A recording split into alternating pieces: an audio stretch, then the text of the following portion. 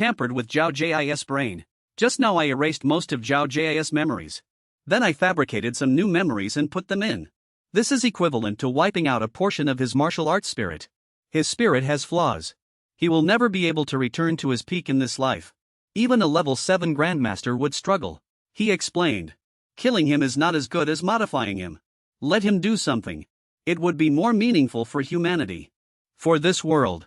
But within Lu Sheng's heart he was more confident than ever. Truly. He's increasingly showing the aura of a wuzu and a sage. This breadth of mind, this vision, it's truly remarkable. Let's go. Hell, wake up in a while. Don't disturb him. Yes, at this moment. Zhao Ji was still vaguely floating in the air. 5 minutes later he regained consciousness. Zhao Ji abruptly sat up, frantically checking his body. I'm still alive, I'm not dead. He clenched his fists tightly. Heaven hasn't abandoned me, allowing me, Zhao Ji, to live again. Suddenly tears streamed down Zhao Ji's face. Woo-woo, he sobbed. Mom, Dad, Susu, you all died so tragically. Zhao Ji gritted his teeth, filled with resentment. His eyes were bloodshot. No. I want to go back. I want revenge. Those villains who killed my whole family must pay with their blood. But how do I return to that world? My original world. The determination is there. But after a while he became blank and foolish again. Suddenly, for some reason, a system panel appeared before his eyes. A system. I actually have a quest system. The system said kill 10 million mutated beasts. Achieve the quest objective. And you can summon Wuzu to descend. And obtain the Wuzu's inheritance. Zhao Jis' eyes sparkled. Is Wuzu the powerful being who brought me to this world? It must be. Otherwise, who could make me reincarnate and be reborn? Wuzu's descent. Wuzu's inheritance. That means, as long as I complete the quests given by the system, let alone returning, it might even be possible to revive Mom, Dad, and Susu. After reading the information he was ecstatic. To obtain such a great inheritance, I must endure countless hardships. It's just 10 million mutated beasts. I can achieve it sooner or later. Then he rushed out without much thought. I'm going to the battlefield now. I'm going to kill mutated beasts. Kill mutated beasts. I will reverse everything in this life. Qing Yu, watching his foolish actions, felt puzzled. Lord Lu, how did you accomplish this? He didn't say much. It's nothing worth mentioning, just utilizing some waste material. It merely simulated a minor effect. An act of will. I absorbed many chaotic memories in the dream space, then casually took a bit out and rewove them. Lu Sheng looked at Zhao Ji benevolently, and then placed them into Zhao Jis' brain. After the Zhao Ji was completely transformed. As for his system or quests and such, one could only say it was an impromptu performance. Zhao Jis' palm appeared in his mind. Lu Sheng turned to Zheng Yu and made a promise. From now on, the extreme martial saint, Zhao Ji, will dedicate his entire life to civilization, humanity's great cause, fighting against alien beasts. So moved he would truly be happy. After the matter was resolved, she escorted Lu Sheng home. Suddenly, she sensed someone was following them. Zheng Yu shouted loudly, Lin Wenwen, what are you looking at? Get back here. Upon hearing this, she immediately fled. Lu Sheng also recognized her. Xing Shui already told me. Zheng Yu said, Lord Lu, are you interested in my daughter? If you don't mind, I can accept on Wenwen's behalf. He immediately refused. Just kidding, just kidding. I already have a fiancé and she won't let it go. What's the big deal? Before the Yuan calendar year, it was common for martial artists to have 3 wives and 4 concubines. Let alone now. Lord Lu was a wise man, possessing the best genes in the world.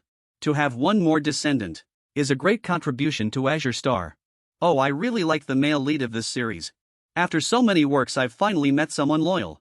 No way. I'm not interested in young girls. Not interested in young girls then, my lord. What do you think of me?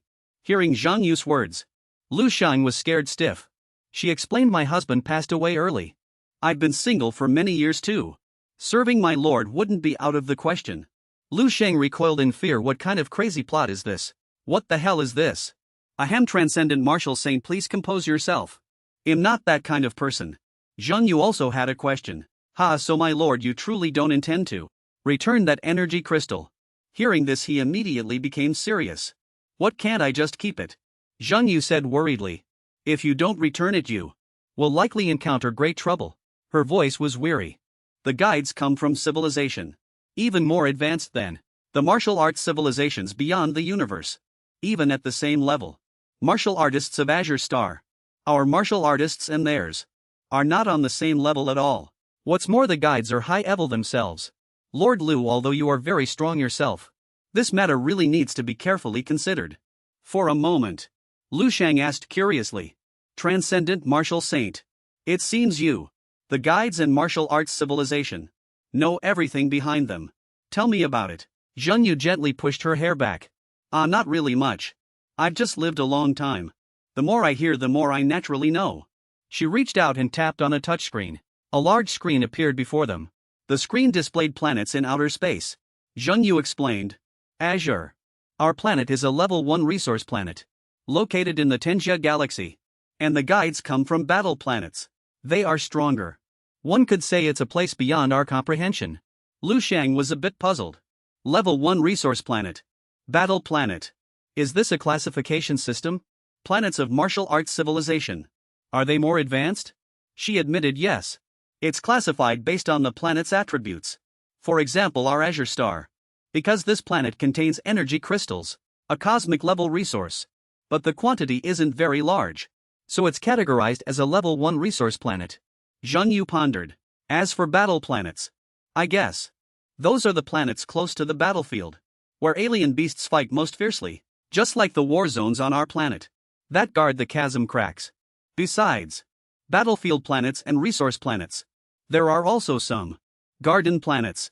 Their scenery is captivating, and their wonders are magnificent, but their resource output is very low. Their level of civilization is also relatively low. For example, some civilized planets are suitable for habitation. There are also garbage planets specifically used for dumping waste. And so on. Each type has different grades and functions. Just like the Brahmins.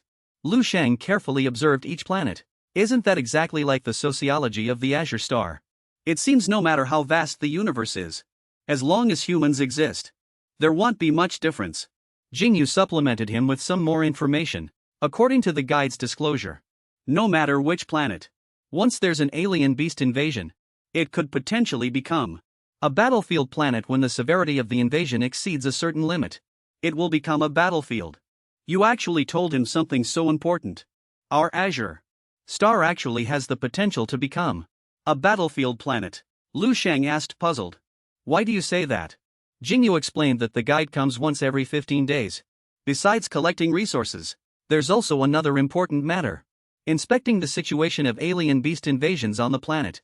In other words, the entire universe is in danger of being overrun by alien beasts. That's roughly how it is. All civilizations are striving to overcome and resolve this crisis. After speaking, she pointed to a planet in the vast universe. After an exchange of information between the two, Lu Sheng understood the pressure on himself. He immediately felt much more relaxed. The matter of alien beasts is already being handled by people of a higher level, who are taking responsibility for it. Ultimately, I don't need to be some kind of savior. The more ability, the greater the responsibility. The more ability, the greater the responsibility. With my current ability, I just need to take good care of the Azure star. Continuing to strengthen the Azure star's mid to lower tier power is already considered an immeasurable merit. Jing Yu concluded. According to the guide, sooner or later, our Azure star will also develop into a true battlefield planet, right? By then humans will be completely unable to survive on it. But that will be many years from now. She clasped her hands together in front of her chest, looking very devout and grateful. We will definitely be able to live out our lives peacefully in this quiet time. At this point, Lu Sheng's face was pale, completely devoid of color. He turned around and questioned. Casually setting a flag beyond the martial saint realm is a huge taboo. Let's not talk about this. Also, have you never thought about leaving the Azure star? But Lu Sheng still gave up. Jing Yu explained, I don't want to. All I want in this life is to have a house full of children and grandchildren, and live out the rest of my days in peace and harmony. The path of martial arts is too long and too arduous. Even if I yearn for the view from the top, it's just a yearning.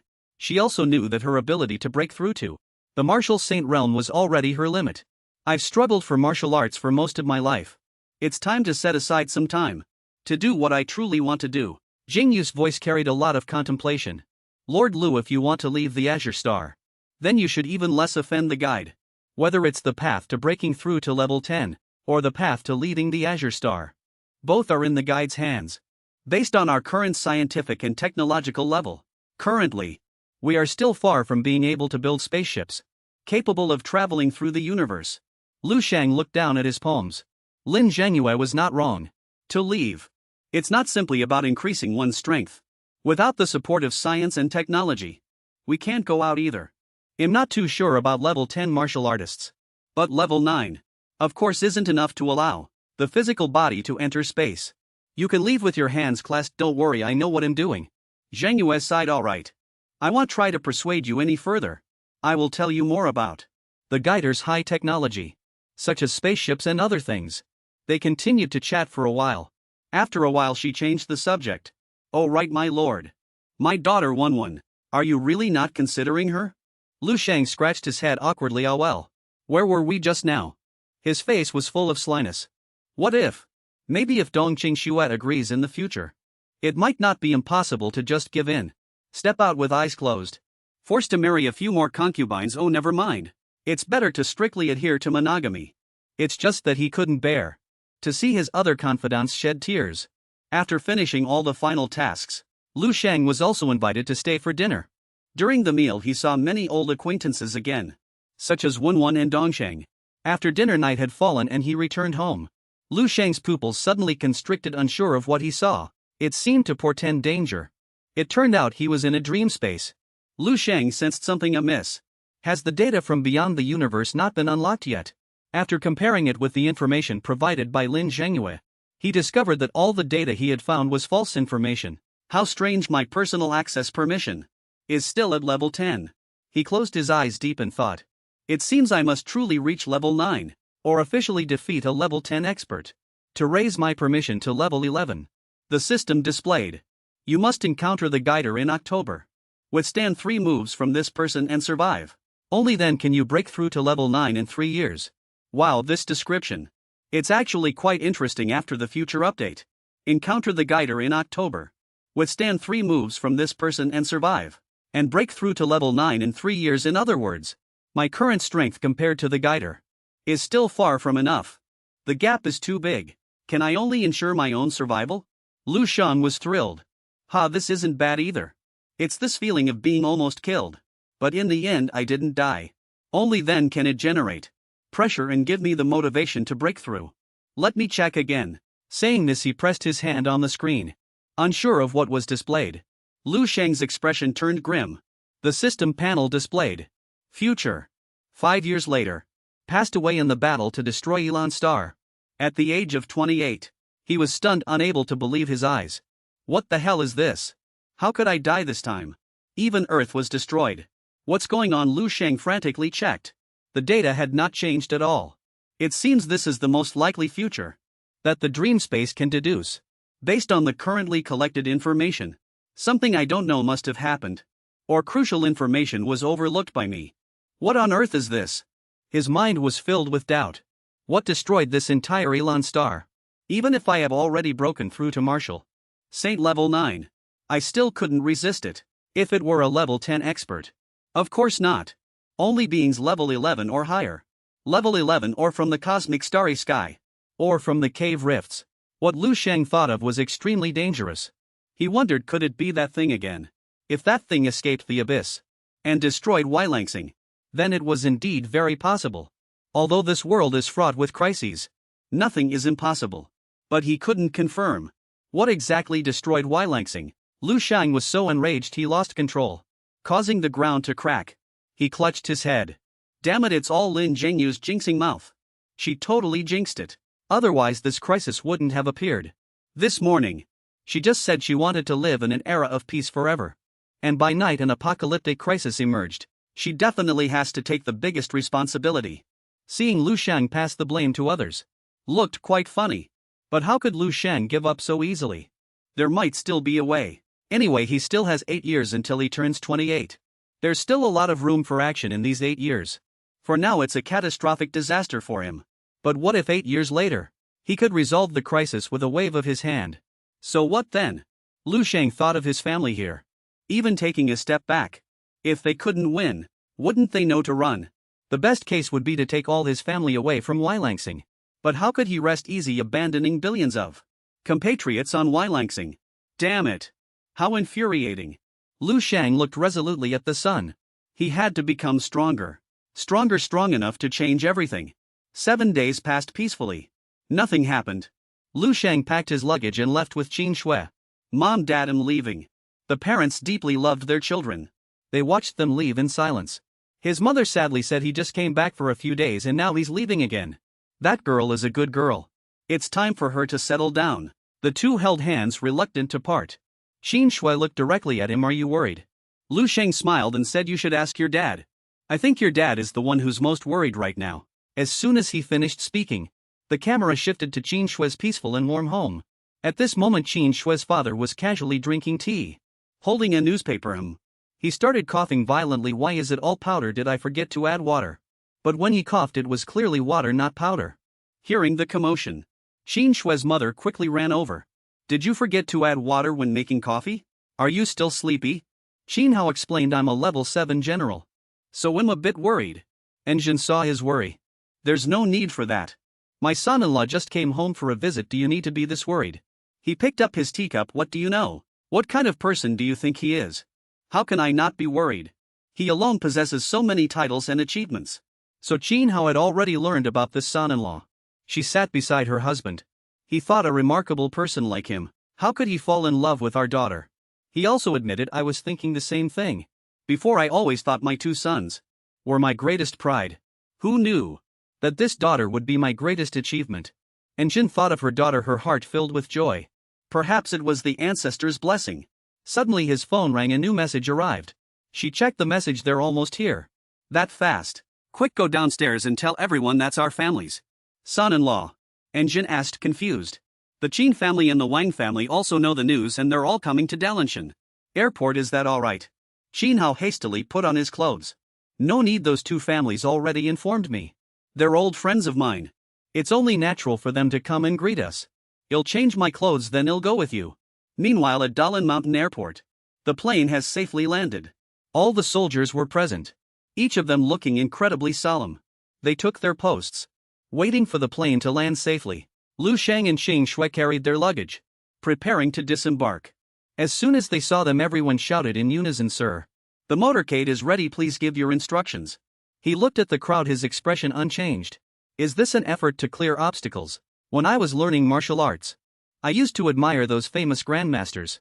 No matter where they went, they were surrounded by people. But now I'm no longer interested. The higher one's position, the more one loses the simple pleasures of an ordinary person. Qin Shui quickly noticed the fatigue on his face. She suggested, how about we go somewhere else? You don't really like crowds. Let's go. As soon as he spoke, Lu Sheng held Qin Shui in his arms.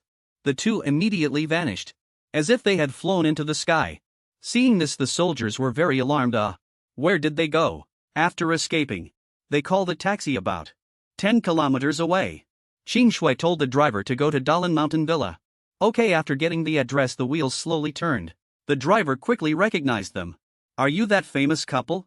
With such looks and demeanor, you must be incredibly powerful people.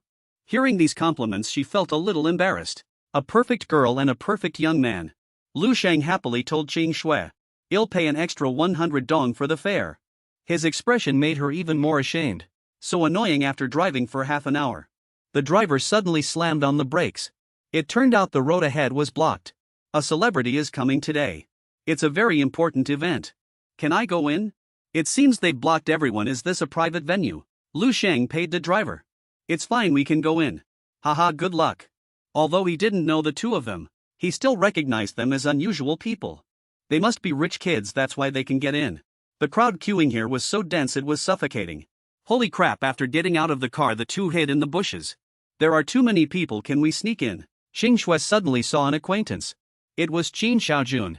Say hello. Qin Xiaojun remained completely oblivious, calmly smoking the cigarette in his hand. The two teased him, startling him. Qin Xiaojun exclaimed, damn it. It's you too. If you didn't say hello, you'd be standing here for 10 hours. He shouted. Don't forget who helped you win Qin Shui over. Lu Sheng smiled, long time no see. Have you heard any news since you got back? What news? The two shook hands. Lu Sheng asked doubtfully, what news? Qin Xiaojun whispered. Don't you know he has already defeated all the martial saints in the world? One could say he has become the martial saint. The new fitness technique that the army promoted a while ago. That was his masterpiece. Xing Shui asked suspiciously. Did he really defeat all the masters? Lu Sheng, have you fought him? Meanwhile, Lu Sheng was a bit worried. I didn't expect the army to keep this a secret. Given the current situation, their families must already know. Will Chang Shui get angry? Because I was the last one to know about this. Qin Xiaojun was a very meticulous person. What happened when you defeated Zhao Ji? I checked, that's top secret information. Just tell me you can also be considered a high level martial saint, she immediately retorted. That's top secret information, why are you still asking? He hasn't told me yet. Lu Sheng was a bit curious. Hey, aren't you going to ask? Although she said that, Qin Shui was extremely angry at this moment. How dare he make me lose face? Qin Xiaojun quickly told the two. Let's go inside and talk. I thought you two already knew what our important family member is doing. What is the important person doing at my house? His expression was solemn. Coming here for a blind date. Not just the Dong family but also the Qin family. Even the great families of Kyoto would be chosen. The more important the person, the more valuable they are. And after Xiaojun heard these words, Lu Sheng immediately spat blood in anger. This made him angrier than fighting outside. He angrily wiped away the blood. Who spread this news? Lu Sheng stepped forward. He asked, where did you hear this news? Xiaojun tried to remain calm. What's there to be surprised about a martial saint choosing a wife? Isn't that a perfectly normal thing? Back then the ultimate martial saint chose more than once. Do you think it's difficult for our military? A figure as powerful as a god. If he doesn't find 7 or 8, or even 9 wives to have children, those old geezers in the military probably won't be able to accept it. Xiaojun meaningfully placed his hand on Lu Sheng's shoulder. I also heard that Lord God of War is still very young. Young men, you know, are full of energy. I'm afraid 7, 8 or 9 might not even be enough. From my experience, it's gotta be at least this many. Your face is red like a little boy's 100. What's going on? I'm going crazy. Let alone the main character. Lu Sheng gave him a flick on the forehead. Stop spouting nonsense. Don't spread false information. Xiaojun rubbed his head and said, hey, how is this nonsense anyway? You wouldn't understand if I told you. Oh right. Lord God of War will be arriving soon. You should hide Dongqing Shue well. What if? He turned to her, his gaze meaningful. Then turned back to Lu Sheng. He was barely suppressing his laughter. I mean, what if the Lord God of War takes a liking to her? That would be no laughing matter. The couple exchanged anxious glances. Lu Sheng still didn't know how to respond, and could only sigh. Fortunately, someone recognized him and called out to him. Xiaojun, you're here. Long time no see. It turned out to be Xiao Yang and a few of his brothers. Xiaojun was somewhat displeased. Even my big brother is here. That annoying guy was behind him. Xiao Yang recognized her and said, oh, Qing Xue. The last time I saw you, you had just graduated from the martial arts university. Now I almost didn't recognize you. She politely replied, Qin Xiaoyan, long time no see. Xiaojun stepped forward to introduce them. This is General Lu Sheng of the Eastern Military Region. And also my good friend. He's also Dong Qing's boyfriend. And this is my elder brother Qin Xiaoyang. Such a young general. He looked at Lu Sheng, greeted him with some surprise hello. Suddenly a voice came from behind, catching Xiaoyang's attention. What, Qing's boyfriend? Wang Yao furiously rushed in front of Lu Sheng. Qing Xue saw him, her face filled with surprise. Wang Yao. He ignored Lu Sheng, leaned closer and asked. Xue, when did you get a boyfriend? She asked, puzzled. What does that have to do with anything? Wang Yao's lips slowly curled upwards. Ha, what do you mean, what does it have to do with anything? He furiously yelled at Xue. I've liked you for over 25 years. So tell me why it doesn't concern me. Wang Yao, you're absolutely crazy. So what if you like Xue? She doesn't like you back. He didn't forget to mock him. The thing I hate most is you. Even daring to take matters into your own hands like a dog, making everyone hate you. It's as if there's nothing wrong here. You've been abroad for 25 years, has your brain gone bad? Wang Yao, provoked by the insults, retorted furiously. Xiaojun, do you want to fight? Xiaojun pressed his advantage further, provoking him. Fine. Let me see what you learned abroad. Just as the two were about to start fighting, Xiao Yang stopped them in time. Enough, both of you, say no more. He turned and apologized to Lu Sheng and Xue. Please forgive us and please go inside first. Xue took Lu Sheng's hand and left. Let Wang Yao rage. He was so angry his face was as wrinkled as a monkey's butt. What kind of bullshit general? A disciple like me.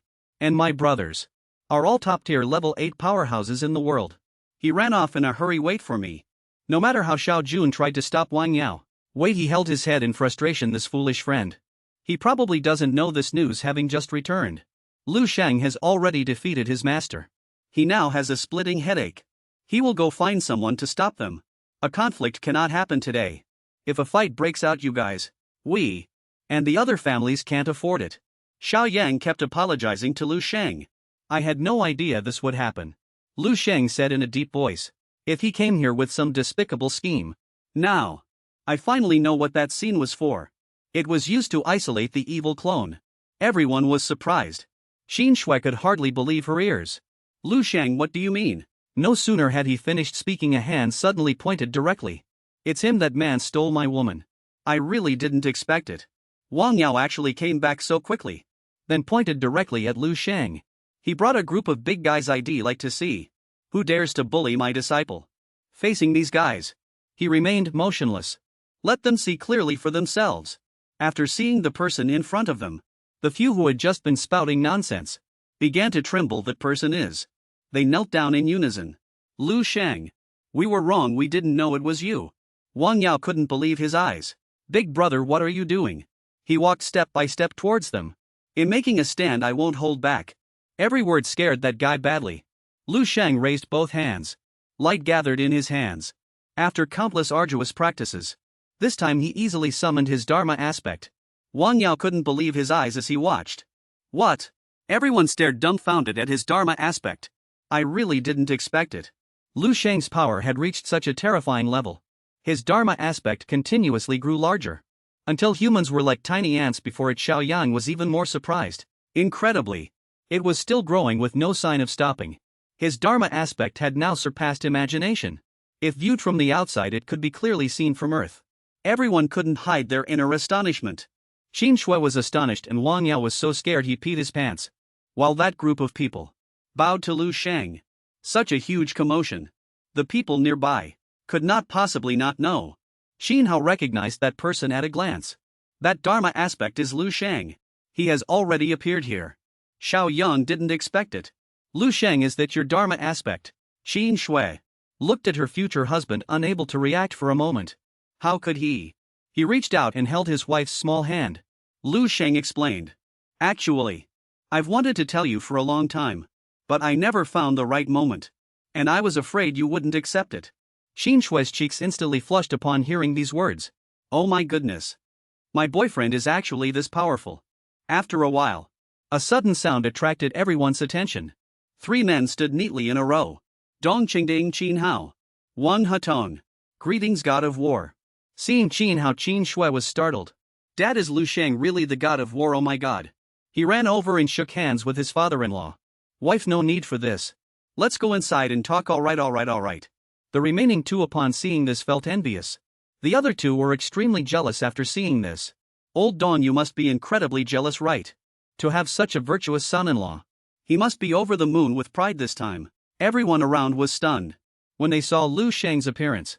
Isn't that the God of War? Is he the strongest martial saint in the world? So young. The girl next to him, I think she's Miss Dong from the Dong family. The Dong family has really hit it big this time. Suddenly someone in the crowd said acerbically. That family's daughter. She's not even as beautiful as a celestial maiden. Why does she get to catch the God of War's eye? Then why can't I? Get out of the way, I'm going through the Qin family. Are you trying to get ahead? Immediately after, the crowd became restless, scrambling to make way. Everyone move, the God of War is mine. No, he's clearly mine. Everyone was scrambling for Lu Sheng. God of War. I'm right here, sister, you're not mistaken, are you? Are you here to join the fun too? This person is like that sister Pian with the wig. How will I know if I don't try? The area for top figures. It's hard to predict. Even Xiao Jun from before was stunned. He couldn't react in time. Holy crap, Lu Sheng. Weren't you just settling into the general's position? How did you jump to God of War now? He chuckled happily. My God, Lu Sheng. You really always bring surprises. Enjoy. Ha ha ha, my little brother. He's actually the God of War's close friend. Xiao Yang was utterly astonished. Big brother, don't worry, I've got your back from now on. Suddenly Xiao Jun turned around and said apologetically. Wang Yao. I always looked down on you before, I'm sorry. You actually dared to steal the god of war's girlfriend. And Lu Sheng even went and got people to beat up the god of war. That's utterly awesome. I must honor you as the man with courage as vast as the dragon nation. Hearing him say that, his face instantly stiffened as if had been sprayed with glue. Wow, what? Wang Yao cried out, then unable to speak. His soul was about to leave his body. My life is over. 3 days later the yacht floated on the sea. Lu Sheng and Xing Shui were sunbathing together. The problem is my future father-in-law is an 8th level grandmaster of martial arts. My family is quite ordinary in all aspects. Neither rich nor influential. So how can I get my esteemed father-in-law to agree with both hands and feet to marry his daughter to me? The answer is become a martial saint. He proudly tilted his face towards the sky, utterly swaggering like never before. Xing Shui also said somewhat resentfully, enough, get away from me. Stop putting on airs. You even hid it from me, it was just an accident. Ha ha ha. He walked to the railing. But it had been a long time since he had been this relaxed. He wondered when he would be able to bring his family here to play. Xing Shui suggested, how about I get someone to pick up our families and bring them here to play? Next time. I don't have time now. Suddenly 2 flames flickered in his eyes. As if he could see through everything here. Just as beneath the calm surface of the water, something was hidden. Lu Sheng prepared his gear. Then instructed Xing Shui to stay put. He would return once every 7 days. She lightly kissed his cheek. Be careful, I'll wait for you to come back. After saying goodbye, Lu Sheng jumped into the vast sea. He swam downwards, the depth gradually increasing from 5,000 meters to 10,000 meters, finally reaching 20,000 meters. It could be said he had delved deep into the seabed. At the bottom of the sea, it was pitch black, yet a light was flickering. Lu Sheng approached the glowing area. Although he had already instructed the army to strengthen monitoring and investigation of the major catacombs, he didn't know if they had already found any clues leading to the world-ending crisis. Ever since he learned about the future Earth-level catastrophe, his heart had been constantly troubled and restless. There were still 8 years until then. At this stage there wasn't much he could do. If he could find clues to the crisis now, then for now I'm powerless. Your eyes just look a little tired. Let the army come, I'll stop them. Let the flood come, I'll stem it. Lu Sheng put down the backpack full of energy crystals. He immediately struck a pose. As long as I have enough power, no matter what crisis it is, I can resolve it with ease. Those stones in the backpack, somehow they began to float. After just a moment all the stones surrounded him. A purple light was controlling them. Lu Sheng looked at his hands. This is the deepest point of Wailangsing's ocean. Only here can I withstand this terrifying pressure. Enough to temper the martial body and sharpen spirit and martial will to their limits. His eyes glowed with purple light. After this I just need to wait for that guy to descend. When that time comes, I will surely be able to use the level 10 pressure brought by that guide. Streaks of electric light appeared in Lu Sheng's eyes. To leap into the 9th order martial saint realm. His entire body emanated a dark aura.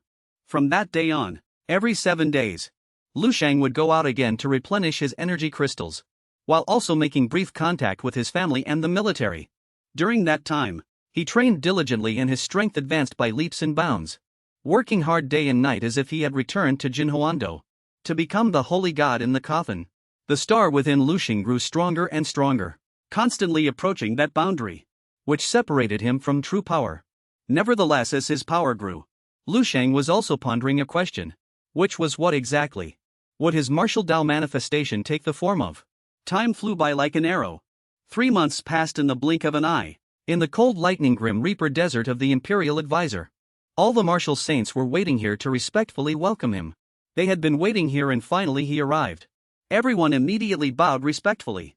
Golden light, mixed with black energy currents, intertwined with each other. Just as that person was reborn, everyone collectively welcomed the guide lord. Lanchen's appearance looked very peculiar, yet carried a terrifying aura. Wherever he walked plants and flowers bloomed. Everyone, it's been a long time. Everyone was flustered, not yet able to pay attention to his words. They only noticed that the entire hill, the barren land, had turned lush green. Without knowing when, Canbelin exclaimed in awe. The guide's technology and power have advanced another step forward. Lanchen snapped his fingers and some supplies appeared. The things you wanted to exchange for last time are all here. Canbelin immediately thanked him respectfully. Many thanks, Lord. He got straight to the point. I don't need your empty thanks. I need your actions more. Where are this batch of energy crystals? Bring them out quickly. Don't make me rush you every time. Hearing this, everyone broke out in a cold sweat. Energy crystals. Canbalin trembled all over. Energy crystals. We haven't prepared them this time. As soon as he finished speaking, the plants immediately withered.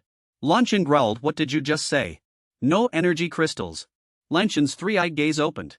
Lanchin's power filled that group with fear. Canbalin knelt down and reported, "Guide Lord. This time's energy crystal yield is 30 higher than last time. The total amount exceeds 500 gene." But his voice grew increasingly shaky. He was displeased with this way of speaking. "But what? Are you trying to give me a surprise?" Canbalin pointed to the place where Lu Sheng's image was displayed. "Lord, it's not that we don't want to hand them over. But all the energy crystals were stolen this time. Please look at this." The screen showed an image of him alone, defeating everyone here. Before he left, Lu Sheng declared, "I am the invincible guide of the mortal realm. You can carry your own corpses to me to discuss it." After Lanchin finished reading, he applauded. "Not bad, not bad." He was a little interested. "Truly astonishing. I didn't expect that a Tier 1 resource planet like yours could actually cultivate such powerful martial arts talents." Lanchin stared intently at Lu Sheng's photograph. "Didn't you want me to find him? Well, I'm going now. This is truly amusing. It seems this journey won't be as boring as before." He laughed, revealing sharp teeth. Somewhere in Longwa, Zhongyu was still cultivating. For some reason, he had already sensed this aura. The guide has descended. Zhongyu was secretly delighted. Lu Sheng, unmatched in the human world. When you encounter a celestial, will you live or die? Meanwhile, Chao Wei Wuguan was calmer than ever. A pair of slender legs was incredibly smooth and tender. It turned out to be Qin Yu lying down and relaxing. "Oh right, Wenwen. Do you have someone you like you can tell Mom?" Wenwen dutifully massaged her leg. "No, Mom." Wenwen found it very strenuous even if Mom was a martial saint. Massaging her feet would still be exhausting. Qin Yu was surprised. "What's wrong? Is there really no one in the martial arts academy that catches your eye?" What she said made sense. "Yeah. Not really. They're all older brothers and sisters who watched me grow up. Practically like family. How can I date them?" "That's true. What about outside the martial arts academy?" "What's wrong?" Wenwen feels that ever since she was little, she's only gone out a few times and doesn't know many people outside. It seemed Qin Yu was very anxious, wanting to find a partner for her daughter. "Then among those few times you went out, was there anyone you liked the most?" Wenwen started to think seriously. "The one I liked most from those times, She thought of Lu Sheng. That would definitely be Lu Sheng, Qingshuijie's boyfriend." Wenwen recalled. Before Qingshuijie encountered danger in the tomb, everyone thought she was dead. Only Lu Sheng didn't give up and rushed straight in to save her. "If I ever look for a boyfriend in the future, I definitely want to find someone like him." Of course, that's the protagonist's halo for you. At the World Sect Assembly, Lu Sheng alone defeated all martial saints, becoming unmatched in the human world. However, in Lin Wenwen's heart, the deepest impression was the moment he rescued Dongqing Shui. Qin Yu sighed. Seeing her daughter was like this again. "I knew it. Suddenly, her gaze seemed to sense something extremely terrifying. Qin Yu immediately got up and left him, going out for a bit. "And I don't know when he'll be back." Hey, Mom." It turned out she had already sensed. The esteemed guide had already descended. "I wonder if last time Lu Sheng really listened to everything I told him. I need to go check." Qin Yu got ready and immediately set off. Meanwhile, at the Great Tomb battlefield, monster corpses lay scattered everywhere. It turned out that Zhao Ji was the author of these masterpieces. His companions didn't expect his strength to be so terrifying. Everyone's eyes widened. This kid is truly a madman. He doesn't even care about his life just to kill the monstrous beasts. It's as if he held a grudge against them from a previous life. Zhao Ji wildly swung his fists.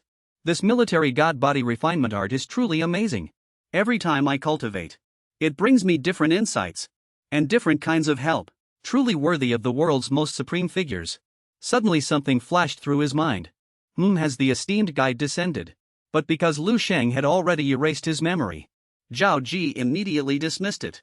The guide? What the hell is a guide? These body memories are acting up again. Snap out of it. Then he charged at the monsters again. Keep killing. Good thing this guy let go of his obsession.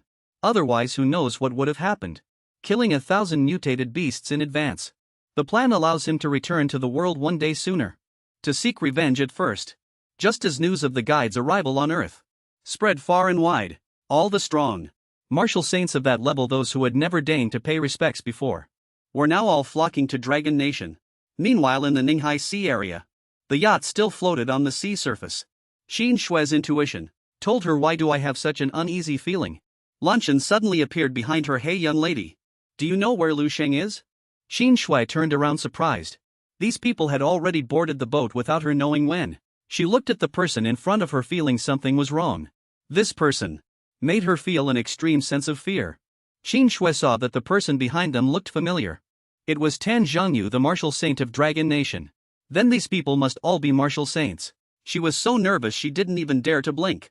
And there was one more being, whom even the martial saints had to respectfully address as Lord. These influential, high-ranking figures came looking for Lu Sheng. Luncheon noticed that Zhao Ji was missing. Why didn't he come? Oh, could he have been beaten to death by that guy? Cameron told him that the girl was Lu Sheng's wife. Just ask her. You'll surely know Lu Sheng's whereabouts, and thus find those energy crystals. Xin Shui tried desperately to escape to avoid implicating him. I must run, can't let them.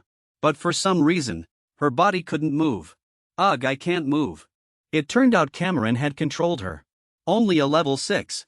And you dare to try and escape in front of us? Too naive, Cameron. A familiar voice called his name, making Cameron quickly turn his head. The voice came from above. Look at you. Wasn't I gentle enough when I beat you up last time? Cameron recognized the voice's owner as Lu Sheng. He gritted his teeth and looked at him. That figure was indeed Lu Sheng, but it felt as if it wasn't a physical body. Instead, it gave off an ethereal and elusive feeling, hard to grasp. A thought suddenly flashed through Cameron's mind. I understand now, this is Lu Sheng's spiritual energy clone. Just as he was caught off guard, his clone had already appeared before him. Even if it was just a clone, its power was enough to smash them to pieces. His power flew directly into the deep sea. Who would have thought? Although his body was still standing there, Cameron's soul had already left his body. Everyone was greatly surprised. What a single punch by Lu Sheng's spiritual energy clone actually knocked Cameron's martial soul right out of his body. What's the difference between this and being dead? He fearfully turned his head, begging Lord Luncheon for help. Help me. He said nothing, just snapped his fingers. Instantly, Cameron's soul was controlled and manipulated. Then it slowly re-entered his body. Cameron seemed to return from the underworld, clutching his heart. Phew, I'm back, I survived. Those arrogant guys from before were now somewhat shaken. Lu Sheng's power has grown stronger again. If even martial souls can be easily killed, then our divine bodies as level 9 powerhouses are simply a joke. Luncheon walked over. No wonder the level 9 powerhouses on this planet are just toys in your hands. You truly are remarkable. Lu Sheng's clone knew with a single glance. You are the guide, aren't you? For some reason he froze. Oh. The clone rushed forward, then threw a punch. Try this. Just as he was about to touch the blue god, his hand moved slightly. He gently touched the forehead of that clone. It actually sent the crowd behind him flying. The clone of the 6 sages resisted with all its might. But no matter what he did, or how fast his moves were, he couldn't touch the blue god. All his punches were easily deflected by the blue god. However many moves the clone made, he deflected them all. No more games. The blue god punched the clone directly in the face. It looked very dangerous. But the sliding distance wasn't too long. He found it boring. Is that all you've got? Then just give up. How can that be? That was just a warm-up. At this moment, the calm surface of the water suddenly developed a whirlpool. The 6 sages emerged from the bottom of the sea at last. As soon as the blue god saw him, he recognized him. It's you, the one who used a killing move against Zhao Ji. A clear image flashed in the blue god's mind. The 6 sages told his sister to go back first. Qingxue, let's go. The 6 sages went straight to the point. You want energy crystals, right? That's right. You only need to give me 400 caddies of energy crystals, and I won't make a move on this planet. You'll still be a supreme expert. The 6 sages didn't reply, but landed in front of them. Everyone was puzzled. Is this how the guide treats the 6 sages? He's not being held accountable for breaking the rules at all. On the contrary, he even seems a little appreciative. Then, well, always be a step behind everyone else. After a long while, the 6 sages finally spoke. Before, I was never used to being persuaded by just a few words from others. How about this then? You kill me and all these energy crystals will be yours. The 6 sages pointed directly at him. Hearing these words, the people behind were dumbfounded. Cumberland didn't expect him to be so audacious. This kid must be crazy. Clearly. Lord Guide has spoken so nicely. Even showing a humble attitude. Not only is he letting bygones be bygones. And only taking 400 caddies of energy crystals. Not even reaching the 90 rule. He has been extremely tolerant towards the 6 sages. But the 6 sages harshly stepped on the guide's dignity. That kind of. It wasn't just them. Even the blue god was dumbfounded. He asked again in confusion. Are you sure, however, the 6 sages' mind was made up? Is your martial arts practice all show and no substance? Do you need to be so long-winded even when fighting? The blue god froze. This might be the first time he had seen such a peculiar person. The 6 sages' voice echoed across the sky. Is your martial arts practice all show and no substance? Do you need to be so long-winded even when fighting? He stood rooted to the spot, clearly fuming from earlier. Sissy, but when he heard that last remark, he probably truly couldn't hold back anymore. The crowd might now be worried about the 6 sages' life. Oh my god, he actually dared to call the guide a sissy. For the humans on this low-level planet, the guide was nothing less than an existence on par with gods. Yet he was called a sissy. The blue god gritted his teeth. And his fury erupted. I'm not a sissy. Fists clenched. Veins bulging spread across his arms. His wrath attracted monsters to surge out one after another, accompanied by continuous lightning and reactivated volcanoes. Pity those fishermen. Still fishing at sea. Danger descended. They didn't understand what was happening, only knew to kneel and pray. The Sea Dragon King is angry. The Sea Dragon King is enraged. Please calm your anger. Kaimlin's eyes widened. A level 9 can communicate with heaven and earth. But with just a single thought, they can turn heaven and earth upside down. Reaching this level is simply impossible. This feat. This has already surpassed the scope of a planetary powerhouse. Reaching a cosmic level. Lu Sheng. Although Qingxue had already left at this time, she hadn't gone very far. So she could clearly hear these words. Sissy. Lanchen's body hovered in midair. Lu Sheng showed no fear at all. Instead there was excitement. You deserve to be punished. Looking at him like this, I just want to give Lanchen a lip balm. His charging speed was like the speed of light. He had already appeared before Lu Sheng. Seeing Lanchen extend 2 fingers, he was somewhat puzzled.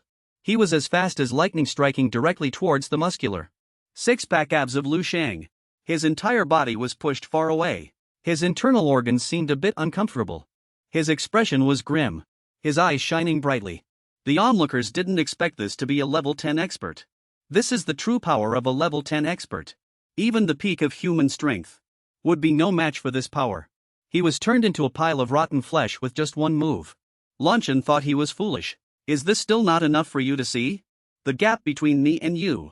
Lu Sheng's entire body was pitch black, looking as if he had just been struck by lightning. Then black chunks fell off. Not bad. Now I somewhat believe you're not a sissy. Next, Lu Sheng's entire body was burnt black, looking like a shadow. Gray cracks appeared all over his body. Your massage technique is not bad, but if this is all you've got, then it's still too gentle. Just after all the black fragments fell off, Lu Sheng's handsome face was revealed. It was as if he had already unleashed his power, accompanied by his powerful aura. Looking at this, Lanchen's height is truly astonishing. Lu Sheng charged at him. Let me show you what real pain is. Lanchen couldn't believe it, because perhaps no one before had been able to withstand that move just now. What? He clenched his fist and threw a punch. Taste the power of Earth's natives. Lu Sheng's mouth curved upwards, his eyes sparkling with light. This move of his was called Stellar Force. Seeing Lanchen clenching his teeth, it was clear he wouldn't be easy to deal with. Lu Sheng continuously swung his powerful fists, striking at him. He aimed a punch at the chest, successfully hitting his locked-on target. Lanchen, who was like a god in their eyes, was actually sent flying. Sent flying, he couldn't understand. How is this possible? The native inhabitants of this planet, why would they possess such immense power? Despite this, Lu Sheng still didn't let him off. What exhilarating joy! Burn all divine fire. Incinerate 365 immortal cells. This portion of power, even I find it hard to control. I've been looking forward to this battle for too long. He gathered strength and leaped up. In this world, what is the most painful thing? Standing too high, unable to bear the cold wind. There are no opponents there. Every time he threw a punch, Lu Sheng felt an incomparable exhilaration. Ha ha ha ha. He was excited to find such a huge punching bag. No matter how strong a martial artist is, they still need to find a suitable punching bag. Those people on the ship were struggling to resist. Ah, what a powerful impact this is. Campbell couldn't believe his eyes. He actually managed to suppress Lord Guide. When Lu Sheng dealt with us before, he didn't even use half of his strength. Chang Yu was drenched in cold sweat. This portion of power has already surpassed the limit. Our imagination. Any punch that lands on us, there will be no second outcome, only death. Lan Shen dislikes the title Six Saints, saying him a punching bag. Kid, don't get too arrogant. He could no longer bear it and erupted. Enough, Six Saints. He dodged it in time, so his body was completely unharmed. Lan Shen panted, you're not level 10, nor level 9. You've just reached the peak of level 8. No, that's not right, you have a transcendent life physique. Even he was greatly surprised by what he said. The audience's jaws dropped so white flies could build nests in them. Six Saints is only level 8. A transcendent life physique. What kind of heaven-defying things are these? He suddenly realized that's right. It can't be wrong. You definitely have a transcendent life physique. Otherwise, how could a level 8 possibly possess such terrifying strength? Ha ha ha ha, I never expected that on a small resource planet such a rare talent in the starry sky could be born. It's truly so. Six Saints asked in confusion. What is a transcendent life physique? Lan Shen explained. It's a leap-forward change in life level. An innate sublimation of super treasure genes bestowed by the cosmos. He remained silent, merely thinking in his mind. What he said was as if he hadn't said anything at all, but he could probably guess. He thought this might be his own indestructible star body. And what Six Saints cared about was only one thing. After all, the moment the indestructible star body was born, his own life level had already evolved, completely stepping into another tier. Moreover, the immortal cells were still continuously improving this new level. Lan Shen's voice immediately changed. No wonder you could achieve such accomplishments. You were born not to belong to this planet. You are destined to venture into the stars. He extended his hand and gestured. I don't need these energy crystals this time. Keep them for yourself, but you must come with me. Six Saints didn't agree immediately. Go, but where to? He remained vigilant, suspicious of it. The guide's battle intent had completely vanished. I finally managed to build up some battle intent. Don't pour cold water on me. Lan Shen told him where they would go. Of course, to a wider world. This planet will only bury you and it cannot contain you. You and I both know. You've never given up your dream of the Star Sea. However, before he could finish, Six Saints interrupted him. We can talk about that later. Right now I just want to have a serious fight with you. That's all. It's really not easy. It's been a long time since I found someone whose strength matches mine. Honestly. Lan Shen realized, yes. I understand you lack pressure, don't you? He also understood exactly. The foundation of a transcendent life physique is too profound. Billions of times greater than ordinary people. The higher one goes, the harder it is to break through. It requires pressure to stimulate it. Even the pressure needed for you to break through to level 9. This planet cannot provide. Lan Shen floated higher. Now I will give you pressure. Add to that the energy crystals I gave you. You owe me twice. You'll have to pay me back later. Remember my name, Lan Shen. As soon as he finished speaking, he took off his cloak. Lan Shen's feet moved lightly on the water. He actually looks quite handsome. Sorry to keep you waiting. His appearance greatly surprised Six Saints. Is this a femboy? The transformed guide. This guy named Lan Shen truly became very graceful and alluring. Done. Lan Shen pointed at him. Good, you'd better be careful. Next I will show you the true strength of a level 10. Six Saints was too excited to wait any longer. Come on, try your best to beat me to death. But this time the power. Its power was completely different from before. The moment he saw his pupils immediately constricted. To protect himself, Lu Sheng immediately hugged his head. After it was over, he squinted his eyes to see what that had been. Lu Sheng was astonished, unable to believe his eyes. This is me. He was thrilled when he saw this new essence. It was just a light touch of his finger. But that light touch immediately allowed me to gather a vast amount of the power of heaven and earth. This feeling was completely different from the style of a 9th level martial saint who would contend for power and then violently attack others. It was incredibly real and rich. In terms of realm and technique, it wasn't just hundreds of times more refined. This was the inheritance. And also the truth of a 16th level saint. Lu Sheng clenched his fists, his smile full of excitement. I just love this kind of heating clash. Doesn't he look like a villain? He charged towards the blue god. He didn't forget to warn, I'm coming for you. The blue god wasn't idle either. But did anyone notice he's quite handsome? The two entangled in a fight like fire and water. They fought from one place to another. The battle between two great powerhouses, who truly possessed level 10 combat power. Even a 9th level martial saint couldn't get a half step closer. In stark contrast, the people below were still amazed. Neither gave way, exchanging punches and kicks, completely disregarding their surroundings. Lu Sheng felt incredibly exhilarated. I've never had such a refreshing martial arts showdown. It seems he hadn't felt this way in a long time. To repay you, I will let you taste the level 11 fist art of the 5 ancients. 5 ancients fist art. He recognized this as the blue god's 5 scenery art. He was so surprised his mouth hung open. He actually possesses such an advanced level of martial arts. My trip to Azure Star this time was really worth it. To have found such a treasure as him. Ha, so as not to disappoint you, the blue god also displayed his power. I also displayed my power. At this current stage, even though Lu Sheng had not fully mastered the inherited martial arts, the level 11 martial arts he could still unleash. World-destroying power. The two looked like they were advertising toothpaste. On the shore of Xinhai, Xin Shui did not leave, she stayed. Her eyes were filled with worry. Lu Sheng, I must go over there. Just as she was about to leave, a hand suddenly rested on her shoulder, stopping her. Xin Shui stopped. It was Chao Fan. Martial Saint Zheng Yue. Zheng Yue scolded her, do you want to die that battlefield? Even we martial saints don't dare to approach. Do you want to go there to die? But she seemed to pay no mind to her mother-in-law's words. Xin Shui, let me go. I'd rather die than be away from Lu Sheng. Unexpectedly Zheng Yue chuckled, which confused her. Hee hee, she smiled kindly. I finally understand why Lu Sheng likes you. Don't worry. Lu Sheng will be fine. He has made an agreement with the guide. The guide is just helping Lu Sheng break through. Not going to disturb him, is already helping him. The people of Canbalan also gathered here at the same time. That's right, he recounted what had happened. Lu Sheng has already received the guide's approval. We can only wait here. Canbalan's gaze was firm, waiting for the king of Azure Star to appear. Even so, Xin Shui was still very worried about him. Lu Sheng. The two went back and forth, constantly exchanging blows. Contrary to Xin Shui's worries, he was now incredibly excited. This is awesome again. The blue god suddenly raised his hand to stop him. That's enough. Look carefully around you. If we keep fighting, then the power of heaven and earth and the cosmic energy in this area will completely become chaotic. Will also cause damage to this planet.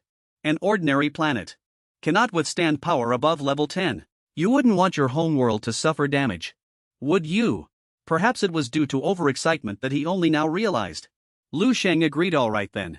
It seems I can't break through on Azure Planet. Lan Shen admitted, you truly are powerful. A warrior like you is destined for the stars and the battlefield. Have you made up your mind? When will you come with me?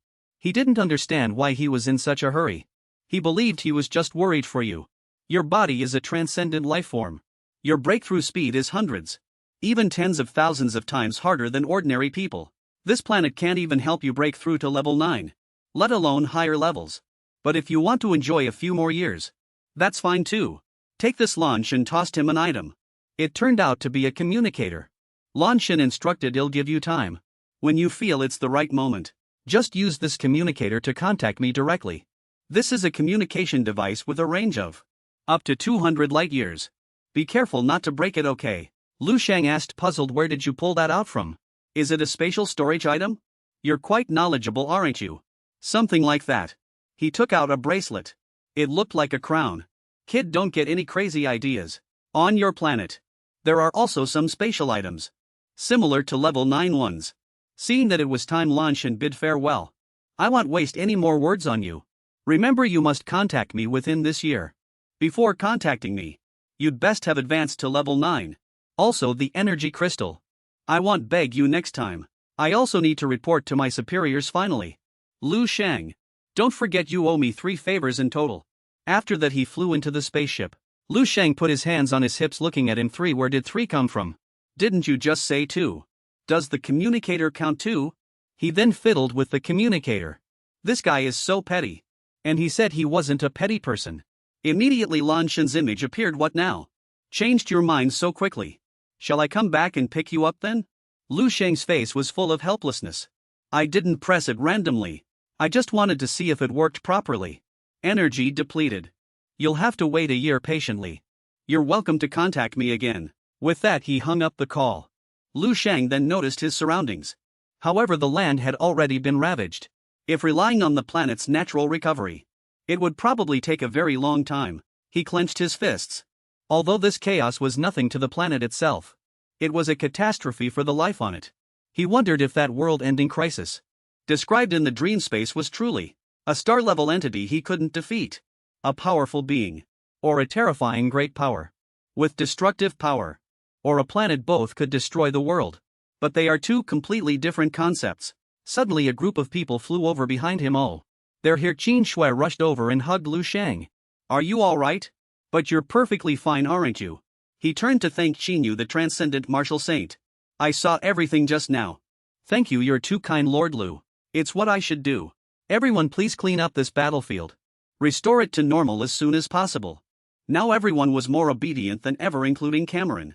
Outwardly he said as you command. But inwardly he was still thinking. Lu Sheng merely stood nearby, and already felt that terrifying power. Qin Shui worried Lu Sheng, aren't you coming back with me? Lu Sheng comforted her. I'm just a little bit away from reaching level 9. Everything he comprehended after battling Lanshan. He must immediately seclude himself to break through to level 9. Although reluctant, the two were forced to separate temporarily. Alright, I'll do as you say. Remember to be careful. I understand. Before leaving, he still had something to say to Manhwa. Oh right, transcendent martial saint. I have something I need your help with. It turned out to be a small request. Though he called it a request, he didn't say it directly. Instead, he used his finger and tapped Minggu's forehead. This is. Instantly a map appeared in her mind. Mind-link transmission. It's so fast. Lu Sheng informed her. This is a distribution map of all the energy crystals on Ylangsing star. After that, the locations of mysterium or resources. What? All the energy crystals and or deposits. He politely asked Transcendent Martial Saint Manhwa for a favor. To make a few arduous trips. To help him collect all the energy crystals. Don't worry, I won't let you run errands for nothing. You can keep a portion for yourself. Manhwa immediately knelt down. I dare not betray Lord Lu's trust. Perhaps living to this age. But she never expected Ylangsing to have such vast reserves of energy crystals. How did Lu Sheng know about this? Even the guides don't know about this.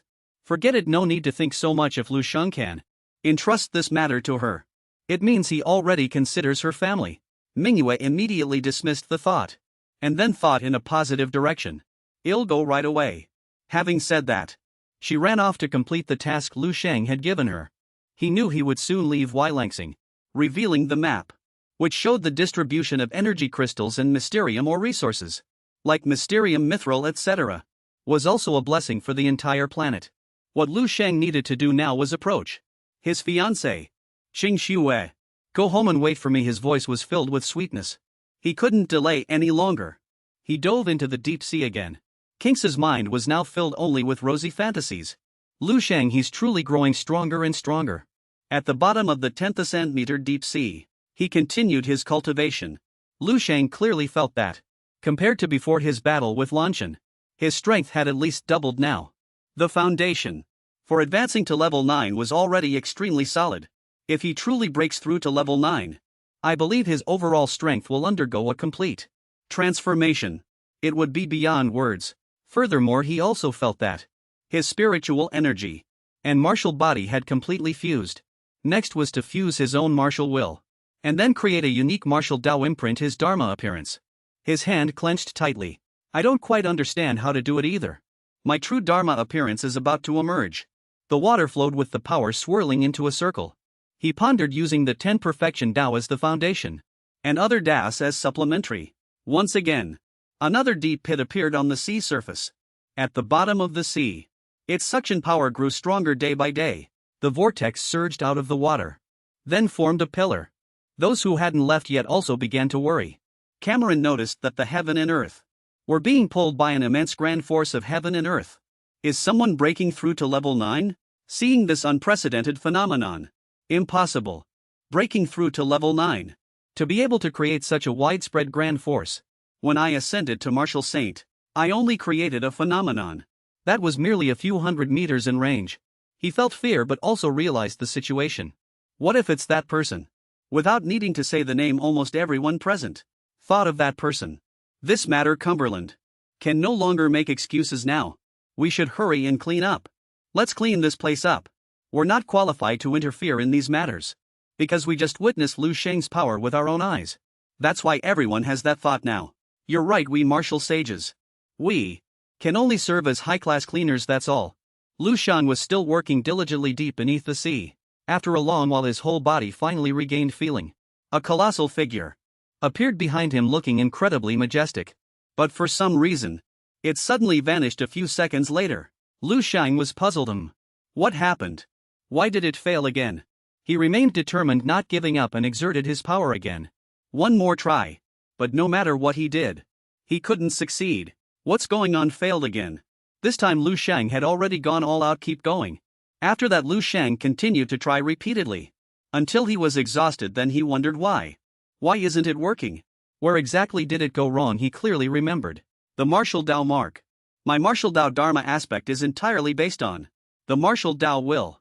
Why is it like this? These past few days, Lu Sheng continuously tried and searched for a method. He was determined to find it and succeed before leaving. Moreover, his body was entering the third realm. Emptiness. His mental activity far surpassed that of ordinary people by 100-fold. He continuously organized and systematized everything he had learned, unraveling every doubt and tracing back to the root. He opened his eyes, as if he had finally found the answer. A relaxed and pleased expression appeared on his face. I finally understand. Lu Sheng realized, in my perfect martial Dao, the more martial Daos it encompassed, and the greater its power became. The original structure could no longer bear it. It was already close to its limit. After the martial Dao will transformed into a Dharma aspect, that limit was directly broken. So much so that it could no longer coalesce. It's like a plate meant for apples. One apple stacked on another could still fit temporarily, but if you replace the apples with watermelons, now that plate would shatter. His analysis was very thorough. To break through to the 9th level with the perfect martial Dao, I must establish a more robust and grander structure to accommodate the principles that are about to transform to the 9th level. Ultimately, it's still because my foundation is weak. My accumulation is insufficient and my ambition is too great. A path unprecedented in history. How could I create it so easily? It seems these past few days weren't wasted after all. Lu Sheng recalled how before, thanks to the assistance of 3 11-level cultivation techniques and numerous 7th, 8th, and 9th level principles as a foundation, things had been smooth sailing. Oh my goodness, a staircase appeared out of nowhere. Then he walked up. Now I am truly beginning to try to forge a path of my own. And it's an unparalleled path. I believe that path will surpass the 11th level, leading to the 12th, 13th level, or even higher. What should I do? As he walked, some voices urged him, quickly enter the dream realm. Beneath the dark deep sea there was only a faint light. Lu Sheng was feeling lost at this moment. He kept looking around. He wondered, what was that sound? What is this dream realm that's calling me? But there was no one around. That voice was calling him to enter the dream realm. Could it be that my ability to enter dream realms is entirely due to its existence? Lu Sheng's face was full of bewilderment. He closed his eyes. We've been together for so long. It probably won't harm me. Then I'll go in and see him. But as soon as he opened his eyes, it wasn't like that at all. The surroundings have changed. Lu Sheng observed cautiously. Where is this place? Where is the stronghold in the dream? Where is the destruction of the future? Why am I in this universe? Suddenly, from a distance, something entered his view. What is that? Lu Sheng had no reaction, just stood there observing for a moment. It wasn't until he got closer that he realized. It was actually a small asteroid. It looked very much like the small planet from The Little Prince. If a small house were to appear before him now, Lu Sheng just stood there as if nothing had happened. He stood in front of a simple unadorned house. Is there really someone here? Lu Sheng pushed open the door and entered the courtyard. After observing for a while, he felt that this garden had a Chinese style. Lu Sheng's gaze shifted elsewhere. For some reason, before him, 3 men were once again playing chess. Lu Sheng was startled. Who were they? Why did they suddenly appear here? Could it be that my entry into the dream world was all arranged by them? The 3 men sat leisurely playing chess. Young, each who saw him yet showed no surprise at all. You're here, come sit down. Lu Sheng was startled by their attitude, as if they had long known he would come. It was as if they had already foreseen his arrival. He realized he had already approached them, though he didn't know when. When did I sit down? Lu Sheng's face was filled with worry. Although I don't know you seniors. But based on the aura emanating from you, and the natural breathing techniques within your bodies, you have already told me. With just one look, he could guess each person's identity. You are Yang Yichu. That red-haired gentleman is Wang He.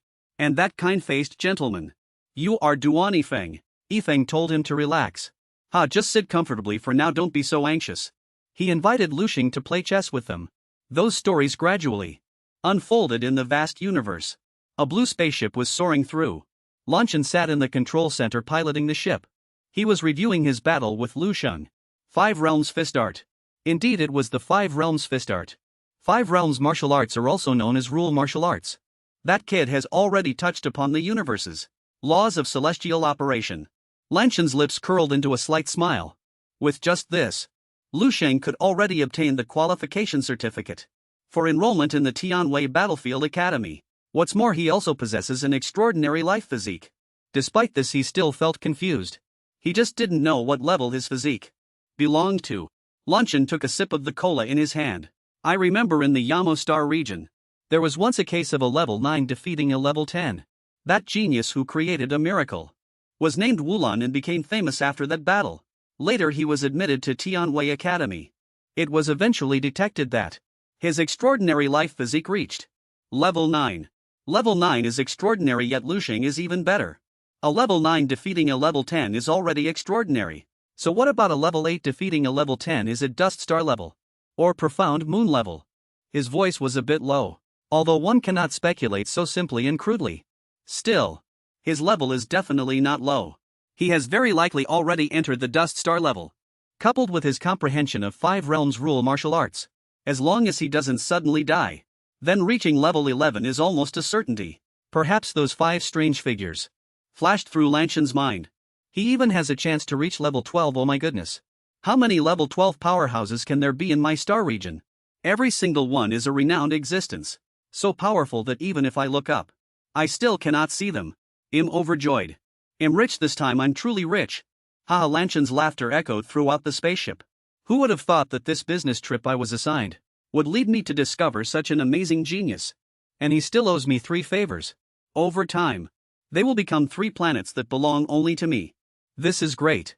Just as he was lost in his emotions, a TV screen appeared.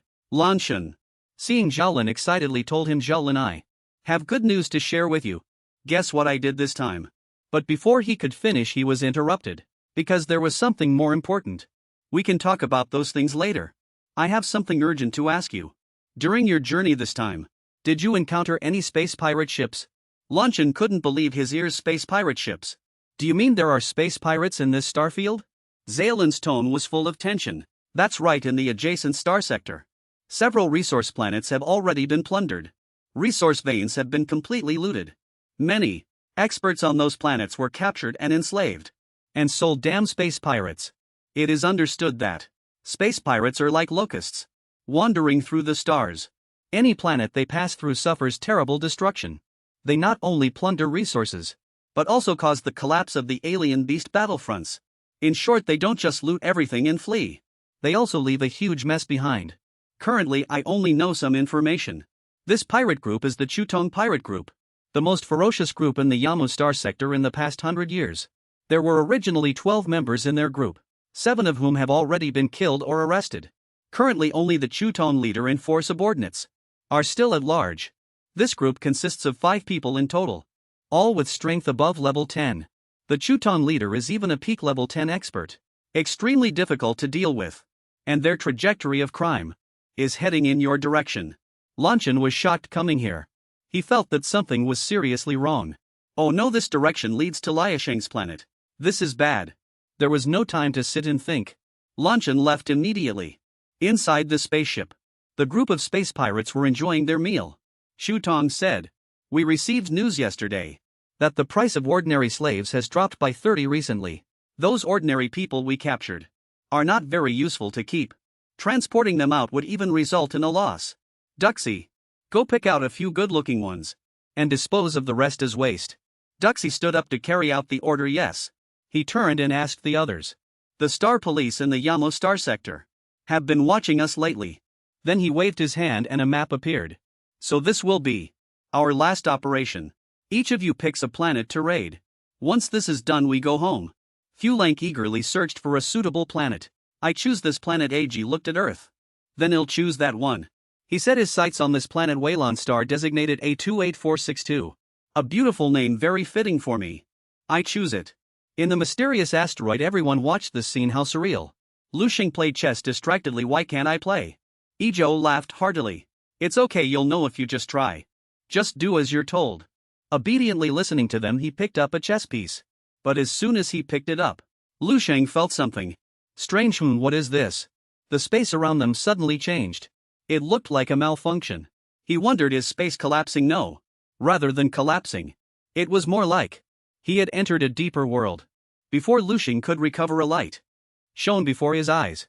The sight before him was unexpected. The chess pieces from before had all turned into blazing suns. Then, suddenly a fire phoenix appeared from within. Taking form, it flew in impossibly huge and bit the sun. Lu Sheng realized it could devour the sun. This was the mythical beast, the three-legged golden crow. Wang He.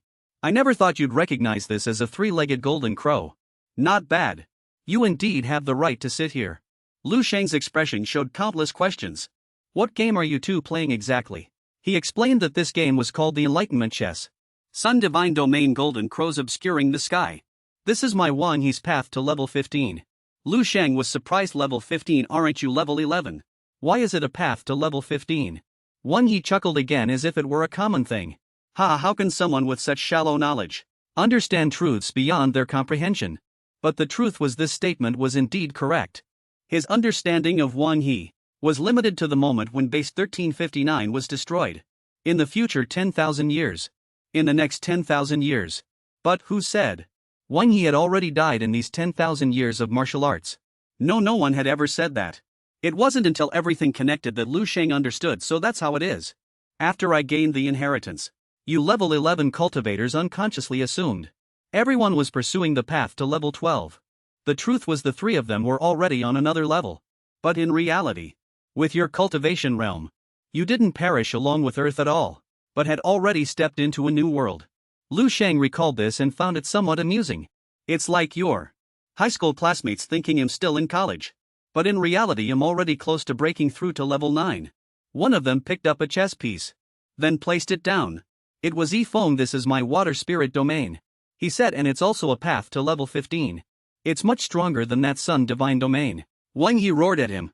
Hey, how dare you say the water spirit domain is stronger than my Sun Divine domain? My Dao was once praised by the master of the Tianlan star domain and became famous throughout this universe.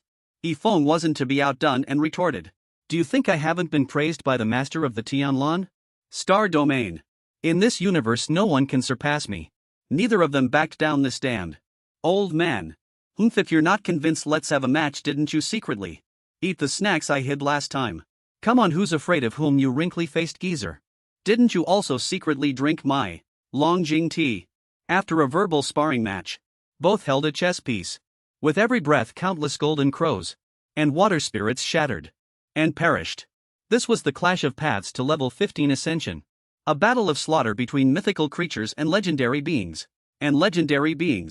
Lu Sheng probably never expected to witness all of this. Even after witnessing all this, Lu Sheng could only stand there in a daze. His face was a picture of complete shock. Seeing his expression, Ichu suggested, hey kid, why don't you give it a try? But I don't know. He closed his eyes and sighed. Even if I knew, I wouldn't dare. Compared to these great masters, my martial path is just like a child playing with mud toys. I dare not let them see it and mock me. The old man then said, no one is born with knowledge. Any national team athlete must start from the most basic steps. Just give it a try. I believe you can do very well. Lu Sheng looked at his hands doubtfully. But what should I create? What's the first step? He knew his own strength. My martial path, to put it nicely, is all-encompassing and boundless. To put it harshly, it's chaotic and scattered. It has a bit of everything but nothing truly stands out. His voice held a touch of sadness. Knowing a little about everything is equivalent to having no outstanding strengths. Unable to contend with others. It's fine for dealing with ordinary cultivators. But when I encounter true masters, my true nature is revealed. Ichu encouraged Lu Sheng. Youngster, don't be too self-deprecating. When you first started learning martial arts, how did you do it? When I first started learning martial arts. You recalled the story and told it to the old man. Back then, I followed my teacher and learned the 24 forms of universal body refinement. Afterwards, suddenly you didn't understand why your pupils constricted. I understood. Perhaps it was thanks to Ijo that Lu Sheng understood. Imitation. All creation begins with imitation. I don't know what the first step should be. I don't know what I want to do. In that case, I'll start by imitating what others do. The two of them fought. Like a toothpaste commercial. Wang He and Duanifang were locked in intense combat. Their moves were lightning fast. No one noticed what Lu Sheng was doing in the corner. Just then Lu Sheng, secretly while Wang He wasn't paying attention, plucked a small asteroid from the edge of the solar system. His divine domain. For study and close examination. But how could you hide it from him? Lu Sheng quickly withdrew his hand and hid it. I didn't do anything. Don't look at me. He immediately feigned ignorance. Wang He scoffed. Then turned back to continue fighting Yifeng. He pulled out what he had just hidden. Haha. So this is how planets are structured. I think. My understanding and insights into the indestructible planet art have increased several-fold. Lu Sheng rubbed his hands together. If I were to return to the real world now, perhaps my indestructible planet body would undergo a new transformation. But for now, those matters aren't important. Let's begin. Although Lu Sheng tried again and again, in the void, for an unknown duration, eventually after countless efforts, a tiny planet was finally born. But its faint light wasn't even 1,000th of the smallest planet in Wang He's sun divine domain. But Lu Sheng was incredibly excited, because this was his first completed product. This was a real planet. Lu Sheng beamed with joy. I succeeded. Ijo stroked his beard and praised. Not bad, not bad. See, haven't you already taken the first step? Thank you for your guidance, senior. He looked at the old man for a moment before recognizing him. Senior. I finally know your identity. Ijo's expression suddenly changed, becoming as cold as ice. Oh, who do you think I am? Although the question was asked lightly, it made Lu Sheng feel considerable pressure. He cautiously voiced his thoughts, to point out crucial issues with just a few words. Powerful as the abyss, yet possessing such a calm aura. You must be the master of the Tianlan star domain. As soon as he finished speaking, Ijo's expression seemed superfluous, admitting it was the truth. Ijo laughed heartily. Ha, you only got half of it right. Although the old man said so, Lu Sheng didn't respond. He himself, young Ijo, like the natural breathing technique he created, carried a sense of mystery and elusiveness. Impossible to see through. Forget it. Stop thinking about it. Better to focus on the opportunity at hand. He only felt that, if he didn't seize this fortune properly, he would truly be a fool. After gaining experience and insights, from creating the first planet to creating the second planet, the process became much smoother. After some persistence, Lu Sheng quickly created the second planet. This planet seemed even more perfect. Its fiery glow even more brilliant. It had already reached 1/10 the size of the smallest planet in Wang He's sun divine domain. Lu Sheng began creating the third, fourth, and fifth planets. His face couldn't hide his joy. Becoming increasingly proficient, his understanding of planet structures also deepened. This was a novel experience. Unimaginable. Lu Sheng clearly knew, because in reality, originally, it's impossible to separate a planet for study. But I can clearly feel that the Jidao planet in my mind is rapidly spinning. Like a rocket. It shows that the planetary chart I created before was truly too immature. One planet after another was successively created by Lu Sheng's hands. Finally, a brilliant and perfect planet appeared. This planet had already far surpassed all of Lu Sheng's previous creations. It was even exactly like Wang He's ordinary level. There were even signs of live's fluctuations. Lu Sheng reached out to hold the planet, treating it with immense care. Suddenly cracks appeared on it.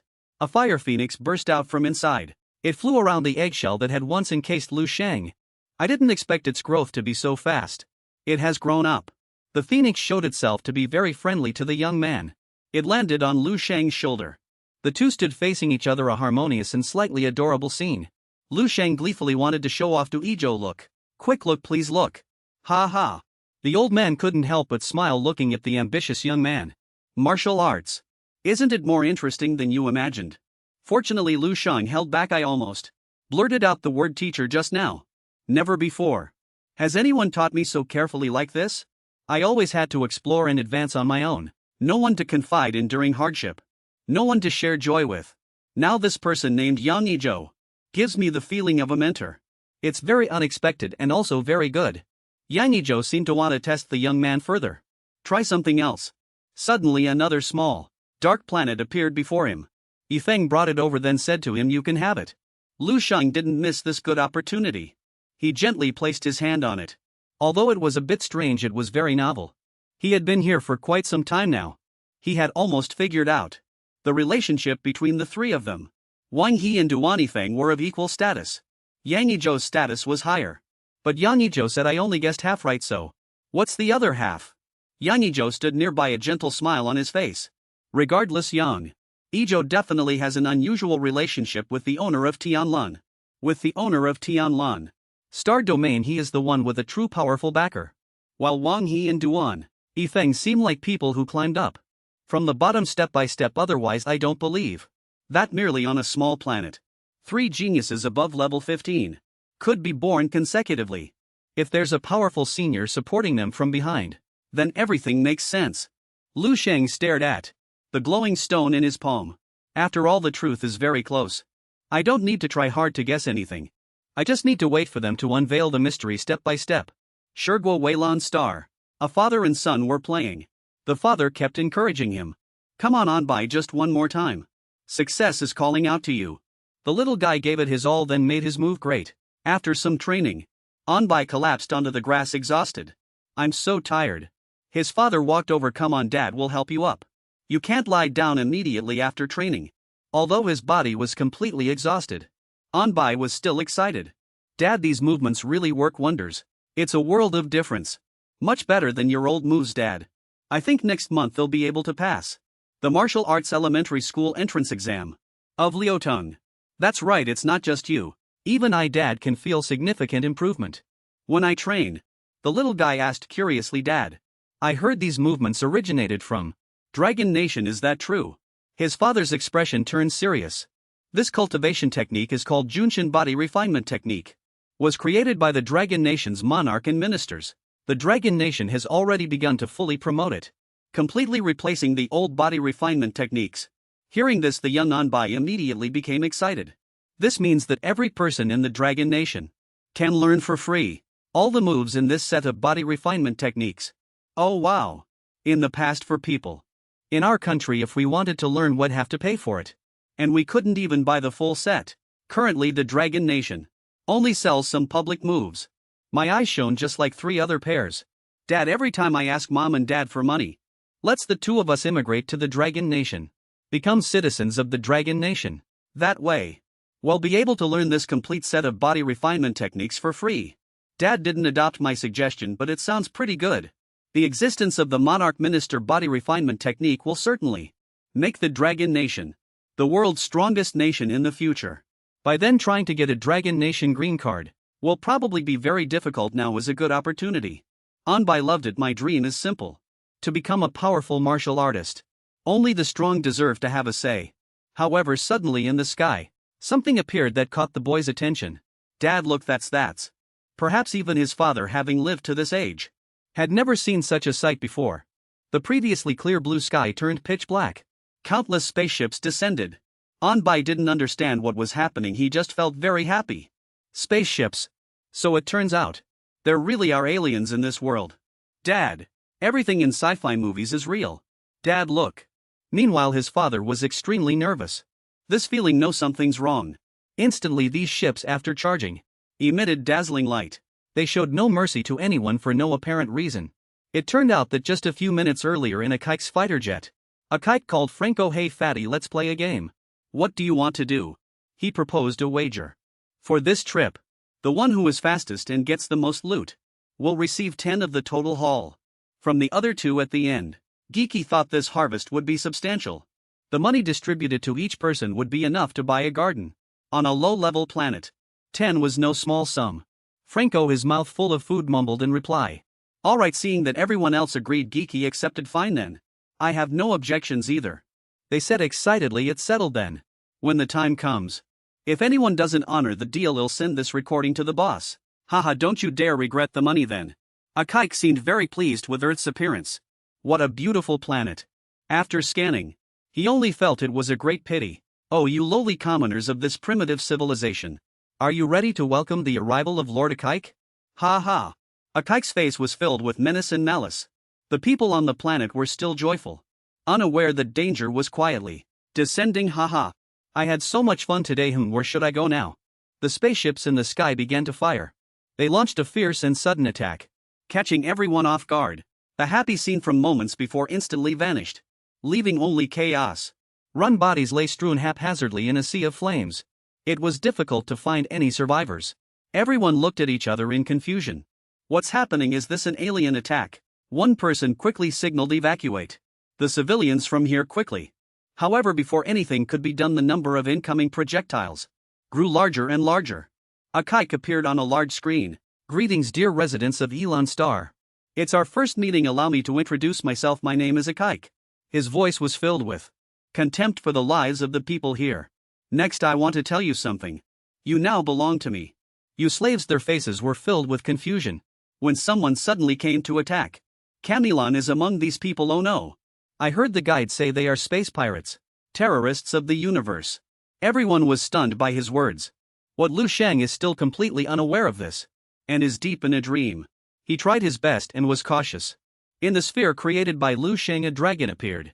Lu Sheng was very excited. I can't believe it's a crystal dragon. How interesting. I never thought I'd create life. Is this truly the creator's game? Ijo stroked his beard. Ha.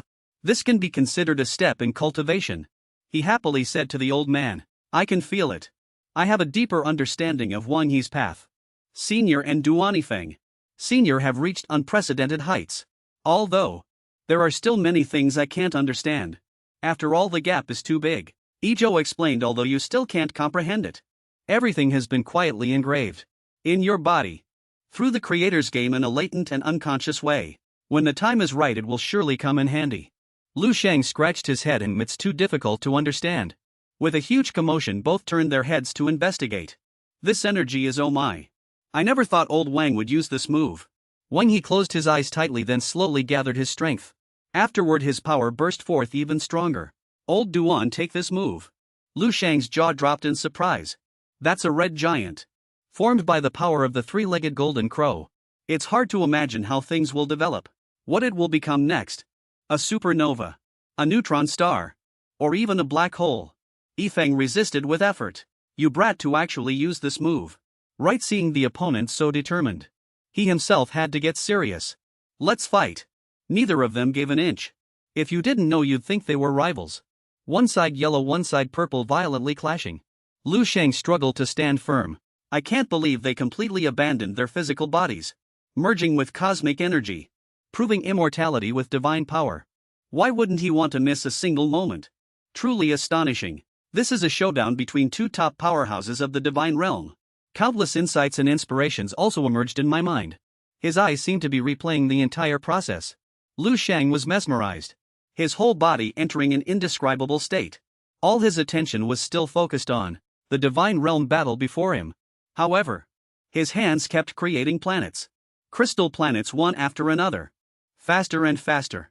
More and more skilled, unnoticed, unconsciously.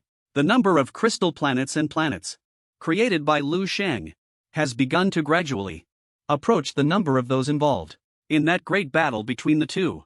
This star field clearly has become the third divine realm in this void chessboard. Ijo saw the scene and said nothing, just quietly stood by observing Lu Sheng. It seems this was his intention all along. Meanwhile, Earth was in chaos. The scene before them was unbearable. In the ruins there was a pathetic mother and child. Woo woo mommy. At this critical moment, Camilon arrived. Fortunately, he was one step faster. Otherwise, the mother and child would have lost their lives. Everyone recognized him. He's Lord Camilon, the martial saint with the silver crown. They were overjoyed. It's Lord Camilon, the great guardian god of our lion kingdom. We are saved.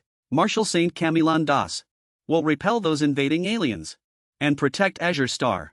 But at this moment, Camilon became even more terrified. More than ever before, the power of this technology is truly immense. Even I dare not confront it directly. But it's not fast. I can dodge it. That terrorist dares not show his face. He looked up at the spaceship. But if he only uses the spaceship to attack, it means the power inside is not strong. Canbulan gestured to the people behind him. Watch out for the lasers. Let's destroy the spaceship together. And kill everyone inside. He drew a sword. Then challenged his opponent to come out. Ingwan was aware. Canbulan carrying his weapon. As he approached the spaceship, everyone thought they were about to be saved. That's Lord Canbulan's ultimate technique. There's nothing to worry about this time. He used all his strength with his sword trying to destroy the spaceship. But no matter how hard he tried, nothing happened. What Canbulan was puzzled, I can't break through the shield. My martial arts strength can't even surpass technology. He was extremely nervous. What should I do? Suddenly Aegis screen appeared nearby.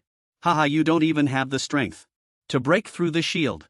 Canbulan scoffed. So, people of advanced civilizations all rely on technology to bully others. Yet they hide inside their flying vehicle shields. Like a coward. Ag seemed to be hit where it hurt. Oh. You want me to come out? What are you scared? Canbulan thought if Ag could really be forced out, there might be a chance to resolve this crisis. He walked out, complying with his wish. Then I will grant your wish. Canbulan was happy that his plan had succeeded. Half successful. He's willing to come out. But without warning, Ag had already gripped his head tightly. Take a guess. How tall can my Dharma form reach? Behind me. When did this happen? Having lived to this age, Canbulan had never seen such speed. Too fast. He looked back at his Dharma form. 1,000 meters, 2,000 meters, 5,000 meters, 8,000 meters. His power is even stronger than Taishu. It's over this time. It's really over. Canbulan's body trembled with fear. This matter. Ag with his hands in his pockets was full of arrogance. Now what else do you want? The Dharma form's giant palm grabbed him.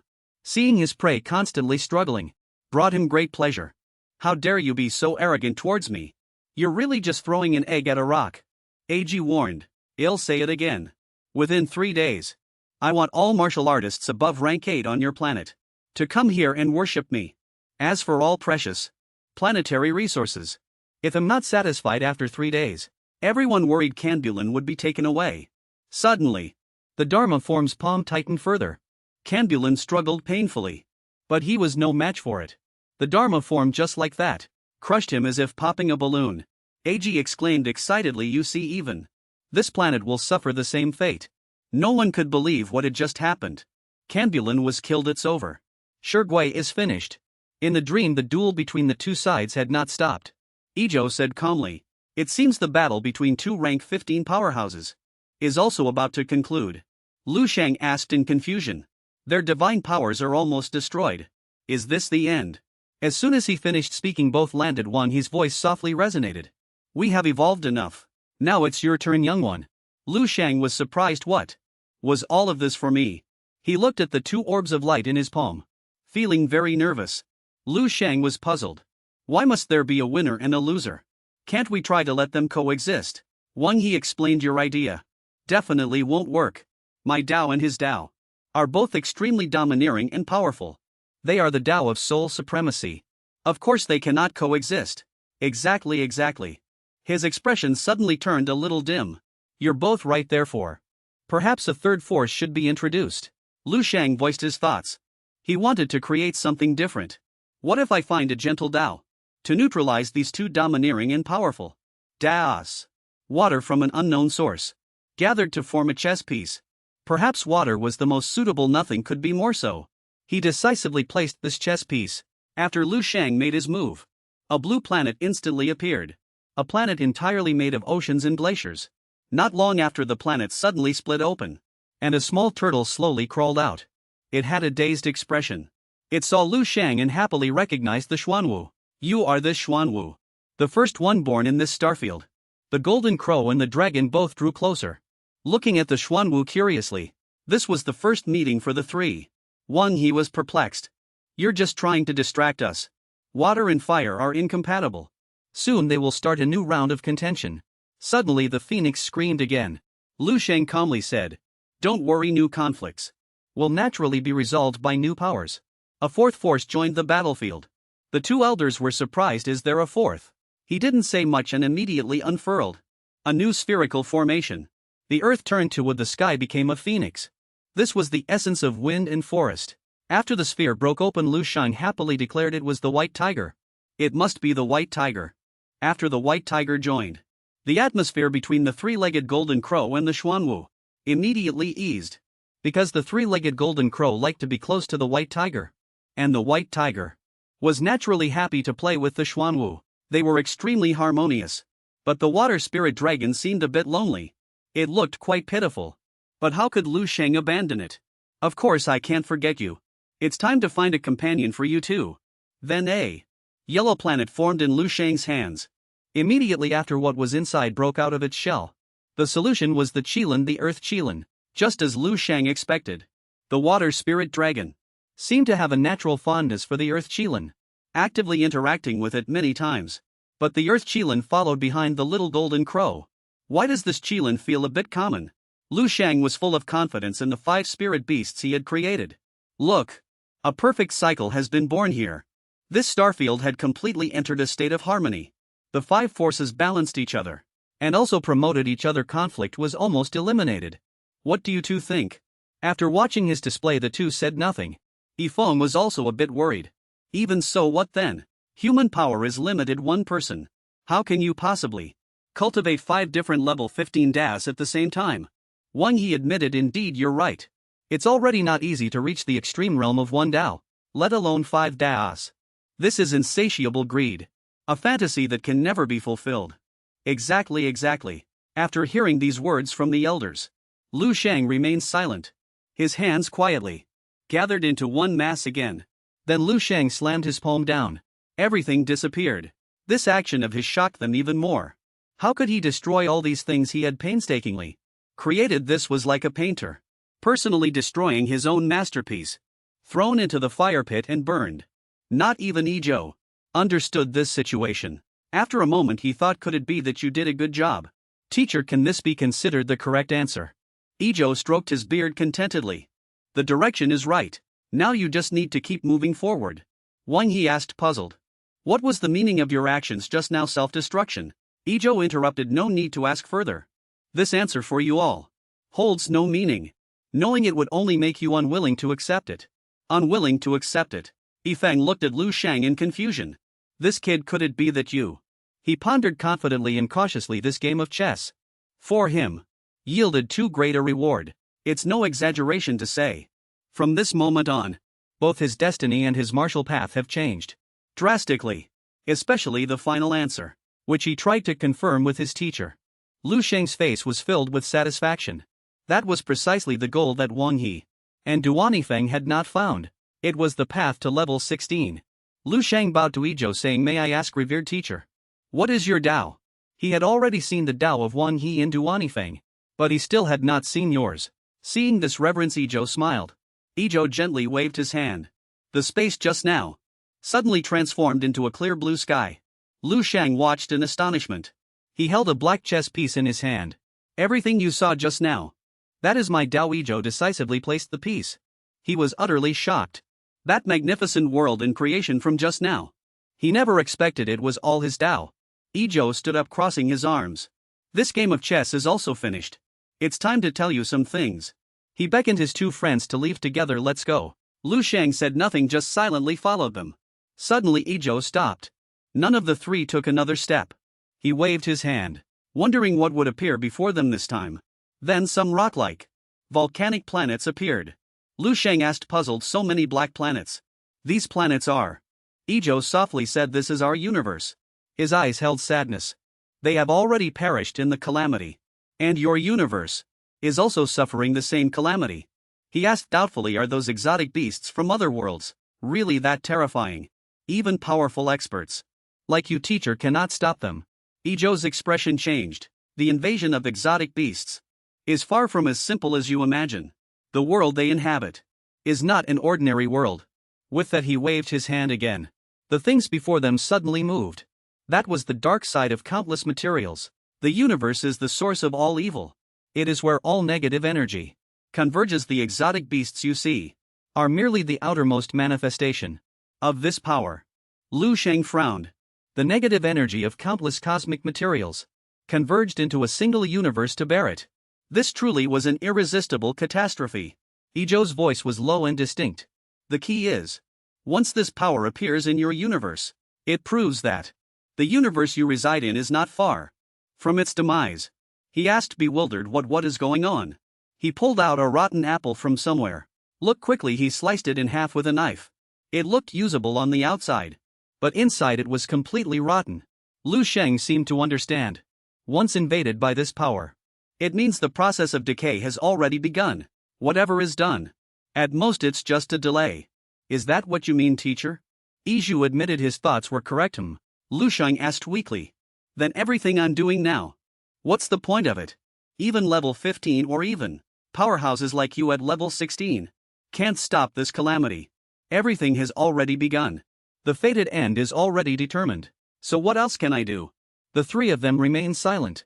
At this moment Lu Sheng's mood grew heavy. Although he had never lacked confidence before, he was never blindly arrogant either. The three people in front of him were much stronger than him, although one could say that his future achievements wouldn't be inferior to theirs. If even the three of them couldn't do it, how could Lu Sheng possibly do it better alone? Seeing the three people's reactions made him even more despairing. To be honest, in just an ordinary person, when I learned that my world would be destroyed in 10,000 years, I could still strive and fight. But the destruction of the entire universe is too vast. What can I possibly do? Lu Sheng's voice rang out. Especially since I just witnessed firsthand level 15, even the magnificence of the level 16 path. Yet now you tell me, all these pursuits are ultimately just a dead end. Everything will eventually turn to nothingness. Iju noticed and asked directly. Are you afraid I don't think it's too vast or distant? Back then, you could still think about surviving from a place of death. The half-eaten apple in his hand suddenly caught fire. Iju reminded you once firmly believed you were the spark, capable of single-handedly turning the tide. So why are you afraid now? Hearing these two words, Lu Sheng's pupils contracted in shock. Spark, you connect the events of the past. Could it be that all of this was intentionally arranged by you? So it was all just an opening act, a test and a rehearsal. In a sense, they weren't even lies. But the true future of this universe, Iju admitted. Back then you were just an ordinary high school student, not even having set foot on the path of martial arts. Yet you still possessed such determination. And now your power is billions of times stronger than it was then. Are you really going to shrink back in front of a similar calamity now? The elder said to Lu Sheng. Don't forget you also have our help. Perhaps you didn't realize that someone has always had your back. Lu Sheng gradually regained his confidence and said, that's right. Before I was just a good for nothing. Yet I dared to desperately do everything. Why, after becoming billions of times stronger, have I become a coward? Does becoming stronger truly make one more afraid? I'll make up my mind to hell with it. What am I afraid of? At worst the universe gets destroyed, and I'll die content. How did you regain your confidence again? Hearing Iju say this, he felt a bit embarrassed. It's not entirely confidence. I just feel that with your help, I should at least try my best and go a few steps further than you all. Lu Sheng also wanted to try his luck again, and then see if this calamity is truly irreversible. The three elders were surprised, because they didn't expect this sapling to break through to such an extent. They burst into laughter. Excellent, excellent, excellent. They exchanged smiles as if saying they hadn't chosen the wrong person. This old man is the lord of a realm, with millions of disciples. And my most favored disciples are them. Iju pointed at Lu Sheng's chest and said, now it's you. His eyes sparkled with joy. Has teacher already acknowledged me?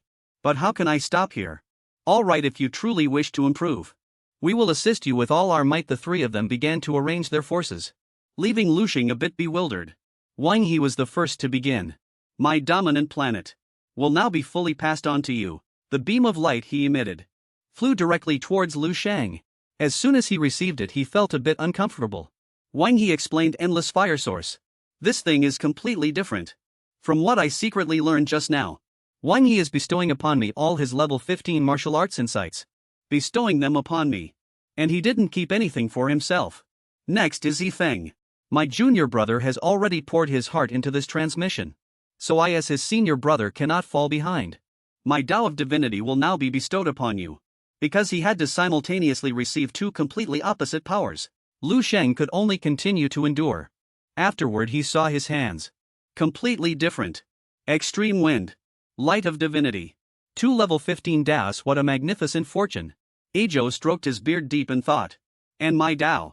Is its weight too light? Forget it, so be it, I your master will? Before Lu Sheng could understand what was happening, he pointed a finger at his forehead. I'm giving you a universe. No sooner had he spoken, his body floated into another space. Lu Sheng had still not recovered his senses at this moment, because too many things were happening at once. What before leaving? He clearly saw Ijo's kind face. May all your wishes come true. Lu Sheng was astonished. These powers have already completely integrated into my body. Just as he was overjoyed, the scene before him left him dumbfounded. The three figures suddenly slowly dissipated before Lu Sheng's eyes. Master's senior brother. They didn't forget to admonish him. From now on you'll have to rely on yourself. We will meet again if fate wills it, Lu Sheng. Tears slowly streamed from Lu Sheng's eyes. My mentors. Even though they left, he could still feel it. Lu Sheng's expression was calm and composed. The sea of Tao filled his entire body. He looked at his palms. The power he felt was endless. 2 level 15 Daos plus 1 level 16 Dao. And countless other Daos of various levels. The foundation of martial arts. Compared to before, it was more than billions of times stronger. It could be said to be unprecedented. Lu Sheng clenched his fists tightly. Lu Sheng's face was filled with confidence. The current him finally truly had the qualifications to attempt to unlock his own complete 10 perfection Dao. He suddenly collapsed onto the ground. Lu Sheng understood that his current strength was still rapidly increasing. Once fully digested, he would return to reality. Where he sat, the scenery was a chaotic blur. At this moment he would certainly achieve a true breakthrough. Meanwhile, at the Lu family, the TV was broadcasting footage of the attack. Lu Sheng's parents watched the news filled with worry.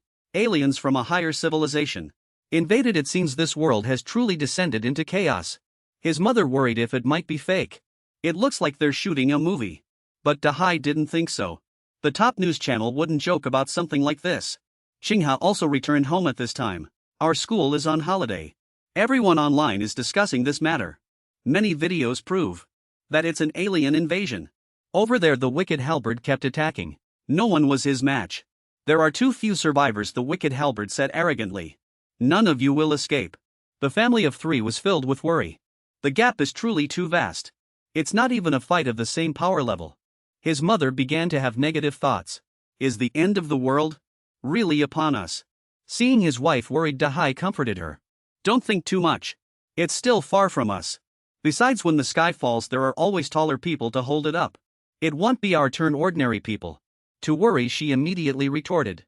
I am worried about this. Isn't Shaoshang quite important now? Or what if it's needed to deal with these aliens? He tried his best to encourage and reassure. Stop overthinking it. I don't believe that if the entire world unites, there won't be a single master who can defeat the aliens. Dahai was about to leave. We must trust the country and stop bothering Shenger. I'm going out to buy some supplies and see if I can find a repair crew to fix our basement, or perhaps convert it into an air raid shelter or something. Well, go with you too. Meanwhile, in a conference hall of a certain villa in Long Nation, the guards greeted Zheng Yue the Transcendent. Marshal Saint, please come in. Zheng Yue was also here. You're here, what's the situation? He pulled out a video. This is a video just sent from Eagle Nation. 3 level 9 Marshal Saints were unfortunately defeated, and over 50 level 8 Grandmasters were all captured.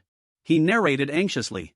Up until now, 5 level 9 Martial Saints from our Qilin Star have already been lost, including Cumberland, a peak level 9. Zhang Yue connected the clues. I surmise that these alien invaders are able to capture high-level martial artists with such high efficiency because they must possess extremely advanced detection equipment, she said cautiously. I think everyone here has recently felt a strong sense of crisis. Right at this critical moment, with our close ties, we should unite and collectively confront this crisis. Many of us are gathered here, but those alien invaders, it's clear at a glance, are all level 10 martial arts experts, the same level as the guide. We are no match for them at all. Where is Lord Lu? Where is he? We need him. Zhang Yue said worriedly. Lord Lu, he's still in seclusion in the sea, attempting to break through to peak level 9. In seclusion in the sea. We don't know when he'll emerge. It's also inconvenient for us to disturb him. It's very possible he doesn't even know about this yet. Now, in the outside world, people are asking for opinions on this matter. Then let's request the guide's help. I remember Lord Liu's wife Ms. Dong Qingxue. She has a communicator that can contact the guide. Qingxue also appeared because of this matter. I already sent a distress signal 3 days ago. The guide needs some time to arrive. He told us to stall for as long as possible. If Lord Lu were here, we might be able to buy some time. But the problem is, when will Lord Lu emerge from seclusion? His question left her speechless. Zhang Yue slammed the table, then turned to Qingxue. She said firmly, disturbing seclusion is a martial arts taboo. If it affects Lord Liu's breakthrough, the consequences might be even more severe than the alien invaders. Let's wait. During this time, try to maneuver through the fierce battles as best we can, until Lord Lu emerges from seclusion. Seeing Zhang Yue say this, no one refuted her. There was no other choice. Meanwhile, in outer space, Lanshan not far away. You and I will go to Qilan Star together. According to Zhao Linson's information, their accomplices are no ordinary individuals. If you go alone, I'm afraid you'll just be handing yourself over to them. If we can successfully rescue Marshal St. Lu this time, the favor he owes me, he'll share a part of it with you, Lanshan said worriedly. At this moment, Marshal St. Liu's purple crystal human form was emitting strange white fluctuations. Focusing on Marshal St. Lu, the entire purple crystal human form had already regressed to white. Then came another round of transformation. This time the white human form began to turn black. It had actually become a black scythe human form, the level 11 visualization object in the crystal visualization method. This is one of Duan Yi's Dao Godstar inheritances. Feng Lu Sheng sighed, feeling a bit weary. He felt this exponential improvement was truly terrifying. He jumped directly from level 8 to level 11. His spiritual power had already reached level 11. But he could no longer comprehend the later parts. Was his current realm too low? It seems he'll have to wait until he levels up to unlock them. The rest of the content. Lu Sheng stood up and brushed the dust off his clothes. Next up was his external martial body. Turns out, his understanding of the stellar wisdom path was too shallow. He had thought his immortal cells were perfectly structured and perfectly formed, but now it seemed they were full of flaws. It was too naive to succeed. He had to break existing principles. Lu Sheng extended his hand and his entire body glowed. Immortal cells appeared one by one. All the cells in his body were crushed with a bang. A normal martial artist would have died long ago, but this was Lu Sheng. His entire martial body was rapidly regenerating. Tendons and muscles grew back one by one. His entire skeleton emitted a golden light, like forging pure gold. After that electric shock, his entire body had turned charred black. Lu Sheng was ecstatic. It worked. From now on I'll call it the Supreme Bone. Who dares say it's not good? Planetary immortal body, I won't use that name anymore either. From now on my physique will be called all creation, heaven and earth, I alone am supreme. The stellar supreme body. It must burn, completely burn to ashes. His face was filled with joy. Lu Sheng, deep underwater, finally succeeded after arduous training. All creation, heaven and earth, I alone am supreme. No sooner had he finished boasting than he felt embarrassed again. He really had Shinibya. Thankfully he was in the deep sea. If he really shouted that in front of others, wouldn't it be too embarrassing? Just shouting it to himself secretly would be fine. Suddenly Lu Sheng noticed something was off. He looked at himself in confusion. He felt his immortal cells were still madly growing inside his body, their number rapidly increasing. Lu Sheng felt perplexed. It was like an insatiable child, still plundering the energy within his body. His hands suddenly emitted a purple light. With a snap of his fingers, a massive energy crystal appeared. In that case, the 500 gene of energy crystals from the World Sect Assembly. I originally thought they would last for a long time. I didn't expect to use them all this time. He approached. Lu Sheng calmly placed his hand on the energy crystal. A dazzling light flashed, illuminating the seabed. Instantly mastered and refined. Lu Sheng was very happy. Feeling his immortal cells instantly grow to 3650. His eyes were filled with confidence. He even used the immortal cells in his body to construct a solar divine domain. The profound and complex star map, at this moment, had surpassed its previous state by 100-fold, almost 1,000-fold. These patterns immediately erupted with even greater power than before.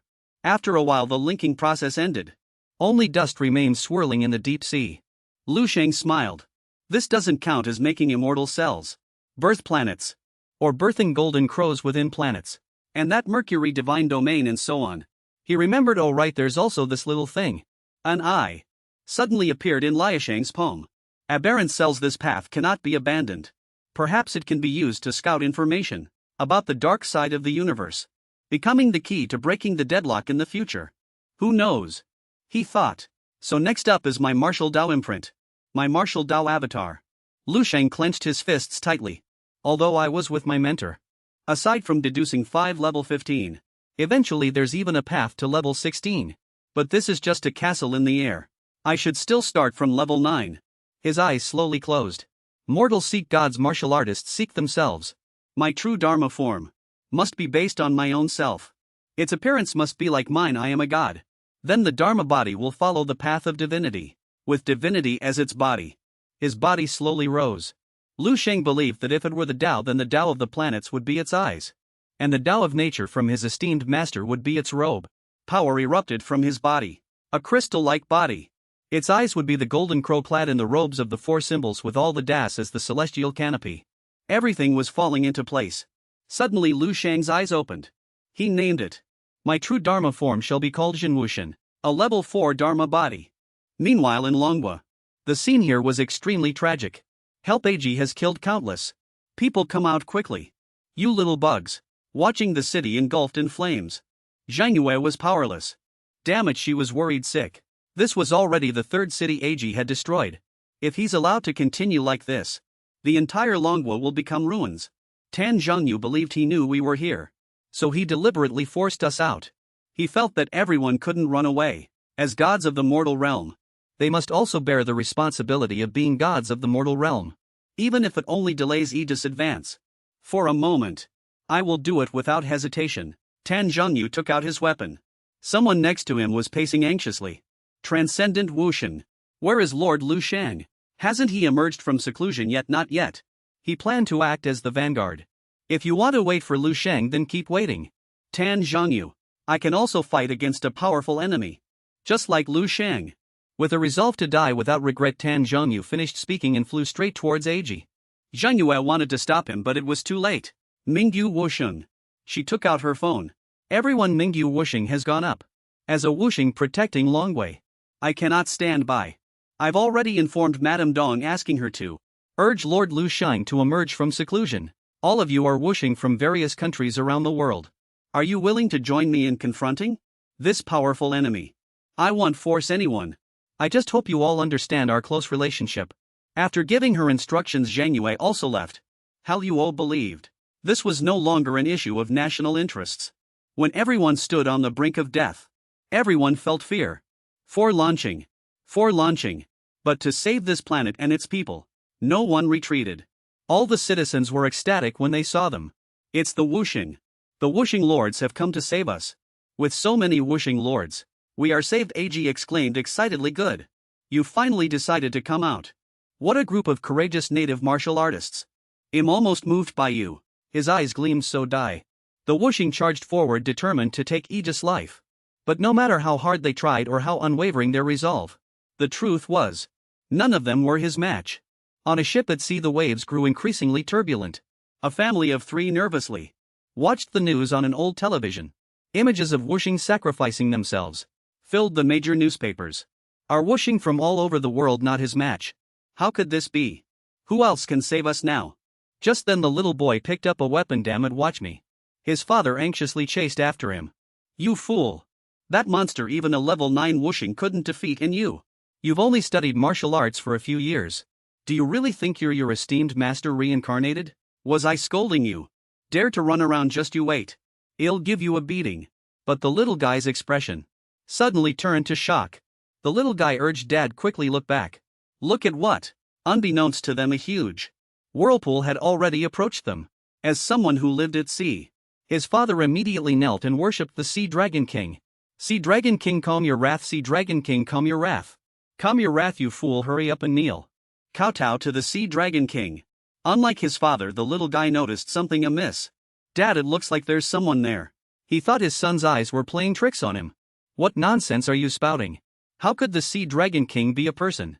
But the truth was, the little boy really did see a figure. The smoke gradually dispersed, revealing 2 legs. Even though he had lived at sea for so many years, this was the first time he had personally witnessed such a sight. Is that a deity? The one who emerged was none other than Lu Sheng. Lu Sheng floated by the sea. He felt that he could no longer continue to gather power. If he continued, the heaven and earth and natural energy of this planet would all be drained by me, and this planet would become completely silent. Lu Sheng recalled his brother's words. Just as Lan Shan had said, the small azure star could no longer contain him. The vast universe was his ultimate stage. He had some doubts about his current strength. Whether he could punch through the starry sky. Perhaps he was still far off. Isn't a planet just like an egg? Break the shell, and the egg liquid inside is still flowing in reality. The deeper you go, the more solid it becomes. But then, Lu Sheng's expression became clearer. I am getting carried away again. He had just reached level 9, and was already thinking of punching a star to smithereens. Oh God, please save us! Save us! Those voices, and extremely desperate cries for help, appeared in his ears. Countless cries for help. What happened? A scene of people crying tragically. Even the martial saint protecting the nation has been defeated. Then who else can save us? Where is the light of hope? Damn aliens! Desperate cries for help. Save us! Save us! Lu Sheng seemed to have seen everything clearly. To find out, he activated his mental power. Mental waves formed a dense net, which rapidly expanded, covering the entire planet. It turned out he had already used his mental power for a global scan. E.g. smugly grabbed Qingyu's head. Do you see? This is the very guardian deity you worship and rely on. This feeling, no matter how many times I do it, I enjoy it immensely every time. Her body lost strength, unable to struggle. He was triumphant. The natives of the lower civilization were trembling under his powerful strength, their faces filled with fear. This is awesome. East Ji leaned close to Qinyu's ear. So weak yet so stubborn. Little worm. If it weren't for my appointment with those two guys, I could still play for another month. He recalled the wager he had with a few companions. E.g. stated his demand. All right. Il repeated one last time. Immediately send all the resources on your planet to me right now. He threatened. Otherwise I will destroy all the civilizations on your planet at a rate of 1 city per hour. And slaughter all of humanity. I hope you don't make me wait too long. As soon as he finished speaking, he released his tight grip on Qinyu's hand. After all, destroying a civilization is also a very chaotic, noisy and boring task. Her body fell from a great height. The moment she landed, people shouted, Lord Lu Sheng. They didn't know what was happening in the sky, drawing everyone's attention. Look, what's that? Instead of fleeing, they stopped to watch. Oh my God. Ag was confused. What's going on? Everyone was still looking at him. No one feared death. It took him a while to realize.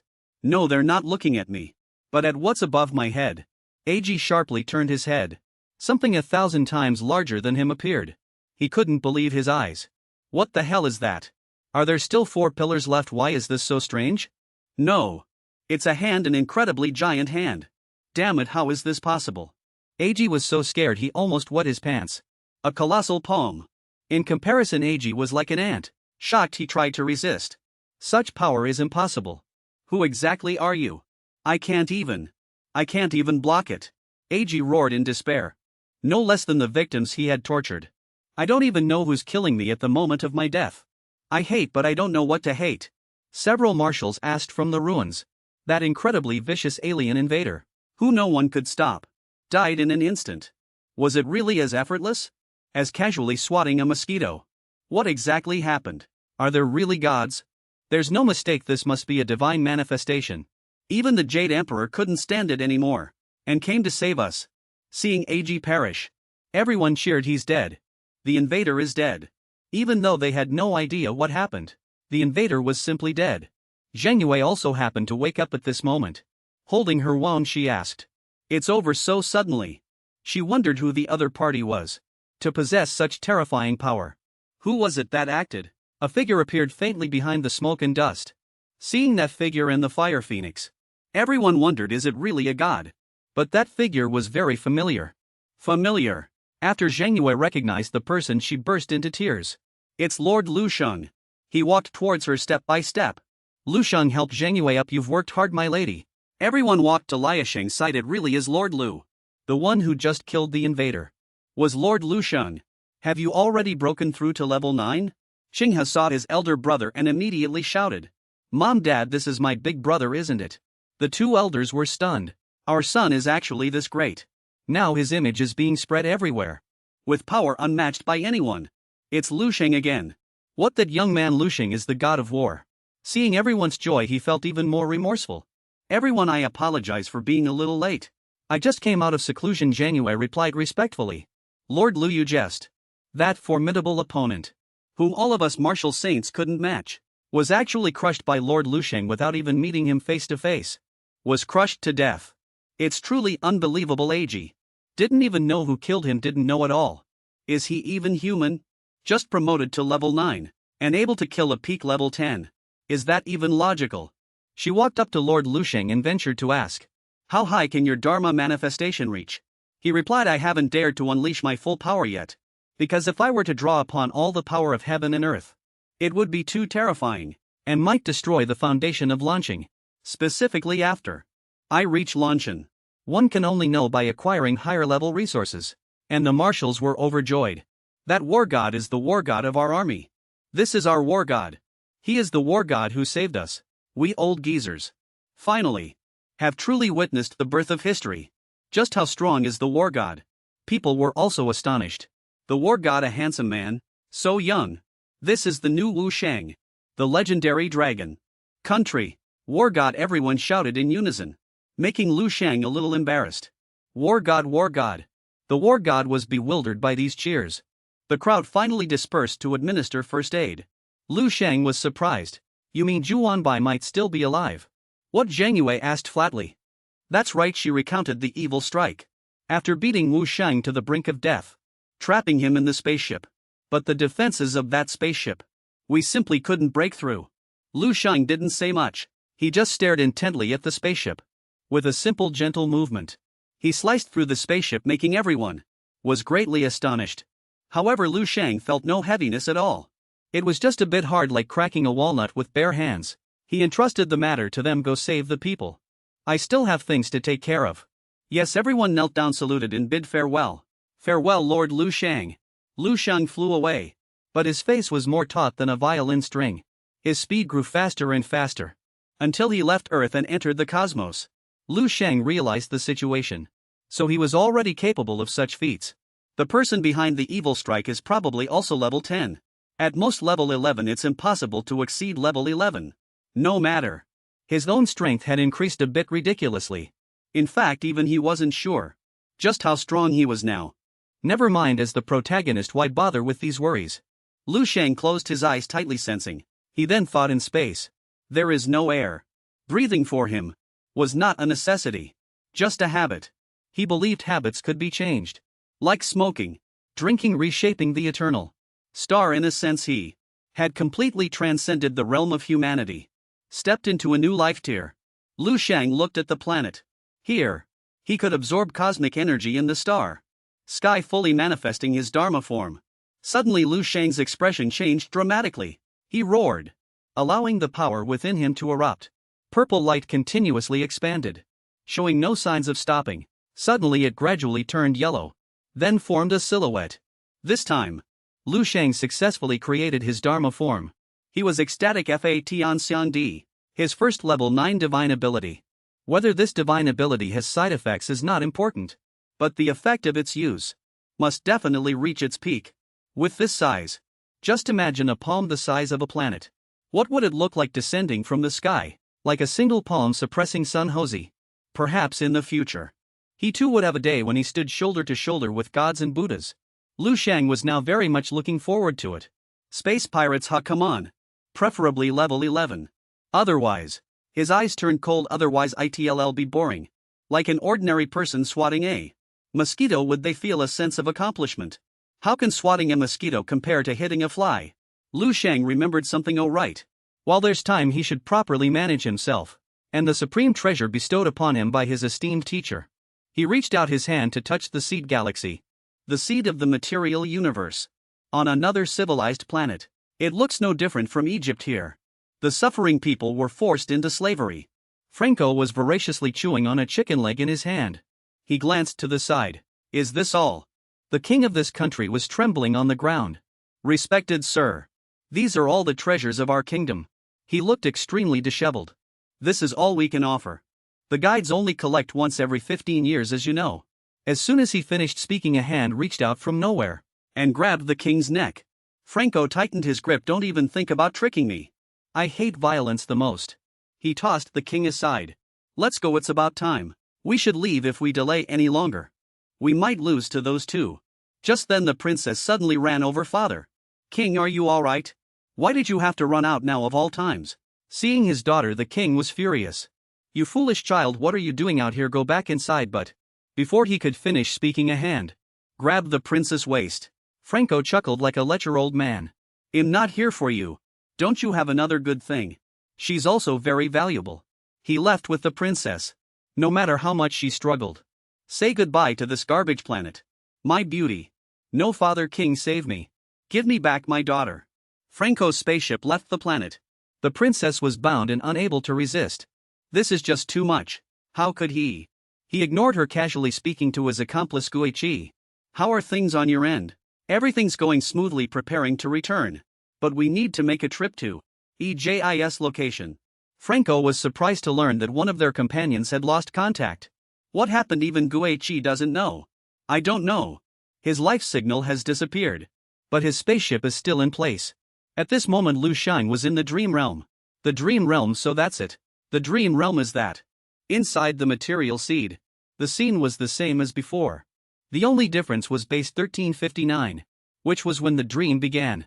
Everything on this planet had disappeared. Leaving only these ashes. He clearly felt that.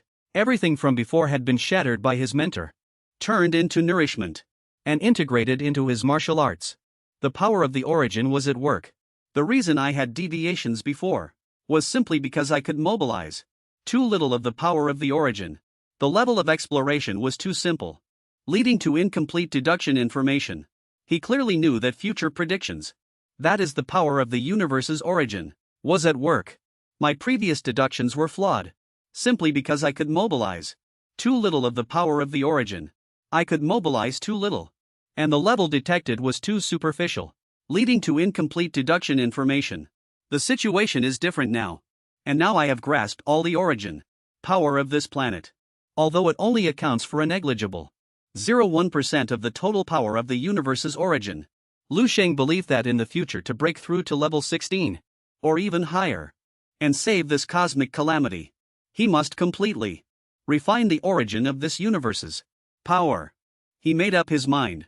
He used to be a grandmaster, clearing a path, a base. Now he needs to advance through planets one by one, even planets across an entire universe. His perfect martial arts still need to accumulate a large amount of countless planets danced around Lu Sheng. He only completely absorbed the origin of this planet. Simply unimaginable. If this range extended to the universe, what a magnificent sight that would be. How powerful it would become. If that day truly came. A satisfied smile appeared on his face. His eyes gleamed with resolute determination. Perhaps he could truly become the embodiment of these two words. Martial arts. Isn't it planets flying around in the universe? Lu Sheng's eyes suddenly flickered with interwoven blue and red flames. He clearly knew his current strength. My spiritual power has reached level 11 and planetary level martial arts. I don't know what level that's equivalent to. Lu Sheng felt. After merging with his master's Tao, his martial arts skills had also evolved a great deal, but he couldn't accurately describe the specific level. Mainly because he had gained too much. It would take a very long process to fully digest it.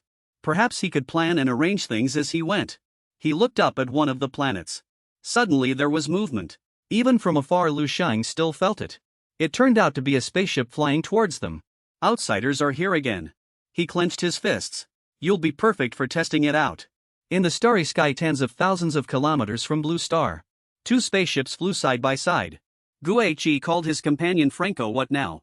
He didn't care about the princess corpse lying beside him, and said indifferently, we can only go directly to East JIS place. He lost contact, so we need to check on him. Maybe he ran into the Cosmic Patrol Police and was killed, who knows? Guichi laughed heartily. Wouldn't that be great? We wouldn't have to split the money with so many people then. Franco was also cautious. But they still had to check, and then report back to the boss. Once that's done, we can leave. The two performed a space jump simultaneously and arrived at Earth in a short amount of time. Guichi was attracted by its appearance. This blue planet is truly beautiful. Initiate an energy scan to see what's up. Immediately a large amount of information was obtained. Scan progress 32. Energy source above level 6 detected. Energy source above level 7 detected. Energy source above level 8 detected. Energy source above level 9 detected.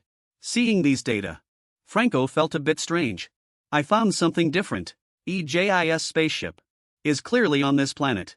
But after a full scan, no energy source above level 10 was found. Energy source. Did he abandon his spaceship and flee? Guichi didn't pay much attention. It doesn't matter if he's dead or alive. As long as it's not the cosmic police. Just retrieve the spaceship and report back to the boss. Franco thought he had a point. They conspired with each other. By the way, we can plunder this planet's resources again. As members of the Cosmic Bandit Group, Chiton are notorious on many planets. They had almost no emotions. The life or death of their companions was worthless to them. As long as they were alive and had money, then everything was fine. With that decided, Guichi immediately stood up. Come on, let's go down. Just as he was about to leave, a notification appeared on the computer screen. It warned that a new energy source had been detected. Scan results have errors, rescanning now. Guichi was stunned, not understanding what was happening. What's going on? Energy source above level 10 detected 1. Energy source above level 11 detected. A voice rang out inside the spaceship cabin. But before they could react, an explosion immediately occurred outside the ship. The magnificent sight filled them with fear. The one who struck was Lu Sheng. A hint of disdain hung on the corner of his mouth. Seeing how powerful the enemy was, they quickly fled. Witnessing this scene, Lu Sheng observed calmly. After that, he quickly used Jimmy, crushing them with just the overwhelming aura he generated. Witnessing this, Lu Sheng showed extreme disdain. On the other side, the pirate leader seemed to sense something. His eyes were fierce. How dare they challenge me? With one hand he twisted the sturdy metal hatch. That person was none other than Lu Sheng. He looked at the mountain of items before him, absolutely delighted. These space pirates truly have too much wealth. A rough estimate would be at least several hundred tons. When I broke through to level 9, I only used a few hundred kilograms. This is several hundred tons. Enough for me to refine tens of thousands of immortal cells. He had already gained control of the spaceship, though he didn't know when. Take it all back, and count it slowly. If I still don't know how to control the spaceship, you'll just have to use this clumsy method. Suddenly a blue light appeared in space. The familiar pair of shoes slowly landed on the ground. Lu Sheng set down the spaceship, then clapped his hands, his task completed. The sky was azure, the air fresh. He took out his phone. He received a text message from Lu Sheng's family. Your parents saw you on TV. He replied to their message. But I only noticed Lu Sheng's phone wallpaper. It's fine, I'll explain everything when I get back. You're still busy, so take care of yourself. Don't overexert yourself. I know, he sighed. His identity was exposed. He didn't even know how to explain it. He himself was the god of war. He'd find a chance to explain slowly after getting back. Lu Sheng walked inside the spaceship's cabin. But today's haul was astonishing. The total resources. Energy crystals were estimated to exceed 700 tons. He personally counted them, except for a small number that were rough energy or crystals just mined, which I had seen before. The rest were refined energy crystals. But there was also a special kind of energy crystal here. Among them there were a few items whose origin Lu Sheng didn't know. What exactly are these things? He clearly felt that the energy was incredibly violent. It was at least 100 times more potent than ordinary energy crystals. With his current strength, he actually couldn't refine it instantly or absorb it. He could only extract it slowly. It's truly special. There's less than 50 tons of this kind. Not only that, this spaceship is also very convenient. There are also various clothes here, combat suits and various weapons, and energy crystals. Unlike alloy battle knives, the combat suit was also like Lan Shen's. Lu Sheng felt this knife. It was a true level 10 cold weapon. He gently placed his hand on it to examine it. Indeed, it was incredibly sharp. Before he even did anything, a scratch appeared on Lu Sheng's hand. Immediately the wound healed but left a slight mark, which would disappear soon. So my physical defense is also equivalent to level 10. Not only that, many races from other planets were also imprisoned inside. When Lan Shen arrives, I'll ask him how to deal with them. As for traveling to other star systems, although I can rely on my physical body to leave a planet, in terms of speed, when measured in light years in the universe, My speed is no different from a turtle's. I still need to rely on the spaceship's technology. To travel, Lu Sheng was a little worried. But before leaving Azure Star, I need to clarify one thing: the future crisis of Earth. 8 years from now, that thing the dream space projected earlier. What exactly was it? Don't wait until I leave here, only to return and find this place a ruin. He immediately summoned the AI virtual assistant system. Lu Sheng looked at the AI lost in thought. Everything else had dissipated. Only this image remained. Tell me none of this is a dream. He ordered the system to deduce my future. Received. Her command was executed immediately and is still under simulation. The result announcement board appeared. Simulation results. Name Lu Sheng. Future path ancestorless Lu Sheng Weilan Xing A28462. Age 21, leaves Weilan Crossing. The first genius in this region in 100,000 years. Next year on Bai Wu Xing. Participates in the 5 Great Star Zones Prodigy Battle. Wins first place, age 40, achieves level 11. Participates in the Tianqi Galaxy's distant martial arts competition, ranking 110. Age 100,000, promoted to level 15. Becomes the lord of the Tianqi Galaxy. Age 300,000, perishes with the universe. Lu Sheng was surprised, achieving level 15 at age 100,000. And becoming the lord of the Tianqi Galaxy. But ultimately being destroyed along with the universe. So in the next 300,000 years, I can only reach level 15 at most. Can't even reach level 16. As expected, the system can only deduce that. With all these inheritances I possess, it's impossible for me to stop here. He brushed it aside, then entered another command. Resimulate the future of Weilan Xing. The mechanical system is executing, still under simulation. 8 years later, the dark universe invades and destroys everything. Lu Sheng's pupils constricted. Just as I thought. The problem lies with the core fissure. Meaning within 8 years, Weilan Xing will transform from a resource planet into a battlefield planet, and ultimately be completely destroyed. Lu Sheng thought of Ezhou. But this kind of erosion crisis, even a level 16 expert like Master cannot stop it, he thought. Then the only thing I can do is perhaps within 8 years find a habitable planet suitable for humans, for the residents of Weilan Xing, and move there. Lu Sheng looked at himself. In other words, the short-term goal at this stage is to buy a large enough habitable planet. At this moment, Zhang Yue and others also appeared behind him. They respectfully bowed to him. Lord Lu. Now, in the hearts of many martial sages on Weilan Xing, Lu Sheng has reached a height that is unimaginable. A height that even far surpassed that of the guide Agi. He could toy with martial sages, just like an adult beating a child. Yet Lu Sheng, as if swatting mosquito larvae, casually annihilated Agi and his companions, who were also level 9. But before Lu Sheng, they were not even worth an ant. Lu Sheng replied, surpassing martial sage Agi, I just accidentally struck and put a bit too much force into it.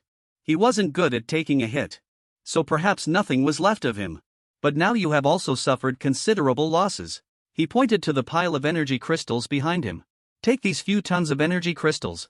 Consider it compensation for you all. Anyway, these are all supplies from the space pirates. Zhang Yue was astonished when he saw this amount. What, hundreds of tons of energy crystals? Lu Sheng carefully instructed.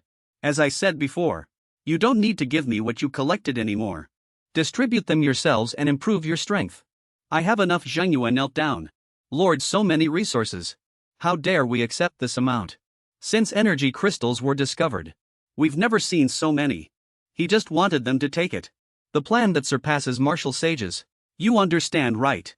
Take them, broaden your horizons. How else can you venture into the starry universe? She was so surprised her horizons seemed to greatly expand. Outside the universe, another spaceship appeared again. Shi Pudong sat on a chair. What are the scanning results? Du Yi reported. It can be confirmed. All 3 spaceships are on this planet. Energy scan shows 24 level 9 energy sources. No energy sources above level 10 exist. Is there a possibility that something is concealed because of dynamic changes in energy sources? I'm confident in the Manga spaceship. Our model is a level 11 spacecraft. Top tier in all aspects. To evade our detection, Duxie believes you'd need a spacecraft. A level 12 one to do it. On that small planet. That unknown fellow couldn't possibly have such a thing. Qitong pondered, but the ship and its occupants had vanished. Nor are there any powerhouses above level 11. Did they actively cut off contact with us? Those 3 people. Why were they able to decisively choose to abandon us? He stood up, unable to comprehend. We can recall the spacecraft now. This distance is sufficient. Duxie reported yes. The 3 spacecraft were still being forcibly recalled. At this moment Lu Sheng still didn't know what was happening, and had assigned tasks to everyone. Upon receiving the command, the spacecraft immediately started its engines. All components and materials began to operate automatically. Do you find anything strange? Lu Sheng, seeing the spacecraft take off, hurriedly asked. What happened? Is anyone still inside the spacecraft? Zhang Yue reported, no, Your Excellency. When did anyone go in? You forgot. We couldn't even breach its defenses. Let me see. Close your eyes and try to use your perception. The spacecraft had already flown out of Earth's vicinity. Lu Sheng understood the problem. So it can be remotely controlled. Something that has entered my pocket. Do you still want to take it back? Duxie sat there working diligently. In the process of recalling the spacecraft, a look of anxiety suddenly appeared on her face. This is Duxie frantically kept pressing the buttons. Why is it stuck? The recall has stalled. Chitong noticed the anomaly. What's happening, boss? It seems someone is preventing the spacecraft from returning. She guessed it must be a native from that planet. Level 9 strength. Who probably picked up Aegis spacecraft. And now considers it their treasure. Unwilling to let go, Chitong ordered a bunch of low-level civilization bugs. Kill them all. Duxie pressed the huge button and clearly. The command was fire the gamma cannon immediately. But immediately after nothing happened, which surprised both of them. The screen displayed. A giant hand was tightly gripping the spacecraft. Chitong frowned. Whose Dharmakaya has grabbed the spacecraft? Lu Sheng's Dharmakaya held on tightly until his image appeared on the screen. Only then did they know he was the one behind it. Lu Sheng's gaze coldly flickered towards the camera. Chitong could barely hide his excitement. This kind of power only level 9. Yet it can resist the spacecraft's thrust. That's level 10. A powerful physique comparable to a level 10 expert. Seeing Lu Sheng glance at him, Chitong showed interest. Without a doubt. It must be a transcendent life constitution. This is a top-tier transcendent constitution. Do you know how many black crystals a slave like this is worth? In contrast to Chitong, Duxie was somewhat worried. His eyes lit up. In the highest-tier auction district of the Yamuxing region, there was once a genius with a transcendent constitution. A dust star level 1. Put up for auction. It ultimately sold for a sky-high price of 10 billion. She was startled by this enormous sum. 10 billion, Chitong stated emphatically. As long as we capture him, we can buy several low-level life planets. Haha, he stared at Lu Sheng with obsession. Judging by your performance, you're at least dust star level. He reached out his hand as if wanting to grasp him tightly. Chitong looked at the prey before him, unable to conceal his greed. His value alone would be enough to rival us plundering hundreds of low-level civilized planets. Duxie still retained a trace of sobriety. But Big Brother, AG and his crew lost contact. Could it be because of this person? Didn't hear what those people were saying. Chitong then let out a cold laugh. Because he immediately cast it aside. That matter is not important now. A person with a planet-grade extraordinary physique. Yet only at level 9 in strength. In this starfield, there are no beings above level 10. Chitong grabbed Duxie's shoulder. Duxie, do you know what this is called? This is called a gift from the cosmos. It's a stroke of luck, immense good fortune fallen from the sky. If we don't take him with us, that would truly be unlucky. Immediately dispatched the magic silver guards to battle. It was clear his greed was bordering on madness. Chitong suddenly reined in his emotions. Otherwise he might escape. He then left. I'll handle this myself. Remember, pilot the spaceship to assist me in the capture. Be extremely careful. Don't harm our precious treasure. Duxie looked at Lu Sheng, the planet-grade being, with many questions. What's going on? I always feel uneasy. There's always a hint of foreboding in my heart. Is it because AG and the others suddenly disappeared? Their fate unknown. It's truly puzzling. But he then turned and left again, with Big Brother's near level 11 strength, and the assistance of a level 11 magic device. Being unable to subdue an ordinary level 9 kid, that would be the biggest joke in the world. As for Lu Sheng, he had just left Earth. His mood was exceptionally joyful, waiting for those few guinea pigs to arrive. Hurry, come quickly. His eyes were filled with eagerness, impatient. I truly want to feel how powerful the strength approaching level 11 truly is. Chitong piloted the spaceship at maximum speed, as fast as possible. He made up his mind he absolutely couldn't miss this. Goose that lays golden eggs. 10 billion dark star coins are beckoning to me. What does this mean? Tong smiled greedily. This means resources, power status, and even freedom. Not only can I seize the opportunity to advance to level 11, but I can also wash away all my sins. I can freely enter and reside on advanced civilized planets. From an unknown robber in the starfield, I'll transform into a true cosmic noble. Everything is within reach. May this drive not fade. Tong piloted the spaceship at maximum speed. Even if he's planet grade, an ordinary level 9 kid, what kind of trouble can he cause? I'm already stepping onto the threshold of level 11. And with the assistance of a level 11 magic device, does he still think he can escape 1,000 kilometers? 500 kilometers, then 300 kilometers. Just then the system suddenly issued an alarm. An alarm. The level 11 magic device actually issued a danger warning. Tong wasn't afraid at all, instead he found it amusing. This ordinary level 9 extraordinary physique is actually so terrifying. The stronger the potential, the greater the value. Those defiant geniuses, the more challenging it feels to conquer them, and the more valuable they become. Lu Sheng has been waiting here for a long time. He's only just arriving now. Tong stepped out of the spaceship. Kid, you've been waiting for me here all along, huh? Aren't you afraid of death? I really can't believe you. Make me feel like I'm facing a master of my own level. A battle to the death is truly exhilarating. It truly makes me happy. What's your name? He didn't want to talk much. Lu Sheng, come on, no more wasted words. Alright. When black energy enveloped his body, Lu Sheng was a bit surprised. Tong became excited. You're worthy of me greeting you with this power. Seeing this, he was somewhat stunned. He was showing off his power. Starting to get scared. You're only level 9. How could you possibly threaten me? Don't worry, it won't hurt. It'll be over in a flash. Dai threw the black sphere towards Lu Sheng. He realized this power was close to level 11. This is too weak. But Lu Sheng was not helpless. He decisively threw a punch. The sphere instantly shattered, then dissipated into the universe. Dai hadn't expected things to go beyond his control. This is impossible, he's only level 9. This is impossible. But before he could react, one of his arms was already broken. Another black sphere, streaked with lava-like patterns, appeared. Scorpion saw the notification on the screen at this moment. She couldn't believe it. Big brother, I'm panicking. It's over. Dai. Big brother, a peak level 10, was actually killed by a level 9 transcendent warrior with a single punch. As for Lu Sheng, he accidentally shattered the moon. Oh no, I accidentally shattered the moon. But you're still worried about what to do for the Mid-Autumn Festival. What should I do now? With just one punch, Dai bit the dust. Lu Sheng's face was filled with doubt. Didn't they say that a level 10 expert was 20 times stronger than AG? How did he die with just a light touch? So boring. He recalled that before he obtained the legacy, when he was still level 8, he was already evenly matched with level 10 Lan Shun. Now, Lu Sheng's power has improved significantly.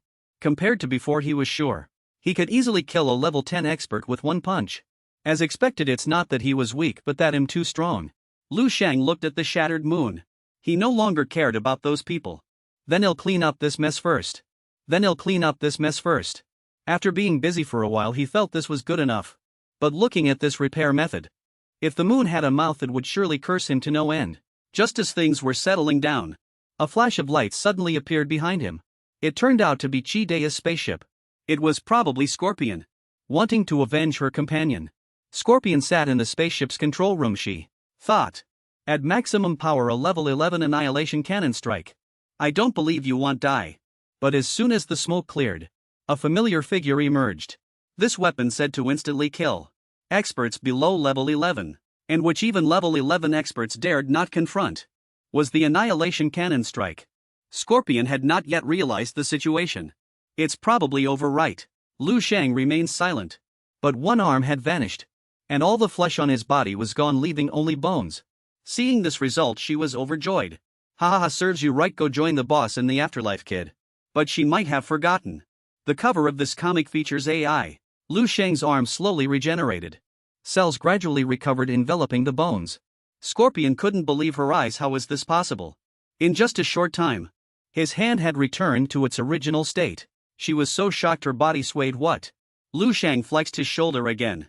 He hadn't expected a level 11 attack, also infused with a small portion of law power, that even the stellar supreme body at its current level couldn't fully withstand. Interesting. Scorpion trembled, isn't he only level 9? 1 second before the spaceship launched its attack, Lu Sheng had already detected it.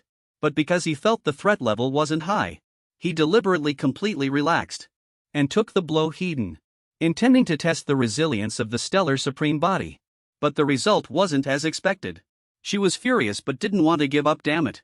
I don't believe a full power shot from a refueled spaceship will fail. Lu Sheng raised his fist. My apologies, but I don't want to be hit by this thing again. His arm was actually able to block the spaceship's cannonball. Lu Sheng flew directly towards the spaceship, pushing the force back until an explosion occurred in space. Scorpion knelt to the ground. How is this possible? Her face darkened and her strength against the person with the nameless star weapon. Is that guy even human? After Scorpion witnessing a single punch disperse the level 2 bombardment potential was 10 times more shocking, far surpassing killing. Shitong, the screen showed Lu Sheng staring at her. Immediately, Scorpion's eyes and mouth bled continuously. She curled up, her body groaning. This part looks terrifying. Anyway, she's dead and she died with her eyes open. Lu Sheng calmly walked into the spaceship. He took out a few treasures just to collect the spoils of war. Energy crystals. Roughly twice as many energy crystals as those two guys had. This woman really knows how to save and keep her belongings safe. Is that so? Lu Sheng looked around curiously. Is this a high-grade spaceship? It's indeed quite good. This time I've gained over 11,800 tons of energy crystals. Black crystals account for a third of it. This is great. He leaned back happily. His own diligent hands can indeed create wealth. So what if it's a low-level civilization? Even a poor person from a low-level civilization, as long as they are diligent and practical, can still live a good life. Lu Sheng thought of Lan Shen. It's time to contact Lan Shen. This group of people is clearly space pirates. They specialize in evil deeds. Lan Shen, as a guide, collects protection fees every 15 days. Logically speaking, he should also have the responsibility to protect low-level planets from harm. Lu Sheng, we owe you a lot this time. Feel free to choose any treasures in the warehouse. A moment of fantasy. I went to all that trouble to help him solve the problem. I should at least give myself some kind of reward. The spaceship's internal system blared a harsh warning. Alarm, alarm. The spaceship has been locked onto by an unknown energy source. What? In less than a second it immediately exploded. Lu Sheng cursed furiously. Damn it. I just recovered and now they're pulling this on me again. Although he was currently a skeleton, he still noticed a strange figure appearing outside. Iluan gave orders to everyone. Lock down this star region. All members of the Chitong Star Pirate Group, kill them all. Leave no one alive, understood? Respected Executive Officer Fair. Everyone quickly obeyed. But they didn't notice Lu Sheng's skeleton. He quickly restored his body to its original state. Their appearance enraged Lu Sheng. I worked so hard to earn this much. It wasn't easy to capture this intact high-grade spaceship as spoils of war. His body had fully recovered. These guys, don't they know this spaceship is mine now? Lu Sheng roared. Don't you know how much sweat and effort I put in to get this spaceship? Ha! Don't you know I'm working hard to earn money to buy a planet? Ha! Hey, you have to compensate me.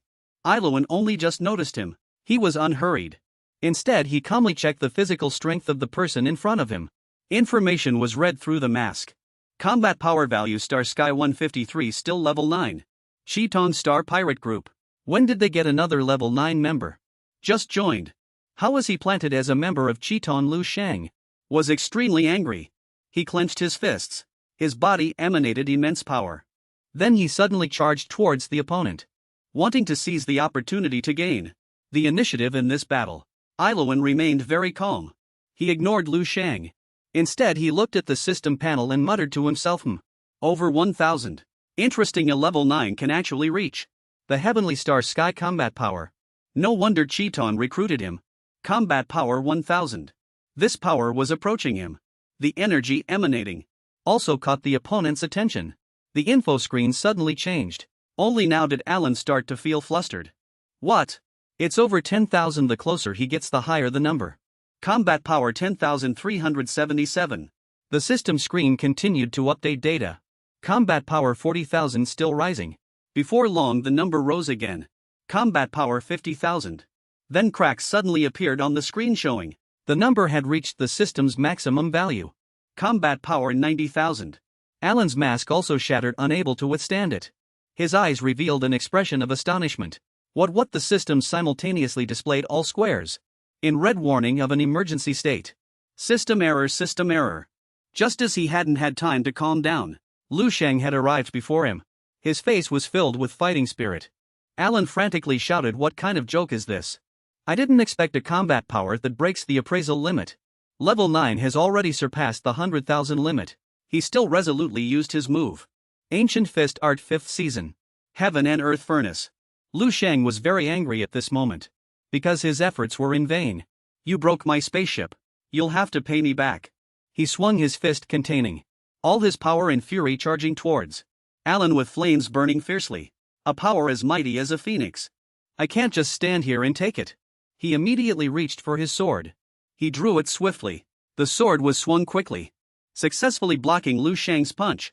A powerful shockwave spread around the two of them. The moment the move was blocked, a beam of power was also pushed out from Alan's side.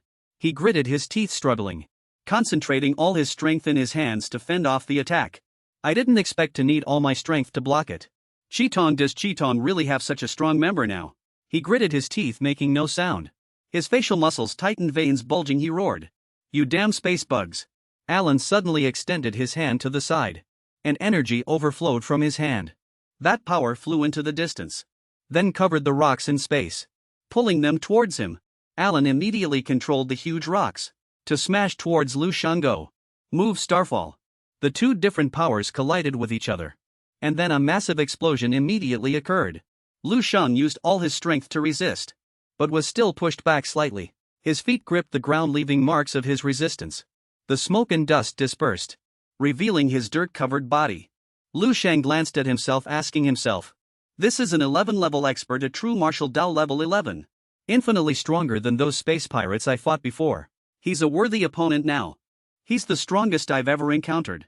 He used his power to restore himself. He replied confidently, "Bugs. So what? Even if you're an 11-level expert, recklessly destroying someone else's property, you still have to pay for it."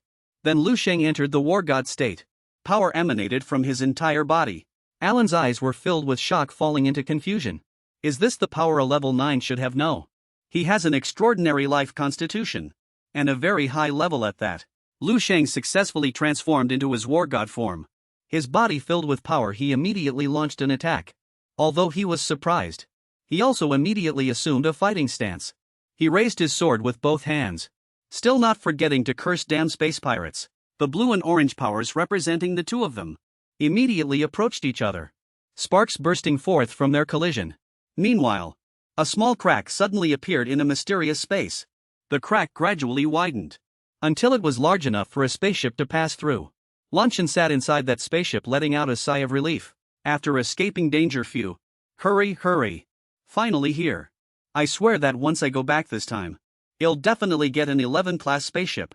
Wei Han, agent for the ZBA 454 spaceship. 8 star. Owes me a favor from 82 years ago, still unpaid. Maybe I can get a discount. Zhao Lin, standing nearby, immediately reported. Our law enforcement officer from the Baiwu Star Sector hasn't arrived yet. But it seems the law enforcement officer from the Yamu Star Sector is already here. He heard this and smiled happily. Really, that's great. Lu Sheng is saved. Suddenly another spaceship appeared. Its sound drew the attention of both men. Lu Sheng observed. The suddenly appearing spaceship shocked him. A maple leaf emblem. It truly is the law enforcement officer from the Yamu Star Sector. He pondered, chin in hand, then sighed. This 12-class spaceship, I probably wouldn't be able to afford it even if I struggled my whole life. Even with all those favors I'm owed, I still couldn't buy it. Zhao Lin immediately stepped forward and offered a suggestion. If you break through to Class 11 and are chosen as a law enforcement officer, you could own a spaceship like this. Maybe even more luxurious than this one. Haha, Lu Sheng grimaced and chuckled bitterly. That's more rare than us winning the grand prize in the interstellar lottery. Suddenly silence fell between the two. A sudden quiet descended upon them. A sudden vibration appeared. Both felt it simultaneously and exclaimed, puzzled, this is. What is this? A purple light suddenly appeared before their eyes. Following it was the spaceship shaking violently. Both struggled to brace themselves, stabilizing their bodies amidst the shaking. Lu Sheng was in a panic, guessing that such violent fluctuations were caused by a battle between Class 11 powerhouses. The spaceship's intelligence system immediately began querying. Checking now. Zhao Lin also noticed that the system quickly displayed the results. He slowly read the scan shows. The Demon Claw spaceship of the Chi Huang pirate group. The Demon Claw spaceship of the Chi Huang pirate group. What the scan shows, the spaceship was shattered. Looks like the Chi Huang are in for a bad time this round. Two battling figures vaguely appeared. Although they couldn't see clearly, it was still evident that the battle between them was exceptionally fierce.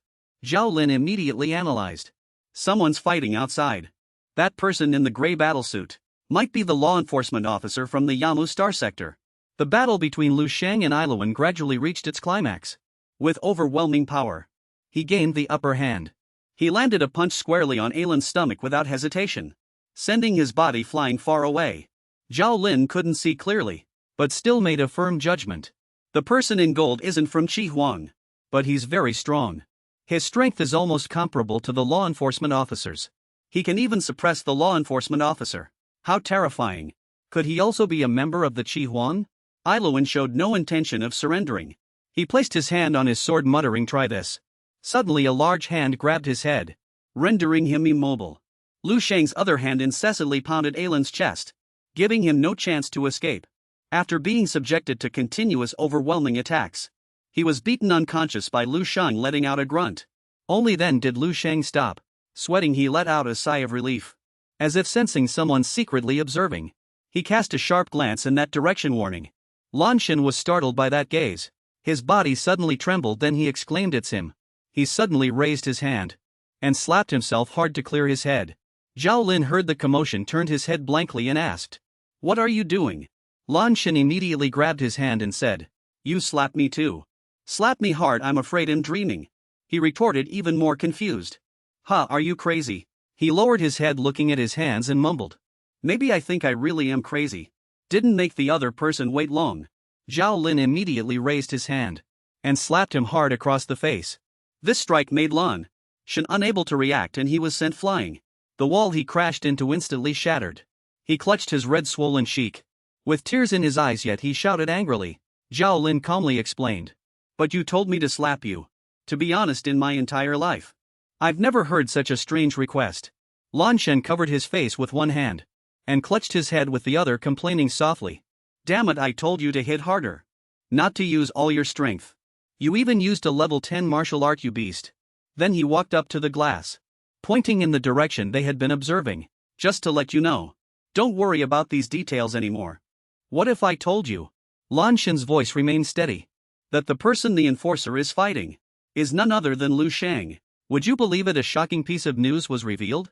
Zhao Lin cried out in surprise. "Ha!" Two forces of different colors violently collided. Alan and Lu Sheng were both pushed back. Alan looked at Lu Sheng, muttering unhappily, "Damn it. He actually forced me to use my true power." Alan's eyes filled with determination. He declared resoundingly, "This entire starry sky will be buried with you." After saying this, he unleashed even greater power. This was accompanied by a threat. "Go to hell, you brat." However, Lu Sheng merely watched the scene with a cold smile and murmured in response, "Ha, looks like I can still enjoy a good fight." Just as the battle was about to erupt, several people rushed out to stop them. "Stop fighting! Stop fighting, it's all a misunderstanding." They split into two groups, simultaneously stopping Alan and Lu Sheng. "Misunderstanding, misunderstanding." Lu Sheng vigilantly countered, "What do you want?" Another person leaned into Alan's ear and explained in detail, "Sir Enforcer, this person is not a space pirate. He used to be a resident of Elan Star." The person continued to explain softly to Alan, "Sir, our investigation revealed he is." The more Alan heard, the more his attitude changed. He sternly questioned them. "Are you sure this young man named Lu Sheng standing before me is truly a resident of Elan Star, Idaho, number A284-62 this matter?" Then he turned to look at Lu Sheng and gnashed his teeth as he commented, "A resident born on a low-resource planet.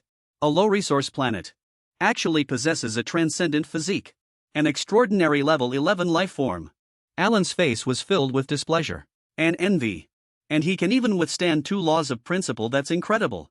However, his attitude quickly changed when Alan considered another perspective. But if viewed from another perspective, this is no longer just a person. This is a super cosmic treasure, as yet undiscovered or unearthed, an existence more precious than 100 life planets.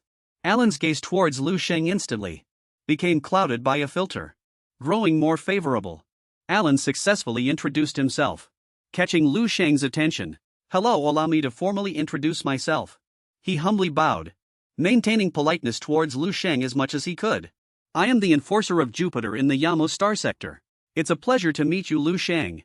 However, Lu Sheng was extremely arrogant and didn't even put Alan in his eyes. He replied, "It's also a pleasure to meet you." He grit his teeth, warning Alan about his attitude. "But don't think you don't need to compensate me for that spaceship. That was my spoils of war." Then he sighed, thinking to himself, after all this trouble, it turns out he's here to catch those space pirates. This Alan's identity is like a police officer. My previous actions were obstructing official duties. He let his thoughts drift for a bit. He smiled to himself, satisfied. But he couldn't blame himself. Heaven knows who he is. He was just a rural resident from a remote planet, working hard to earn money with these hands, to protect his family's peace, to protect his own life. He continued to let his mind wander, even though Alan was patiently waiting behind him. But he never expected that he too would become a rural resident someday. Only then did Lu Sheng speak. This operation helped Yamo Star District. We apprehended the space pirates. Your Chitong Tuan made enormous contributions and provided great assistance. I will report this to the Federation. Yamo Star District will secure the greatest reward for you. He gave a sarcastic smile, then emphasized a certain point. But observing Lu Sheng's serious expression, Alan continued to announce, "You must come with me to the Federation's capital planet. A trip to Yamo Star District is required. This makes it easier to claim your reward." He continued to explain more specifically. From here, it's about 500 light-years to Yamo Star District. Even aboard the Inyo spacecraft, it would still take about 1 or 2 months. Alan's subordinates kept echoing his words from the side. Lu Sheng asked back, both confused and helpless, "Do I really have to go in person? I'm very busy right now." But a single sentence from Alan. "The reward will be worth either equivalent to or 10 times the value of the Manga spacecraft." These words successfully got through to Lu Sheng. "I'll go. When do we leave?" he asked excitedly. Alan, observing his excited expression, gently explained, "Anytime as long as you agree." However, the hand behind his back had already pressed a certain switch. The signal was sent to a nearby location. The masked leader smiled with satisfaction and muttered, "They've stopped. We can approach now." Once Lu Sheng is brought back, his talent will be revealed. It will surely shock the entire Star District. Lu Sheng turned to Zhao Lin and asked suspiciously, "And the one who discovered him will also receive a generous reward. Zhao Lin, what do you say? Will there be a chance to meet the Star District speaker?" Zhao Lin cautiously reminded the person beside him, startling him. "Lu Sheng, I'm afraid you're too optimistic." Lu Sheng felt these words were insulting, so he questioned loudly, "Too optimistic? Do you think Lu Sheng isn't as strong as I say? Please, that was a level 9 against a level 11. Zhao Lin still explained cautiously, "No. I'm not doubting Lu Sheng's talent. What I'm doubting is whether we can successfully bring Lu Sheng back to Baiwu Starry Sky." Lu Sheng asked back why. Zhao Lin looked into the distance, explaining, "We can tell Lu Sheng is extraordinary. So would the Yamo Star District enforcer not recognize that? Do you think he'd easily let Lu Sheng go? And let him come with us?" The more Lu Sheng listened, the angrier he got, trembling with rage. He questioned Zhao Lin, "Why not? Even if he's an enforcer, can he really just forcibly take someone? Lu Sheng is from our Baiwu Starry Sky." Only then did Zhao Lin point out something. "He isn't right now. Did you forget to register him?" These words struck Lu Sheng like a bolt from the blue, making him clutch his head and roar, "Damn it. That's right, citizen identity. He hasn't registered for a legal citizen identity yet." Zhao Lin continued, "That's right, Lu Sheng is from Baiwu Starry Sky. But in the Starry Sky he still has a blank identity. He has no legal Federation identity. He doesn't belong to any Star District. As long as the enforcer Alan takes Lu Sheng to Yamo Star District and registers him first, then he will become a person of Yamo Star District." On Lu Sheng's side, at this moment his entire body was enveloped by a pale yellow aura. Lu Sheng and Zhao Lin both cried out in surprise. "This aura is..." A few more people appeared where Lu Sheng was. Shen and Zhao Lin. Then this person started to speak. "Congratulations on the correct answer, Alan. My lord has ordered. We require the two of you to cooperate with us and proceed to the Enforcement Department's Yamo Star District for a trip to write a report about the operation to apprehend the Red Copper Star Pirate Group." This time Lu Sheng stammered, asking the group, "Can we contact the Enforcement officer from White Mist Star. For a moment, please. However, that person merely sneered and retorted. What do you think? A sense of oppression emerged from behind them and another figure appeared. In an instant, Lu Sheng and Zhao Lin were both knocked unconscious. The person who just attacked then ordered, confiscate all their communication devices. Lock them in the spaceship immediately. The subordinates quickly complied. Zhao Lin still struggled to stay conscious, squeezing out every word through gritted teeth. Do you know? This will lead to war between the two star sectors. That person turned their head upon hearing Zhao Lin said and responded with an indifferent attitude. Don't care, war might just be like this. This person sneered and continued to speak. But I see that Your Excellency, Alan has already made a very wise decision. To take them away. Zhao Lin, drenched in sweat, struggled to stand firm. He thought to himself. Simply unbelievable. If a being with an extraordinary constitution, capable of reaching rank 9 suns, is stolen by another star sector, I don't know how angry the speakers of White Mist Star District will be. The scene switches to the White Mist Star space battleship, named Lan Xia. Inside, a person was savoring a fine wine. Today's wine is excellent. This person sat alone at a table piled high with food. He muttered to himself. The Red Copper Star pirate group ran rampant in 4 star sectors. They have finally been captured and eliminated. And it will be easier for me to report to my superiors. The man stroked his beard while looking at the notification board. More importantly, that Alan from Yamu Star District voluntarily offered us 1/3 of the credit. The only condition is to take away 2 enforcement officers to return and file a case. This is quite a good deal. He raised his wine glass and continued to murmur to himself. Alan has changed his ways. I never expected him to be so generous. I remember last time, he was still fighting with the enforcement department's Black Tower Star District for a portion of the credit. Let him be without doing anything. We can still enjoy a portion of the credit. Isn't that great? Why care so much? Outside, a pair of long legs moved along the corridor. A girl with a hot figure and proud face appeared at the door. She walked towards the man, speaking as she went. My lord, an intermediate officer named Zhao Lin wishes to see you. He said he has very important matters to report. He glanced, then retorted, oh, where is he? She explained he was the one sent to the enforcement officer to file a case. He is now unreachable. The man unhurried ordered in a deep voice. Then wait until he returns to discuss it. My lord, there's one more thing. Counselor Ji Ziming invites you to his daughter's first birthday celebration, which will be held tonight. After a moment of thought, he ordered the girl. This is an important matter. Order the Blue Bridge to proceed at full speed. She bowed slightly and respectfully responded. In his opinion, today truly was a good day. Meanwhile, he flew directly back to Earth. The 6 sages need to return to Earth to handle some matters. Only then can they follow the enforcement officer Alan to the Yamu Star District 500 light-years away. A figure observed his return journey.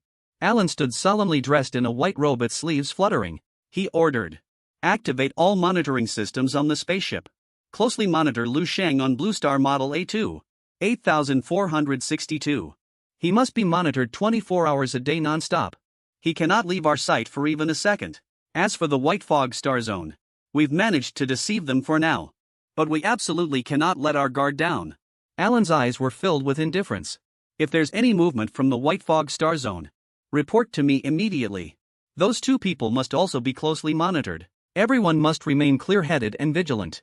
His subordinate lowered his head and said, understood. Alan stated unequivocally. As long as Lu Sheng returns with us and registers his identity in the Yamu Star Zone, this will definitely be a great achievement. He flew all the way from space back to his doorstep. Lu Sheng observed the surrounding space. He counted them one by one, filled with emotion. There are at least 40 grandmasters in the community. Those old chess players. In addition, there are over 20 level 8 grandmasters. And 2 martial sages. They are all disguised, protecting the area. Lu Sheng pushed the door open. This place is not the strongest combat-wise community on Blue Star, but they came here voluntarily to protect their families. Gray, he happily pushed the door open and announced him home. Qinghe rushed out joyfully. Brother, are you a military god? No wonder. Even Lu Sheng's parents kept asking Xiao Sheng, are you alright? It's good you're back. What exactly happened? Tell mom and dad honestly. Mom and dad can handle the shock. He looked at their sparkling eyes, finding it hard to speak. Lu Sheng chuckled. Alright. Since things have come to this, I won't hide it from you all. He lifted his face proudly and said, it's like this. Actually, I am a super scion prince from the Thorn Society. When I was 3 years old, my homeland, by the powerful enemy Luffy, Straw Hat Boy, invaded and destroyed it. To seek refuge, I reincarnated on this planet and chose you all to be my family. Now, my martial arts talent has fully awakened within me. I am about to return to Thorn Society and rebuild everything to reclaim the glory of the Super Saiyan race. However, I'm still a bit short on travel expenses to get home. Could everyone transfer 5,000 yuan to me? Once I successfully take my revenge, I will bestow upon you all the title of this planet's village chief. The three of them were left speechless by Lu Sheng's fabricated story. And speechless. Everyone's face showed an expression of immense disappointment. Seeing the comical expressions on his family's faces, he laughed. I was just kidding. Whether I'm a military god does it matter? Anyway, I'm still mom and dad's son. Never mind, let's eat first, I'm starving. At the dinner table, Lu Sheng detailed everything he had experienced over the past few years. Next, he also planned to travel to outer space for a period of time. But these matters were only mentioned vaguely. Xinghe leaned closer to examine him. Oh my god, are you really my brother? Oh my god, the head of global martial arts. Stronger than a level 93 martial sage. He laughed heartily with joy. I can't believe my son is a military god wife. Our Lu family ancestral grave is really smoking. I know it's spewing immortal flames. His mother's eyes were full of loving kindness. That's good, that's good. Xiao Sheng, you must be careful. I know, mom. The next day he arrived at the Dragon Nation Civil Affairs Bureau. Looking at the inseparable couple, it was clear at a glance. They had just finished registering their marriage. Lu Sheng's eyes were filled with love. What a day to celebrate. Xing Shue didn't understand why he said that. He pulled out the marriage certificate. You already know, why are you asking? Today is the day the strongest man on this planet registers his marriage. Poof, in Lu Sheng's eyes, all that appeared was Xingqi's image. It was also the day he officially stepped into the starry sky. He'll be back as soon as possible. Next time we meet, we'll officially hold our wedding. She leaned against his chest. Okay. When did the Civil Affairs Bureau start offering this service? Adding a scene with flowers. Lu Sheng handed something to Qing Shue. This is Alan's latest model communicator. I heard the battery lasts for several years. Well, use this to communicate then. After arranging what needed to be done, he left immediately. In leaving, Kings's heart was filled with worry. Please come back safely. Yin Yo Hao. This spaceship is truly like a ring. Alan greeted Lu Sheng. You're finally here. Alan gave him a tour. This is the city inside the Yin Yo Hao spaceship. Lu Sheng exclaimed. Wow, so the internal space is this big. It's like science fiction has become reality. If I posted this on my moments, it would definitely blow up. Alan suddenly snapped his fingers. The two instantly teleported to another location. He manipulated something and took out wine. Have a seat. Try a specialty from my home planet. Rose wine. I see myself in you. When I first left this planet, Lu Sheng tasted the wine. Even people like you who become enforcers came from low-level resource planets. Is that so? Alan drained his glass. Even worse. There are many resource planets. My planet was a Class 4 battlefield planet. It had long turned to dust in the war over 3,000 years ago. Then he drained his glass. My apologies, he waved his hand immediately. It's fine, it's an inevitable outcome. After a planet becomes a battlefield, I'm already considered lucky. In that place, the Shishoyamu star system promptly initiated a migration plan. A plan to transfer residents. Lu Sheng suddenly thought, isn't this what I want? Is that so? Alan explained. But not everyone can immigrate.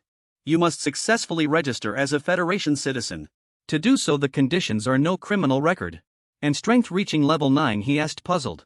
And you must possess a certain development potential to be eligible to apply. Level 9 and above. The conditions are too strict. Can I self-immigrate? He said, yes, you can. But all life forms within the star system have been recorded.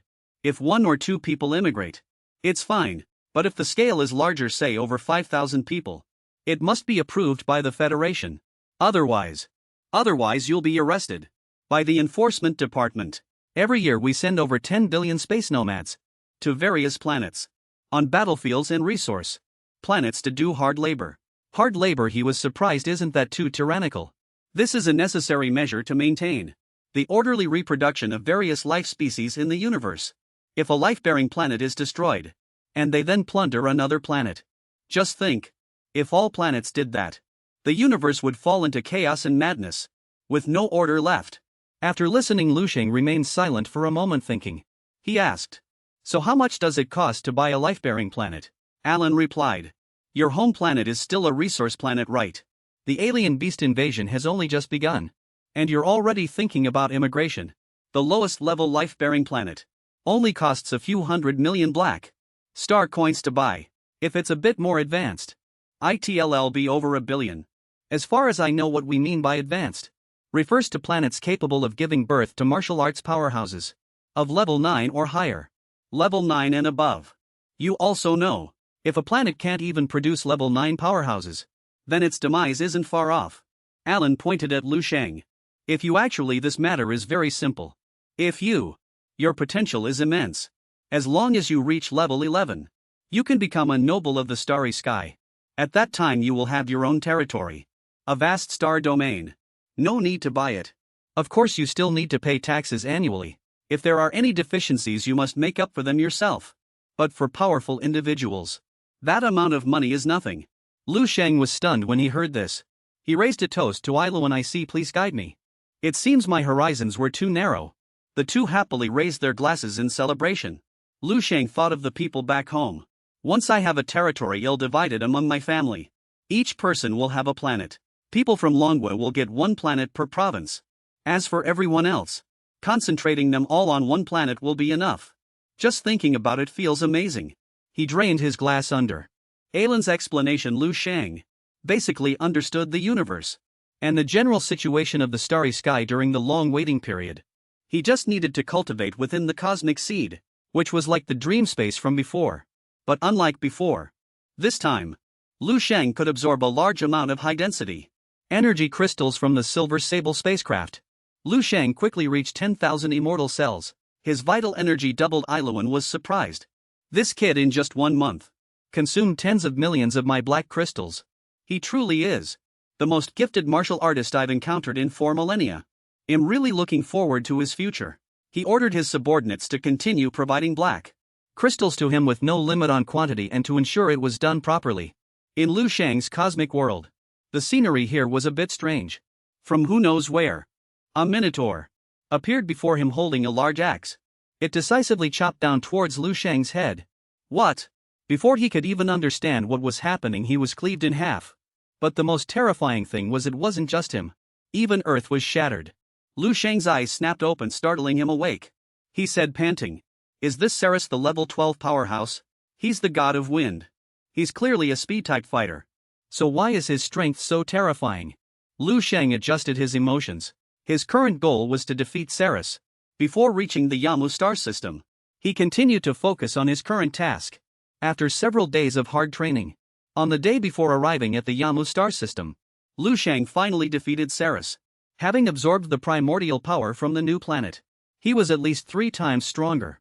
After that, he continued his journey to the Federation's assembly area, the Yamu star system. Lu Sheng stepped down the stairs one by one. Iluan introduced him. "Welcome to the Yamu star system Federation." He stretched tiredly. "Finally here. What do I need to do next?" He replied, "It'll take you to register for legitimate interstellar citizen status. Let's get you registered first. If you don't register, you'll be an unregistered resident here.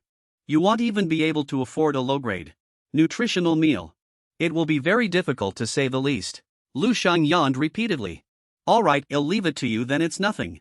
Suddenly Alan's eyes lit up. "After all, I'm the one who brought you here." He keenly perceived that the other parties seemed to have just gained something, but there seemed to be no hostility. Even if there was, it wouldn't matter. After defeating Ceres, now even if I killed Iluan, it would be as easy as turning my hand. Under guidance, Lu Sheng walked into the government building to complete his identity registration. The staff handed him a card. "Esteemed Lu Sheng, your citizen identity registration is complete." The card clearly stated name Lu Sheng, race standard human, homeworld Cerulean star No A24862, belonging to the White Mist star sector. Level 3 citizen identity Yamuxing district. Level 9 strength. Lu Sheng was puzzled. "I remember before, Iluan once said that citizen status must start from level 1. So why is it level 3 now?" He explained. "You are an enforcer, recommended by Lord Iluan. Your status will naturally be different from ordinary people. Citizen levels are related to innate strength. property and social connections. Holding the card in his hand, he was shocked. Just one recommendation elevated him to level 3. Then the distance to a space noble is only one level 11 requirement away. The staff member informed him. There are 10 million black star coins in your ID card. This is a gift from Lord Iluan. You can use it freely in any place that has residences for space citizens. Space citizens. He was surprised this much. Why did that group of red copper guys only have a few 100,000 combined? But Iluan is so generous. Lu Sheng felt something was off. The money I got probably isn't the entire fortune of those red copper guys. Who would carry all their money on them? They must have hidden it in their ID cards. The staff member told him, please wait a moment. Lord Iluan is still discussing with Lord Duot. Here are some snacks. You can eat while you wait. Lu Sheng casually picked up a snack and tasted it. He ate while looking at it. The taste is quite good. Lu Sheng looked at the bracelet on his wrist, and while eating searched for the ID card within the bracelet.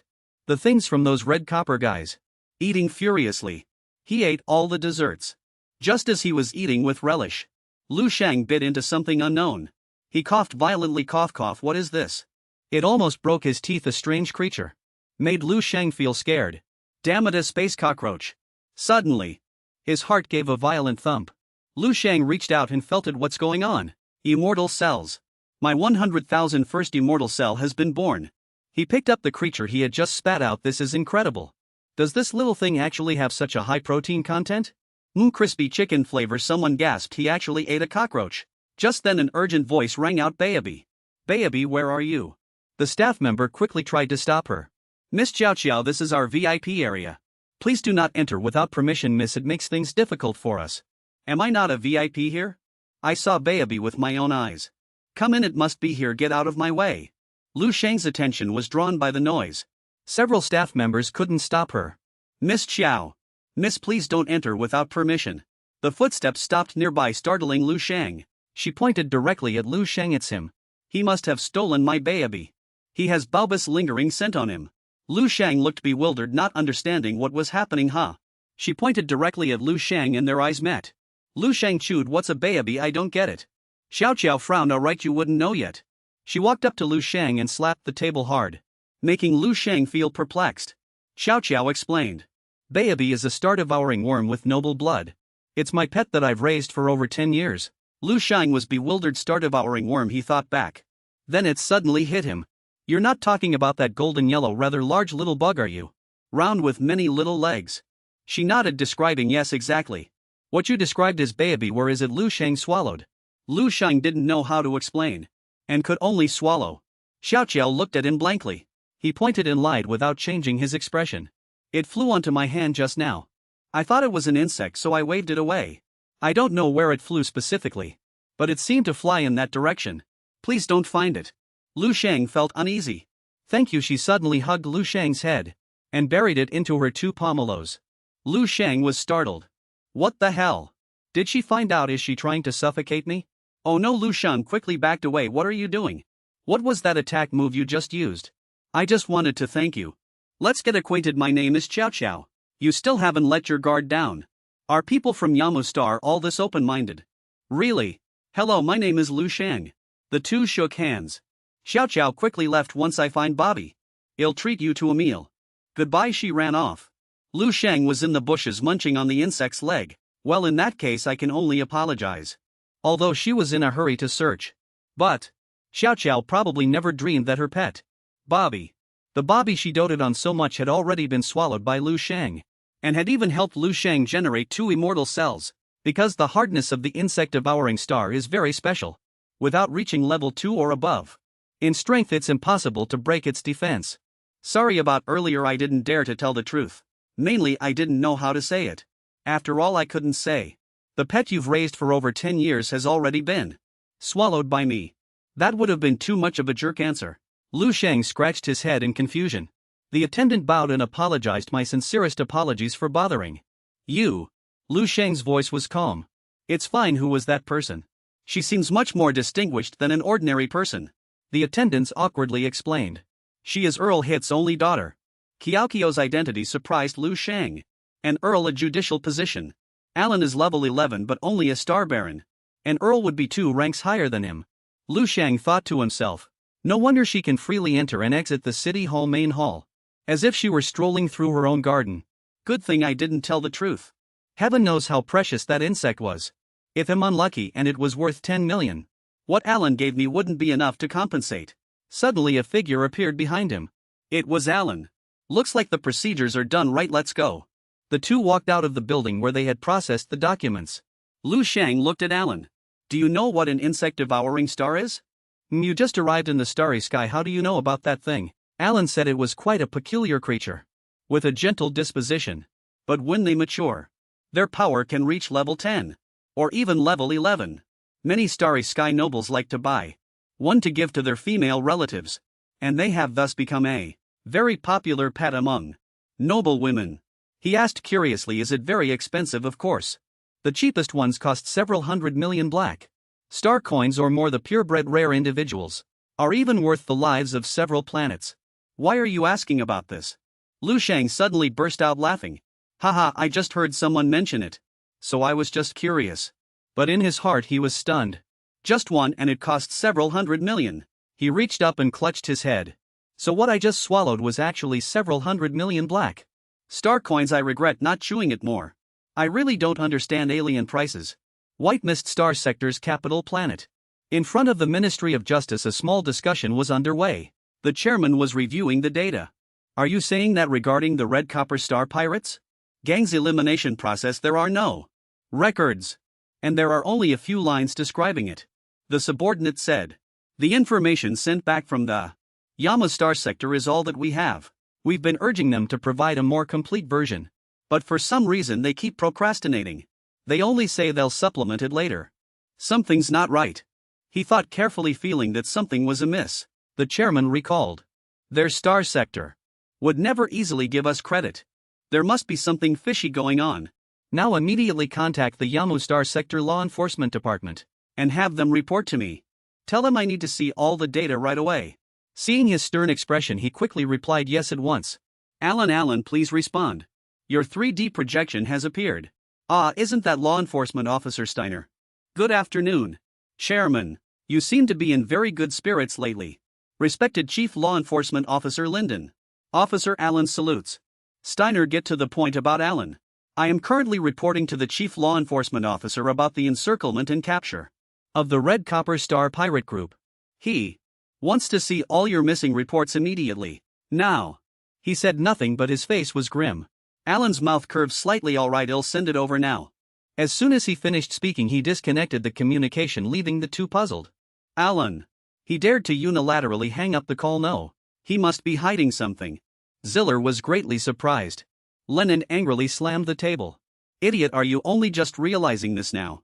The people from Yamo Star Sector are always known for their cunning. He's definitely trying to hide something. You didn't go to the scene to inspect. This time I'm afraid you've caused a huge disaster. I'm truly sorry. I accept your scolding. Steiner lowered his head in fear. I knew it all along. The people from Yamo Star Sector couldn't possibly be that kind-hearted. Bastard. Suddenly a message appeared before him. This was a file sent by Alan. He ordered open it quickly. Yes.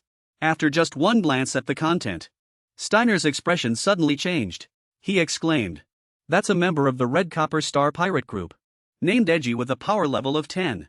All images of Lu Sheng were clearly recorded with detailed information attached. Ziller's jaw dropped. Killing Edgy instantly. Is level 11. Is he the newly appointed law enforcement officer of Yamu Star Sector? I've never seen him before. He killed Goichi and Flando using only mental power. The last images captured. It's as if nothing could be clearer. He hadn't expected.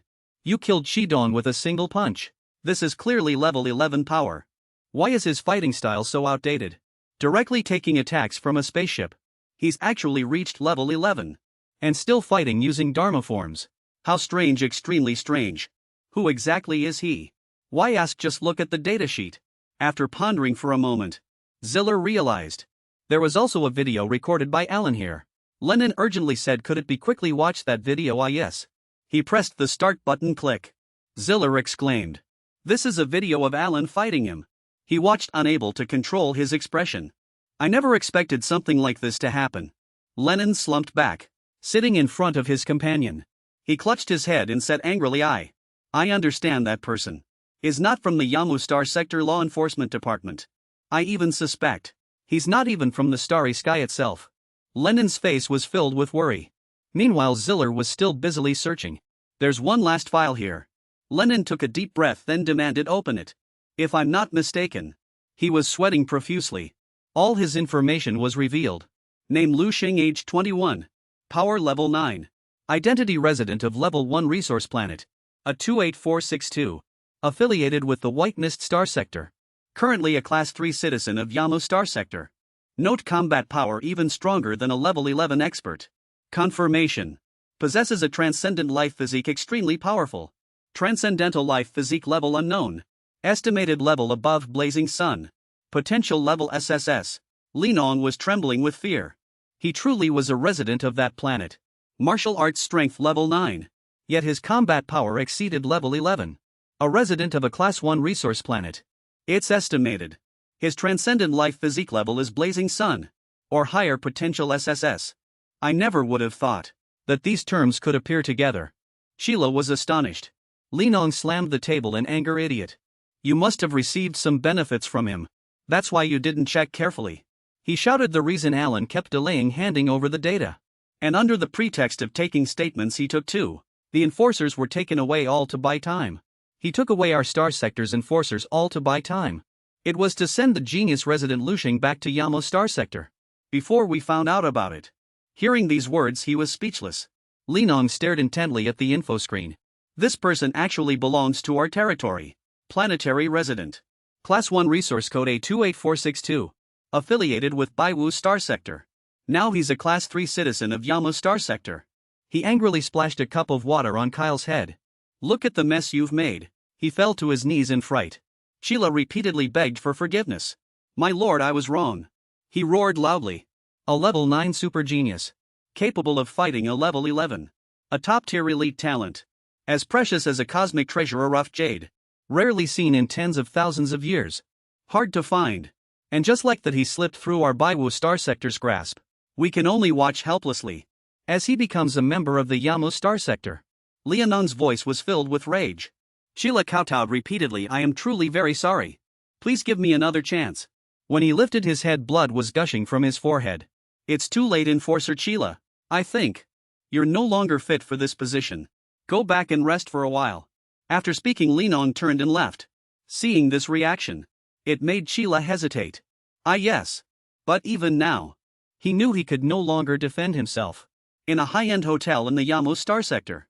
Alan brought Lu Sheng here. You can rest here for a few days. He smiled. You're really lucky.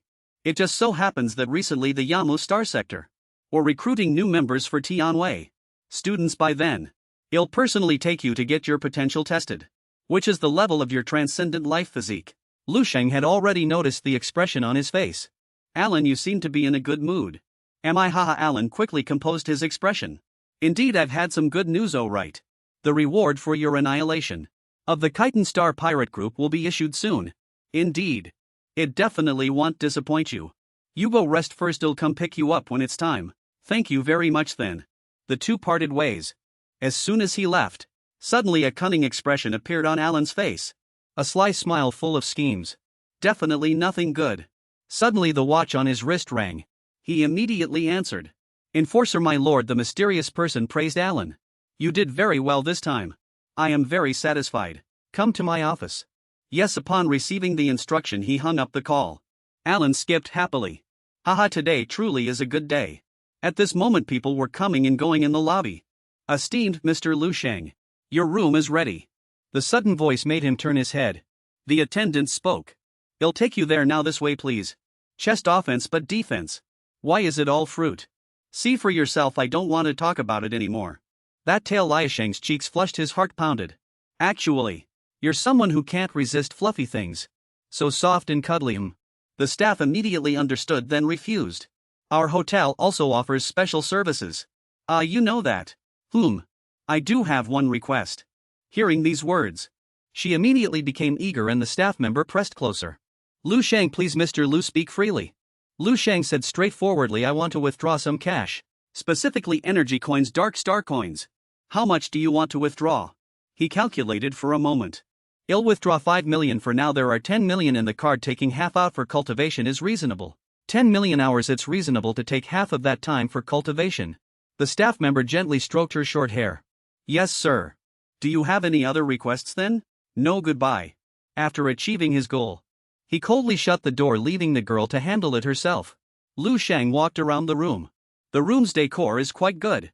He reached into his trouser pocket and pulled out a black card. Lu Sheng was a bit troubled. Unable to find information about these citizen ID cards. This citizen ID. Can't those people withdraw money if they die? How utterly boring. He looked at another item in his hand. Everything in the ring is trash. I'll sell them all and exchange them for what I need. Like a spaceship. And advanced combat suits would be even better. Lu Sheng's lips curved upwards, no longer hesitating. I'll go out tonight. Check out the prices here. Maybe I'm an invisible cosmic tycoon. Haha. That night, Lu Sheng came to the spaceship store. Oh my god, he was shocked after seeing the prices. A level 10 small spaceship actually costs 80 million dark star coins. This price is simply astronomical. It's terrifying. I already guessed that spaceships would be expensive. But I didn't expect them to be so expensive that I can't even afford the down payment. We're in space, and I still have to pay in installments. Lu Sheng held his head. I already knew this. The most valuable thing of the Star Pirate Group, red copper, is used to make those spaceships. If Alan doesn't mention a reward of several hundred million, I'll definitely lose my temper with him. Suddenly a familiar voice came from behind him. Ah, is that you? He turned around in confusion and saw Chow Chow. She burst out laughing. Lu Sheng worried. How is she here? Did she find out I ate the Star Devourer and now she's here to settle the score? The Star Devourer should come to settle accounts with me later. Xiao Qiao greeted. What a coincidence. My brother and I came here to buy a spaceship. It seems you are too. He forced a smile, but it looked a bit unnatural. Yes. But I didn't expect the spaceships here to be so expensive. Have you found your pet Bobby? He thought to himself. Looks like she hasn't found out yet. At the mention of her pet, Xiao Qiao immediately sighed. Bobby. The two of them started talking. Meanwhile, a lavishly dressed person was entering the VIP area. A staff member was introducing the latest models to him. This is an 11-level spaceship. Minton listened for a moment and agreed. 700 million, not bad. I'll buy this one. The staff member was overjoyed upon hearing this. Many thanks, young Master Minton, for your support of our products. The spaceship will be delivered to your residence today.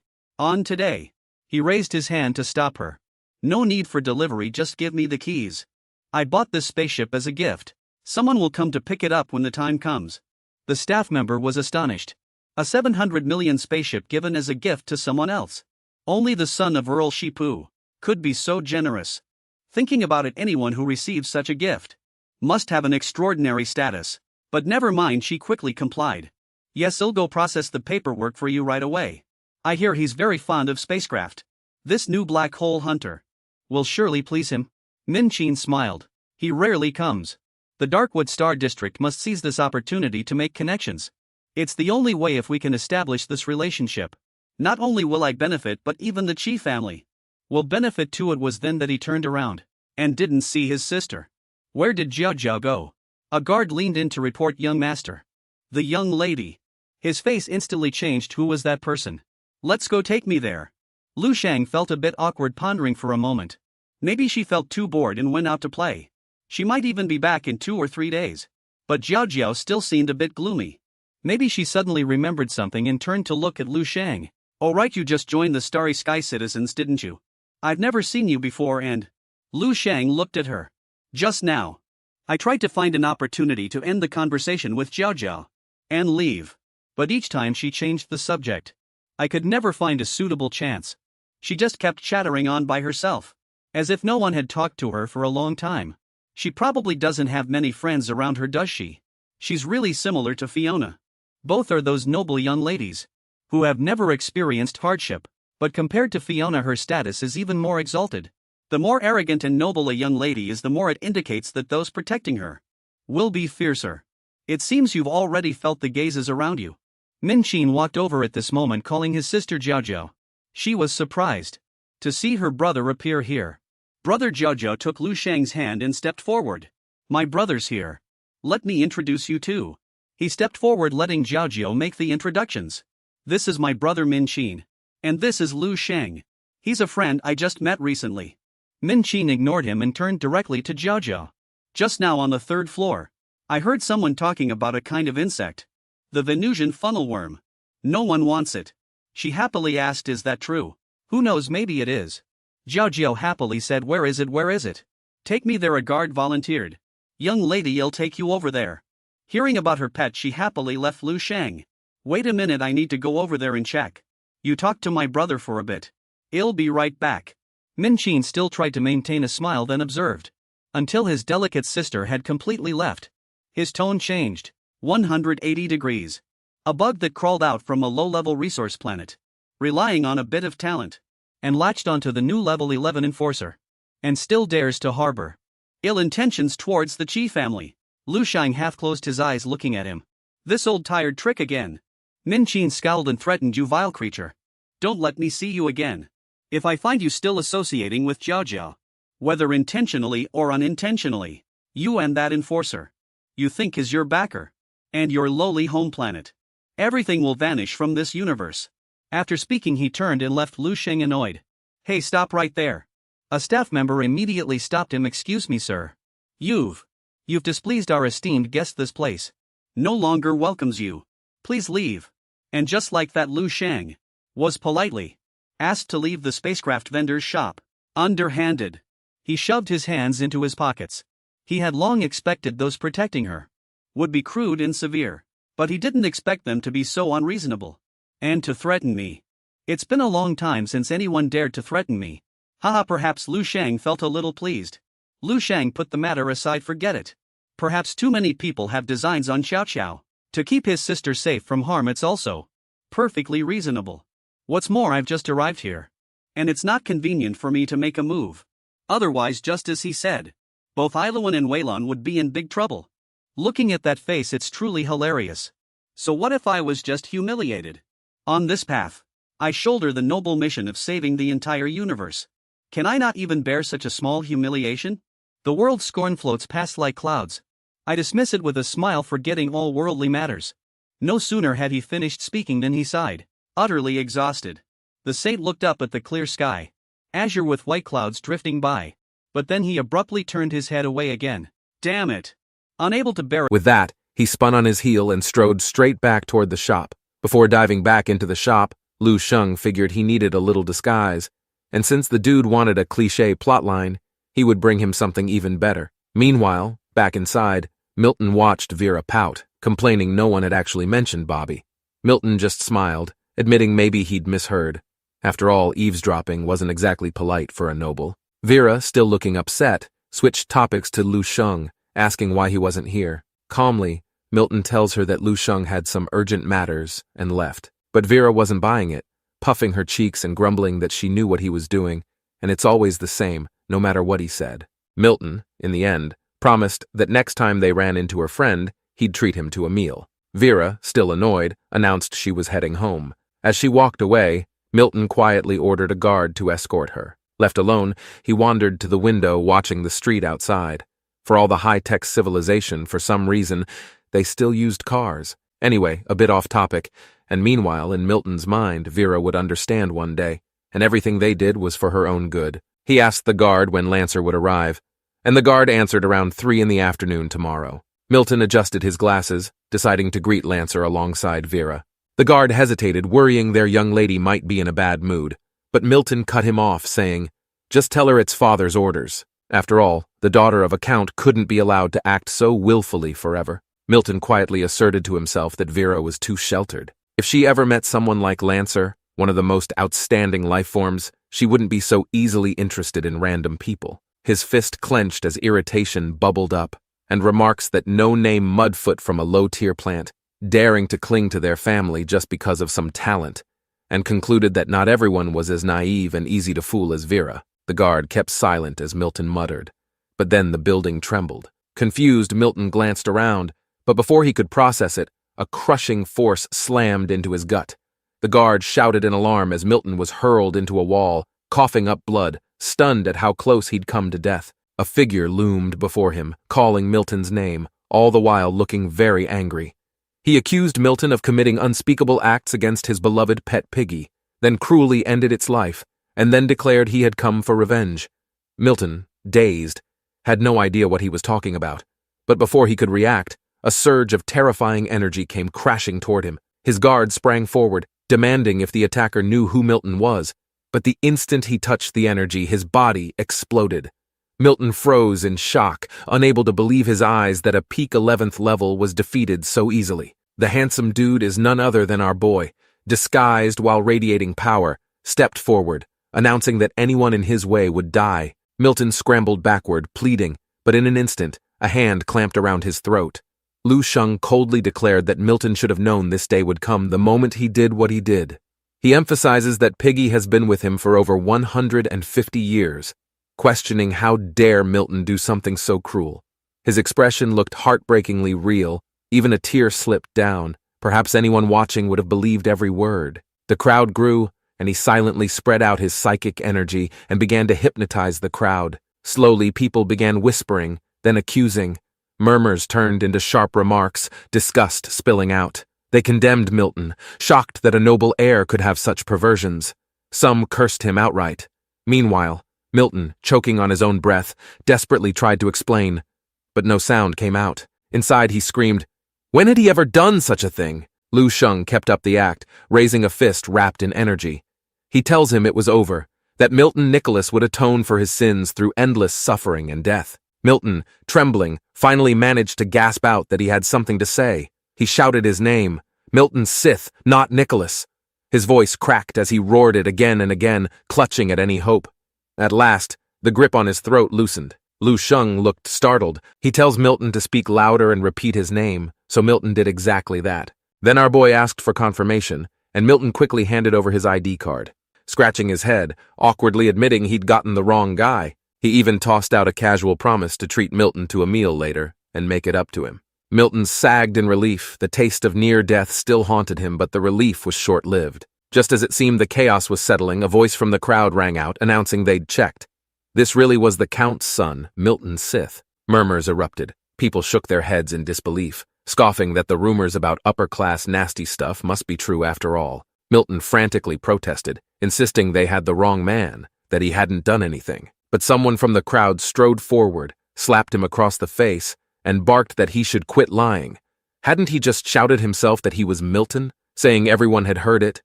Only then did Milton realize the crowd had caught only his panicked screams, not Lu Sheng's words, and all he could do now was let out a howl of pure frustration. Newly arrived in Yamu, our boy wasn't looking to start trouble, but if someone handed it to him, he sure wasn't the type to swallow it.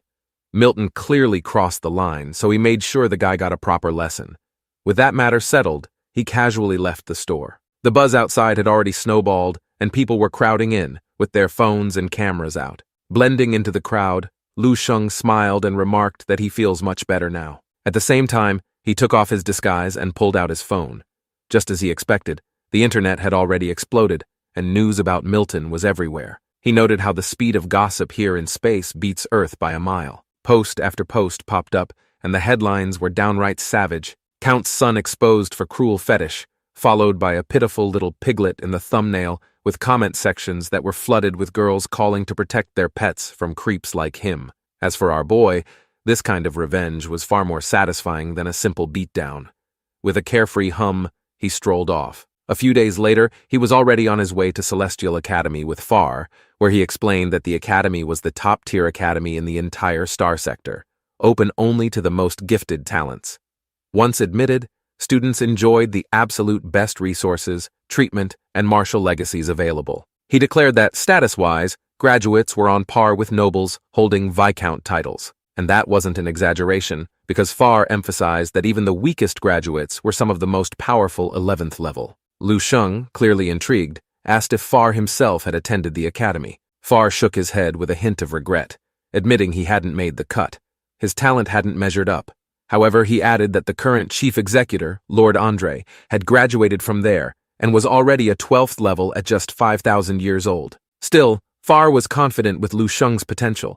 He asserted there'd be no issue passing the entrance tests, and if Lu Sheng really impressed them, he might even get the chance to step into the main Celestial Academy. As Far kept talking, he became more serious and explained that the Celestial Academy's headquarters were where true monsters gathered. He called it the battlefield of prodigies from every race across the galaxy, where regular prodigies were crushed to dust without even leaving a trace. He remarked that the Yamu sector was laughably small by comparison. Almost pitiful, really. Lu Sheng couldn't help but mutter that if this place was considered small, meanwhile, he couldn't even afford a basic shuttle for travel within the sector. Far went on to explain that the academy usually only opened its doors once every 1,000 years, and last recruitment had been 3 centuries ago, which meant Lu Sheng should have been looking at a 700-year wait. But fate had thrown them a bone this time, and he further explained it's all because of a big shot who decided to get his bloodline tested, creating this rare testing opportunity. And others nearby got to tag along for the ride. As long as they passed the qualification test, they could be admitted early. That got Lu Sheng's attention, and it got him wondering who had the kind of clout to make that happen. Far said the guy's name is Lancer, son of the Marquis Lano. Their family was backed by a 13th level whose reputation spanned 10 whole star sectors. Far further explained that Lancer's family has the tradition of returning to Yamu to participate in the testing, and last time, Lancer's extraordinary life form was already Moonlight level, and Far can only assume he'd get a much higher level this time. Lu Sheng was genuinely surprised to hear you could keep evolving like that. Far clarified that it wasn't easy, but with enough effort, a 13th level could reshape their descendants' genes to echo their own talents. Essentially, gene editing. Lu Sheng found it a bit unfair, noting to himself how wild it was that you could basically remodel your kids for greatness.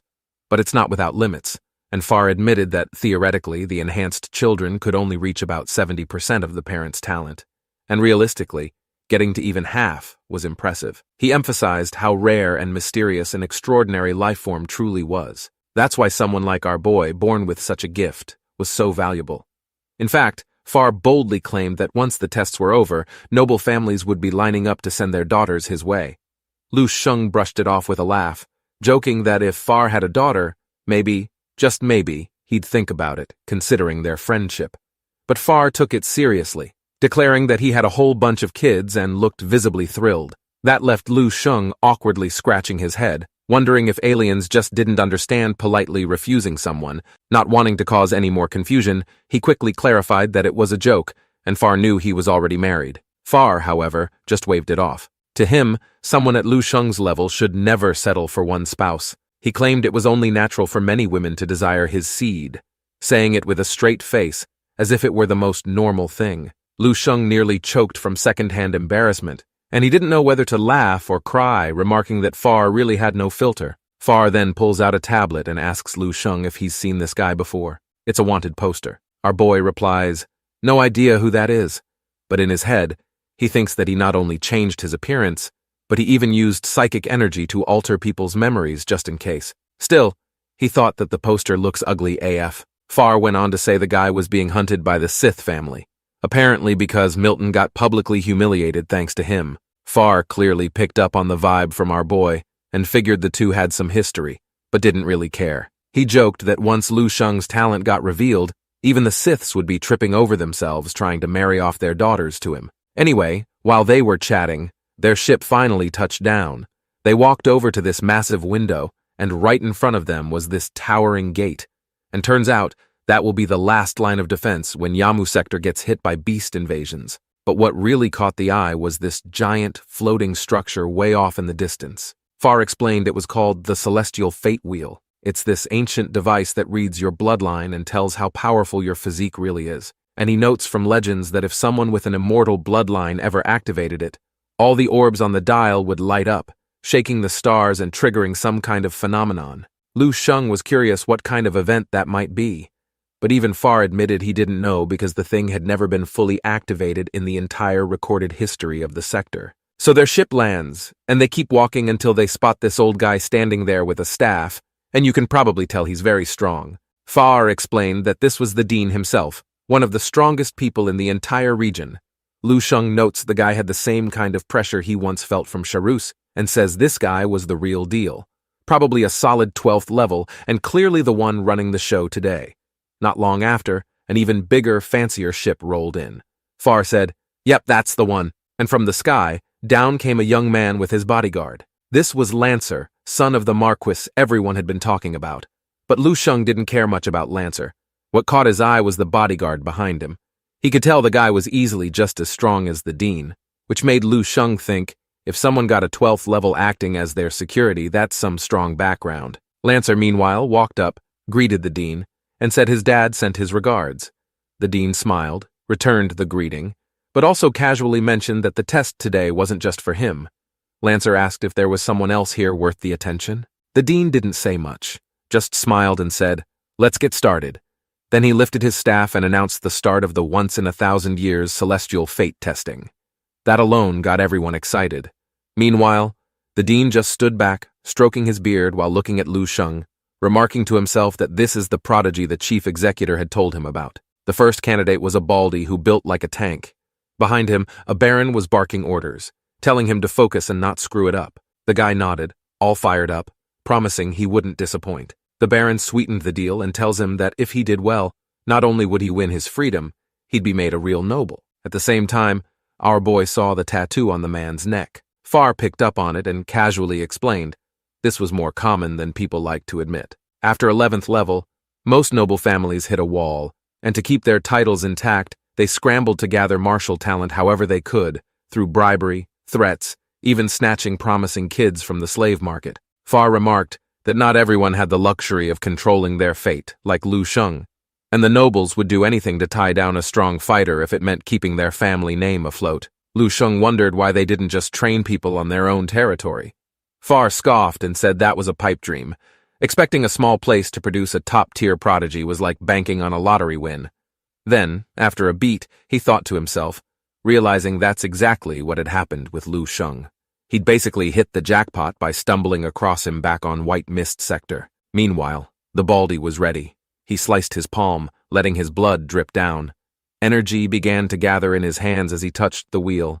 A faint star flickered to life, but he was confused about what to do next. The Baron was already fuming, stomping and yelling at him to stop standing there like an idiot and push harder. The guy gritted his teeth, adjusted his stance, and shoved with everything he had. Veins bulged, but the wheel didn't even budge. Meanwhile, the crowd stared, but still no movement. In frustration, the man roared and summoned his martial avatar, stretching 7,000 meters tall. Far noted that even the AG avatar was only 8,000 meters, so this guy wasn't half bad. Still, it wasn't enough to make anyone impressed. Finally, the first star lit up in full. The Baron cheered, then another lit up soon after, but he had reached his limit and collapsed from exhaustion. Our boy noted how just pushing the wheel was enough to drain a 9th level dry, and this was getting quite interesting. The dean stepped forward and calmly announced the result, saying that a 2-star extraordinary life form was not good enough for admission. The man trembled in place, feeling crushed. Meanwhile, the Baron had his guards drag the man off and called baldy garbage. More people stepped up after that, one after another. Lu Sheng didn't bother rushing in. He quietly observed, occasionally asking Far a few things. In no time, he pieced together the grading system. The moment your blood touched the wheel, your level was confirmed. White glow meant basic extraordinary. Blue glow meant morning star level. Yellow meant moonlight. And red was apparently sunlight. So far, nobody had lit up anything past morning star. Some collapsed from sheer exhaustion. A few cheered after getting their star ratings. But even those who barely hit morning star didn't make the cut. Up next was a man with blue hair. He poured every ounce of strength into the push. Powerful energy spread outwards, and suddenly several stars flared to life in an instant. For the first time that day, the dean actually showed a reaction. Then he announced morning star level with 7 stars. Admitted. The crowd was shocked because this was the first time anyone had passed. That's when an old man came strutting over, laughing like he'd just won the lottery. He praised the guy, and we were told his name was Pharaoh, saying he always knew the kid had it in him. Beside him stood a girl, and the old man, grinning ear to ear, declared that no one could stop Pharaoh and Lilith from being together anymore. He even told his daughter they'd be holding the wedding immediately so she could finally reunite with her husband. Lilith, clearly flustered, shyly walked up to Pharaoh, wanting to apologize for how things had gone before. But Pharaoh didn't even look at her. Cold and firm, he told the Viscount there was no need to say anything, adding that it was too late and he and Lilith weren't a good match. This caused both of them to freeze, then Pharaoh let out a faint snort and walked off without another word. Lilith stood there in shock, tears forming in her eyes, completely lost. Then, in a burst of anger, she turned on her father, blaming him for everything. If he hadn't stood in their way back then, none of this would have happened. Far, watching the scene unfold, gave a knowing smirk. He'd seen this plotline play out more times than he could count. He remarked that it was the classic, "You looked down on me back then, but now you can't even reach me." Then he gave Lu Sheng a bit of insight, saying that's the risk nobles take when they try to grow talent inside their own territories. You pour time, money, and effort into someone, and the moment they succeed, they flip the script and cut ties. Because in the end, nurturing someone isn't just about talent.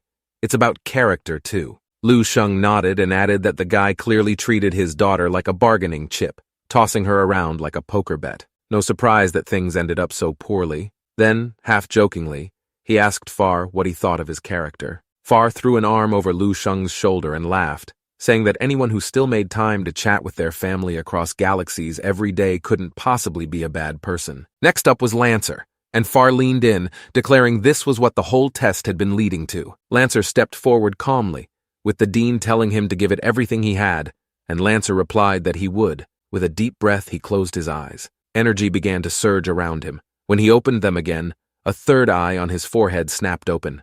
And just like that, everything changed. His aura instantly grew overwhelming. The entire crowd fell silent, and everyone was watching him. This was the air of a 13th-level marquis, and everyone wanted to see just how powerful he really was. The wheel lit up yellow this time, and someone in the crowd shouted out, recognizing it as moonlight level. Even the dean was impressed. But Lancer wasn't done. He summoned his martial avatar, and the thing kept growing, bigger and bigger until it towered over the wheel itself. Far, meanwhile, was shocked to see the guy's martial avatar was a stunning 50,000 meter tall.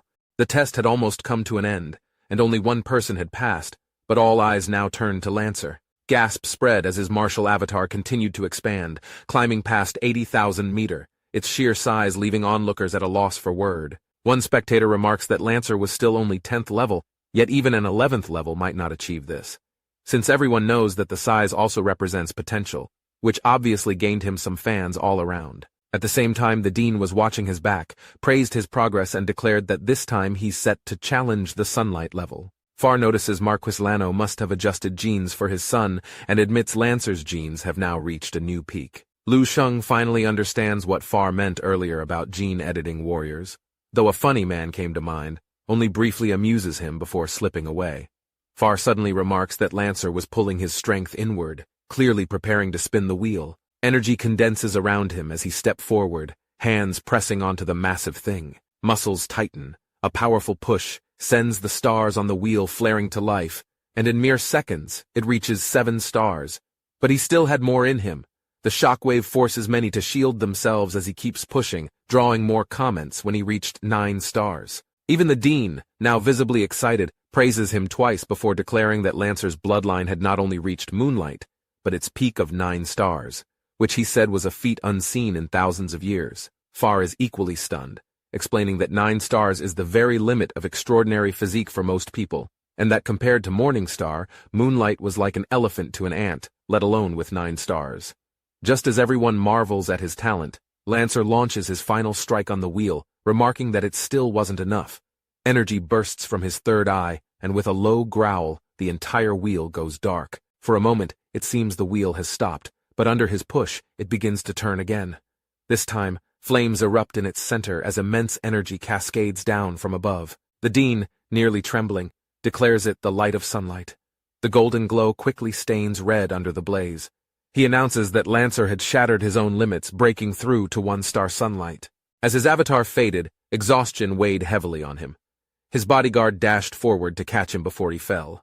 Seeing it was only fatigue, the guard's worry eased, and he remarked that Lancer had worked hard, certain Lord Lano would be proud. Lancer, still breathless, was nonetheless elated with his success. The guard knew that even if his own strength surpassed Lancer's now, only powerful bloodlines and perfected genes could forge a warrior of such caliber, and note a gulf in family heritage that he himself could never cross. The crowd fell silent, conceding that Lancer had not only maxed his bloodline, but had broken through to sunlight right there before their eyes. For many, the gap between themselves and someone born into such deep-rooted power now felt immeasurable, a height they might spend their whole lives just to dream about. Meanwhile, the dean stepped forward, clapped Lancer on the shoulder, and told him that he had done well, certain his father would finally feel his efforts had paid off. News of the feat raced across the Yamu sector, stirring high-ranking officials into action.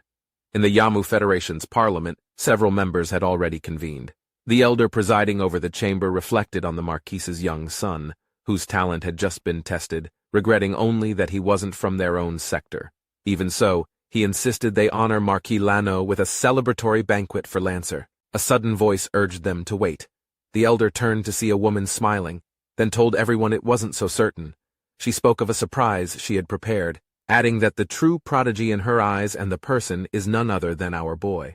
Under the skeptical stares of the counselors, she continued, revealing he had been brought over from the White Mist sector by her subordinate Far and now belonged to their sector. That caught the elder's interest. He wanted to know the young man's strength. The woman admitted she wasn't sure, but suspected it would be no less than Lancer's, likely sunlight level. The claim jolted the elder to his feet as he declared it had been far too many years since the Yamu sector had seen such a prodigy, and he would personally go to the testing site. Back at the testing site, Far received the order and immediately prepared to send Lu Sheng up, excitement and expectation written on his face, and he knew this was the perfect moment to deliver results. However, few in the crowd paid attention. Most assumed the main event had already passed and saw little reason to watch. But Far asserted that Lu Sheng was at least sunlight level, and noted that our boy is a natural-born talent. With high officials on their way, it was the perfect time for a spectacle. A few in the audience noticed the pair. One recognized Far, recalling his baron's title granted only a millennium ago, and wondered why he had come to join the commotion. Another guessed he might see potential in the young man beside him, but doubted anyone could compare to Lancer. Ignoring everyone, Far silently pinned all his hopes on Lu Sheng. Lu Sheng, meanwhile, realized his psychic energy couldn't pierce the interior of the testing device, saying a mysterious energy was blocking his perception. He didn't dwell on it. Instead, he sliced open his palm and pressed it to the great wheel. There was nothing left to study. This was simply a matter of doing it. Golden energy burst outward, flooding the wheel until it changed color. Far, meanwhile, swore he saw the wheel turning red. Flames coiled around Lu Sheng, and with a casual push, a deafening boom cracked the air. A pillar of fire roared skyward, soaring thousands of meters high, eclipsing even the wheel itself. Every head turned and Far's body trembled. He was certain this was sunlight level and much stronger than Lancer. The crowd erupted in confusion, struggling to grasp what they were witnessing, not to mention they didn't even know who our boy is. Right then, Lancer and the Dean were struck silent. Lancer stared in disbelief, his voice trembling as he wondered what kind of power could shine with such a phenomenon. Meanwhile, the Dean gulped, remarking that this young man was no ordinary person, and was shocked to see him reaching sunlight level as well. Despite everyone being stunned, our boy's expression stayed the same, and if anything, there was a flicker of disdain, as if sunlight level was nothing remarkable. Then, without warning, an even greater surge of power drew toward him. For him, this test was only the beginning. The flames roar to life once again, and raw energy pools faster. However, he still seems unsatisfied. A sharp roar split the air as he pressed harder with one hand.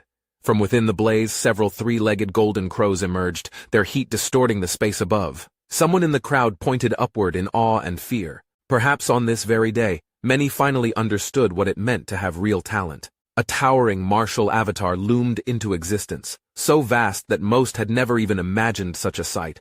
Even Far, who thought he had seen it all, was in complete shock. The giant avatar stood at a staggering 160,000 meters, twice his own, not to mention that Lu Sheng was still only 9th level. Beside him, the Dean collapsed to the ground, panic rising as he pieced together what this might mean. He asserted our boy was only 9th level, and a terrifying thought came to mind, but he never finished his sentence. Lu Sheng raised a hand, calming the wheel until it stilled. The avatar, he decided, was too large to control efficiently, so it was better to draw all that strength into himself. In an instant, the avatar condensed and circled close to his body. Then he declared it was time to continue. The wheel spun again under his push. This time it was much faster. Watching him manage it with one hand, Lancer coughed a mouthful of blood. His guard rushed to hold him as blood seeped from his nose and eyes, and he heard Lancer say, "It's impossible." The guard stayed silent, but inwardly remarked that Lancer's two-handed effort couldn't match the speed Lu Sheng achieved with just one. The rotation quickened, shockwaves rippling outward and even rattling nearby ships, the very ones carrying the high-ranking officials. On board, the woman notes that no word could capture the scope of this strength. She had expected a rare talent, and she had completely underestimated our boy. One counselor, seeing the wheel had reached 9 stars without stopping, laughed aloud and declared it was the peak of sunlight level. He ordered the ship to accelerate, eager to meet Lu Sheng in person. By now, Lu Sheng could sense the limit of what one hand could do. Still curious about what lay beyond sunlight, he decided to push further, though he had no wish to break the device. He urged the wheel to hold together, then pressed down with both hands, this time unleashing his techniques as well. A surge of energy, several times stronger than before, tore through the surroundings. Lancer shouted in disbelief, asserting that even in their main star system, there were barely a handful who could surpass sunlight. So how could Lu Sheng possibly achieve this? His guard echoed the sentiment, but the wheel continued to spin, faster and heavier, until it began to shudder, and people began hearing the grinding clatter of its inner gears. Some wondered if it had finally reached its limit, and Lu Sheng himself considered the possibility. But the thought didn't slow him. Rather, it got him even more excited. He still had more in him, and he refused to accept this as his peak. If it wasn't enough, then he would simply push harder. Inside him, 10,000 immortal cells roared to life, their power flooding into his hands. Under the crushing pressure, the cells began to transform. However, what our boy didn't notice was that at the center of his brow, the very first immortal cell he had ever forged surged to the surface. Many have done the test and many failed, but it was finally time for our boy to teach them how it's supposed to be done. With just the lightest push, he's already sunlight level, but that was only the beginning. He immediately pulled out his martial avatar, layered it with all his techniques, and gathered every last immortal cell into a single force. As he let out a furious roar, the massive wheel began to stir. Energy surged outward, and for the first time, he sensed the thingy loosening ever so slightly. He roared again. This time, golden light burst from his forehead, and his clothes exploded as well, but pants, like always, were still intact. Meanwhile, the glow on the wheel deepened, and our boy began laughing and remarked that with his clothes blown apart, what else was the wheel waiting for? With a single stomp, a chunk of it cracked beneath his foot. That was the tipping point. Energy erupted in every direction and quickly became uncontrollable. The surface of the wheel began to fracture. What followed was golden light, like a burning pillar that tore through the sky. The scene then cut all the way to Count Sith's manor, where Milton trembled as he stared at the latest space Twitter feed, and everyone seemed to be talking about him. He cursed under his breath and smashed his phone, but before he could recover, a strange ripple swept past him. He glanced up and through the window, and he caught sight of a golden beam piercing the heavens. His voice dropped as he muttered in disbelief, uncertain of what he was even looking at. Elsewhere, Vera clutched a plush toy while chatting on her phone. She froze when the same light painted her window. Her eyes widened, and she was equally shocked, but neither of them was alone. That ripple spread far beyond what anyone expected, racing across countless planets. Whether it was a thriving and advanced high civilization planet, or an abandoned and primitive one, regardless of where they were at that very moment, everyone instinctively looked up. Across the entire Yamu star sector, people's hearts raced, and throats tightened.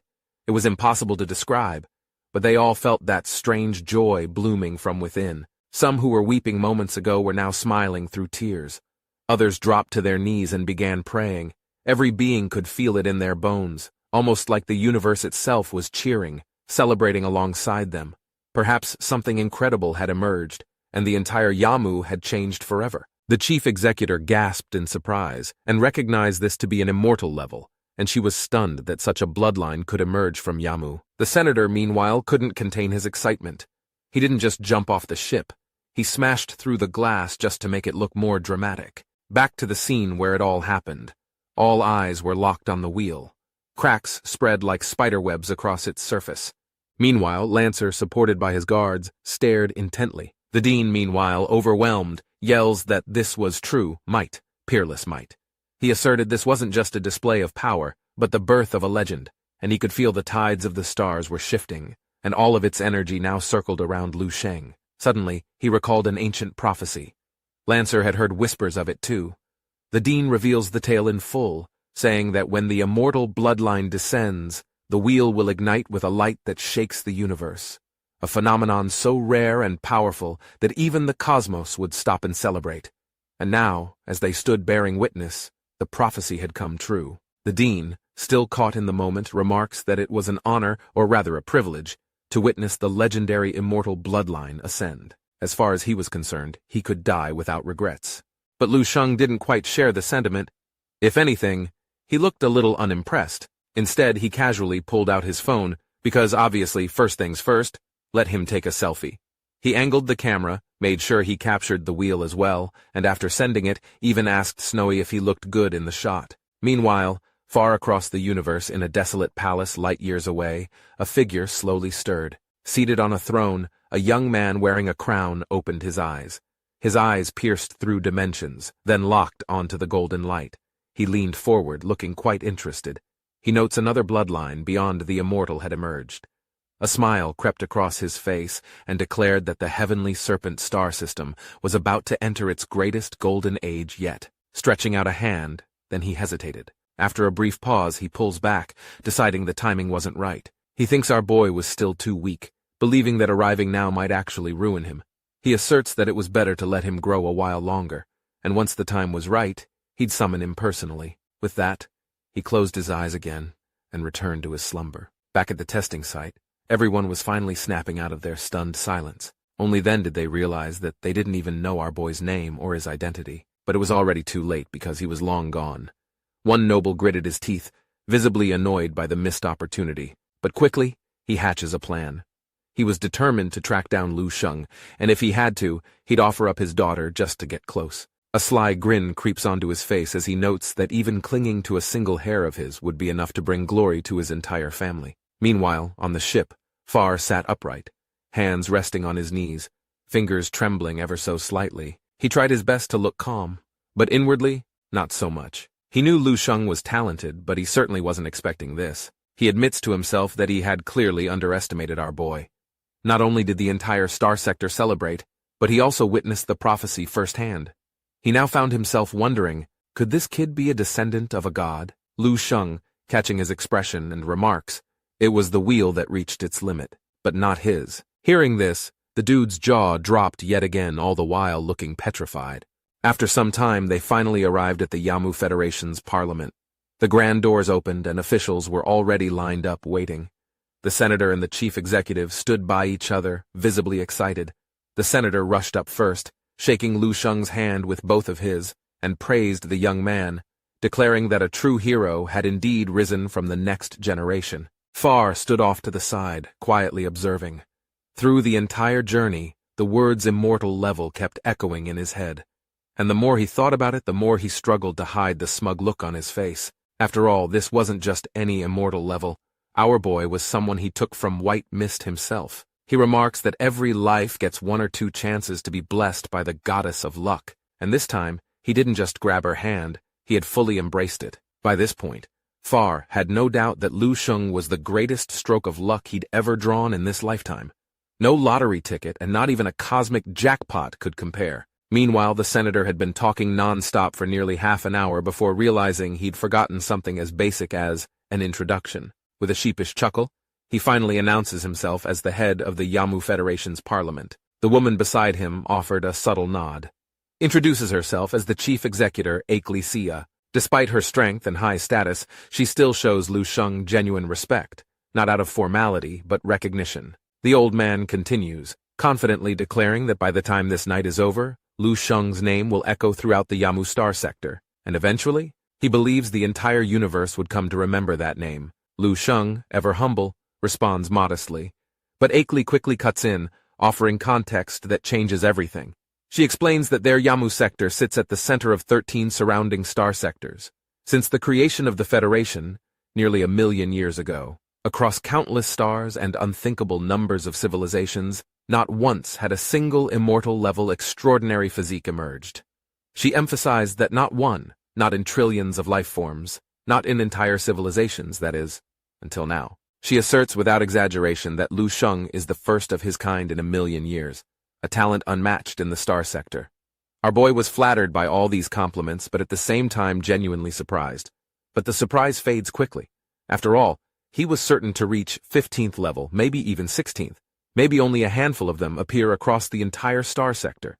So in a way, it made sense for them to react this way. The senator steps in again, elaborating further. He explains that normally, the moment an immortal level appears, the ruler of the heavenly serpent star system would send someone personally, likely to recruit him into their inner circle and pass down a true inheritance.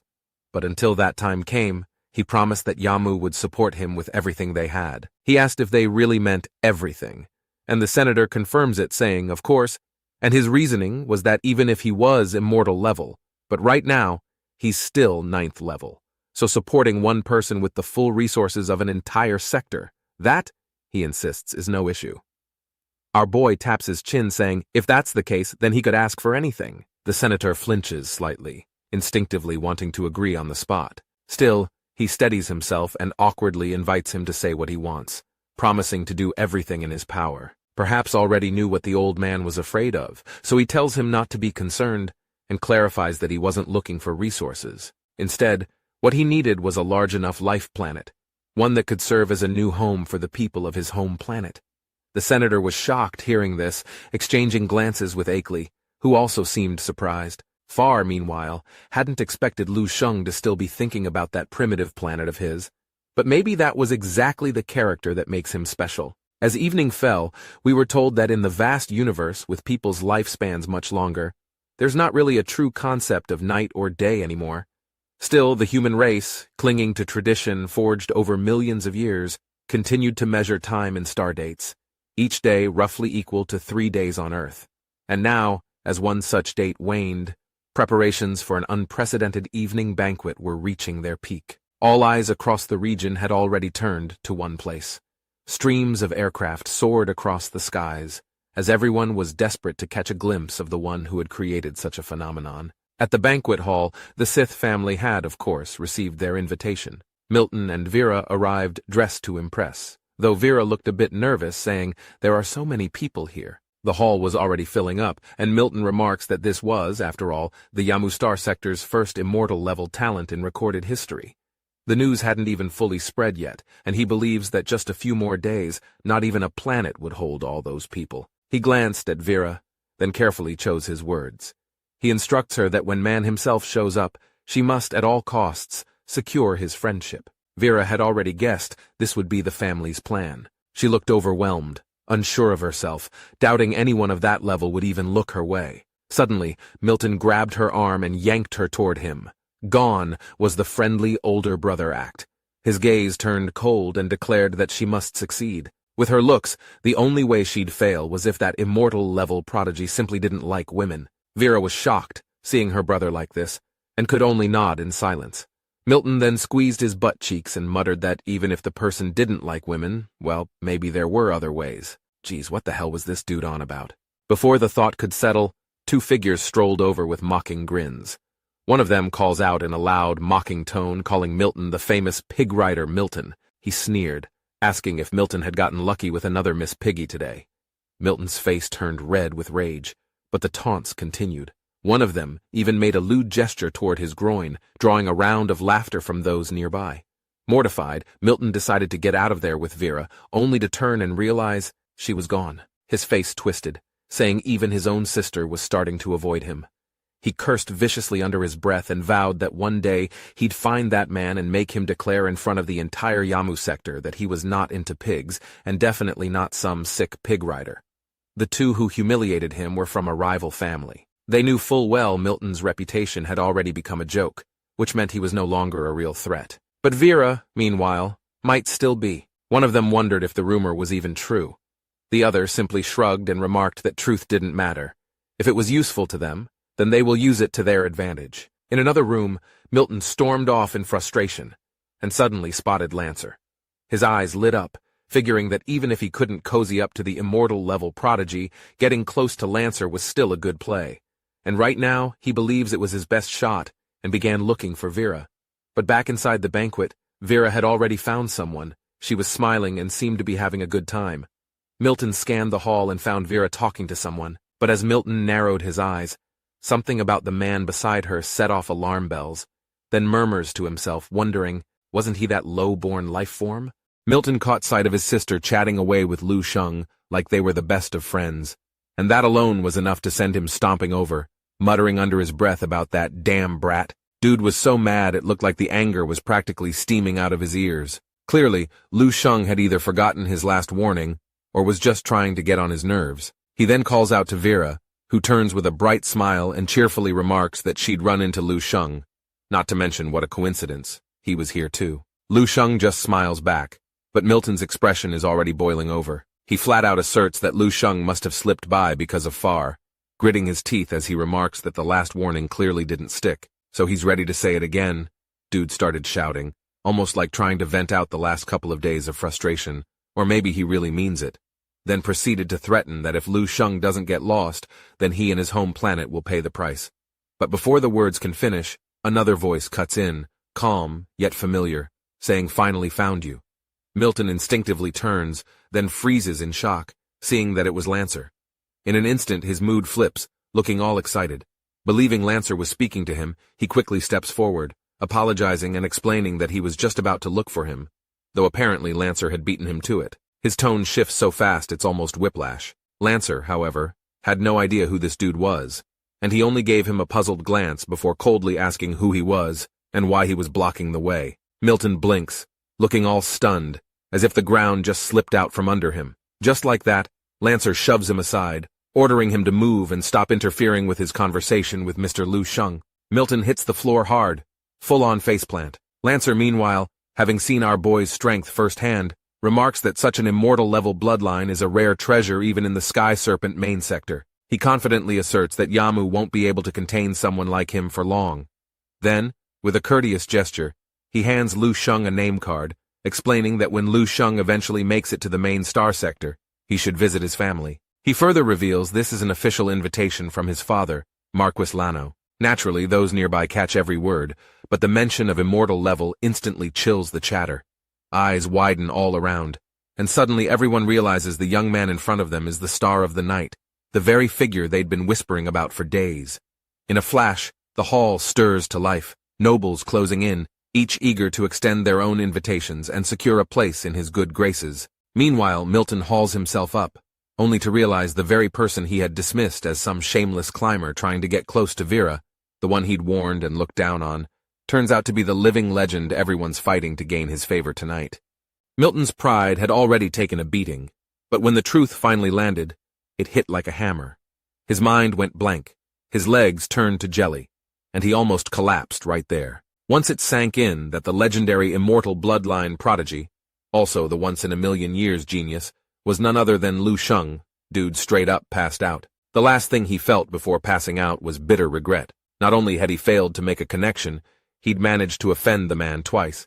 He knew too well that when his family hear about this, he was certainly done for. Vera, on the other hand, was quietly astonished. She studied the crowd's center of attention, realizing it was also him who had caused that strange phenomenon days ago. Lancer's family background was nothing to ignore, so Lu Sheng naturally didn't reject his courtesy. He remarked that things were a bit troublesome for him at the moment, but he'd keep Lancer's proposal in mind. Lancer smiled, noting how it indeed seemed like it, then followed up saying that was enough for him, and this was exactly the answer he wanted. By now, the gathering was swelling with excitement. More people pushed in, eager to get close to Lu Sheng. Meanwhile, on another planet, Lan Chen and his buddy were finally released.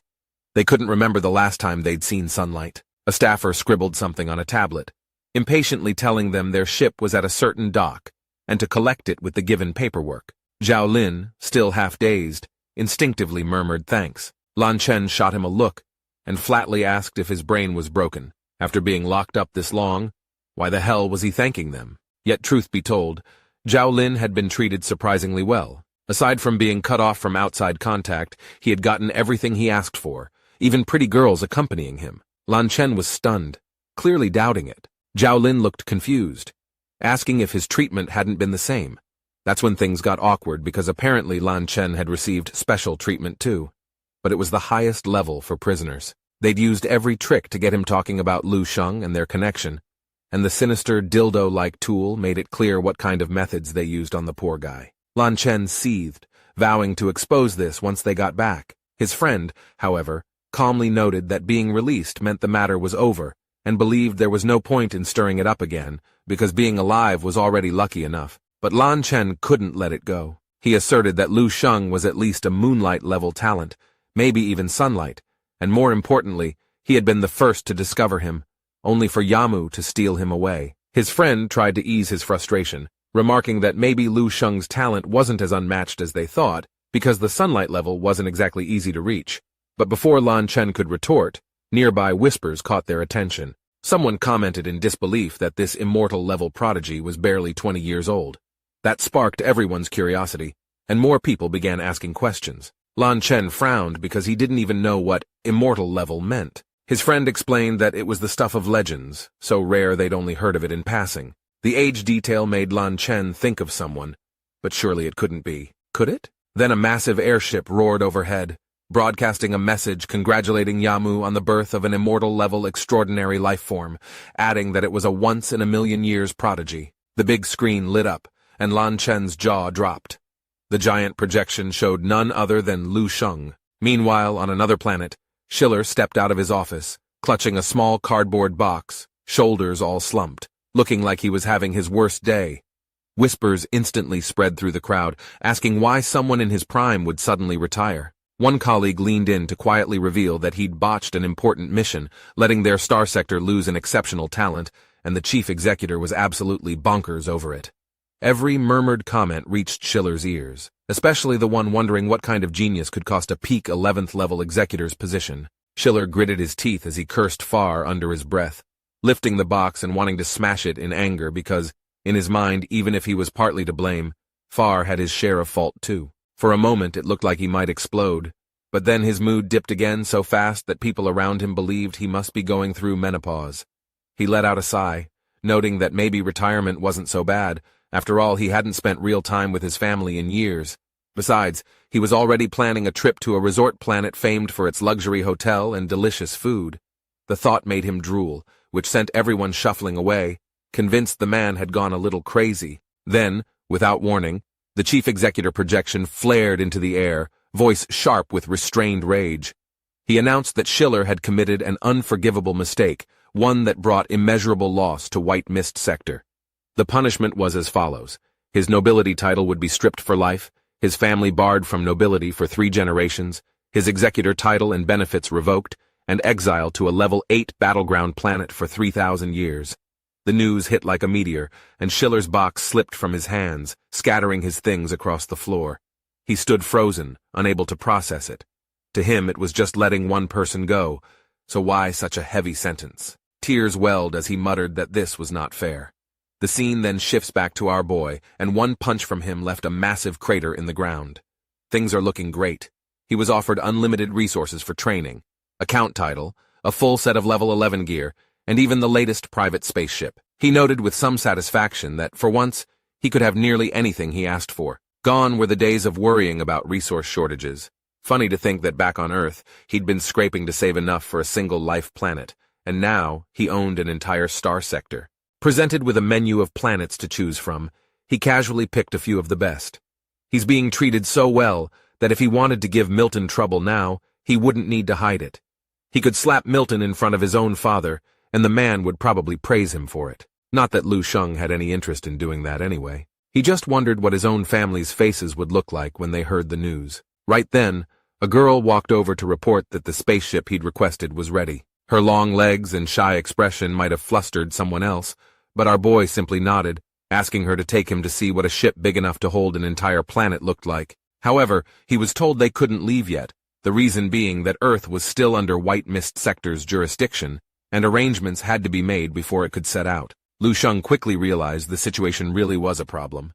And right on cue, his communicator chimed. It was Snowy, looking worried as she explained that Earth seemed to be in serious trouble. A few minutes later, we see the call ended, and Mom admitted she just wanted to see her son. After all, he'd been away for months, and she was eager to know when he'd return. The dad, meanwhile, tells her to relax, remarking that the boy was out in the universe, not strolling to the market, so coming back wouldn't be so easy. With a soft sigh, Mom decided to make dinner, while Snowy tried to comfort her by noting that Lu Sheng was doing well, even said to have a noble title now. Leaving the house, Snowy still carried that uneasy look. That's when someone called out to her. It was Lin Zhengyue. She wanted to know what Lu Sheng had said.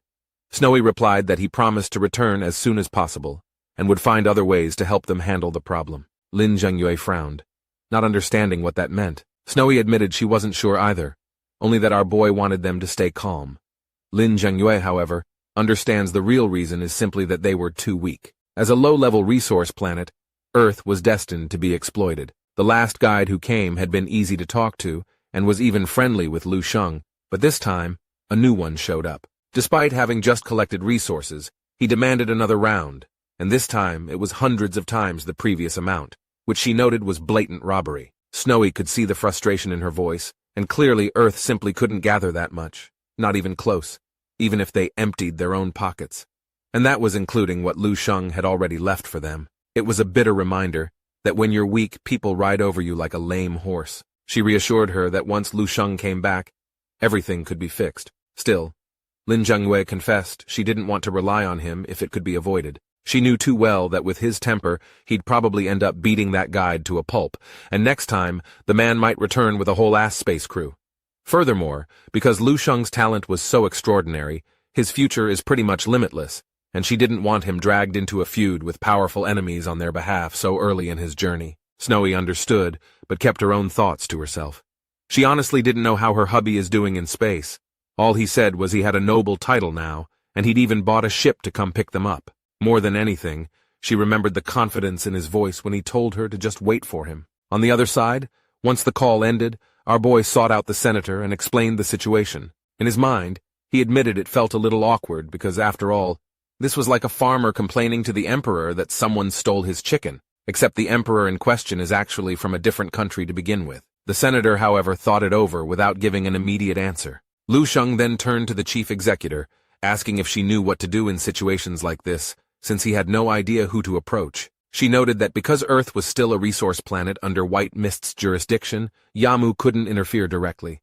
Still, she assured him it wasn't difficult and she would just contact the nobles around his home planet, and problems like this were easy to deal with, and she promised to personally handle it. Lu Sheng thanked her, and she smiled, saying it wasn't a big deal. But there was one thing she'd like his help with.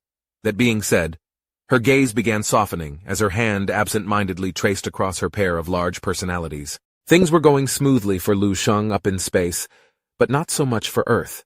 After knowing what happened, he soon met with both the senator and the chief executor, and to his relief, she agreed to support him, though she remarked that he would first need to promise her one favor. Lu Sheng, of course, had no reason to refuse. He asserted that whatever it was, as long as it was within his ability, he would do his best. Besides, Yamu had already given him far too many benefits. After all, just that starship alone was worth tens of billions of black crystal coins, and that was only at manufacturing price. Moreover, with the added cultivation resources, he almost felt embarrassed accepting so much. Therefore, if they could help him solve the problems back home, it would only be fair to repay the sector in kind. The senator asked if he had any interest in a competition, explaining he's planning to have an exchange where prodigies from different star sectors could spar and push each other's martial strength. Curious, our boy inquired further.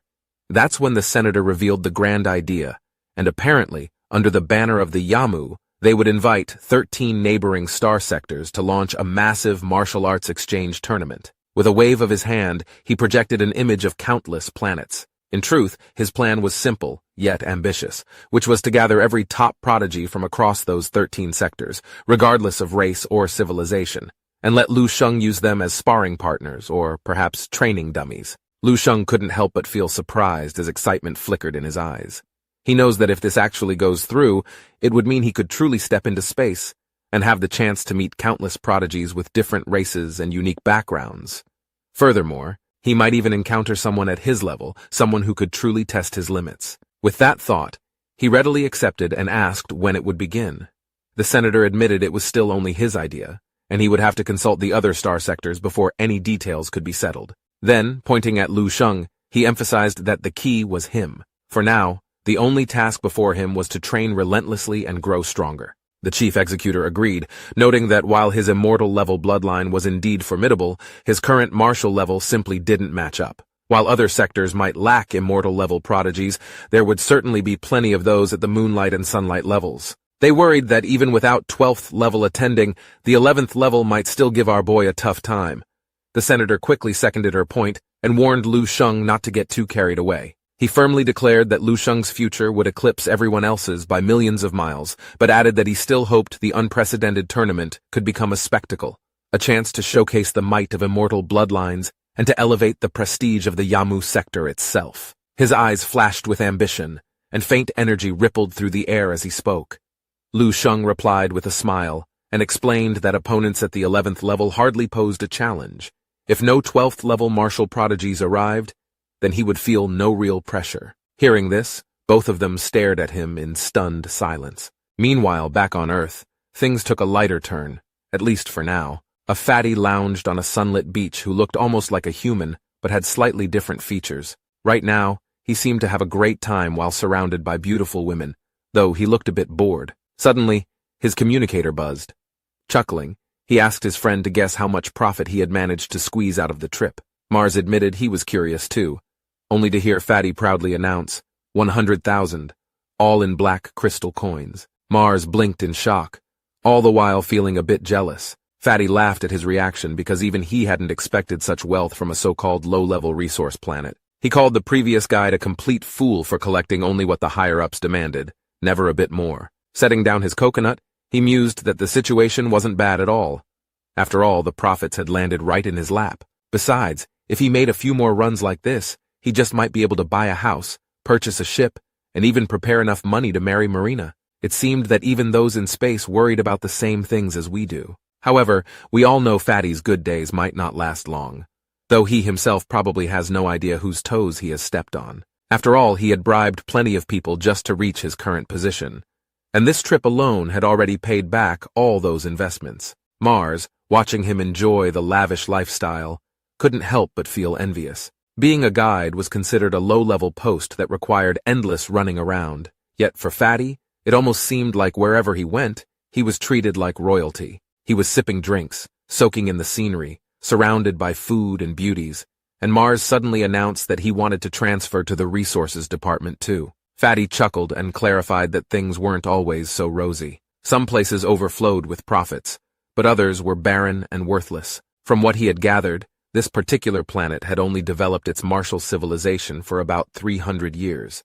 Nevertheless, its energy crystal deposits were already 90% explored, a statistic that sounded almost exaggerated. Mars observed that if there were really so many crystals, then surely there would be no shortage of high-level martial artists as well, and he warned Fatty not to screw up. However, Fatty admitted that before coming here, he had researched thoroughly and confirmed that the strongest locals barely reached the 9th level, and even then, their numbers were few. What puzzled him was the strange mismatch, and he noted how the lower-level techniques seemed refined, yet their higher-level martial inheritances were surprisingly crude. He had also heard of a so-called god of military who had apparently left Earth. Still, he remarked that whatever techniques he passed down were probably just cheap techniques scavenged from elsewhere. Mars disagreed, pointing out that natives who managed to step beyond their home planet shouldn't be taken so lightly. But Fatty just waved off the concern, declaring that since this planet had never birthed anyone beyond 9th level, and if it was just these people, he asserted confidently, he could handle however many came. Mars then shifted the subject, suddenly mentioning that an immortal-level prodigy had appeared in the Yamu sector. Fatty was confused, then almost immediately jumped out of his seat, noting that this was the stuff of legends. Mars rubbed his temples and told him to check the news himself. Still, he lamented how that person originally belonged to their own sector before Yamu snatched him away, while the executor tied to the incident had since been exiled to the battlefield planet. Mars further revealed this was the reason why the nobles were now scouring low-level planets for potential talent. After more chatting, eventually Mars reminded him one last time not to go overboard, reasoned that one wrong step could provoke the wrong person, and that would be the end. Fatty merely waved dismissively, insisting he would never cross paths with such a figure in this remote place. Yet Mars suddenly recalled something. Quickly pulling up data and tells Fatty if he remembers correctly, that very immortal-level prodigy's home planet should be near where he is. That was enough for Fatty to break out in a cold sweat, praying Mars was joking. Trying to sound brave, he declared that even if such a prodigy were from nearby, with so many planets around, the odds of running into him were 1 in a billion. However, Mars never ended up locating the exact place. With that, the call ended, and Fatty decided to investigate for himself. Soon, he gulped nervously because Mars had been right. The immortal-level prodigy home planet was indeed nearby. Still, he tried to reassure himself, convinced he was worrying too much. He shifted his focus, remembering that the deadline he had imposed on the locals was only 2 days away, and maybe it was time to remind them. With a leap, he arrived at Cumberland's location. Cumberland greeted him with a bow, and the others quickly gathered, kneeling in reverence. Fatty seemed to enjoy this a lot, then demanded an update. Cumberland hesitated, but finally handed over what little they had managed to gather. One glance, and Fatty's face twisted. Clearly not satisfied, he accused them of mocking him. With a vicious kick, he sent the energy crystals scattering. He thinks they must have mistaken him for a beggar. At once, the skies darkened, lightning flashing overhead. Terrified, the martial saints begged him to calm his fury. Lin Zhengyue was the only one bold enough to step forward. She explained that Earth was merely a first-level resource star, its output limited, and that they had already handed over far beyond their quota once before, and they truly could not offer more. Fatty, however, had long held resentment toward her, remembering how she also spoke up against him when he tripled their quotas in the past. Now, with a sinister smile, he decided to make an example of her. In a flash, he held her by the throat and hoisted her into the air. No matter how she struggled, she could not break free. He sneered, asking if she enjoyed being the one to stand out. The other martial saints pleaded desperately, but his chilling glare silenced them all. Announcing that he would grant them 5 more days, he added that if they still failed, she would be their example. Just as he prepared to crush her, a commanding voice rang out. Ordering him to stop at the same time, an energy beam shot out, and pain ripped through him as his arm was severed clean off. Staggering back, he screamed, "Who dared to do this to him?" What he saw left him stunned. Overhead was a colossal warship descending, accompanied by swarms of smaller vessels. Dude almost shit his pants, uncertain what big shot had appeared. Then his eyes caught the black dragon emblem etched on the hull, and his heart sank. That was the crest of one of White Mist Sector's most powerful factions, but he had no idea why their fleet was here. A voice boomed from the ship, ordering him to kneel. Before he could react, an overwhelming force slammed down, crushing him to his knees, his head driven into the ground. Only then did someone step forward asking if he was the new guide in charge of resource collection for Earth. Fatty blinked up, stunned to see the fully armed Count Rofen himself. Panicked, he admitted he was. But Rofen immediately pronounced his crimes with abusing authority, racketeering, and worse, daring to act tyrannically on the home planet of the immortal Count. Such sins, Rofen declared, were beyond forgiveness. Fatty broke into a cold sweat, babbling that it was all a misunderstanding. He confessed to the other charges, but insisted he would never have dared offend an immortal Count's home planet. Rofen's eyes blazed as he retorted that Fatty had just been doing exactly that, initially confused until the realization struck that Rofen was pointing to Earth. Desperate, he argued that a planet that had never produced even a 10th level could not possibly be an immortal Count's home planet, but his protests fell flat. Rofen simply tells him to look up. There, gathered around, were representatives of countless great families, all staring down at him. Rofen's voice thundered again, demanding whether he truly believed everyone had gathered here by mistake. Fatty's mouth went dry, and it was at this moment that he knew. He fucked up. By now, Fatty is having the worst day of his life, with crap all over his pants and a pointy spear next to his head. At that moment, a girl strolls by, steps on his head, and demands to know if this stupid pig really dared to skim profit from the immortal Count's home planet. Count Rofen calmly confirms it. Moreover, he decides Fatty must be pressed down and interrogated thoroughly, just to see if he committed even worse offenses, and of course to give Lu Sheng an explanation later. Soon, several more people landed, and they all agreed. One of them even looks delighted. After all, without such a stupid ass, they'd never get this rare chance to cozy up to the immortal Count. The group chuckles, and someone even suggests slicing open Fatty and using him as a sacrificial offering. Rofen remarks how incredible the immortal bloodline really is, even if the person's strength is only 9th level, but he is certain that eventually our boy could walk beyond this star sector. Maybe even further. The girl nods, asserting that Rofen is right. Furthermore, she believes Lu Sheng will eventually become a duke, or even a king, but she points out how it's a shame he's no longer with their White Mist sector, so their frustration falls back on Fatty, and she stomped on him a few times. Rofen let out a sigh, then observed that having the senator arrange connections to the immortal Count is already a stroke of great fortune. Meanwhile, Fatty doesn't dare let out a single breath. Hearing their chatter, he breaks into a cold sweat. He can't believe he really scraped profits from the immortal Count's home planet. To him, it feels like hitting a 1 in a billion disaster jackpot. The problem is, instead of wealth, it's his life on the line. He regrets everything. If only he had never joined the resource department. Anything else would have been better. He mutters in his head that with this kind of luck, he might as well have stayed home and bought a lottery ticket. Just then, Lin Zhengyue coughs twice and slowly stands with blood spilling from her lips. Rofen notices her, gently lifts her up, and asks if she's all right, to which she responds with politeness, saying she's holding up. Rofen then pulled out a small vial and tips a few drops of green liquid onto the ground. She was slightly confused, but she could sense the powerful aura emanating from it.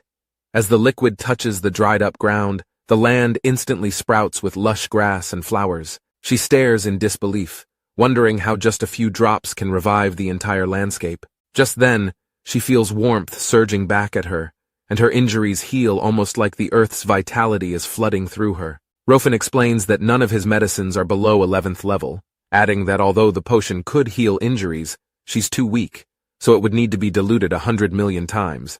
So instead, he pours part into the ground to nourish the planet, leaving the rest for her. Now, she doesn't even need to drink it.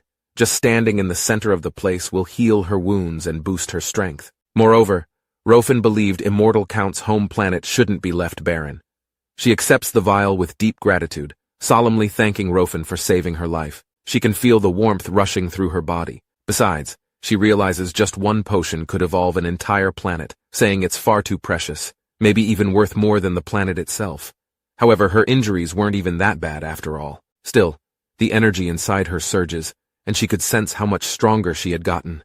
Thinking back on all the years she scraped together crystals and begged for scraps from guides, she can't help but sigh. Because just by catching the attention of these great figures, she suddenly becomes stronger than ever. Now we see the girl casually kicking the poor guide, as if even a 10th level were nothing more than an ant. The problem is, Lin Zhengyue can't help but notice that all these mighty figures seem gathered for what they call the Immortal Count. But who exactly is he? When she voices the question aloud, Rofen suddenly remembers that no one here actually knows what they are referring to. So he reveals a name everyone would recognize, none other than Lu Sheng. That completely stuns her. But Rofen goes on, declaring that yes, it's that same person whom they called God of Military. Moreover, he insists Lu Sheng is not only acknowledged across the sector, but also an immortal level, the first prodigy in over 1,000,000 years across 13 star sectors. And that is the exact reason why Yamu Federation officially granted him the title of Immortal. Nearby martial saints overhear and exchange shocked glances. After all, to them, Lu Sheng left Earth only a few months ago. How could he already have risen to the very top of the universe so quickly? Meanwhile, Lin Zhengyue remembers Snowy casually mentioning her hubby seemed to be doing okay. She shakes her head with a helpless smile, finally realizing what okay actually means. At the same time, we find our boy on a spaceship headed toward Earth. Inside, he trains relentlessly in the dream realm. Then, with a burst of energy, he strikes forward.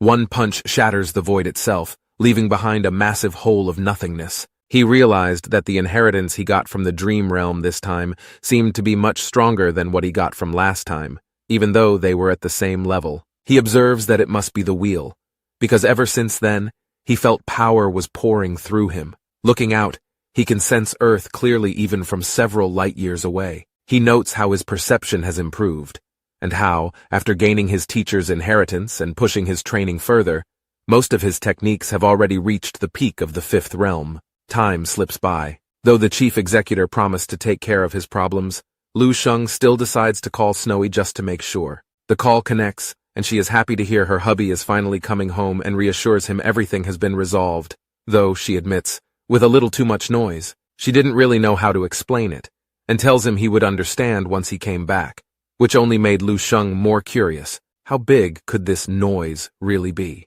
Soon, his ship nears Earth, only for him to freeze.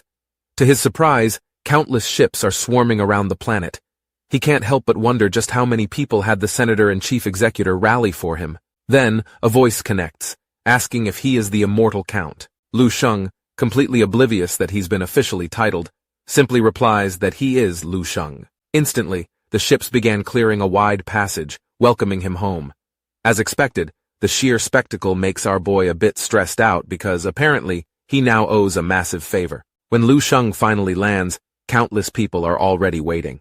Everyone is eager to introduce themselves, announcing family names and affiliations. all hoping to build ties with him. As expected, the stronger ones squeeze to the front, while the weaker ones shuffle and push from behind. Lu Sheng waves awkwardly, a little overwhelmed, and greets them back. He quietly wonders just how many people were rallied for this, almost pitying the poor guide. Still, he sincerely thanks everyone for helping Earth. Rofen bows low and remarks that Lu Sheng is being far too polite. He thinks Lu Sheng may belong to the Yamu now, but he still sees him as one of them. Therefore, such small matters are nothing at all. The girl steps forward and asserts that corrupt officials who exploit power for gain deserve to be purged wherever they are found.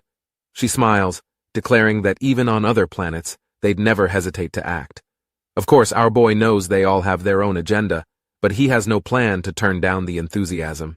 Instead, he invites them all to stay a while longer so he can properly express his gratitude. Rofen immediately accepts, noting that the genetic optimization serum he ordered will take time to deliver anyway. Lu Sheng, puzzled, admits he doesn't even know what that is.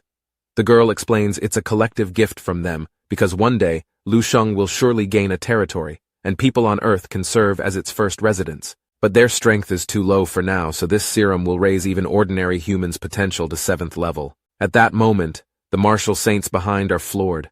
They already saw Rofen casually use a 12th rank potion earlier, and now this? But either way, Earth is about to transform beyond recognition. They whisper that perhaps they too might benefit. Meanwhile, Lu Sheng quietly marvels. If every normal person could reach Grand Master, then maybe this is what it truly means to step into a higher level civilization. This also meant his family will live longer, safer lives, and realize his plan to slowly strengthen Earth has just been catapulted forward in one leap. As if that weren't enough, one wealthy noble suddenly announces he'll prepare 1,000 massive starships to transport Earth's people to his future territory. Our boy, wide-eyed, gratefully smiles. After all, such ships are beyond common purchase, and gifting 1,000 at once is staggering. Immediately, other nobles can't sit still. One declares he'll provide 10 squads of elite guards. Another promises 1,000,000 battle suits. The crowd erupts again, everyone competing to shower gifts on him. Lu Sheng chuckles politely, though inside he's a little embarrassed. Still, he thinks to himself, why not? Let them give. If people on Earth can all reach 9th level someday, he will finally have peace of mind. Favors can always be repaid later, but he can't stay here forever. Watching Lu Sheng bask in admiration, Tan Zhongyu was undoubtedly the most sentimental one. Lin Zhengyue sidles up, teasingly asks if he's doing okay. When he nods, she snarks that he shouldn't have challenged Lu Sheng to begin with, then tells him he should see it as an honor. But either way, perhaps thanks to Lu Sheng, they're all gonna be rising with the tide. Days pass, and our boy visits home, then heads back to the sea. Right above him, spaceships still crisscross the sky, delivering resources non-stop. Even though Rofen and the others have left, countless more arrivals continue pouring in. Thankfully, Lin Zhengyue and the others handle the reception, or else Lu Sheng's head would surely explode. Complaining half-jokingly, he earns only laughter from Snowy, who insists it's all just proof of how popular he is. He let out a sigh and remarked that politics and favors work the same way in the universe as on Earth. Then, lifting her face, he warns her, once he dives inside, if anything strange happens, she must leave at once. Before she can argue, he silences her with a fierce kiss. Our boy knows his stuff, and she finally relents. The two then hugged, and in true old Lu Sheng fashion, rather than linger with his beauty, he dives straight into the ocean. Even with everything happening lately, Earth is doomed to be destroyed in 8 years.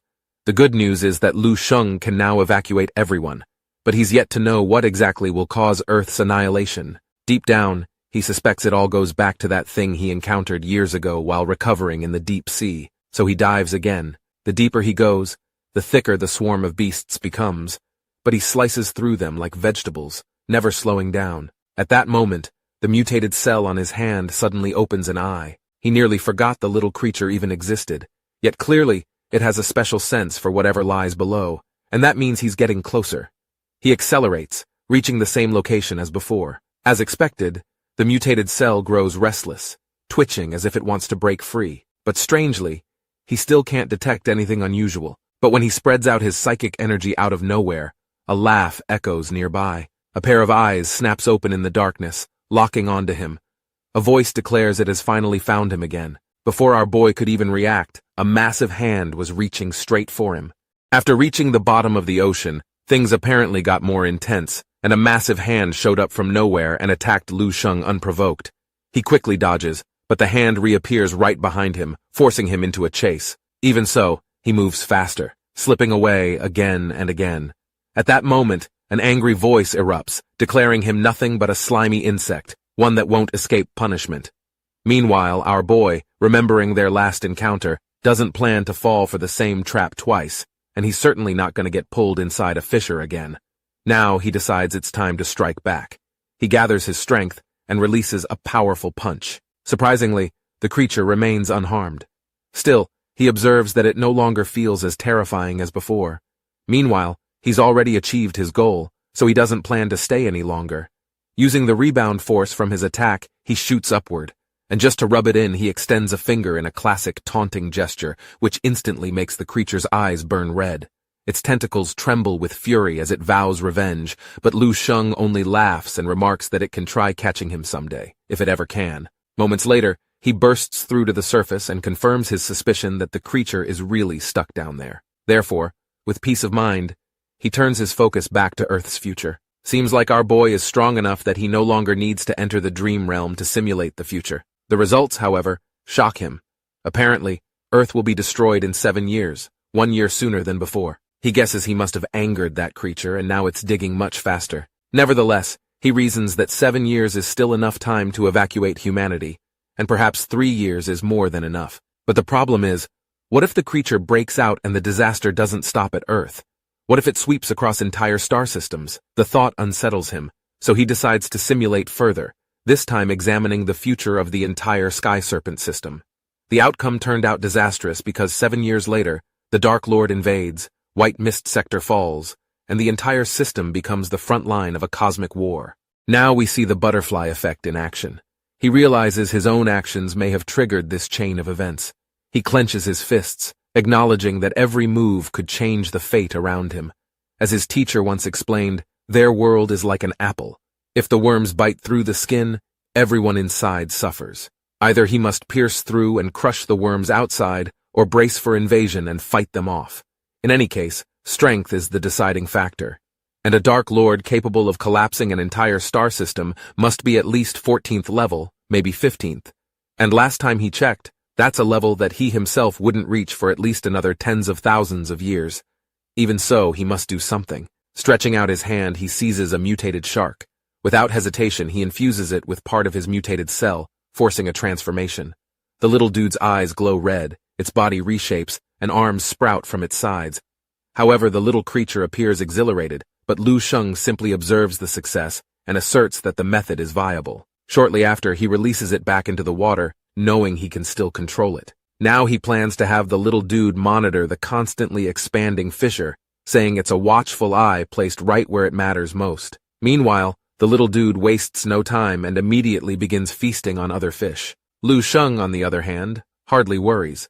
After all, with his current strength, even if the mutated cells misbehave, it's nothing more than a small drain on his psychic energy, and he still has absolute control over it inside his body. The scene then shifts back to the yacht. At that moment, he takes Snowy's hand and casually announces that they should move to another planet. She pauses in surprise, but soon agrees, sweetly adding that she will always listen to her hubby. As expected, Lu Sheng doesn't linger on Earth for long.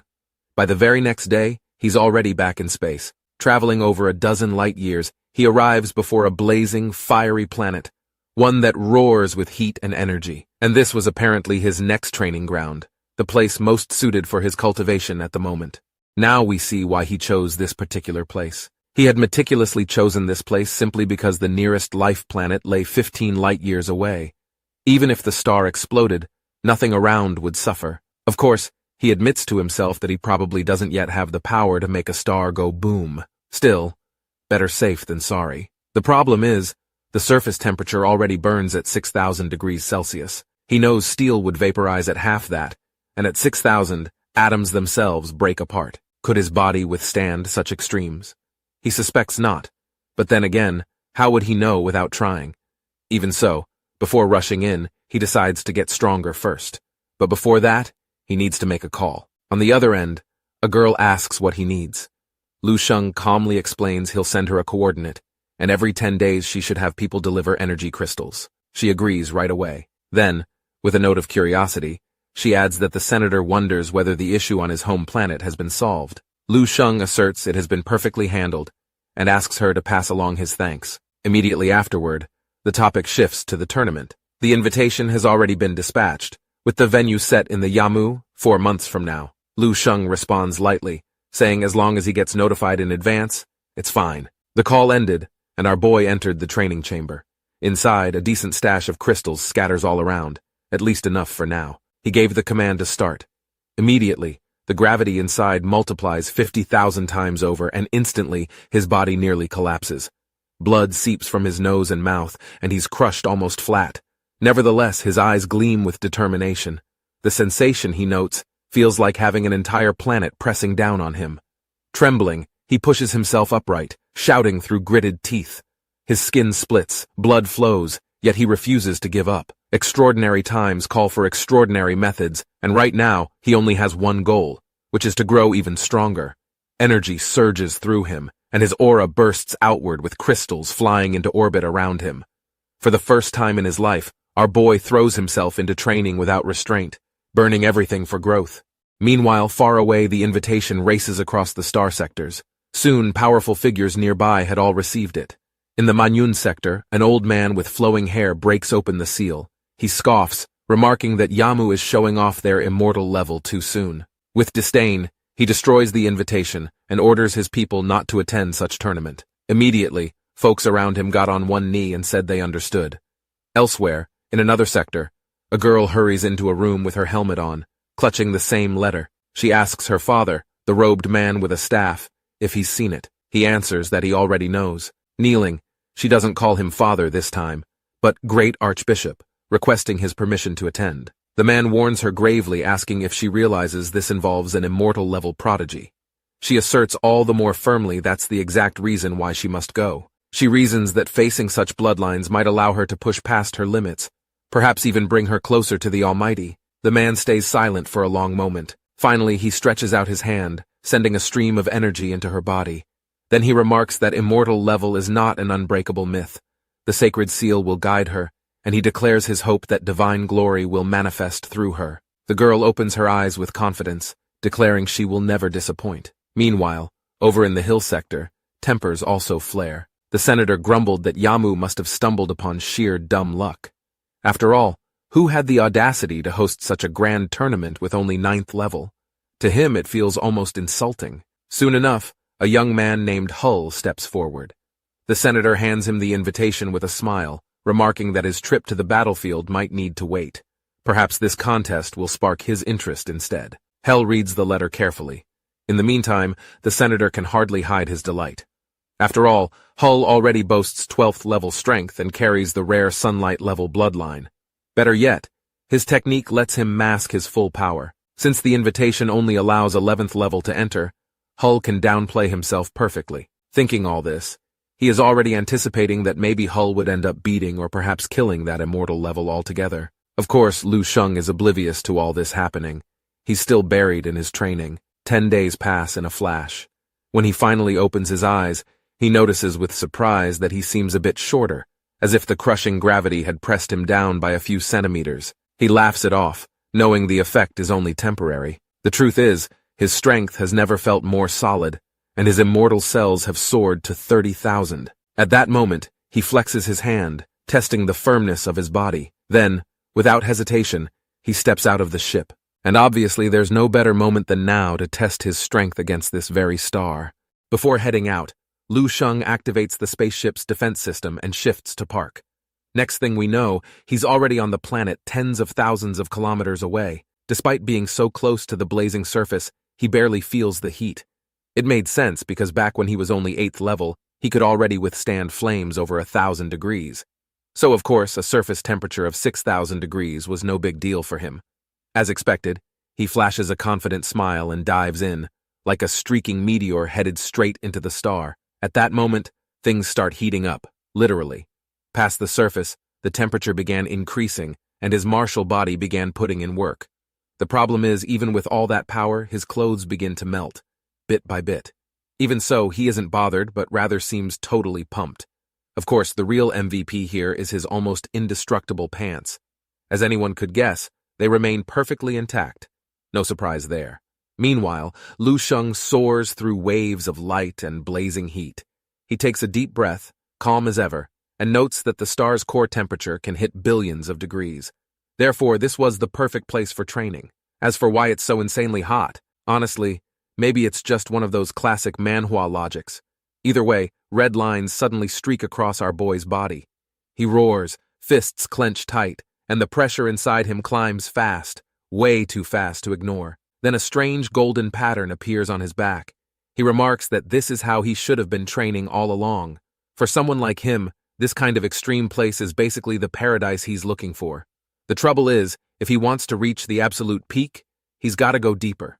By now, he's confident that all he needs is to complete the one missing piece in his martial avatar, and once that's done, he will finally be ready to break through into the 10th level. As expected, he charges forward, and soon, the core comes into view. With no hesitation, he dives straight in. Meanwhile, as the scene shifts, it had been nearly 3 months since the tournament invitations were sent out. For everyone here, the grand event shattered the peace of the 12 star sectors like a giant meteor tearing across the sky, and everyone is talking about it. People everywhere are fired up. Ships are flooding toward Yamu like there's no tomorrow. After all, it's not every day that you get to see top prodigies beating each other up. Furthermore, big names, famous martial artists, and up-and-coming prodigies all began showing up. Yamu, meanwhile, had a banquet set up, and everyone seemed to be enjoying the time. Naturally, merchants aren't missing their chance either, and began flocking in droves. Inside one such massive trade ship, a handsome-looking guy stood alone, who seemed to be deep in thought. A voice interrupts and asks what's on his mind. A pretty-looking girl with a stunning figure, and of course, had a pair of great personalities, walked by. Leo smiles and responds like a gentleman, and explains that he's just passing the time. Then, almost as if to dodge the question, asking Lady Trinnis how she thinks about the beauty of the starry sky.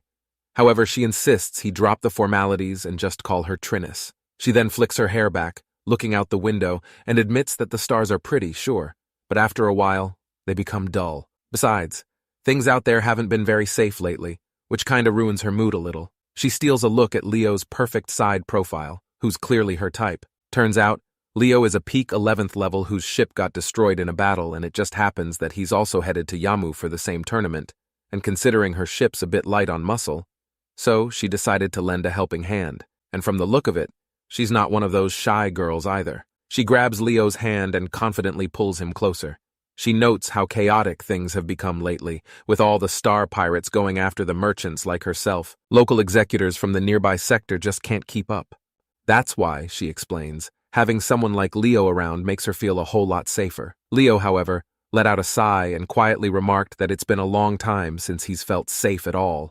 Realizing he's getting a little too real, he shifts the topic and asks her if she has ever noticed how many colors exist in the outer space battlefield. The girl is slightly shocked that Leo had actually been there before, only to see him stare out the window, then explains that only 3 colors exist out there: gray skies, dark beasts, red blood.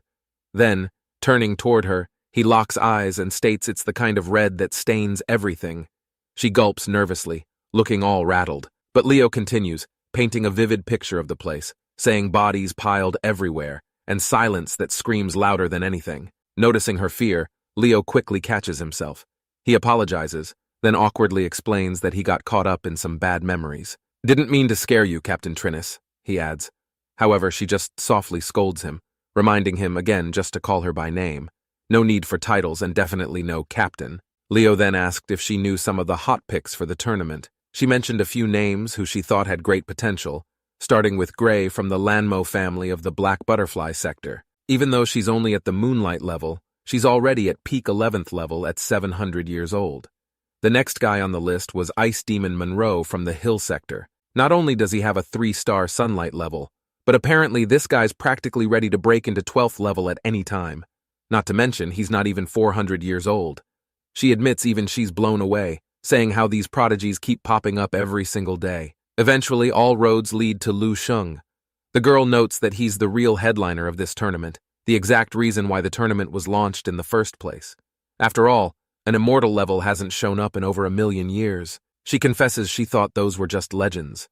Until now, and she might even get the chance to meet the guy in person. Leo also remarks that even on the outer space battlefield, immortal levels were also extremely rare. However, the girl adds there's just one problem, saying Lu Sheng is only 9th level, and she worries that he might get completely overshadowed by all the others. She even observes that pre-tournament betting odds give him less than a 20% chance of winning. Leo stares at our boy's photo for a few seconds. Then, out of nowhere, the girl turns and asks if Leo plans to join the tournament. She asserts that with his power, a top 10 finish would be a walk in the park. Leo freezes for a second, then shakes his head. Calmly, he explains that he's not competing. Followed with a cold expression, he reveals that he has more important things to handle. But clearly the girl doesn't seem to notice his sudden change, taking his words at face value, even looking a bit disappointed. Either way, she wants to hear more about the outer space battlefield. Leo gazes out toward a distant fire planet and begins a slow, heavy explanation. He declares that the battlefield is a place for the elite, a playground for the powerful, a meat grinder for the weak. It's a space soaked in blood and fire where prodigies rise one moment and fall the next. There's no time to breathe, he mutters, voice low. Only despair and death. The heaviness in his tone sends a shiver through her. Yet strangely, she finds herself even more drawn to him. For a brief moment, she wants to throw herself into his arms, but she forces herself to hold back. Instead, she waves it off, saying the past is the past, all the while reasoning that since he is alive and returned from the battlefield, it only means he's also extremely strong. Even if he's not joining the tournament, he could easily land a high-ranking position somewhere. Leo, however, replies that he's tired of fighting and has no interest in fame or glory, adding that all he wants right now is a quiet place to live a normal life. The girl sees her chance and immediately invites him to join her group as head of security. She adds that he can name any price he wants. While talking about pay, she leans a bit closer, brushing against him suggestively, emphasizing the word anything. Leo seems tempted, just for a second, but the entire ship began shaking violently. The girl loses her balance and falls, but Leo doesn't bother catching her. A crew member reports that they're under attack, most likely star pirates. The girl freaks out a little. Leo simply stretches out a hand and asks her to take him to the security team. She agrees immediately. At this point, she sees him as her anchor. Outside, enemy ships are closing in fast. When the two arrive at the security room, the crew is already gathered. The moment they see Leo, the team starts cheering, saying they are in safe hands now. Leo calmly states that this isn't a big deal, only made everyone more confident, all the while waiting for his orders. Before giving the command, Leo confirms one last time if everyone is in the room. The girl nods, saying this is all they got, and everyone will follow his lead. Leo smiles, then one arm wraps around the girl's shoulders, the other grabs the hilt of his blade. In a flash, his entire demeanor flips. His eyes blaze with murderous intent. With one clean strike, he slashes. Violent energy explodes in the room, and no one even has time to react. One of the men instinctively looks down, only to see that his lower half is completely gone. In seconds, bodies collapse all around. Everyone is cut cleanly, brutally, into pieces.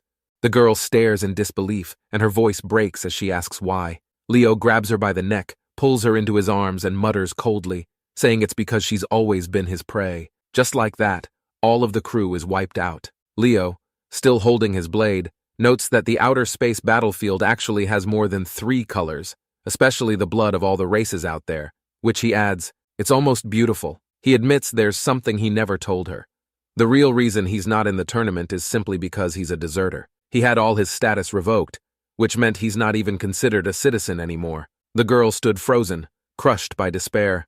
Not long after, the rest of the pirates arrived, and the ship was looted clean.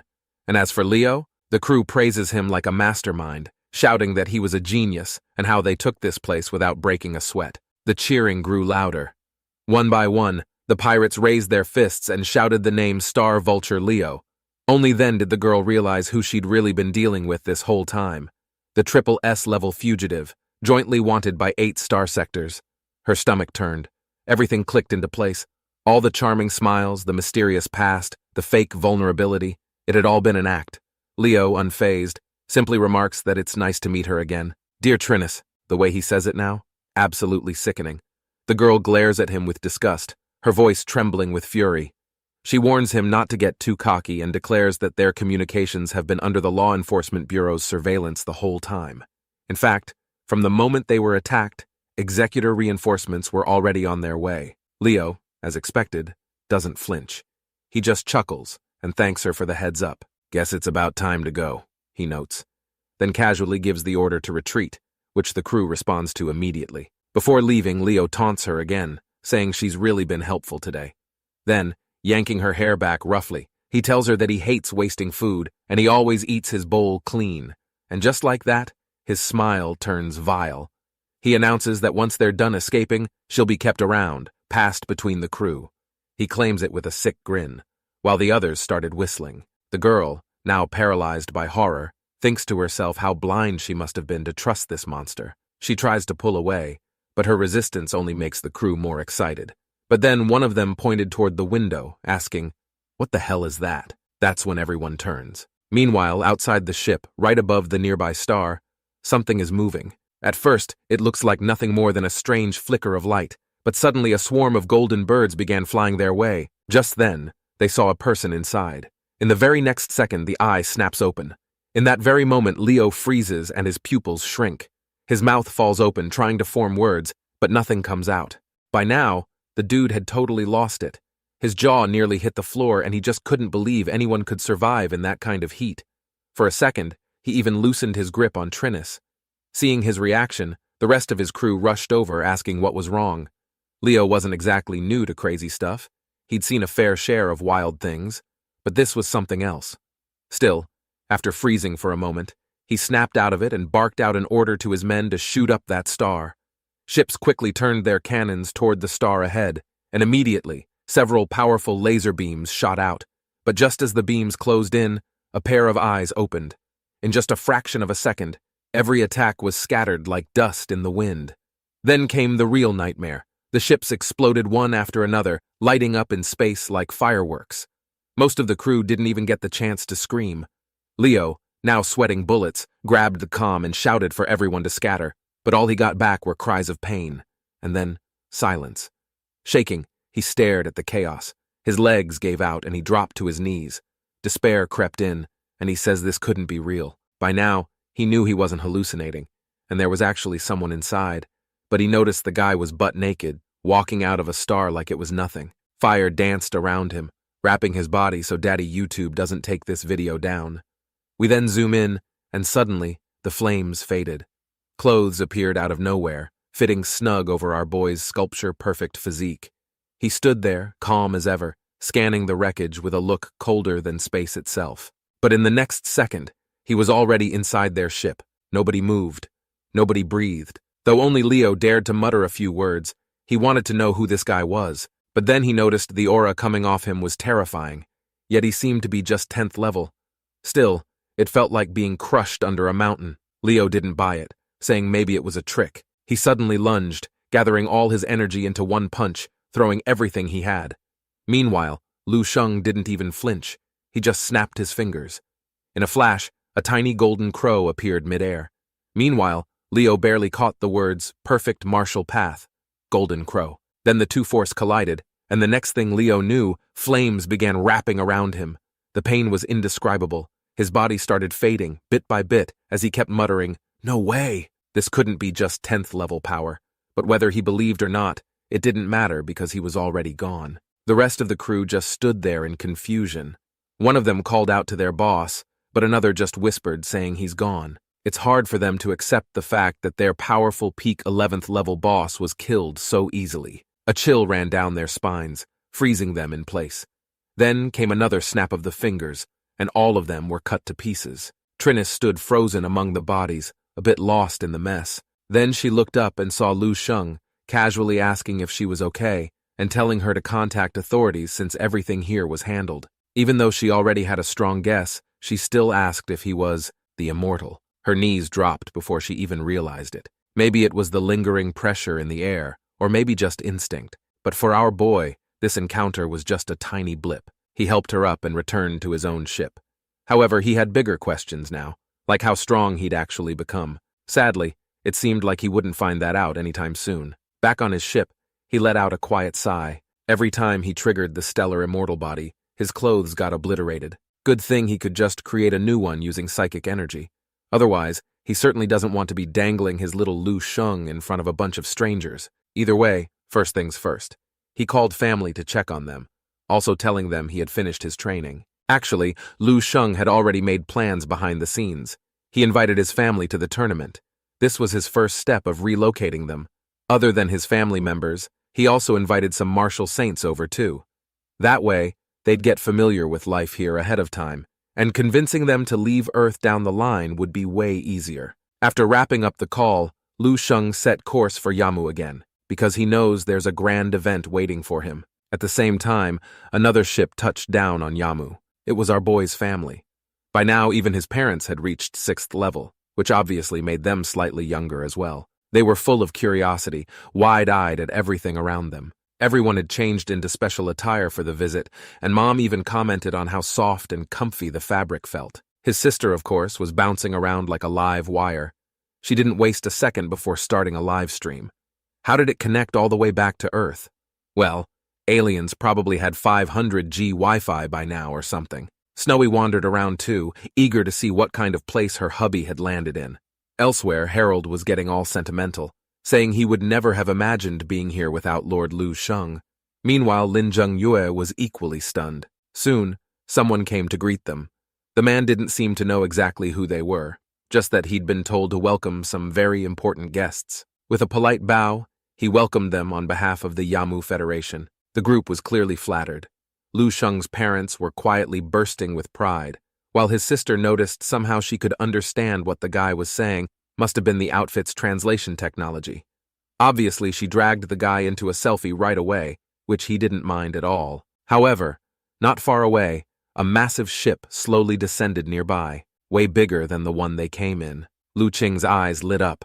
She couldn't wait to film more, already narrating for her stream. But the diplomat guy noticed something else. As soon as he spotted the insignia on that giant ship, he got a little anxious. He recognized the insignia belonged to the Adalite blood-striped wolf family from the Silverstone sector. But hold on. According to the schedule, they weren't supposed to arrive until the afternoon.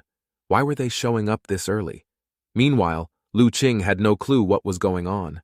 She was just admiring the massive ship as if it were a shiny new toy. In her eyes, it looked big enough to fit several sports stadiums, saying it's honestly super cool. The hatch slowly opened, steam hissing out. A group of armed wolf-like beings marched out in formation, all the while looking stiff and dead serious. Lu Qing, still holding up her phone, let out a small cheer, saying these were actual furries, and they looked awesome. But the moment the leader stepped forward, his eyes locked onto her while noticing the phone, and he wasn't amused. With a sharp growl, he questioned what she was doing. The diplomat suddenly snapped out of his daze. He realized what was happening and started panicking. But it was already too late. Lu Qing had been surrounded. He immediately sent his staff rushing in, afraid the misunderstanding could be on the verge of becoming a full-blown diplomatic disaster. The wolves towered over Lu Qing, clearly not happy. She blinked in confusion, not sure why they became so hostile all of a sudden, but before she could say anything, they all let out a synchronized, bone-rattling howl. Even she could tell something was definitely wrong now. More and more of them started closing in. Even she herself now has a gut feeling that she'd messed up again. The leader stepped forward, his voice cold and sharp. He declared that she would pay for what she'd just done, adding that she needed to be punished. Just as his claws were coming down, the diplomat shouted out, stopping him mid-move. He jumped in front of Lu Qing, protecting her. He tried to explain, saying she had no idea about their customs and didn't mean to disrespect them. He pleaded for forgiveness, hoping they'd let this slide. By now, Mom and Dad had noticed the commotion too. Alarmed, they rushed over. The leader pointed at himself proudly and spoke with pride that the noble blood-striped wolf of Adalite never allowed anyone to record them. Apparently, they see it as a grave insult, a violation, and a form of blasphemy. His tone got colder by the second. Mom and Dad rushed over and shielded their daughter, trying to stay calm, but they were just as caught off guard as everyone else. One of the officers whispered that, apparently, their clan had always been like this, obsessively sensitive about being filmed. They'd clashed with various groups over it, even started actual fights, and some even ended in bloodshed. Lu Qing finally realized she'd seriously stepped on a cultural landmine. Her mom held her hand and whispered not to be afraid. The argument escalated. The tension was thick in the air. The diplomat knew one thing for sure. He couldn't let anything happen to this family. Not on his watch. But things weren't going well, and everyone was on edge. Snowy nervously asked if there was any way out of this. Someone replied that the bloodstripe wolves were extremely stubborn. In this situation, the only person who might make them back off was the senator himself. As if on cue, space suddenly split open. Literally. From inside, the senator walked out already briefed and fully aware of what had happened. He quickly stepped in, telling everyone to leave it to him now. He walked straight up to the leader and quietly said something in his ear. The leader didn't budge until he heard one word: immortal. His entire expression changed in an instant. Then, without warning, he threw his head back and let out another long howl. This time, no one understood what it meant, until the whole pack dropped to one knee. They apologized, deeply and respectfully. They called the group honored friends and hoped for forgiveness for their ignorance and rudeness, causing the family to be confused. Snowy, though, had a good idea what was going on. She figured this had everything to do with her hubby. Lu Sheng realized her mistake too, and she didn't mean to offend them. But just as she braced for more awkwardness, the mood did a total 180. The wolves actually insisted she keep filming. In fact, to really show their sincerity, they got all their warriors involved. Everyone struck poses, doing everything to make up for Lu Sheng. Even the diplomat was stunned. The most camera-averse family in the galaxy was now posing like models. It felt surreal. Honestly, he wouldn't be surprised if this made tomorrow's headlines. But what confused him more was, who exactly was this family? Why hadn't the senator told him anything? Not long after, Lu Sheng returned to Yamu. He scrolled through his phone and saw the group photos and smiled, noting how she's adapted fast, maybe even made some new friends already. Besides their martial strength, with Yamu's level of technology, helping his family live past 1,000 years was totally possible. And with time, he could personally guide them in martial arts too, extend their lives even further. To Lu Sheng, there was nothing worse than regret, wanting to care for your family when it's already too late. He wasn't about to let that happen. The scene then shifts to a group of people welcoming him back.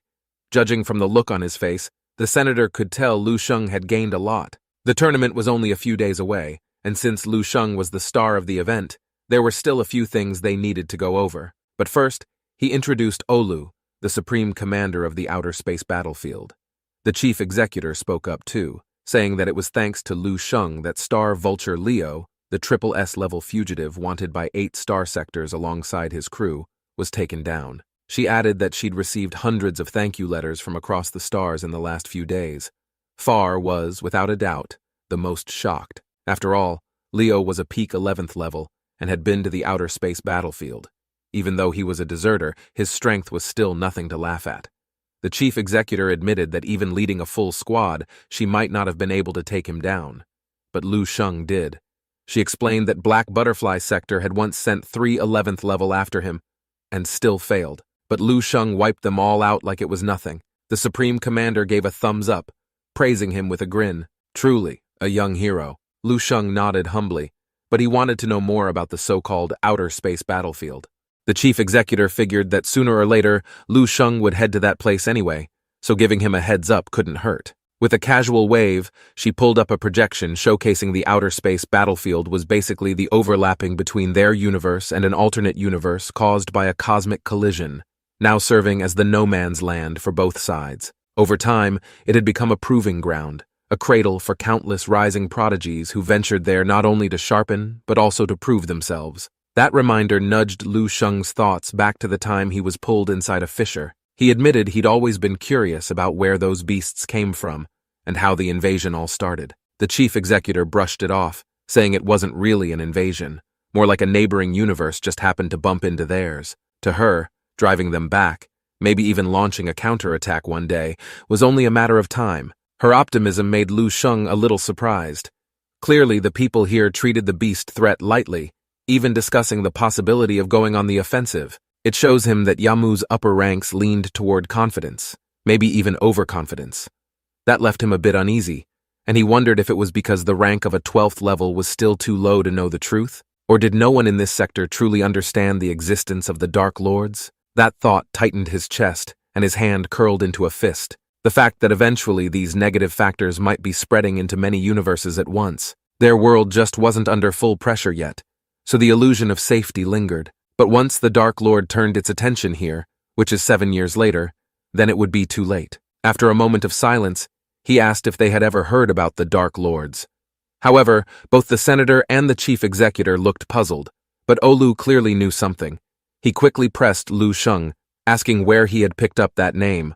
Lu Sheng told them about his experience in the deep sea back on his home planet, and how inside the cavern he had felt a strange ripple of consciousness from another world, and within it had mentioned the Dark Lord. Olu fell silent, but the senator asked what they were talking about. Olu's expression shifted, and he admitted that he, too, had once heard the name before. He further explained the so-called Dark Lord wasn't an actual person, rather the honorific title for beings on the other side after they reach a certain level of strength, equivalent to their 16th level. Hearing all this, gasps filled the air. Only Lu Sheng remained quiet, and his mind began racing. He notes that 16th level was on par with his teacher, who was already a master of an entire star domain, and a star domain that rules over countless star systems. And yet, something of that caliber just happens to show up on Earth, not to mention Earth being just a low-level resource planet. The senator frowned, saying it made no sense, and said exactly what was on our boy's mind. He questions why a being that powerful appears on Earth. Olu, however, had no answer. To him, maybe it wasn't a true Dark Lord, just some being that happened to know the name. Still, he had to be quite high-leveled. After all, the knowledge of such beings was far beyond the reach of 11th or 12th level. Even he had only stumbled upon it by sheer chance in his position. His tone turned firm, saying this was no small matter. He asked Lu Sheng for the cavern's coordinates, determined to check it out for himself. Lu Sheng agreed right away. If Olu could uncover the very being lurking in the cavern and pass it on the chain, hopefully to the leadership of the Sky Serpent star system, or even the higher-ups of their star domain, then that would be the best outcome. This way, the surrounding planets could prepare in advance, cutting losses and sparing countless lives when the 7-year mark arrived, because alone, he could never achieve that. Their discussion carried on as the ship cruised steadily toward its destination. Before long, the senator announced they had arrived. Everyone gathered at the front and laid eyes on a massive arena. All around it floated countless planets, neatly arranged as if they were makeshift seats. The senator explained they had been deliberately moved there as spectating planets. After all, this tournament had turned out to be far more popular than expected. Tickets sold out in a flash. Originally, they'd only planned for 300 of these planets, but demand forced them to expand again and again until the number hit 1,500. He then adds that it's not just ticket sales. The event generated a flood of revenue in various ways. Thanks to this tournament alone, Yamu's economy soared to an all-time high. The senator, looking proud and relieved, said it matched the tax revenue of 50 full space years, and for that, he declared, the Yamu Federation owed Lu Sheng its gratitude. Converted into Earth years, that was several centuries. No wonder the senator was so thrilled, handing Lu Sheng resources like they were nothing. On top of that, he proudly claimed other star sector couldn't copy their success, because unlike Yamu, they had no immortal level. Because of that, he was already planning the second, even the third event. Stroking his beard, he laughed and announced that Yamu had truly taken off this time. The chief executor, meanwhile, cut in with a reminder saying the crime rate had also spiked to an all-time high. However, the senator believed there were plenty of ways to handle that. Right now, he was more eager to introduce Lu Sheng to their own contestants. Their ship slowed and docked at one of the spectator planets. Not far away, a battle raged. The clash of weapons rang across as 3 fighters seemed to corner a single opponent. But in the blink of an eye, the girl struck once, sending a shockwave that hurled all 3 backward. The senator introduced her as Binglong, a 900-years-old peak of 11th level, blessed with a moonlight-level physique. At full force, she could fight on par with 12th level. He suggested that she and Lu Sheng should exchange pointers sometime. Soon, 4 contestants gathered and bowed in respect. Then, spotting the unfamiliar face among the leaders, they curiously asked who he was. The senator grinned and tells them they should already be familiar with the name, and revealed this was none other than Lu Sheng. Binglong's eyes lit up and began sizing our boy.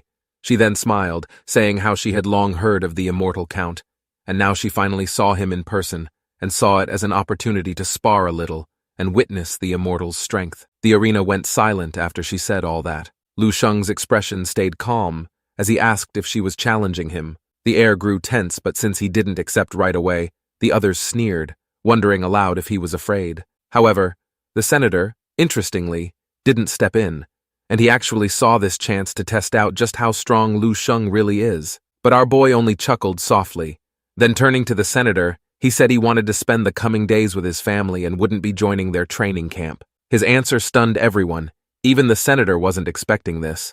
But seeing Lu Sheng already walking away, he quickly agreed and offered to send him back. Binglong had never seen anyone react this way. She opened her mouth to say something, but by then, Lu Sheng had already politely thanked the senator and began walking away. Her hand slowly lowered, then clenched into a tight fist. The remaining three scoffed right away. To them it was obvious that he was scared. After all, immortal or not, he was still just 10th level. How could he compare to Binglong? One added that the level gap wasn't something anyone could erase, especially since her strength was far greater than it appeared. The Baldy tried to reassure her, saying they were all on her side, but before he could finish, Binglong's gaze sharpened. With a sudden slash, her blade tore the void itself, ripping a corner of space. She snapped at Lu Sheng for daring to look down on her. The three froze at the sight of all this, noting she was already close to her third limit break. Then, just as suddenly, Binglong smiled. Looking toward the direction Lu Sheng had left, she muttered to herself, "Pray you don't face me in the tournament." With that, she vanished. The three stood in stunned silence. Only after confirming she was truly gone did they let out a sigh of relief. Apparently, that was all an act. Finally, Baldy asked if they should go visit Lu Sheng now that he had returned. The answer was obvious. Of course they should. An immortal was destined to rise higher. If they didn't build ties now, they might never get another chance. Still, Baldy insisted someone had to stay behind as cover, adding they couldn't let that lunatic Binglong catch on. He even muttered that she was nothing but a crazy person. The girl who'd always flattered Binglong the most agreed, rolling her eyes and saying that compared to Lu Sheng, Binglong's talent was laughable. Even if Lu Sheng wasn't as strong right now, in the future, he could crush her like a toy. Only an idiot would pick a fight with him, and such people weren't worth following. Hearing all this, the others laughed along. The scene shifted. The senator escorted Lu Sheng to the house prepared for his family. Before leaving, he reminded Lu Sheng that the tournament's top 10 prizes came from 12 Star Sector combined. He hoped Lu Sheng could try his best. Lu Sheng only gave him a thumbs up and told him not to worry, then practically rushed off, eager to get home. On the other side, his parents were enjoying a slow, quiet day. His mom held up her phone, happily chatting with relatives and friends back on Earth. Like most older women, the conversation circled around the same few topics. Still, after spending some time here, she couldn't help missing home, wishing she could see everyone face to face again. Then she realized it was already August on Earth, yet by her memory, only a month should have passed here. Was it a time zone thing? Either way, she told herself she'd bring it up with her son. Maybe he could bring their friends over for a visit next time. Right then, Lu Sheng appeared, and Mom immediately rushed over and gave him a big hug, scolding him for not telling them he was coming home. His dad sprang from his lounge chair too, piling on questions. With both parents talking over each other, Lu Sheng barely got a word in. Nearby, Snowy and Lu Qing were carrying things around, while Snowy brings up her time with Lu Sheng. His sister kept on laughing, teasing that she never expected her brother to act like this. But then Snowy spotted him. She dropped everything and ran straight into his arms, holding him tightly. The family was finally together again. Joy and laughter filled the room, even if, honestly, the food on the table looked a little sad. After the excitement settled, Lu Sheng's mom sighed. Everything here was wonderful, she admitted. But she had no friends to talk to, no familiar faces. His sister nodded, saying she even missed her classmates and the little restaurants outside school. Their dad then asked if they were supposed to settle here permanently. Lu Sheng looked at Snowy first, but she tells him that she will go wherever he decided. Then he turned back to the family and explained it didn't have to be this planet, and they could choose another. And when the time came, he'd move everything from Earth for them. As long as they wished for it, he'd make it happen. The three were stunned at first, then broke into smiles of relief. That was when his sister suddenly asked, if that's the case, why not just stay on Earth? Lu Sheng froze for a moment. He couldn't exactly tell them the planet would be destroyed in a few years. That would only bring panic. So instead, he softened the truth. Earth, he said, as they already know, was plagued by beasts, and sooner or later it would become a battlefield planet, meaning sooner or later they would have to move out of it. The mood grew heavy nonetheless, but then Snowy spoke up, lighting the air. She suggested they enjoy the tournament together, and while they were at it, explore some nearby planets as well. After all, it had been ages since the family had gone out together with Lu Sheng. During the night, Snowy leaned on our boy's arms under the quiet sky. Suddenly, she sat up and held out a tiny bottle. Lu Sheng had no idea what she was up to. Inside was a strand of his hair. She admitted that since his absences were getting longer and longer, keeping this with her felt like a small comfort, a piece of him she could hold on to. Lu Sheng chuckled.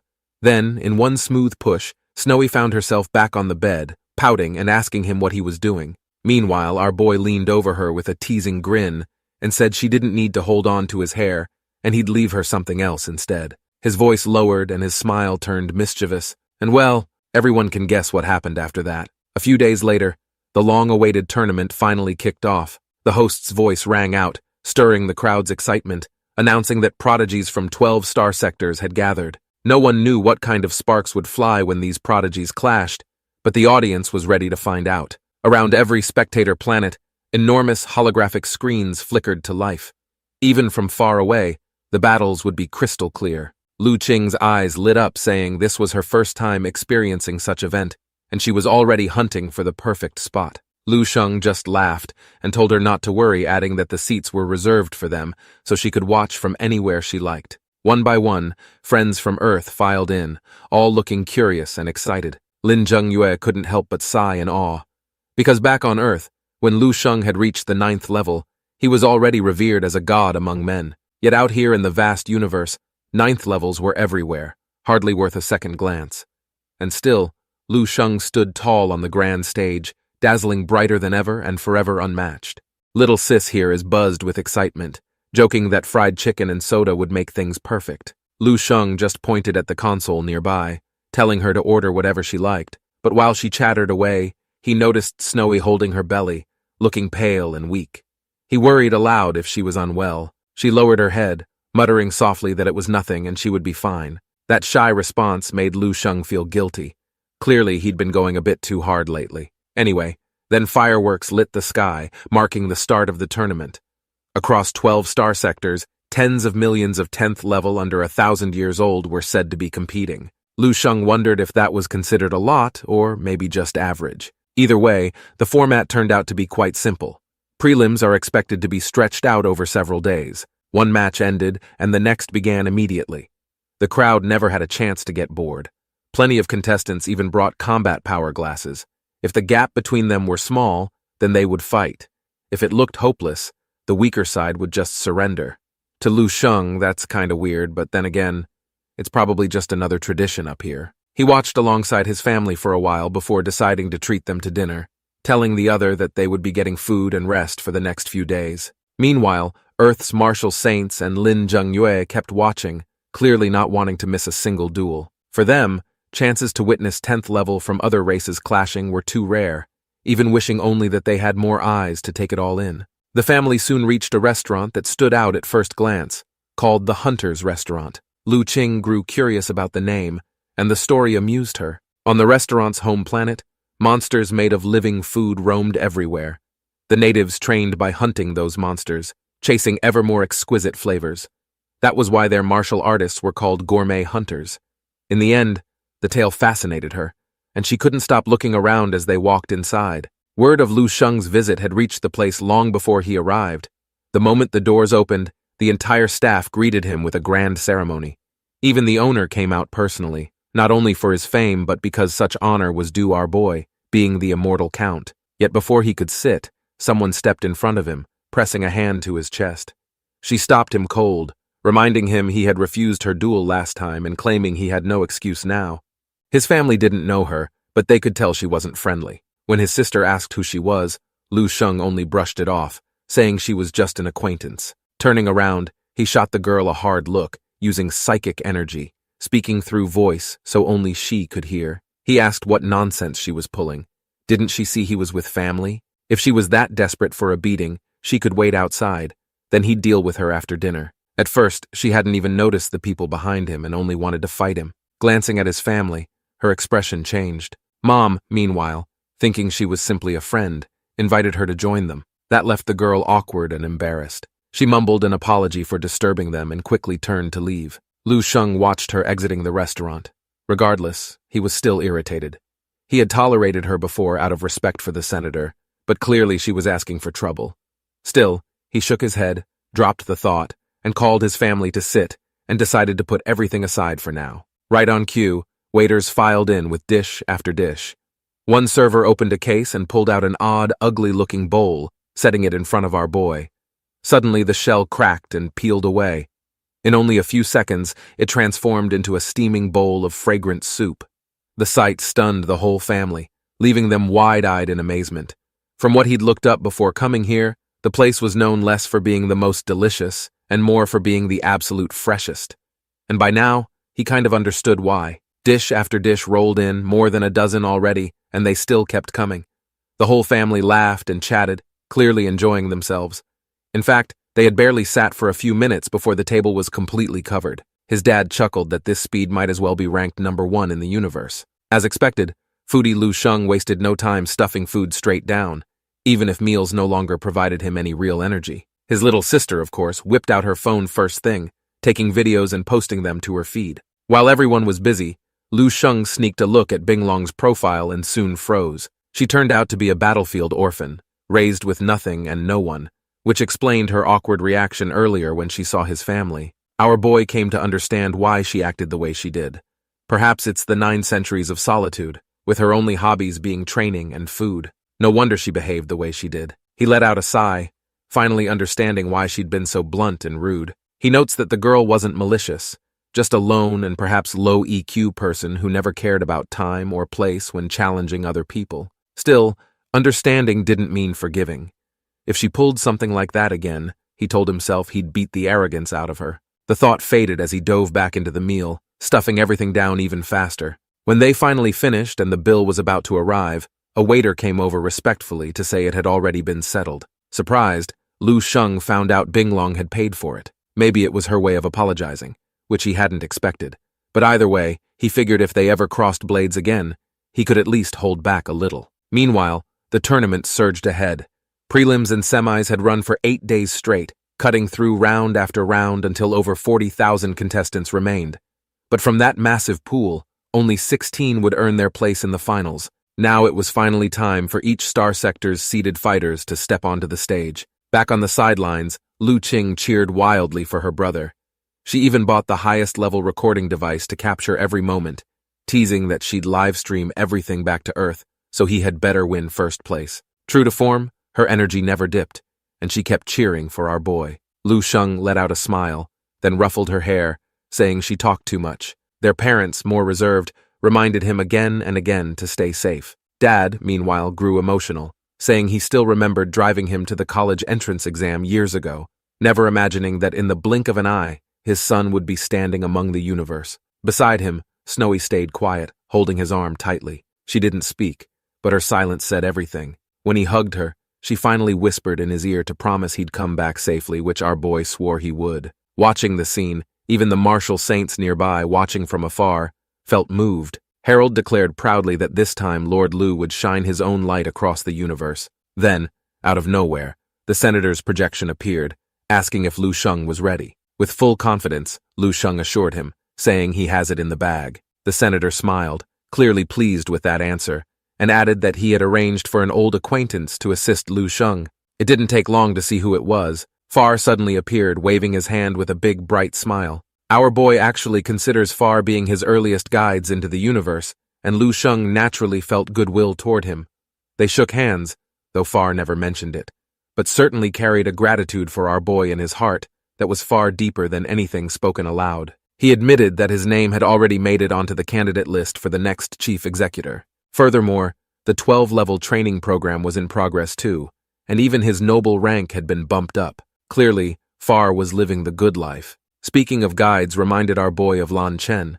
Strictly speaking, Lan Chen had been the real person who opened the door of the universe for him. Too bad the dude just ghosted him and disappeared all of a sudden. Maybe, one day, when he gets the chance, he will check what's going on with him. Meanwhile, on another planet where the matches were being broadcast, the room was littered with empty beer cans.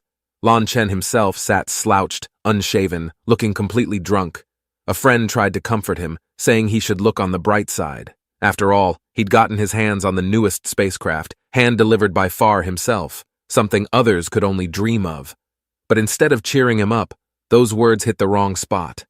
Lan Chen crushed the bottle in his grip, gritting his teeth and snarling that he could have had more, billions of times more, and he certainly didn't need that bastard Far's pity. To him, that so-called gift was nothing but humiliation.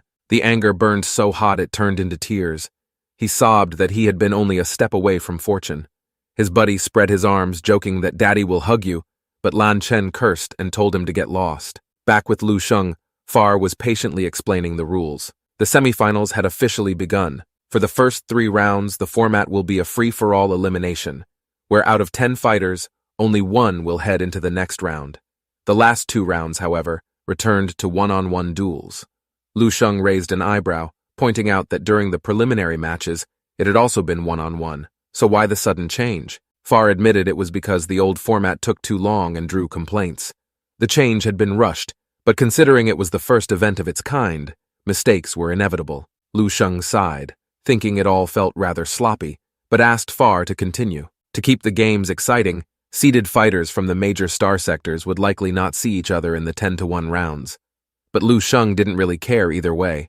What surprised him more was that over a fifth of the contestants were already at the 11th level, which he felt was a lot. After all, these people are all under 1,000 years old. Still, what he really wanted to know was whether any 12th level had slipped in. Far couldn't confirm, though he admitted some looked suspicious. He mentioned the ice demon Monroe, a prodigy from the Hill Star sector who had hit the peak of 11th level 3 centuries ago.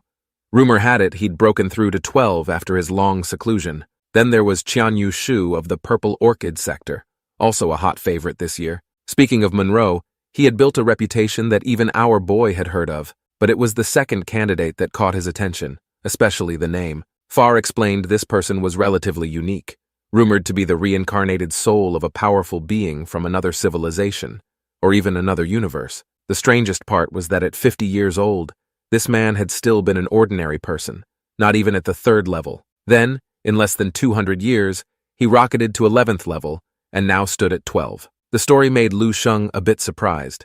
It sounded suspiciously like your typical reincarnation stories, which is exactly how he ended up in this world to begin with. Whatever the truth, he thought, this tournament was about to become far more interesting. Lu Sheng couldn't help but remark that the universe was truly vast, saying there were all kinds of people out there. Still, he had to admit, hearing someone getting transmigrated just like he did was truly a shocker. But if the rumors about Qian Yushu were true, though, he couldn't help but wonder where that person had come from. So he told Far to keep a closer eye on the dude. Of course, even without the reminder, Far would have done that anyway. Far admitted that plenty of others were also curious. The person was just too mysterious, and even the higher-ups had started to take notice. If the guy hadn't stepped out to join the tournament this time, no one might have figured out what he was up to. Lu Sheng guessed that since the guy decided to attend the competition, he was probably after the juicy rewards. That meant, compared to him, the guy's resources might not be all that abundant. Suddenly, a soft light shimmered across his chest before floating into the air. Lu Sheng blinked in surprise, seeing that it was his identity card being generated. Around him, the same thing happened to others. Far noted that it meant the semifinals drawing had begun. Turning around, Lu Sheng saw beams of light everywhere, so those must all be contestants. His identity card displayed his basic info, and soon after, he was instructed to head to a specific arena. Far quickly pulled up the arena number and gasped when he saw the list of competitors. There were 3 11th levels in Lu Sheng's group. He remarked that it could be trouble and asked if Lu Sheng wanted to check their profiles. Lu Sheng, however, stayed calm and politely declined. Far then urged him to wear the combat glasses, saying they'd surely help, but Lu Sheng just shook his head again, and in the next moment, he vanished right before Far's eyes, which startled the guy. Far sighed, muttering that 3 11th levels sounded suspicious. He began to suspect something shady was happening, maybe even that Lu Sheng had been deliberately targeted. Moments later, the contestants were teleported to the arena, and among them was none other than our boy. The host was ecstatic, announcing that the first round of the semi-finals was about to begin.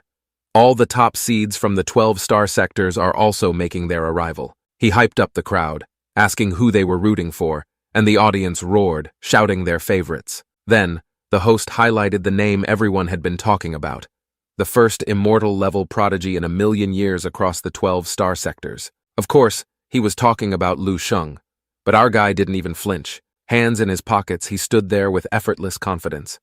The cameraman caught the perfect shot of his cool expression, which made the family watching jump with excitement. Meanwhile, Lan Chen sprang to his feet, recognizing him instantly as Lu Sheng. The chief executor and the senator nearby, however, looked a bit concerned, and somewhere else, a figure whose face couldn't be seen watched with growing interest. Under countless gazes, the contestants on stage couldn't help but turn their attention toward Lu Sheng as well. Each had their own thoughts. Some were thrilled, others surprised. One of them admitted that when he first saw the lineup, he assumed it was just someone with the same name, but now, realizing it was really the dude, he's genuinely shocked. One girl sighed helplessly, thinking how unlucky it was to meet him right at the start. The rest simply stared, showing all sorts of emotions. Lu Sheng showed a faint smile, though he couldn't help but think he had suddenly become everyone's target. Meanwhile, the host, whose hair color somehow turned red, kept hyping up the crowd. He remarked how everyone must be curious about what kind of incredible power an immortal-level being possesses. Then, he began introducing the other contestants, noting the 3 11th level and 6 elite 10th level. With all his yapping, it became blindingly obvious that the host practically pushed Lu Sheng to the opposite side of all 9 others. Many contestants were already cracking their knuckles, and it was certain who their first target would be. Up in the stands, Far cursed under his breath, furious at the host, and calls him a bastard. He wondered where they even found such a clown, saying this setup was pure sabotage. The rules for this round were simple. 10 enter, 1 leaves. It was a chaotic free-for-all, with no fixed opponents. Attack anyone, however you like. But now, thanks to that announcement, everyone's focus had turned to Lu Sheng. Far knew this was bad. Even if Lu Sheng somehow won, it would likely end up in a costly victory, and then the glory of the so-called immortal level would be dimmed in front of such an audience. Meanwhile, our boy's family saw it too, though apart from those who truly cared about him, no one else seemed to mind. To most, even if Lu Sheng had to fight 1 against 100, it was just more entertainment. The atmosphere had hit its peak, and the crowd was roaring, wild like horny animals. Far could almost feel their bloodlust from his seat.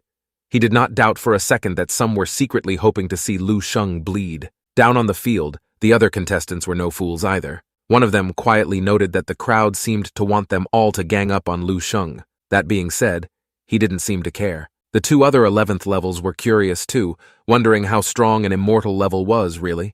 A burst of energy flared from the girl's body, her eyes turning a sharp emerald green. She'd heard stories of extraordinary life forms able to slaughter higher levels effortlessly, and she wonders if an immortal could truly live up to its name while licking her lips, looking all excited. Meanwhile, another guy tensed up, gathering power, saying that with 3 11th level and 6 10th level, it is not exactly unfair. The giant among them drew his massive sword and slammed it into the ground, energy crackling around him as he growled to all to attack together. The others agreed, and everyone was getting prepared. One of them even blamed Lu Sheng for daring to stand out and said he deserved it. Feeling the hostility, our guy actually laughed. Then he murmured under his breath, almost amused, "So, everyone wants to test an immortal?" And with that, he stepped forward calmly. In the next scene, a violent surge of energy exploded from him, rippling through the air like a storm. Honestly, I almost thought his hair would turn blonde all of a sudden. Anyway, Lu Sheng decided to grant their wish. The shockwave that followed made the entire arena tremble. Gasps filled the stands as spectators' combat goggles shattered one after another. Even those with a limit of 1 million couldn't handle it. At the same time, the weaker ones were blown right off their seats. Back on the field, Lu Sheng lifted his foot and stomped down hard.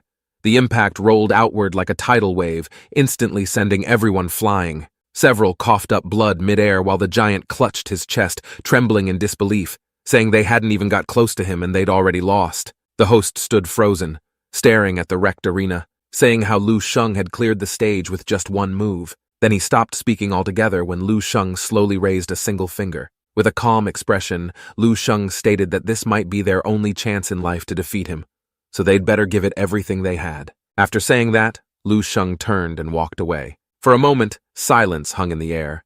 Then the crowd erupted in disbelief. Even the host hadn't expected such a scene.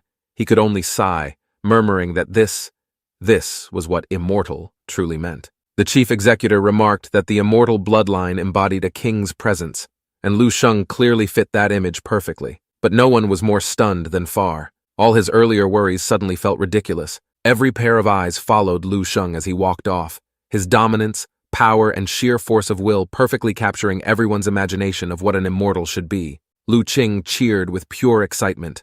while their parents finally understood how far their son had come. Behind them, the martial saints stood frozen, mouths wide open. Lin Zhengyue, once she regained her composure, admitted that even among the universe, Lord Lu still shone the brightest.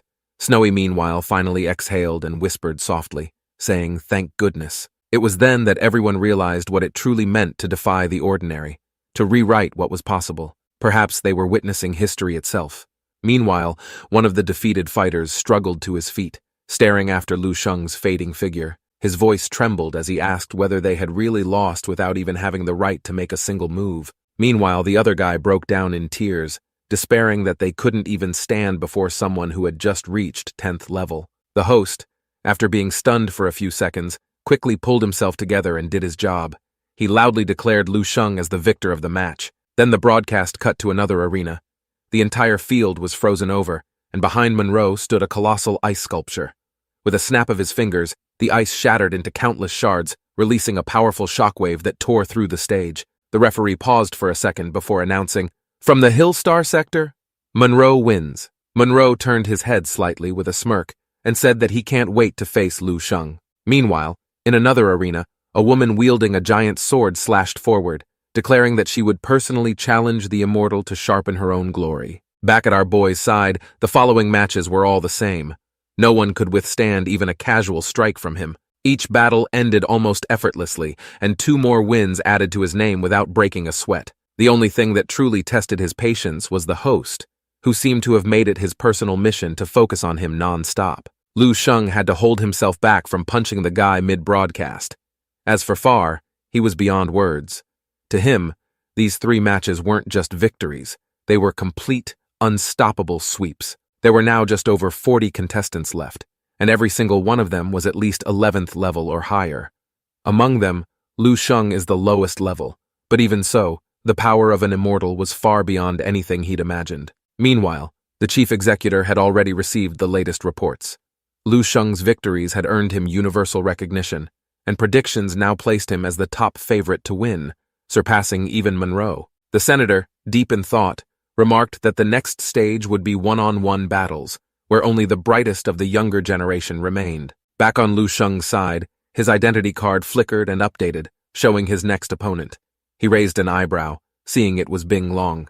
The host, ever eager to stir up excitement, shouted that the 4th round's opening match would be a battle between the Yamu's prodigies. The crowd went wild at the announcement, cheering as the 2 stepped onto the stage. Bing Long, her expression cold as ever, declared that this time, Lu Sheng had no excuse to avoid her. Lu Sheng, however, asked if keeping up that act didn't tire her out. Bing Long froze for a second, clearly wasn't expecting this. Lu Sheng added that deep down, she was terrified, but still pretending to look eager for the fight. "Lying to yourself like that," he remarked.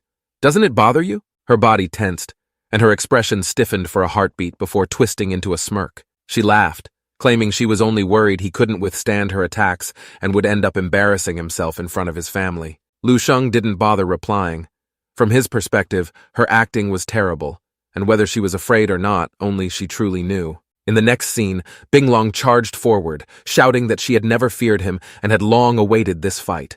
With that, she unleashed everything she had. Countless blades filled the air as she raised her sword and swung down with all her might. Lu Sheng simply stood there, watching. The moment the blades descended, Bing Long couldn't even see how he moved.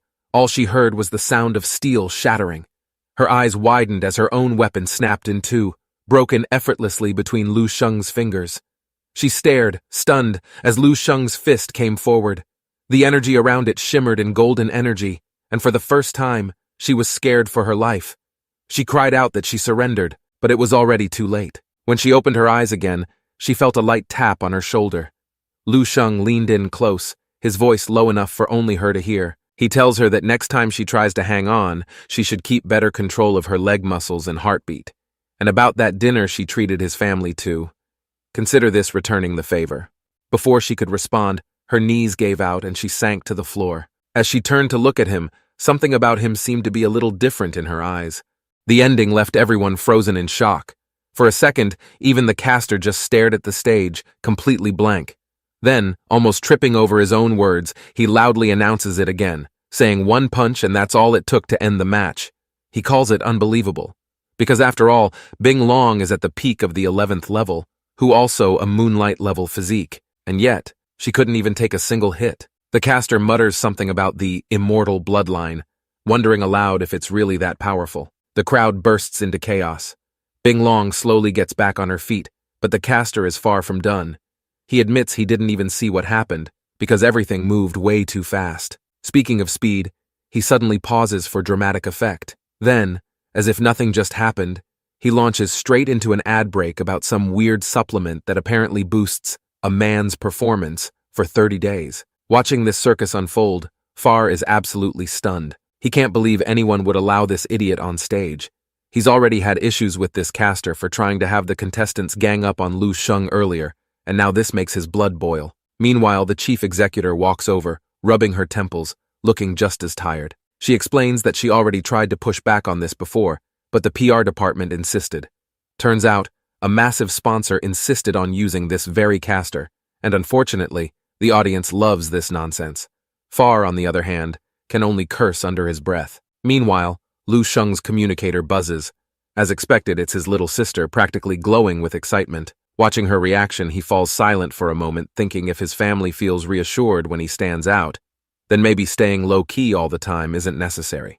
Sometimes, showing off a little isn't the worst thing in the world, and if it helps his family stop worrying, well, he'll just crush every opponent from now on. Next up, the stage welcomes a knockoff Guile and a Chun-Li lookalike, both famous prodigies in their own right. Their fight drags on for more than 10 hours, and for the first time, Lu Sheng actually sits down and watches a battle between two high-level extraordinary physiques. In the end, the girl edges out the win. The arena, however, took a big hit. While the crew works to repair the place, the caster keeps hyping up the crowd, apparently his voice never losing steam. The audience is ecstatic. For them, this kind of drawn-out, high-level duel feels more like a proper semi-final. Some even say the earlier fight between Lu Sheng and Bing Long ended too fast, almost like they were match-fixing. Lu Sheng, meanwhile, is still replaying the battle in his head. Truth be told, he learned a lot from the fight, saying extraordinary physiques are built differently. Their very essence and structure sit on a higher plane than ordinary species. Not only do they have better potential, but they also almost always have a higher ceiling, too. He concluded that perhaps the more advanced the techniques, the more flawless the physique. By that standard, his own immortal stellar body and the rest of his technique obviously surpass the most.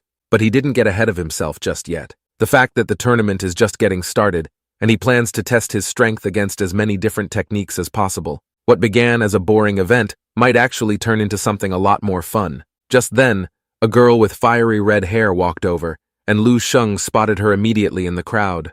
Far was all ready to introduce her, saying her name was Gray, a 9-star moonlight physique and peak 11th level. Far quietly pointed out that she was one of the few opponents worth paying serious attention to. Lu Sheng thought her blue flames were the complete opposite of his own flames. If his was fierce, explosive, and overwhelming, then hers was cold, creeping, and corrosive. The contrast amused him, and he mentally noted that if he got the chance, he'd study her powers carefully. Who knew? It might lead to something unexpectedly useful. Meanwhile, the arena repairs were finally complete, and the next match was about to begin. The caster's voice rose again, charged with excitement as he hyped up the next fighter. He claimed everyone must have heard the name before, a man who once wiped out over 1,000-star pirates alone and supposedly froze an entire planet with his bare hands. His name, the host announced dramatically, was Monroe. A massive projection lit up above the audience, revealing Monroe's profile. The crowd erupted, chanting his nickname, the Ice Demon. Lu Sheng hadn't expected the dude's fame to be this overwhelming. Far, half amused, explained that when Monroe rose to power, his name spread far beyond the 6-star sectors. During that time, several surrounding sectors practically trembled under his legend. Before Lu Sheng ever stepped into the spotlight, Monroe had been the golden boy and a walking miracle. Far admitted that his achievements were honestly incredible. Lu Sheng, though, couldn't help but wonder if Monroe had really frozen an entire planet. Far shook his head, saying it's probably exaggerated, guessing it was probably just some tiny planet at the end of its life cycle. Still, he admitted, even that would be insane for someone at 11th level, adding that Monroe wasn't someone to take lightly. By then, Monroe had already stepped onto the arena. His opponent, on the other hand, was visibly trembling. Monroe tilted his head slightly, and in the next heartbeat, the poor guy was frozen solid. The caster blurted out in disbelief, almost tripping over his words again, saying just a glance and that was all it took. Unsurprisingly, Monroe won without lifting a finger. The crowd exploded once again. Some whispered, some shouted, and everyone seemed to agree Monroe had to be on the 12th level. Rumors of his breakthrough had been floating around for a while, and now everyone was convinced. If it was true, then, as a few people muttered, the rest of the tournament might as well be over. Some remarked that despite Lu Sheng being at an immortal level, he had only just reached 10th level, which they believed was simply too much of a level gap. Monroe slowly swept his gaze across the crowd, and as if by instinct, his eyes locked onto Lu Sheng. Our boy could already read what he was trying to say, perhaps along the lines of, "I'll be waiting for you." Once the match ended, the prediction rankings once again changed. Lu Sheng, who had been sitting comfortably at the top, was instantly overtaken by Monroe. Far stared at the data and shuddered, admitting that just one glance from the guy had made all the hair on his body stand up. Then he turned to Lu Sheng and asked if he felt confident going up against him. Surprisingly, our boy simply said he didn't know. Far wasn't shocked by the response. Instead, he patted Lu Sheng's shoulder and told him not to let anyone else hear that. Losing is one thing, but sounding defeated before the fight even starts was another story. And honestly, even if Lu Sheng couldn't beat Monroe now, it wouldn't matter. He adds that Monroe is so much older than him, and eventually, with Lu Sheng's talent, catching up would just be a matter of time. To be honest, our boy wasn't being humble. He truly didn't know. End of the day, he never figured out how strong he actually was, or where his limit lay. And as for Monroe, the dude was clearly holding back. So when two unknown forces clash, there was no way to predict the outcome. Either way, the matches went on, but the crowd's attention stubbornly clung to Monroe. As time ticked by, his projected win rate climbed to a jaw-dropping 95%. Still, when the caster announced the next round, Lu Sheng suddenly perked up because he'd just heard the name Qian Yushu. He turned quickly and spotted the guy still in the free-for-all stage. As the match began, green energy swirled around the guy like a living storm. He gathered it at his fingertips, then let it burst outward in a wave. The moment the energy hit, not a single opponent could withstand it. Every one of them collapsed on the spot, as if their very souls had been pierced. It took only one move. Qian didn't even look impressed. He just turned his head calmly and walked off. Lu Sheng was caught off guard for a second, thinking that looked like sword energy. But what really struck him was the insane control over the universe's energy. He notes the precision was unreal, and the sheer volume he mobilized in an instant was easily 100 times more than what an ordinary 11th level could manage. Far, watching beside him, nodded in agreement, and added that Qian didn't even have an extraordinary physique. Instead, his psychic power was monstrous, and his fighting style was downright weird. Lu Sheng let out a soft chuckle, whispering to himself that this was getting interesting. Then he wondered, could Qian Yushu really be some reincarnated big name from another universe? And if so, why hadn't anyone dragged him into a lab yet? He found the idea funny, but then again, if the opportunity ever came up, he'd happily invite the guy over for a little study session. After all, Qian's existence might just give his perfect martial path a major boost. Regardless, after the next round of eliminations, only 24 contestants remained, and the 5th round kicked off fast. I'm not even sure where all these people kept popping out from. I thought this was supposed to be one-on-one by now. But whatever the case, our boy crushed his opponents without even breaking a sweat. However, it seems like our boy's dominating performance didn't stir the crowd quite like Monroe's theatrics. Meanwhile, Monroe's popularity kept climbing, his name practically glowing at the top of every feed. At the same time, he had to admit, Monroe really did know how to look cool. For a moment, he even considered whether he should start putting on a little act himself. Nevertheless, Monroe seemed pretty focused on Qian Yushu too. Showcasing the prediction again, even without Monroe's absurd level of fan support, the guy's numbers had soared high. Either way, the caster practically bounced on his heels as he announced the end of round 5. The giant screen flashed the top 3 favorites to win it all, and right when the crowd leaned forward expecting a big reveal, the caster once again switched to a commercial break. Lu Sheng was speechless. Apparently, no matter where you were, Earth or the farthest corner of the universe, ads would find you. With that nonsense out of the way, his communicator buzzed again. His sister, of course. She complained that his fights ended way too fast.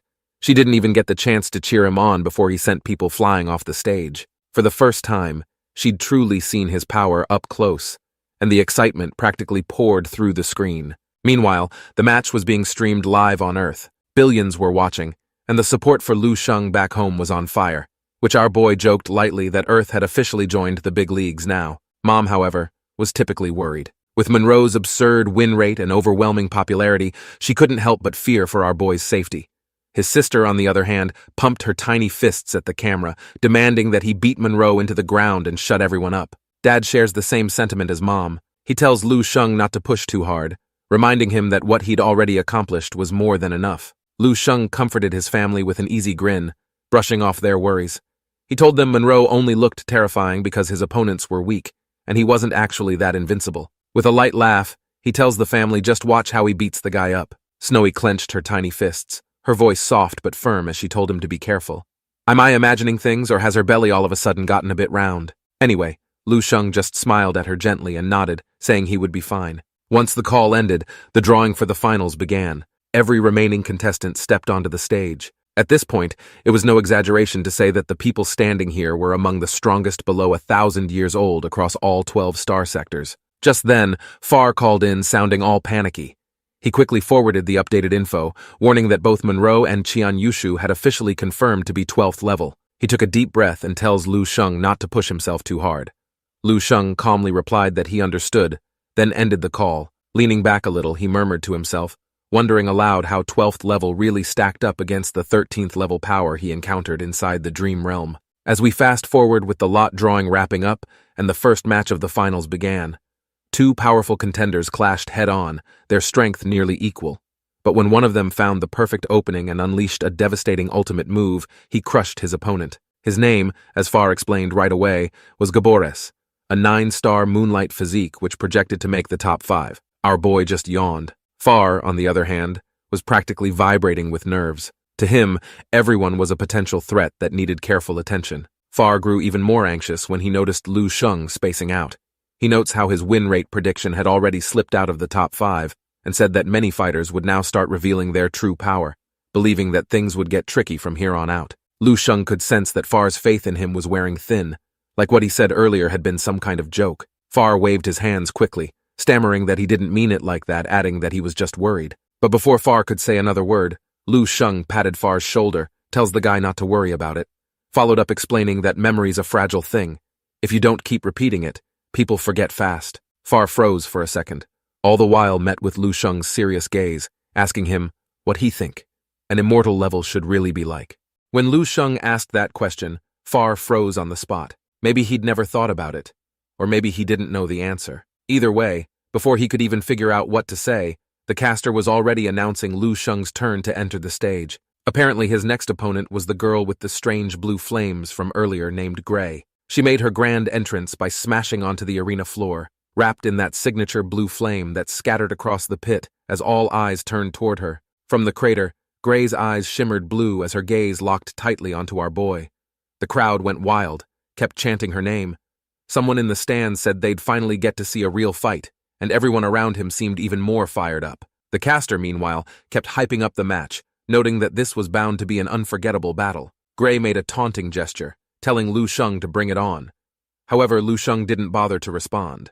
With a confident tap on Far's shoulder, he tells him that he will personally show him what the immortal bloodline truly means. Far, meanwhile, didn't even have time to react because Lu Sheng had already vanished, reappearing inside the arena just seconds later. Witnessing his calm demeanor, Gray smiled, then muttered immortal-level bloodline with a tone that sounded dismissive, but she herself looked more than just excited. Suddenly, Lu Sheng sensed her energy surge. Blue flames gathered around her, wrapping tighter and tighter until she looked like she was wearing living armor. Her aura shifted, now much more serious. She hovered in the air, waves of heat rolling off her like she could vaporize anyone who got too close. Lu Sheng, however, acted like none of it mattered. He simply remarked that if she wanted to personally test what it meant to have immortal bloodline, if that's the case, then she'd better be ready to bleed for it. Gray just smiled again, but didn't respond this time. As if deciding to have her actions speak for her, a more violent burst of energy exploded from her body. Lu Sheng raised a hand to shield his eyes as the caster shouted in surprise. He noted this was the power of the twin bridges of the galaxy, and this could only mean one thing. Gray was preparing to break through to the 12th level. The crowd was stunned, jaws dropping. Even people from her own star sector couldn't believe it. Someone pointed out she was barely 200 years old, while others announced excitedly that she truly was a born warrior. Meanwhile, far away on a ship watching the match, an old man smiled in satisfaction, remarking that she'd done well. But at the same time, both the senator and the chief executor looked a bit anxious, commenting that another 12th level had appeared, admitting that they hadn't seen it coming. As for Far, still being his usual self of course, he was worried sick about Lu Sheng again. As the scene shifted back to Lu Sheng, he stood there like nothing had happened, quietly watching Gray's power continue to climb. Gray took a deep breath, turned toward him with a bright smile, and questioned if she was finally qualified to fight the legendary immortal prodigy. Lu Sheng smiles and says fine. Since Gray's that strong, then he doesn't have to worry about accidentally wiping her out. Gray calls him arrogant, and the next second, she's already charging straight at him, swinging for his face. Lu Sheng counters with his own punch. The two forces collide dead center, the impact exploding into waves of wild energy that ripple through the arena. Neither of them backs down. They traded blows after blows, faster by the second. The caster, clearly thrilled, notes that Gray seems to be using the pressure from Lu Sheng to push herself toward completing her 12th level rule refinement faster. He explains that if the 11th level means mastering the rules, then the 12th is about bringing that power into the body and refining one's martial body entirely. The senator, meanwhile, looked shocked and remarked that although she's only just stepped into the 12th level, she's managing to refine and merge her rule power mid-battle. To be precise, she hasn't truly reached 12th level just yet, but she's dangerously close. As the fight drags on, Lu Sheng starts to look more and more on the defensive. Each exchange pushes him back. Far grips the railing tight, trying his best just to keep up. He believed Gray might already be strong enough to challenge Monroe himself and perhaps guaranteed a top 3 finish in the tournament. Still, Far can't help but be amazed by Lu Sheng too. Despite the level gap, he's holding his ground against Gray at full power. The chief executor shares the same sentiment, commenting that it's downright unbelievable that Lu Sheng is holding his ground. What made her even more surprised is the fact that he's not even slightly injured, admitting she was shocked to witness the real strength of the immortal bloodline. Then, out of nowhere, a mocking voice cuts in. Someone sneers at the senator, saying it looks like Yamu's so-called immortal bloodline legacy is about to end here. It's a woman speaking, a senator from the Hill Star sector, who chuckles and notes she almost feels bad for crushing such a promising prodigy so early. But the old man remains calm. He expresses confidence in Lu Sheng, saying that although he's an immortal level, he's barely in his 20s and only recently advanced to 10th level, and losing here would be perfectly reasonable, adding that he has a bright future nonetheless. Seeing his reaction, the woman shifts her tone, adding with fake pity that it's a shame. They won't get to see Monroe and Lu Sheng face off after all. Her smug grin makes the senator's face twitch. He mutters under his breath that this bitch is really getting on his nerves. If only he could slap that smirk right off. Still, even he has to admit she's not exactly all wrong either. Lu Sheng is being forced onto the defensive again and again. His moves now are mostly dodges and on guard, clearly on the back foot. Worry flashes across the old man's face, wondering if this really could be the end for Lu Sheng. The battle continues, and Gray finally unleashes one of her ultimate moves. The collision of power shakes the arena. Lu Sheng managed to block it, but disappointment ripples through the crowd. Some spectators groan that they shouldn't have bet on him, shouting that they're about to lose big. On the other side, his family watches anxiously. Even his little sister, who believes in him more than anyone, starts to get anxious. Gray decides it's about time to end this. Flames begin gathering in her hands, and this time she unleashes her strongest attack, the blue infernal break. With a sharp shout, her claws flash forward, forming 2 ghostly heads that roar toward Lu Sheng. A deafening blast follows, leaving a massive crater in the arena. But when the dust settles, Gray can't see Lu Sheng anywhere. She's shocked, wondering if he actually dodged that. Suddenly, his voice comes from behind her. He admits he didn't dodge completely. The front of his shirt is shredded, but it wasn't enough to cause any harm. Gray can hardly believe it. She mutters that this must be the defense of the immortal bloodline. Still, she refuses to back down.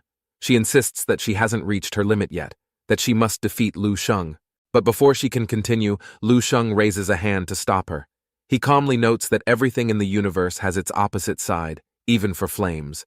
He further explains that her blue infernal flame is exactly that, the inversion of what normal fire stands for. Gray frowns, looking all confused. She questions if he's saying the flame that has been running in her family's bloodline has something to do with anything he just said. Even if that's true, what does that have to do with him? That just because he understands them a little, he thinks he's already figured her out? Lu Sheng shakes his head, explaining that understanding something and deciphering something are 2 completely different concepts, adding that there's still a long path between them. Gray, still not following, asks him what he is even trying to say. Turns out, Lu Sheng explains, he's simply been interested in her flames, and has been studying them since the fight began. Gray raises an eyebrow, then asks, So what? Meanwhile, the audience grows restless. They were on the edge of their seats, and now this. The crowd starts shouting, complaining that they came for a fight, not a chat session. Some yell that if Lu Sheng can't win, he should just surrender already. The caster never misses his chance, adding more fuel to the fire, laughs and remarks that it looks like Lu Sheng, realizing he can't win, is now resorting to psychological tactics. Lu Sheng ignores them all. He simply announces, to Gray, or maybe to everyone, it's time to finish all this. He clenches his fists. Instantly, an overwhelming energy erupts from his body, causing Gray's eyes to go wide in shock. And then, in perfect balance, Lu Sheng says it's only fair. He'll let her see the other side of flame as well. He activates his perfect martial path, and a massive column of fire shoots skyward. The light is so intense that no one can keep their eyes open. Far shields his face, squinting hard to see what's happening. Then, out of that blinding light, a colossal golden crow appears, its wings blazing as it illuminates the entire nearby planets. In that very moment, it dives and merges into Lu Sheng's body, followed by a glowing mark appearing on his forehead. Somehow his clothes are restored, pristine again. Far couldn't believe what he was seeing. Lu Sheng, meanwhile, glances his way with a smile and tells him to watch carefully. This is what immortal means. He slowly opens his hand. In the next instant, flames surge toward Gray. The speed is unreal, and she senses danger immediately and throws all her power into defense, quickly forming a massive barrier in front of her. The two forces collide and cracks begin forming. A heartbeat later, it shatters completely. The flames rush in. Gray's eyes widen in disbelief as the fire engulfs her. Her scream echoes through the arena. Just like what Lu Sheng had said earlier, if one seeks to test the immortal, one must be ready to bleed. Our boy clearly held back, and Gray seemed fine, other than the fact that she's completely knocked out. Lu Sheng walks up to her, pats her shoulder gently, and remarks that she wasn't quite prepared enough. Then, letting her go, she falls on the ground unconscious. In that very moment, the arena falls into total silence. Whispers broke out. Some had no idea how Gray had lost so suddenly, while some questioned what had just happened. Even the caster is speechless for a moment, then quickly recovers and declares our boy's victory. Walking off the stage, our boy left the entire stadium utterly stunned. Someone shouted that all it took was one punch to knock out Gray. To think that a 10th level could crush a 12th level was absolutely insane. The guy who had been trash-talking him earlier suddenly waved his ticket and screamed that he'd won the bet. In a wild twist of emotion, he even called our boy his daddy and celebrated the fact that now he didn't have to jump off space after all. Meanwhile, the caster remarked that the match was getting more and more thrilling, saying he could hardly wait for the next round to begin. Meanwhile, both of the senators wore expressions of disbelief. The one from Hill Sector muttered that it was impossible, nervously gulping as she noted that this level of power should require at least 4 limit breaks. But how could someone at just 10th level achieve that? The senator, on the other hand, stood up in excitement, fists clenched, laughing and declaring that this kid was a monster. He reminisced about his own days at 10th level. Back then, he could barely manage a single limit break. Now he could hardly imagine what kind of terrifying power Lu Sheng would possess once he reached 12th level. He then looked toward the female senator, and with a mischievous grin, he asked the old friend what she'd said earlier. Wasn't she eager to see Lu Sheng fight Monroe? Well, he added with mock innocence, looks like that might really happen. Don't you think? A little flustered, she forced a stiff smile and praised Lu Sheng in return, though she did note that Monroe was nothing like Gray. Still, her stammering voice betrayed her lack of confidence. Suddenly claiming she'd remembered some urgent matter, she turned on her heel and hurried away. The senator pumped his fist in triumph, shouting that he'd finally made that old lady eat her words, adding that Lu Sheng was simply amazing. Compared to him, the chief executor remained much more composed. She calmly observed that so far, Lu Sheng had delivered surprise after surprise, this latest one exceeding every expectation. The senator regained his composure, nodded in agreement, and remarked that now the real question was how far Lu Sheng could go from here. Back on our boy side, he suddenly felt a weird sensation as if someone was watching him. Turning his head, he spotted a figure high up in the stands, eyes locked directly onto him. Upon closer look, it was Monroe looking at him with a weird smile that met Lu Sheng's gaze head-on. Lu Sheng frowned, thinking, what's with that creepy look? This guy has some bad intentions. Anyway, before he could think further, his communicator buzzed. Of course, it was his little sister. Seeing her brother's victory, she was back to her cheerful, energetic self, gushing that he looked way too cool and questioning if this was really her brother. She even begged him to teach her his moves sometimes. Lu Sheng was laughing as he talked with her when that weird sensation returned. He spun around instantly, but this time, there was no one there. A flicker of doubt crossed his mind as he wondered, who was that just now? Meanwhile, as time went on, the matches continued. Though each battle had its own flair, none could quite match the shock and spectacle of Lu Sheng's fight against Gray. Meanwhile, their conversations looped back to it again and again. Lu Sheng, however, wasn't focused on the crowd. Leaning against the railing, he kept scanning the stands, trying to locate that strange presence he'd felt earlier. Oddly enough, that unsettling gaze kept flickering in and out, but when he tried to trace it down, it just disappeared. If not for his highly sensitive psychic power, he might not have noticed it at all. That left only one possibility, he notes.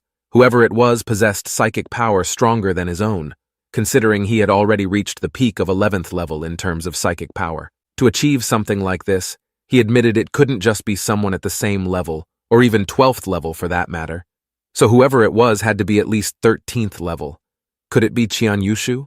Had that guy really reached such level? Or maybe it was one of the other contestants.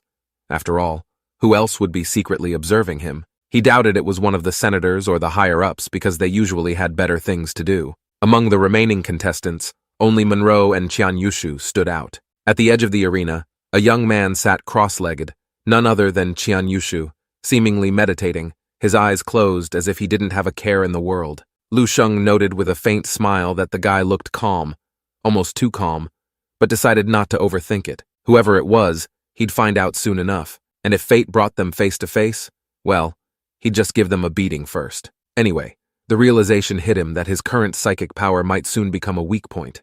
So, while waiting for the next round, he tapped into the dream realm and activated the Fire Seed program, immediately launching himself into a rapid training session. Time passed, and before long, it was time for the second round. This stage would determine who'd advance from 7 to the final 4. The draw was, as always, random. Or supposedly so. Maybe it was pure luck. Or maybe it was that ever-elusive plot armor. Either way, our boy ended up being the lucky one. The caster cheerfully announced the result, and even our boy began to wonder if someone behind the scenes was pulling strings. Meanwhile, on the other side, the Hill Senator didn't find that funny at all. She immediately accused the organizers, namely Yamu's side, of rigging the bracket. The senator just laughed, swearing he hadn't done a thing, which only made her angrier. Meanwhile, Far commented that Lu Sheng's performance had simply been too spectacular. Still, he couldn't help but note, with extra emphasis, that it was very convenient how Monroe and Qian Yushu ended up separated in the draw. His tone suggested he found it more than a little sketchy. But anyway, he went on to explain that both would now face the top seeds of other star sectors, which meant the finals would probably be Lu Sheng versus one of them. Lu Sheng didn't seem to care. He just found a quiet, clean spot and lay down flat. Far blinked in disbelief, pointing at him as if to ask whether he seriously planned to sleep right before the finals.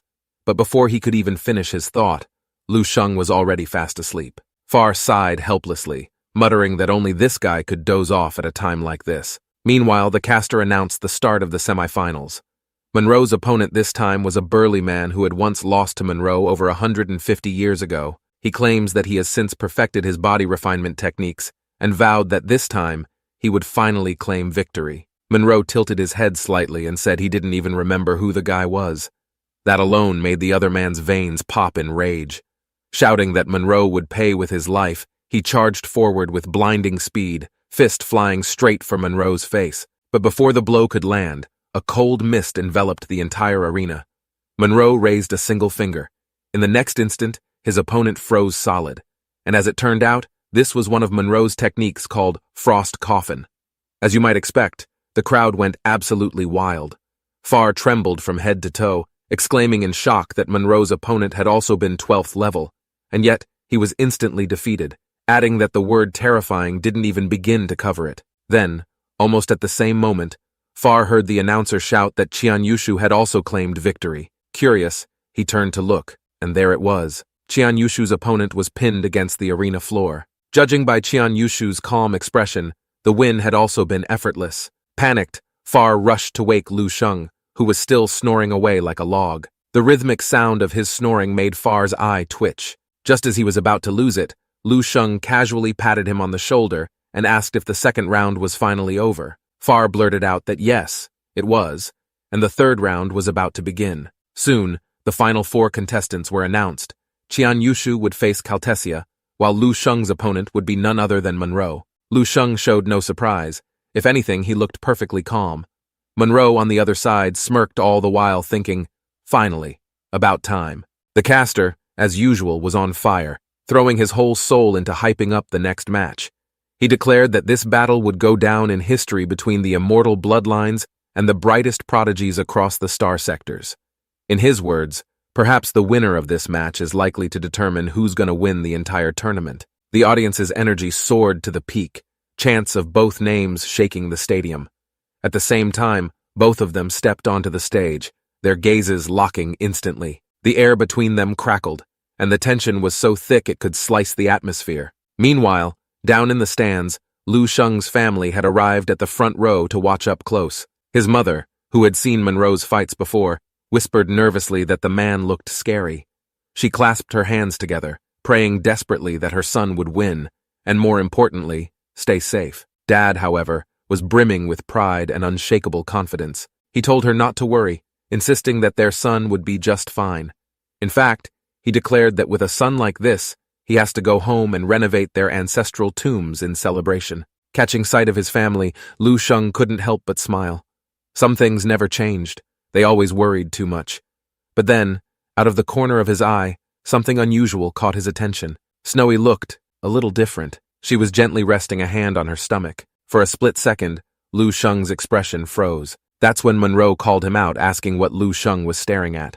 The moment Lu Sheng didn't respond, Monroe's tone turned cold and angry, accusing him of disrespect, of daring to lose focus during battle. Lu Sheng turned his head lazily and asked what he'd just said, which only made Monroe even more mad. He said fine. He'd make sure Lu Sheng learned the meaning of respect the hard way. Suddenly, Monroe's aura exploded. A violent surge of energy burst outward, slamming through the arena like a blizzard. Lu Sheng raised one hand to block, but in an instant, half his body was frozen solid. Before he could react, Monroe vanished and reappeared behind him, voice dripping with contempt as he asked, "Where is Lu Sheng looking now?" His punch followed immediately, slamming into Lu Sheng and sending him flying. Shards of shattered ice sprayed across the arena, and Lu Sheng was launched into the air, blood trailing from his lips.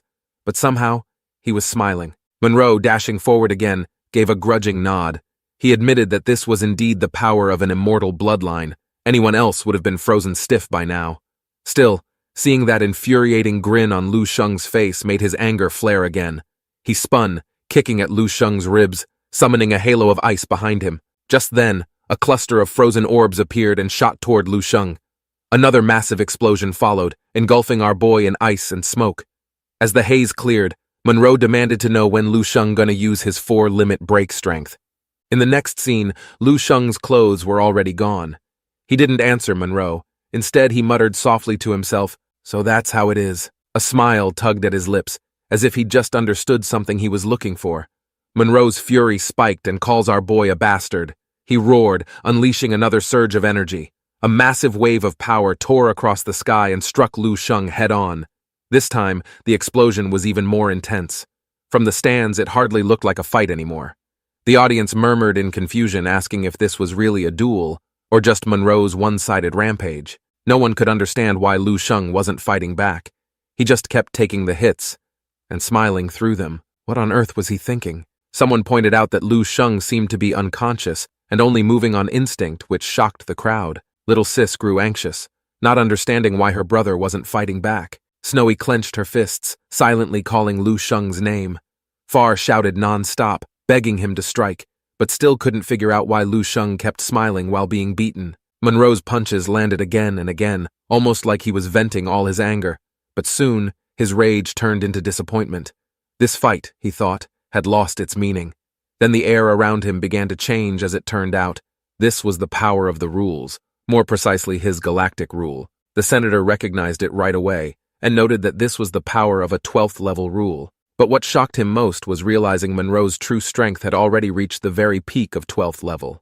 Everyone was utterly bamboozled by Monroe's true strength. The female senator practically had an orgasm on the spot. The fact that Monroe was still so young and already possessed sunlight level, as she noted, was truly remarkable. Turning with her signature taunting smirk, she tells the senator that she believes whether Lu Sheng is in his best shape or not is not going to make any difference. She then further explained that Monroe will be victorious. The senator, however, tries to keep his composure and counters, saying it's still too early to draw conclusions and that Lu Sheng hasn't lost yet, though the old man didn't sound as confident as he used to. The woman only replies coolly that they'll just have to wait and see. Anyway, seeing her smug face once again getting on his nerves, the senator can only pray that Lu Sheng gets back up soon. With that, the scene shifts back to Monroe. Feeling the wild surge of power coursing through him, he lets out an excited roar. Instantly, shards of ice explode outward, freezing everything in their path. The chill doesn't stop there, and it keeps spreading, eventually seeping into the universe. Monroe's body begins to change as well. After a quick outfit upgrade, an icy crown forming atop his head. At that moment, he looks every bit like a monarch stepping out from the frozen kingdom itself. Step by step, he walks toward Lu Sheng and tells him, "Sorry for the wait." The temperature plummets. The entire arena trembles under the cold. Spectators shiver, rubbing their arms and stamping their feet to stay warm. Someone even remarks that the rumors of him freezing an entire planet suddenly don't sound so exaggerated after all. Now, just a few steps away from our boy, Monroe decides to show his respect, or what passes for it. To honor Lu Sheng's immortal bloodline, he declares he'll end this with his strongest punch, all the while tells him to kneel before him. Then, with a deep breath, he clenches his fist.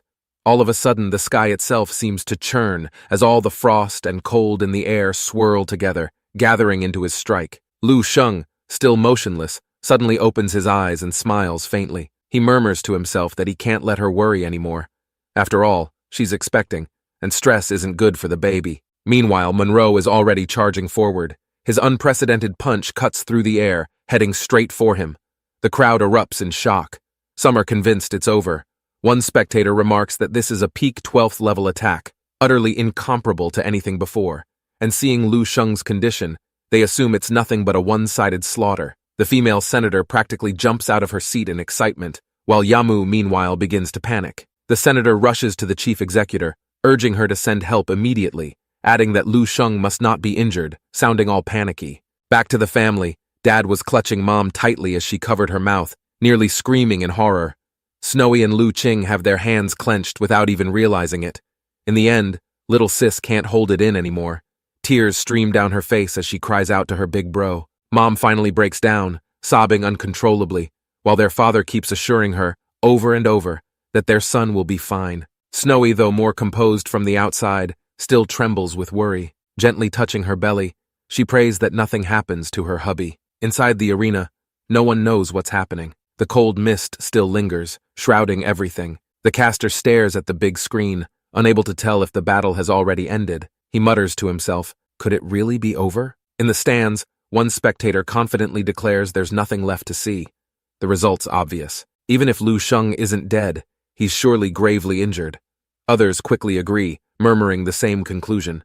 Soon, voices rise asking the caster why he hasn't announced the result yet. The poor man hesitates, unsure if he should, though he doesn't even know the result himself. Suddenly, a blinding light bursts from behind him. The heat wave slams into him, and when he turns, and there, within the smoke, he swears he sees two figures. As the smoke settles, before everyone's stunned eyes, Lu Sheng is standing. He's holding back Monroe's full-power punch, completely unfazed. Monroe's eyes widen with excitement, and he laughs like a madman, saying it's about time the true power of the immortal bloodline showed itself. Lu Sheng only smiles, admitting that he got a little distracted just now because he was too happy. The senator's emotions swing wildly, and the old man can feel his heart racing, astonished that Lu Sheng actually caught that strike. The female senator, meanwhile, grows serious, noting perhaps this is the true power of the immortal bloodline.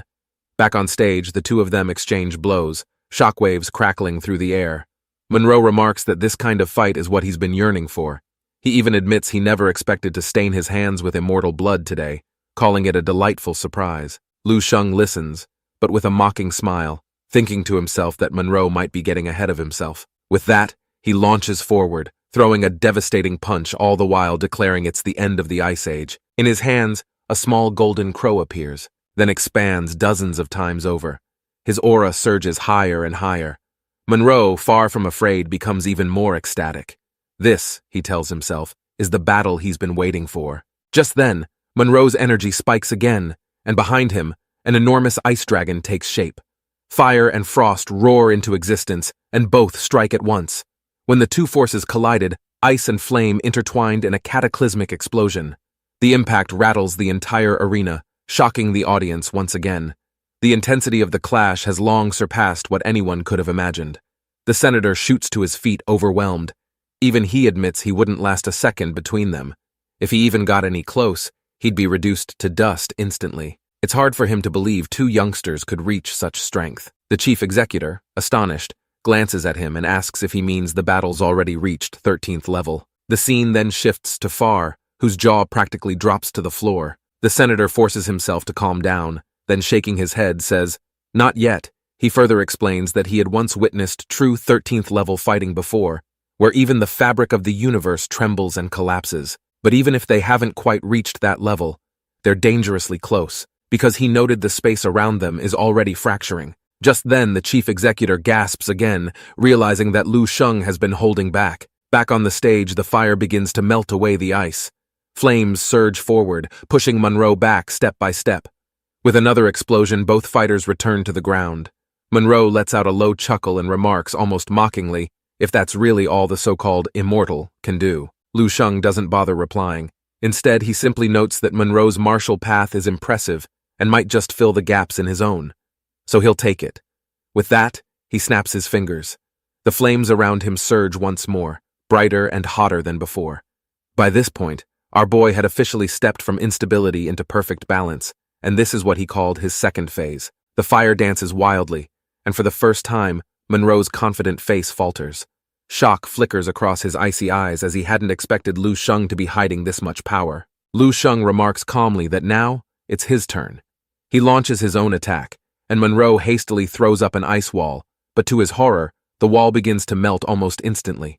He curses under his breath, realizing he can't block it. Redirecting the impact with everything he's got, he still flies backward several meters, blood spraying from his mouth. Dazed, he looks up at Lu Sheng in disbelief, wondering how this could be happening when his frost was powerful enough to freeze entire planets. Lu Sheng strides toward him. Energy continues to gather in his palm. He then proceeds to tell Monroe a story about someone who once shot an arrow at the setting sun. And when night fell, that very person thought he had struck down the sun itself. Monroe stares, still processing the words, when Lu Sheng suddenly reaches out. The moment his hand grasps him, Monroe freezes in terror, realizing he can't move, almost as if he were clamped down. When he looked up, he heard Lu Sheng ask if he found it ridiculous. Then come the flames, and agony tears through his body. Even Lu Sheng doesn't know whether his fire can completely devour Monroe, but one thing is certain.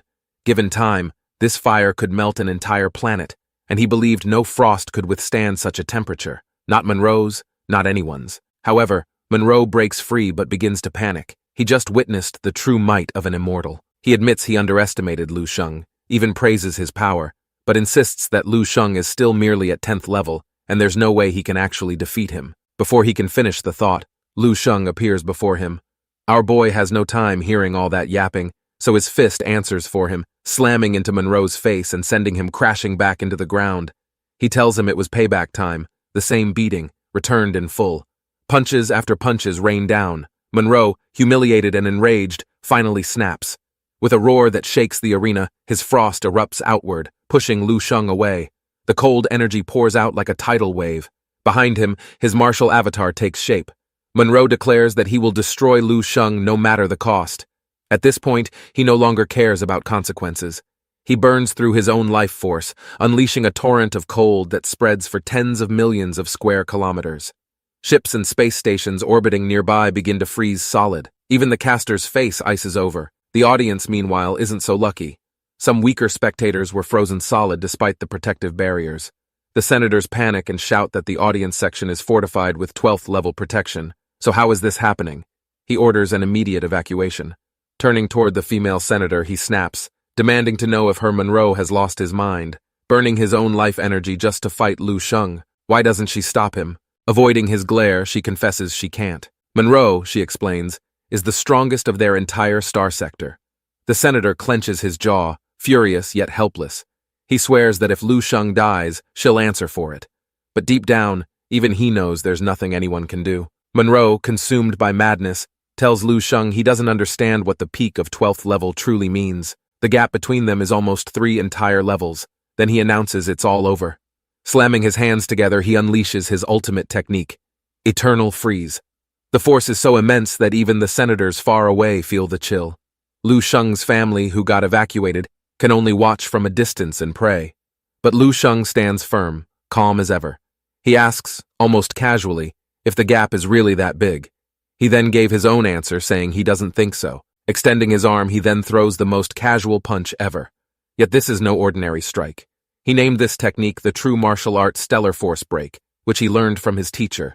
The moment it lands, it tears through Monroe's attack, devouring the Eternal Freeze in an instant. Monroe staggers backward, eyes wide with disbelief.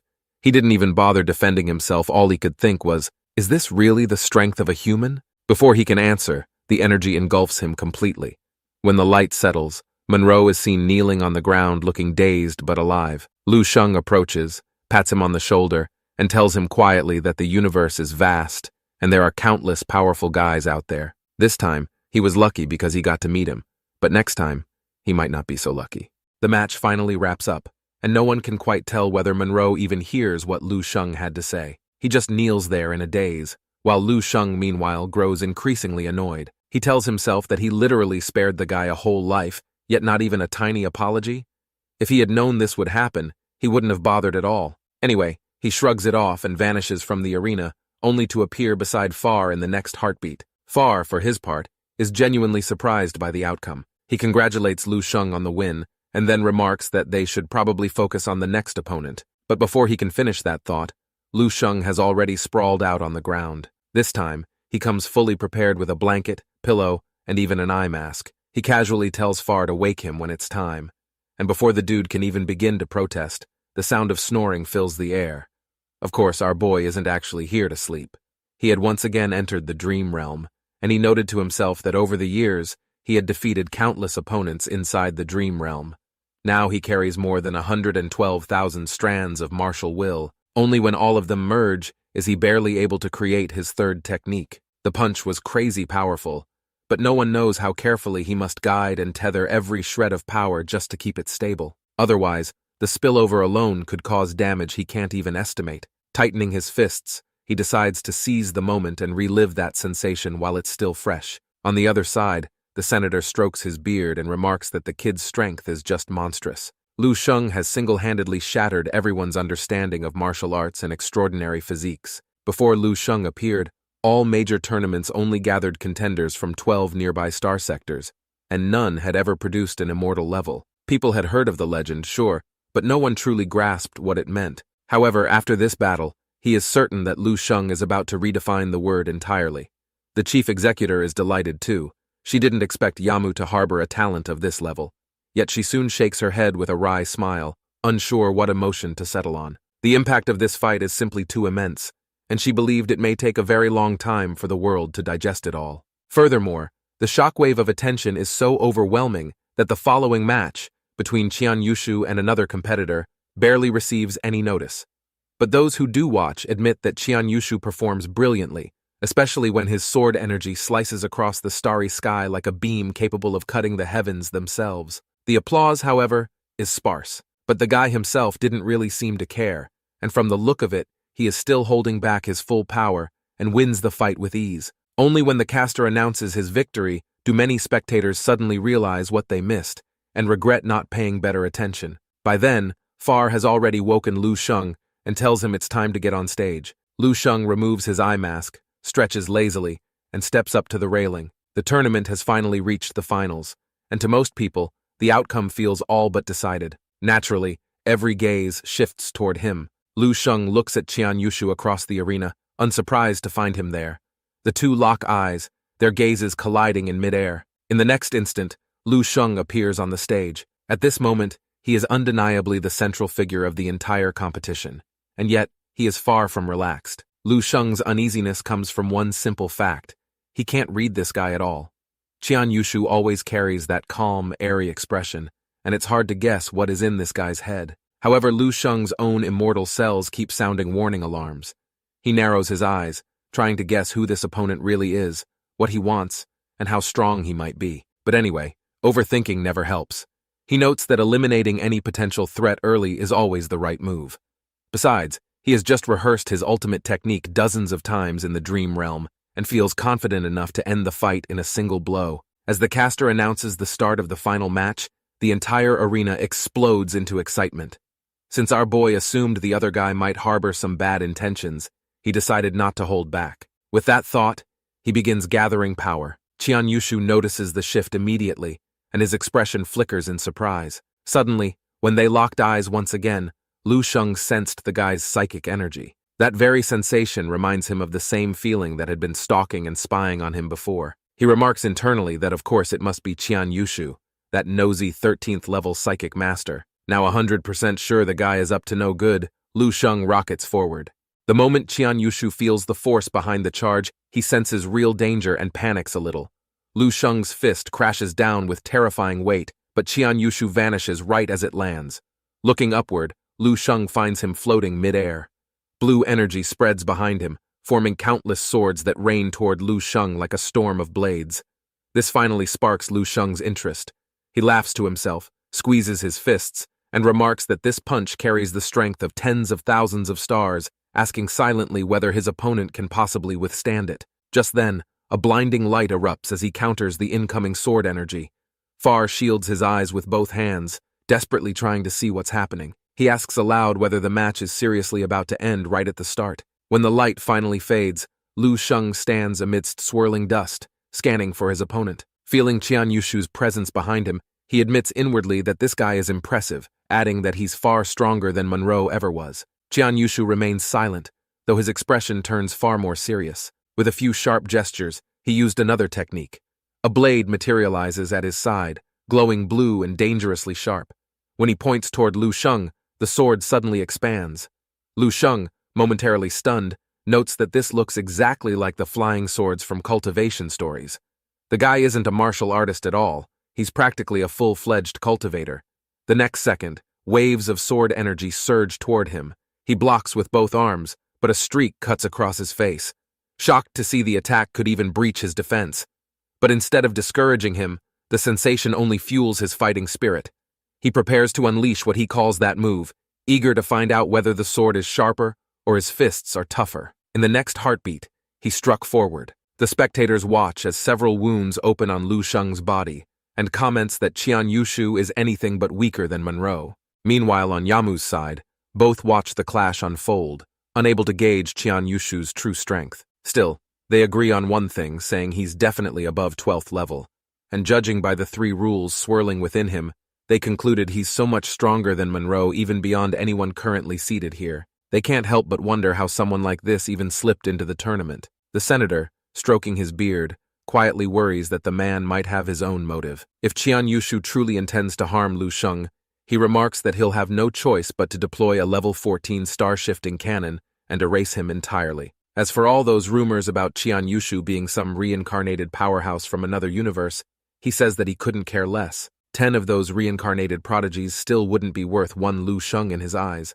Meanwhile, Qian Yushu studies the massive sword floating before him, noting that the sword formation is now complete. He runs some quick calculations, converting power systems, cross-checking cultivation levels, and concludes that this strike could injure even a 13th level in this universe. He remarks to himself that even Lu Sheng won't stand a chance. With a chilling smile, he further added that he was ready to finish that one thing he came here to do. On Lu Sheng's side, he continues smashing apart the waves of sword energy. Then a small grin spreads across his face. He remarks inwardly that the real show is only just beginning, but for everyone else, they were nowhere near as calm. From the scale of that sword alone, they realize Qian Yushu has also reached 5 limit breaks. Lu Sheng's earlier strike that defeated Monroe was already 5 limit breaks, and now there's another monster on the field. The chief executor quietly admits that even if they tried to stop the match now, they would only get caught in the aftermath. Far, watching Lu Sheng throw punch after punch, clenches his own fists and remarks that this is outrageous. He believed most 12th level senators haven't reached even 4 limit breaks, and here it was, one immortal and one from an alternative universe battling it out. Back on the stage, Lu Sheng finally grows impatient. His arms raised before him, he brushes aside the sword energy with a powerful flick, then a powerful aura erupts behind him. The caster, practically choking on his own astonishment, asks whether this was Lu Sheng's martial avatar. At a glance, it spans at least 500,000 meters. Some spectators remark that they've never heard of anyone wielding such an enormous avatar, especially someone who is only 10th level. They don't even dare to imagine how big it will become at a higher level. Now it was our boy's turn to hover in the sky. But Qian Yushu refuses to believe an avatar can block his attack. Just then, energy floods into the massive sword, and with a roar, it plummets toward Lu Sheng. So our boy surges forward together with his martial avatar, intercepting it head-on. One hand reaches up, closing around the blade's tip. He knows the martial avatar alone can't withstand this attack. So he activates his fourth divine ability, the Golden Stellar Body. In the next heartbeat, the entire sword cracks under his grip and shatters. Qian Yushu's expression collapses into disbelief. Such a result, he notes, should be impossible. Lu Sheng's counterpunch smashes through what remains of the sword formation, reducing it to dust. Watching his treasured flying sword crumble, Qian Yushu feels despair creep in. His mind spirals as he asks, at least internally, what kind of monstrous creature Lu Sheng even is. Lu Sheng can't be bothered to answer. He steps forward, lifts a hand, and essentially announces that it is now his turn to return the favor. Qian Yushu hastily summons another flight sword to block, but it breaks instantly. The power behind Lu Sheng's punch forces blood from his mouth, sending him staggering backward. At the same time, he can't get over the fact that his sword, even reinforced by the entire formation, was capable of wounding a 13th level, but somehow Lu Sheng stopped it barehanded. He simply cannot comprehend how that is even possible. The senator, meanwhile, has long run out of words to describe what he's witnessing. Lu Sheng had already shocked him plenty of times this tournament, but what he just saw surpasses even that. At this moment, Lu Sheng's strength has far exceeded anything he believed possible, and yet he isn't sure what the true ceiling of an immortal-level prodigy is. The chief executor, however, calmly points out Lu Sheng's one weakness. After thinking it through, she remarks that perhaps only his 11th level psychic power is lagging behind. But the moment she thinks it, she lets out a helpless laugh, because calling peak 11th level a weakness feels almost like a joke. Back on the stage, Lu Sheng's fists keep hammering Qian Yushu, driving him backward step by step. The guy retaliates with another flying sword, sending it straight for Lu Sheng's head. Yet it didn't even leave a mark this time. Qian Yushu swears internally. He can't run, can't dodge, can't escape, and there's only one technique left. Clenching his hands together, he summons another flying sword. This time the blade doesn't shatter outright. It only cracks. He grits his teeth, but blood spurts from his nose. Lu Sheng pauses, slightly surprised. He noted he didn't even touch him, but the guy is already bleeding. With that thought, he breaks into a wicked grin. Seeing the expression, Qian Yushu finally panics, mentally begging him to stop. But Lu Sheng, of course, has no intention of listening, so he launches another punch. The crack across the sword widens dramatically. More blood gushes out. With a mischievous laugh, Lu Sheng continues the beating until the poor guy spits out a whole mouthful. He doesn't stop there. Instead, he cheerfully notes that Qian Yushu is basically a little humanoid fountain at this point. By now, the guy has completely loses composure. In utter rage, he unleashes another attack, this time fueled entirely by psychic energy. But Lu Sheng casually waves a hand, and the psychic attack scatters like dust. That was Qian Yushu's last trump card. Feeling his strength drain out of him like water from a broken jug, he collapses to his knees and admits defeat. Lu Sheng, however, has no plans to offer mercy. A streak of energy fires straight toward Qian Yushu's forehead, punching through his skull. A second later, a tiny creature bursts out of the body, muttering angrily that he'll remember this grudge and get revenge next time. But before he can escape, Lu Sheng catches him with a single hand. The little creature panics instantly, begging to be released, saying that Lu Sheng already won and should just let him leave. Lu Sheng disagrees entirely. He knows the guy was up to no good, and he's not about to leave such a danger at his back. As the creature screams, Lu Sheng simply opens his mouth and eats it straight up. That turns out to be one hell of a fight, he notes while rubbing his belly. Also, not a bad snack afterward. Meanwhile, the moment that little creature gets eaten, Qian Yushu's body starts dissolving, fading away from the stage in just seconds. Lu Sheng tells himself he really ought to thank Far for the pre-match briefing, because someone with Monroe's background might not be the best idea to accidentally kill him. But someone like Qian Yushu, no backing, sensitive identity from another universe, comes with no such burden. As for all that talk about reincarnations, Our boy is just gonna ignore that crap. He glances around, and the entire audience sits in stunned silence. Everyone looks at each other, and shows more than a few surprised faces. Then, the first pair of hands begins clapping, and the senator himself steps forward to congratulate Lu Sheng, saying this is what their immortal truly means. Furthermore, applause spreads in waves, and soon the crowd erupts, shouting Lu Sheng's name. With that, the caster promptly announces him as the final victor. Even he admits the whole thing is ridiculous, thinking that a 10th level managed to defeat two 12th levels, then immediately took down a quasi-13th level and ended up having one defeated, one crippled, and one killed. He just can't wrap his head around our boy's ruthless efficiency, almost as if everyone else exists merely as his backdrop. Far, meanwhile, is practically in tears. He remarks that he has just witnessed history being born, or perhaps the opening of a legend and myth. Anyway, in his mind, there is no doubt the title of Immortal will spread across all 12 star sectors and beyond. Just then, his family rushes in. Little Sis excitedly said how her big brother is just too strong. His parents hurriedly inspect him for injuries, all the while feeling both proud and overwhelmed. Snowy stays quiet at the side, simply smiling at her hubby. She gently strokes her belly and asks the little one inside whether he can see all this.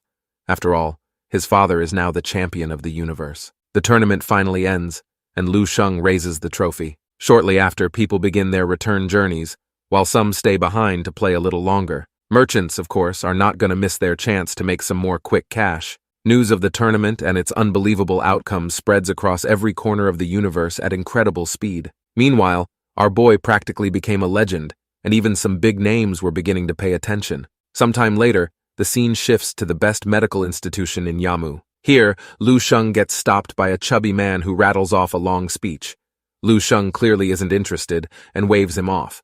The man panics and urgently asks him to reconsider, adding that their company will absolutely not be stingy with payment. He offers a business card with both hands, insisting that Lu Sheng accept it no matter what. Lu Sheng takes it, right as a security guard spots the chubby man and shouts at him again for sneaking into the VIP area. Knowing he's doomed, the man runs for his life, but not before turning back to beg Lu Sheng to think about the offer. Lu Sheng looks at the card. It belongs to a massive film conglomerate operating across several star sectors. Only then does he realize the man is a gold-tier producer who snuck in hoping to hire him for their upcoming series called Immortal Legend. Rumor has it, the budget alone exceeds 10 trillion black crystal coins, and if Lu Sheng agrees to appear, he could easily earn a big cut in licensing fees and salary. Charming, to say the least. However, if not for the terrifying crisis looming 6 years from now, one capable of wiping out an entire star system, he might have actually considered it. As things stand, he barely has enough time to train. If he could turn seconds into minutes, he absolutely would. But he gotta say, that amount of money is super tempting. But he pushes the thought aside as he steps into the hospital room. Snowy leans against the headboard, a nurse beside her checking her readings. Snowy smiled and said, "Great timing," and she just finished her checkup. Lu Sheng casually tells her about the chubby producer who approached him just now. The offer is undeniably attractive, he admits. Yet the reality is he isn't short on money at all. At this point, anything he needs is only a word away from Yamu's support. Still, even he believed it feels a little awkward sometimes to constantly ask for things. He then takes Snowy's hand and adds that now, with a baby on the way, he's got a family to feed. Snowy blushes and leans gently against him. The nurse, not wanting to disturb the moment, waits for a bit before explaining that Snowy's health indicators look excellent, and the child in her belly is looking great. But then she trails off, unsure how to continue. Lu Sheng's expression sharpens instantly. His sudden aura startles the nurse so much that she switches to formal speech, and even addresses him as the Immortal Count. She quickly explains that Lu Sheng's bloodline is far too powerful, and because of that, the expected date may exceed that of any ordinary human. Lu Sheng asks how long. She gives a conservative estimate, saying more than 3 universe years or around 9 Earth years. Hearing this, both of them were shocked. Suddenly, his communicator buzzes. It's family, calling to ask about Snowy. After Lu Sheng's explanation, they're shocked, then worried. So he changes the subject, mentioning that the tournament rewards just arrived, and he needs to go claim the territory of his new countship. He suggests the whole family choose a planet to move to so Snowy can recuperate there. Little Sis curiously asks how many planets he actually has. Lu Sheng does a quick calculation in his head, pauses for a bit, then notes that if he only counts habitable planets, there are roughly 100,000. That line alone stuns the whole family into silence. Either way, A few days later, the family boards a ship and lands on one of the planets within his territory. The environment here is untouched by industrialization. Clear rivers, blue skies, white clouds, and wide grasslands where herds of animals graze peacefully. Lu Sheng observes that the planet's total land area is twice that of Earth, with 60% solid ground, 93% vegetation coverage, and abundant fresh water. Gravity measures at 1.5 times Earth's, and there are no signs of beast invasions. There are natives, but the strongest are only 6th level. Overall, he's quite satisfied and says it's ideal for living. He then asks his wife what she thinks. Snowy smiles and says the planet is beautiful, but when she asks about the name of the planet, Lu Sheng explains that it used to be called Venta, which he finds unpleasant. So he picked a new name called Nurture the Baby Star. He seems very proud of it. Only Snowy falls silent, feeling once again that her hubby probably has no talent for naming things. Shortly after, the first wave of visitors arrives. Relatives, friends, and, of course, a bit of chaos. Ever since witnessing her big brother's dominance in the tournament, Lu Qing has been glued to him non-stop. Lu Sheng, utterly worn down by her pestering, finally agrees to personally guide her training.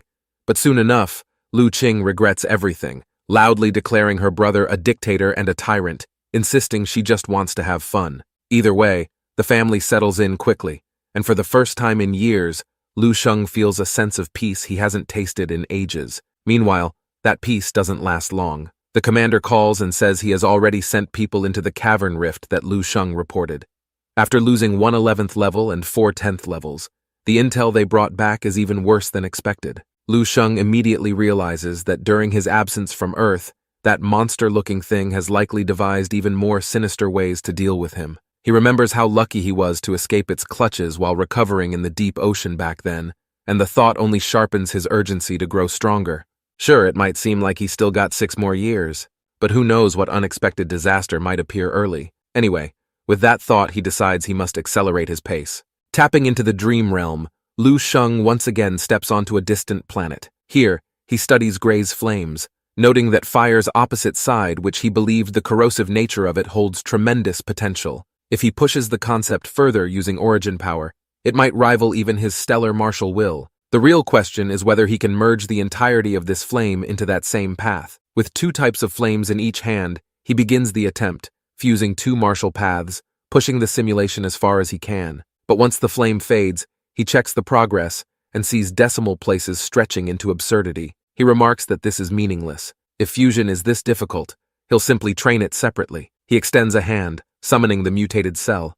After all, he notes, mutated cells originate from the dark side of the universe.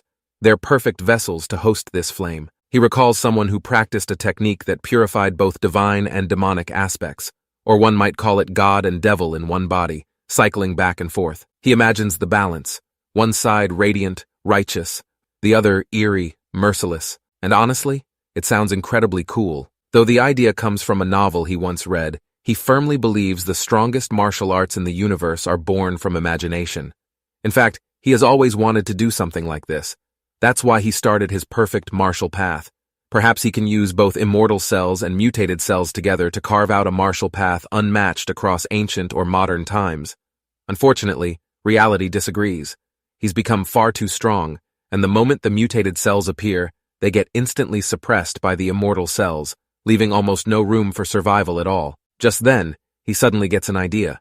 If using mutated cells on himself doesn't work, what about the ones he left on Earth? Without hesitation, he returns to the real world and projects his consciousness 500 light-years away back to Earth. The scene shifts into the cavern. The tiny shark from back then is now utterly unrecognizable. Its tentacles lash wildly, grabbing anything that moves and devouring it whole. Even Lu Sheng is startled when he sees it. He quietly asks himself how many creatures this thing must have consumed to become this big. High-level beasts wander past it, but none escape. Suddenly, a voice echoes in Lu Sheng's mind, sounding almost like someone coaxing a child, calling him good kid, and telling him to come over. Just then, a bunch of eyes appear in the darkness, staring at him. More precisely, staring at the mutated cell. Lu Sheng feels a chill. It's as if a cluster of eyeballs is pressed right up against a glass window. And yet, despite how revolting they look, the eyes surprisingly carry emotion. Specifically, affection. Weird as it is, he was sure this was parental affection. The voice continues, telling the mutated cell to eat more, grow faster, Then, with a chilling shift, it adds, grow, become strong, and then catch him. A memory surges into the mutated cell. It was an image of Lu Sheng himself mocking the creature in the past. And with that, everything becomes painfully clear. All of this was orchestrated for him. The truth is, that monster hates him so thoroughly that it refuses to wait 6 years. So instead, it tries to raise a loyal subordinate right here in advance, just to cause him trouble sooner. And to do that, the creature needed something powerful. That explains why the creature chose the mutated cell, and clearly, it recognized its terrifying potential. After tens of millions of cycles of mutation and evolution, the mutated cell's talent far surpasses that of any ordinary beast. Then he wonders if it ever discovers that the creature it's raising like a beloved heir is actually his own mutated cell. Would it explode from sheer rage on the spot? To think the monster is completely unaware that it's essentially raising his kid to one day fight him. The whole situation is so absurd that he can barely keep himself from laughing. Inwardly, he muses that this must be the peak genius of the dark side universe. Food keeps getting shoved into the mutated cell's mouth, and the feeding goes on for days. Meanwhile, our boy watches as the little guy's strength bursts from 9th level to almost 11th level. The little dude gives a full-bellied hiccup, clearly can't eat another bite. Lu Sheng meanwhile observing from the sidelines, only to see the monster smiling as it tells the little fellow to leave for now and return when he calls for him. Hearing that, Lu Sheng cracks a wicked grin. After such meticulous feeding, the little guy has swollen several times in size, and he knows it won't be long before his body splits open and begins another round of evolution. Not only will it grow in size, but it will also become more fierce and far more terrifying each time. Lu Sheng remarks that a child would likely have nightmares after just one glance. However, in the monster's eyes, this must be some adorable, beautiful masterpiece. However, this also raises a concern. Lu Sheng realizes the mutated cell's clone is living far more comfortably than its original body, and if the main body doesn't work harder, it might even be surpassed. After all, once the mutated cell leaves the main body, it's no longer restricted by Lu Sheng's own bottlenecks. In other words, as long as there's enough energy, it can keep getting stronger. Now it's already brushing up against 11th level. At this rate, 12th level, or even 13th level, is only a matter of time. Thinking about all this, Lu Sheng unexpectedly laughs. He reflects that no matter what shape the monster transforms the mutated clone into, the moment his primary consciousness descends, he's confident he can wipe away every trace the monster left inside the little guy with a single thought, reclaiming absolute control. So for now, he doesn't plan to interfere. He'll just let it grow like this and check in every so often. It's basically a passive leveling alt account, and he'll log in from time to check the progress. Furthermore, seeing how much that monster treasures the little guy so much, Lu Sheng suspects his unintentional move might turn out to be a stroke of genius. He even has a strong hunch that maybe the mutated cell's clone may one day become something immeasurable, maybe even bring him a massive surprise. But suddenly, he remembers something. He reflects that the essence of life is the act of turning the universe's chaos into order, yet the rules of the dark universe are the exact opposite. Such a messy, disorderly cultivation path might actually be exactly what the mutated cell is meant to follow. He compares it to yin and yang, saying how they cannot be separated, and maybe that is the solution he is looking for. Anyway, he figures the path itself can stay wild and unregulated, but the name of the training method definitely needs some work. Unfortunately, our boy is genuinely terrible at naming things, so he ends up picking the name Illusion Demon Reversal Divine Art. He even strikes a pose while naming it, which is, frankly, might lose him quite a bit of aura there. But jokes aside, none of that really matters. For now, what matters is waiting for the little guy's clone to master this training method and return stronger than ever. That will mark the day this technique finally reaches completion. Meanwhile, Lu Sheng needs to focus on his own martial path. He then begins sorting through the loot he obtained from the recent competition. 2 small spheres appear on his hand. On one side is what he got from Monroe. His rule of glaciers is cold enough to freeze entire planets and borderline 13th level. To him, it's merely a supplementary piece, but he can simulate it inside the dream realm, then use origin power to merge it. On the other side lies Qian Yushu's memory, which he considers the true jackpot. After devouring the dude's soul, he managed to absorb all his psychic power, and all that's left are his memories. Our boy's psychic strength is sitting strong at level 12, though he's a little disappointed not reaching level 13, but he's more than satisfied. Moreover, he wants to see exactly what secrets those memories contain. As he taps into them, our boy finds something surprising. Instead of simply absorbing the memories, it feels more like he is devouring them. Could it be that merging so many memories inside the dream realm has altered his own soul, giving it a trace of predatory nature? He didn't have much time to dwell on it, because in the next scene, he saw a city. In a delivery room surrounded by doctors and nurses, a baby wrapped in full gold is born. Someone lifts the child and declares it a sign that the Son of Heaven has descended. But the next second, the room darkens, and a portal tears open. A voice arrives before the person shows himself. He let out a light-hearted laugh as if in a very good mood, saying, "The baby is finally here." Before anyone can react, everyone in the room freezes, and their eyes go blank. The man ignores them entirely, snatches the baby into his arms, studies him carefully, and casually comments that the child's talent is acceptable, and it was worth the trip. Strangely, the newborn doesn't even cry. He simply rests quietly in the man's arms. The next moment, the man walks back through the portal with the child, and the portal snaps shut. Only then do the doctors and nurses regain their senses, but panic spreads instantly. A nurse stares at her empty hands in disbelief, insisting she was holding the baby herself just seconds ago. They all looked around, horrified, wondering how they would ever explain this to the family. The scene then jumps 5 years later. On a distant planet, a small boy slowly enters a grand hall, looking a little timid. He says nothing, simply halting a short distance from the man lounging lazily in a chair. The man tells him that, after being with him for 5 years, he believes it's finally time for the boy to know his name, Qianyu Shu. He explains that the boy's father is Lord Qianshuan, master of the 9th peak of the Dowling sect, and also his own master. He further revealed that his lord and the boy's father is one of the strongest cultivators in the entire Azure star system. However, the boy doesn't care about any of that. He only wants to know where his mother is. The man notes that his master already gave instructions.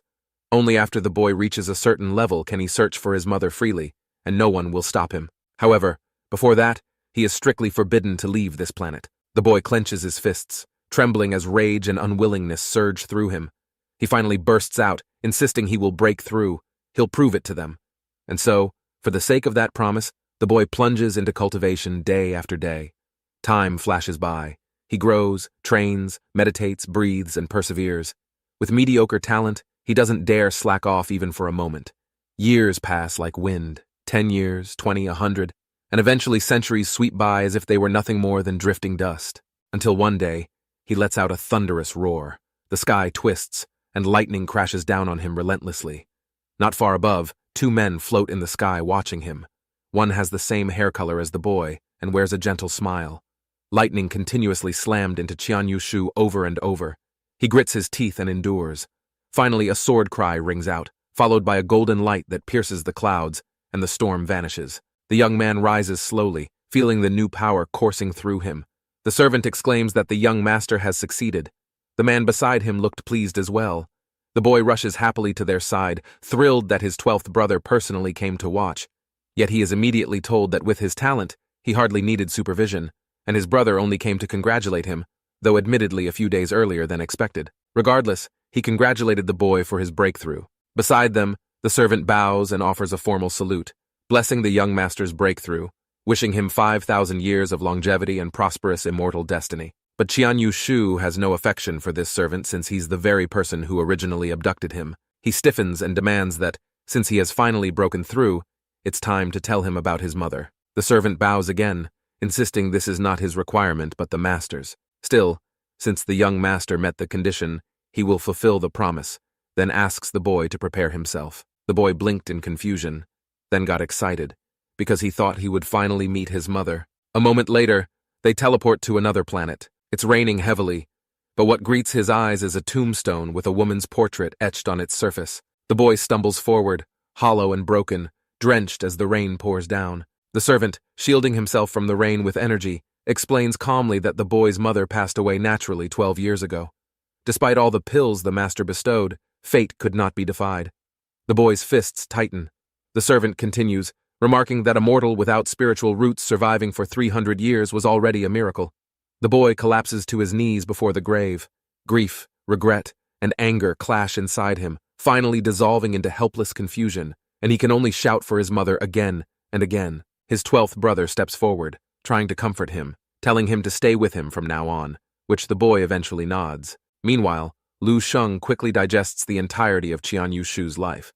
The memories are long and quite chaotic, ranging from his painful childhood to the later years of assisting his 12th brother, fighting against rival heirs. Lu Sheng reflects on the sharp contrast between the 2 star systems.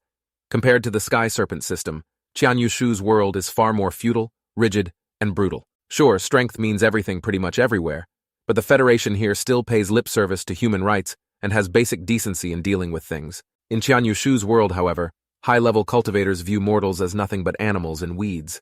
Slaughtering entire planets for cultivation materials or forging treasures is disturbingly normal. He realizes that if he had transmigrated into such a world as an ordinary civilian, he might already be nothing more than a speck of dust, lost in endless brutality. He finds Qian Yushu's backstory might be a little tragic, but it is not an excuse for the atrocities he later committed in life, and that smooths away whatever guilt he felt for killing him. Nonetheless, after absorbing all those memories, the gains are enormous. Lu Sheng now possesses a relatively complete cultivation package with its techniques, formations, spells, crafting, pills, and more. In other words, the thousands of years Qian Yushu spent grinding away at cultivation have all been handed to him for free. A book materializes in his hand. It turned out to be Qian Yushu's most treasured cultivation manual. Mastering it is said to be equivalent to reaching 15th level in the martial arts world. He remarks, somewhat surprised, that if this were true, then this thing is on par with both Wang He and Old Duan's martial path. However, he also notes that a cultivation method can't truly be judged without personally practicing it, but that's hardly a problem. If he encountered one Qian Yushu, then surely in the future, he'll run into many more beings from other universes, and naturally, including more cultivators alike. As the saying goes, know yourself and know your enemy, and you will never be defeated. Who knows? There might even be some strange chemical reaction between these different systems that produces an unprecedented path. His teacher is already 16th level, yet still can't stop the Dark Universe's invasion. If our boy obediently follows his teacher's established route, then his ceiling will also be 16th level. So rather than march step by step down a fixed road, he figures it's better to let himself run wild. It all sounds a bit mystical, but he believes it's not much different from martial imprints and martial will. He tests his theory, and his chest flashes with golden light. That confirms it. The cores of these systems are indeed interconnected, which means, of course, it's time for him to name this new hybrid system. After way too much internal struggle, he decides to call the fusion of the two true spirits. Put all that aside for now. On Qian Yushu's side of the story, their entire star system was eventually consumed by the Dark Universe. In the end, all surviving cultivators were led by a mysterious man into reincarnation. This makes Lu Sheng suspect he'll probably meet more of them in the future. But what truly sparks his curiosity is the identity of that mysterious man. After all, with how things are going, the truly strong should be even more invested in stopping the invasion of these extra-dimensional beings. Yet the memory offers no answer. He thinks about it for a long time but comes up empty. Finally, he shakes his head and decides not to waste more thought on such random mysteries. Crossing his legs, he settles down and enters a new round of training. And the first step is simple: guiding energy into the body. The scene shifts to the family's new home, where everyone seems wonderfully laid back, soaking in the sunshine and enjoying an easy picnic. Mom sits under a tree, contacting the relatives back on Earth. She notes with relief that everyone is finally packed and already on their way. She tells herself that once they arrive, she won't have to sit around every day feeling so bored anymore. Lu Sheng, meanwhile, cheers on her dad, urging him to hang in there just a bit longer, since becoming a 7th-level grandmaster feels right around the corner. Her dad, however, remarks that in his younger days, even a simple dream of reaching grandmaster would have sounded ridiculous. Time moves on. Over by the construction site, Snowy directs the engineering work while thousands of robots assemble the family's new living facilities and other infrastructure. Everything runs so smoothly that a whole town's outline begins to take shape. The four of them keep busy in their own ways, and for a while everything feels peaceful and almost idyllic. But just then, the sky stirs. Clouds roll in from every direction. Countless streaks of shimmering light descend toward the family like a giant funnel. Lu Sheng assumes her big brother must have had another breakthrough. Soon, energy starts flooding toward them, and to their surprise, the energy can actually be absorbed. That's when something rustles in the forest nearby. A caveman hides behind a tree, secretly watching the family. The moment he sees the phenomenon, he freezes, breaks into a cold sweat, and bolts back into the forest in a panic. The scene then shifts to Lu Sheng. As expected, the strange phenomenon outside is caused by him. He opens his eyes and guesses it might be related to his newfound cultivation aptitude. Still, he can't tell whether his talent is good or not. He waves a hand, and several small spheres float into view. According to Qian Yushu's memory, spiritual roots come in 9 grades, with each grade containing multiple tiers that determine the person's cultivation speed.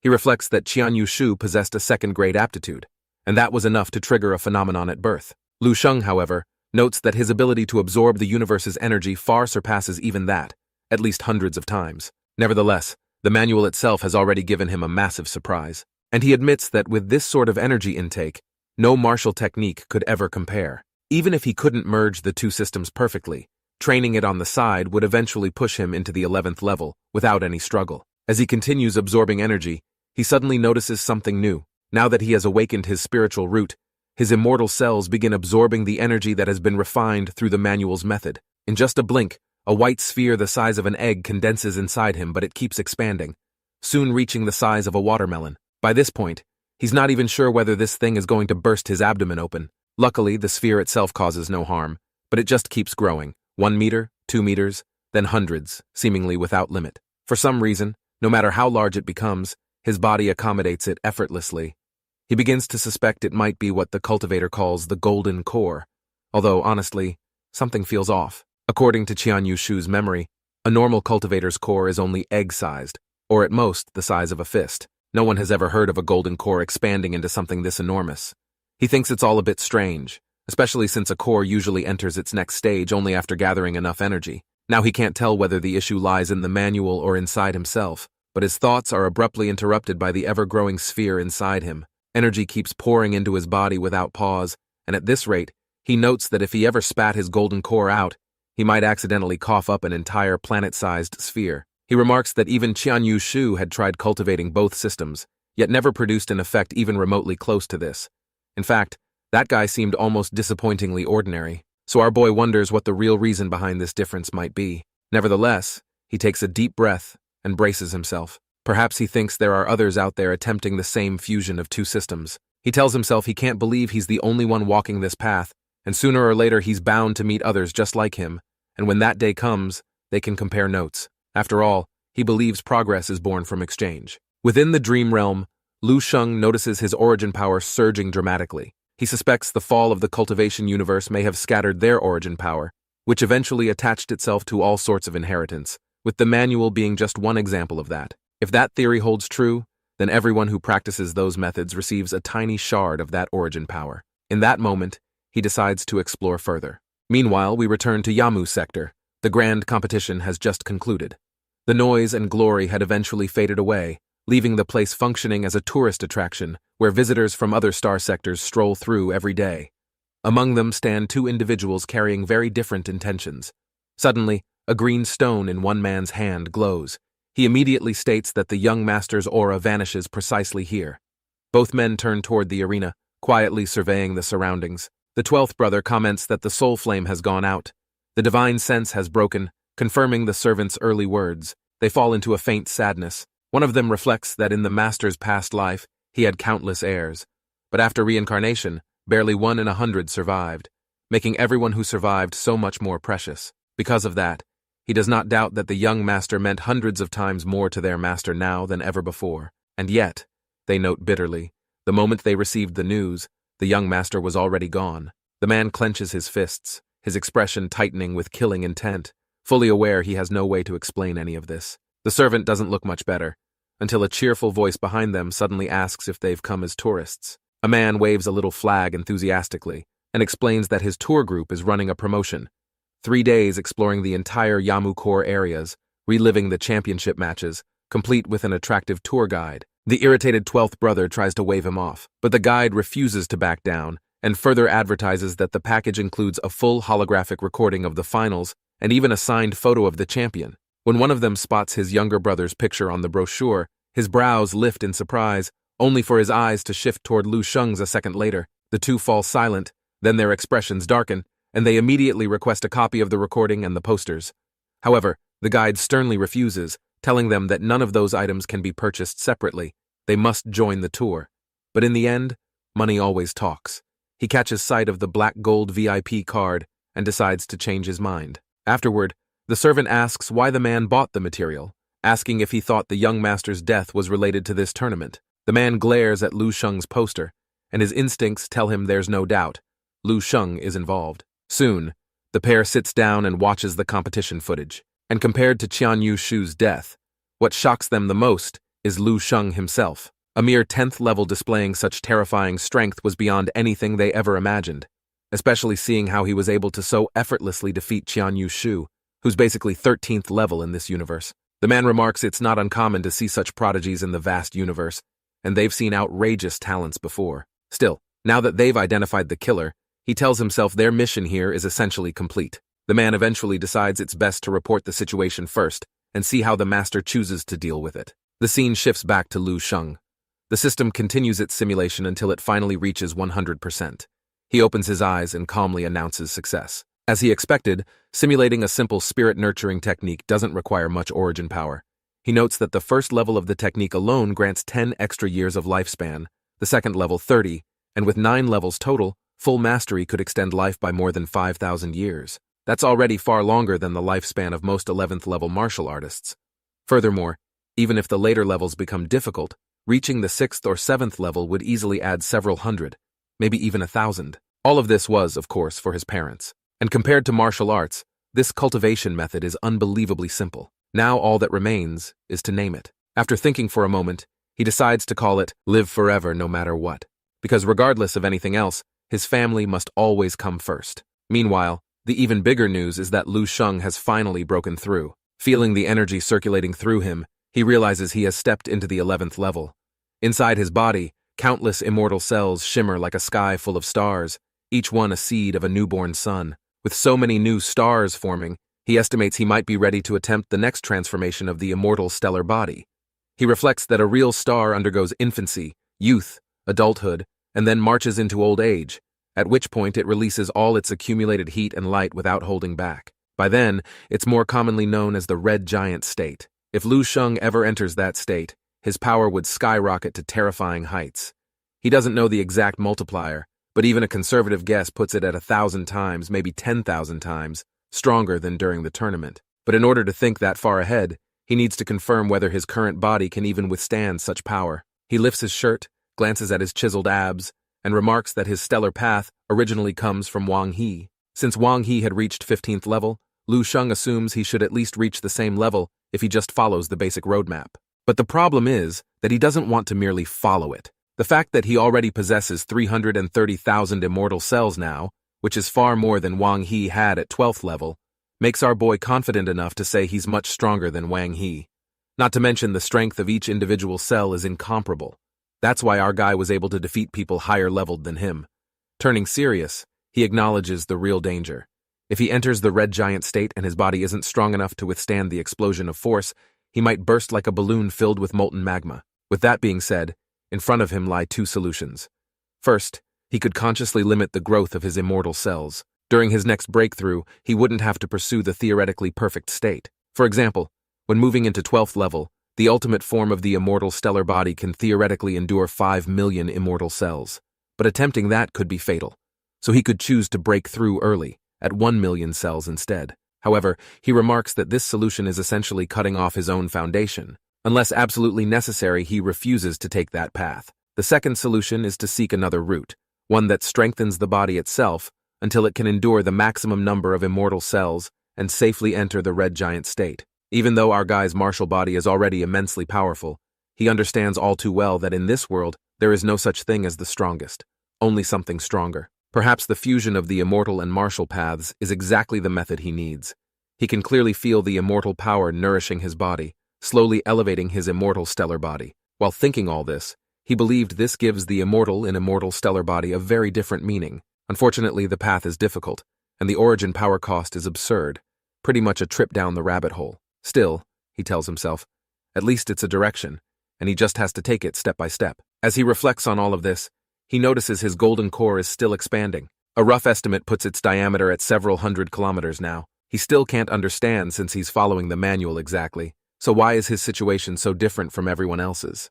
Originally, he even considered shattering the core to feed his immortal cells and strengthen his body. But just as he prepares to try, his instincts warn him that this would be a catastrophic mistake. So for now, he decides all he can do is watch and see how enormous this thing plans to grow. Leaving the dream realm, Lu Sheng comes running toward him with obvious excitement. Our boy glances around and notes that although only half a month has passed, the breakthrough has reshaped the entire planetary environment. The surge of energy had directly altered the ecosystem. Trees and plants show the most dramatic changes, Some vegetation now towers over 30,000 meters, and even certain mammals have grown beyond 50 meters. The whole planet just feels a little too wild. Meanwhile, he notices his little sister has grown slightly taller, and his dad is already brushing against Grandmaster level. Dad, meanwhile feeling a bit embarrassed, tells them he's just been practicing blindly and somehow ended up here. Inside, though, the old man can't help feeling proud.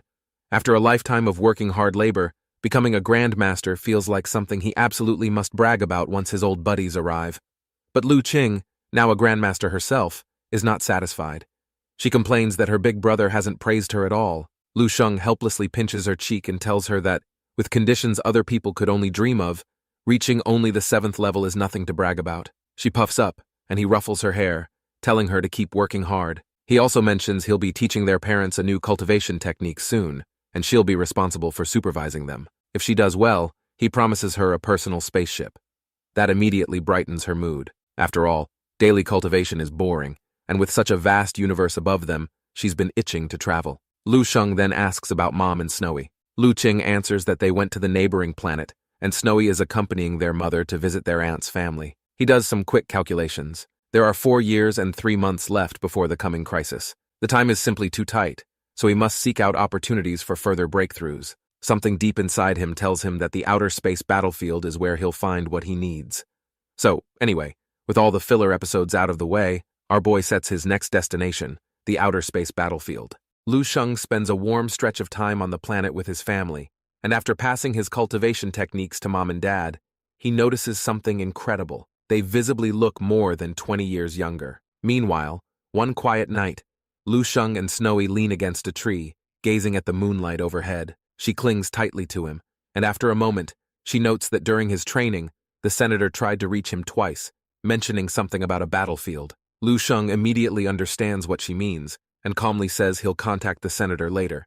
He then tells her that he may need to leave for a while and hopes she'll stay home and rest properly. After all, such a long pregnancy can't be easy, and he worries she's already endured enough. Snowy, however, doesn't agree at all, and instead remarks that these days are the happiest of her life. Anyway, with a reminder to come home early, they kissed, and the scene quickly shifted. Soon after, Lu Sheng is already on his spaceship, connecting with the senator. They exchange a few polite remarks, and Lu Sheng brings up the outer space battlefield. The senator confirms it, explaining that just over a week ago, the battlefield entrance had officially opened. He had originally planned to ask whether Lu Sheng wanted to go, but unfortunately, Lu Sheng was in seclusion and missed the recruitment ship heading to the front lines.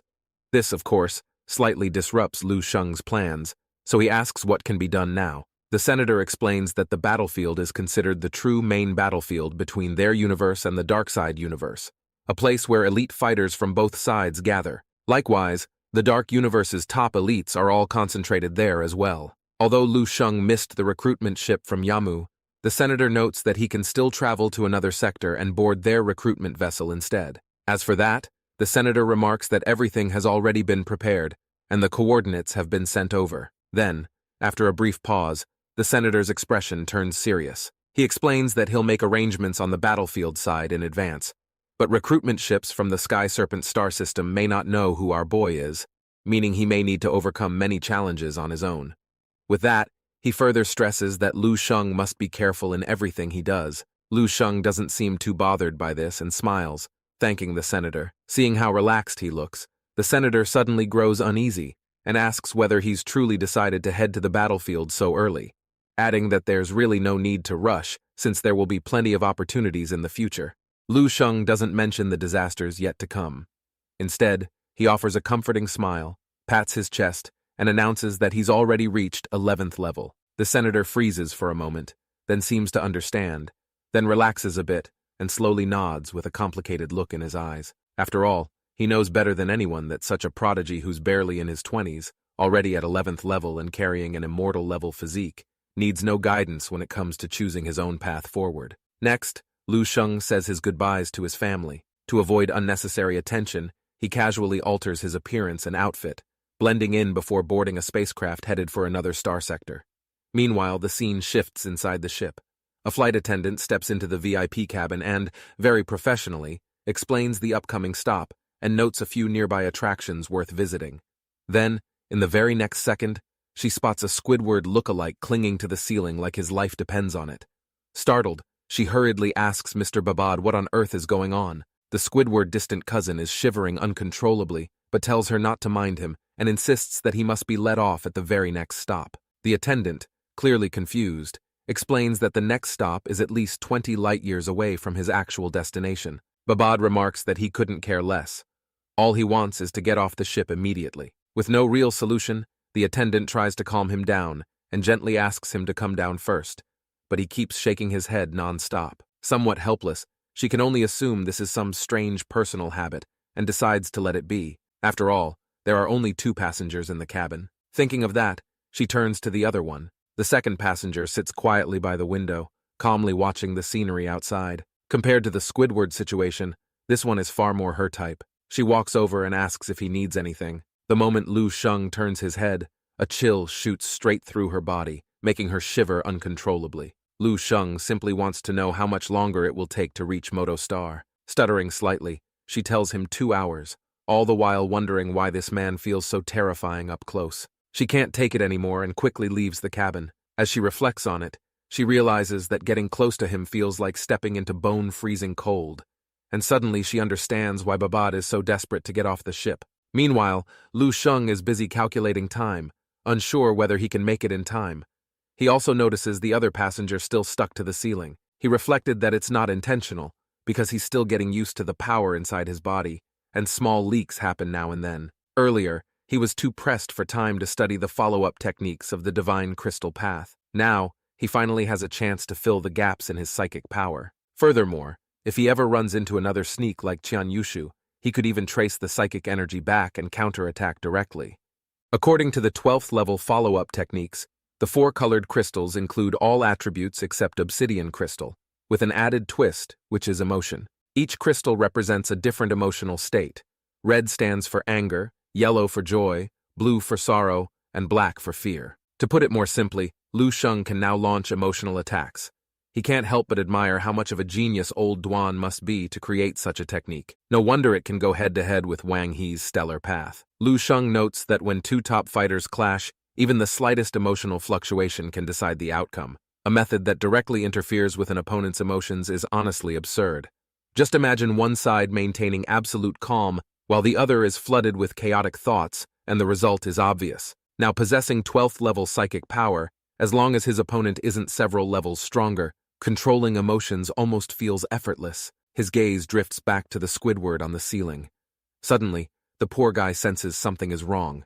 His expression goes blank. Then in the next instant, he starts flailing wildly. At that moment, another attendant walks in and brings some tea. Seeing how happy Babad looks, she even curiously asks whether hanging up there is really that fun. Before she can finish, he suddenly bursts into tears. She can only sigh, thinking the guy must be crazy, laughing one second, crying the next, refusing to sit properly and insisting on being a chandelier. Soon after, the captain announces they've arrived at the next station. Babad grabs his luggage and bolts out immediately, repeatedly insisting he isn't crazy and that the ship is haunted. Lu Sheng feels a bit apologetic. He slips his black gold card into Babad's pocket as compensation.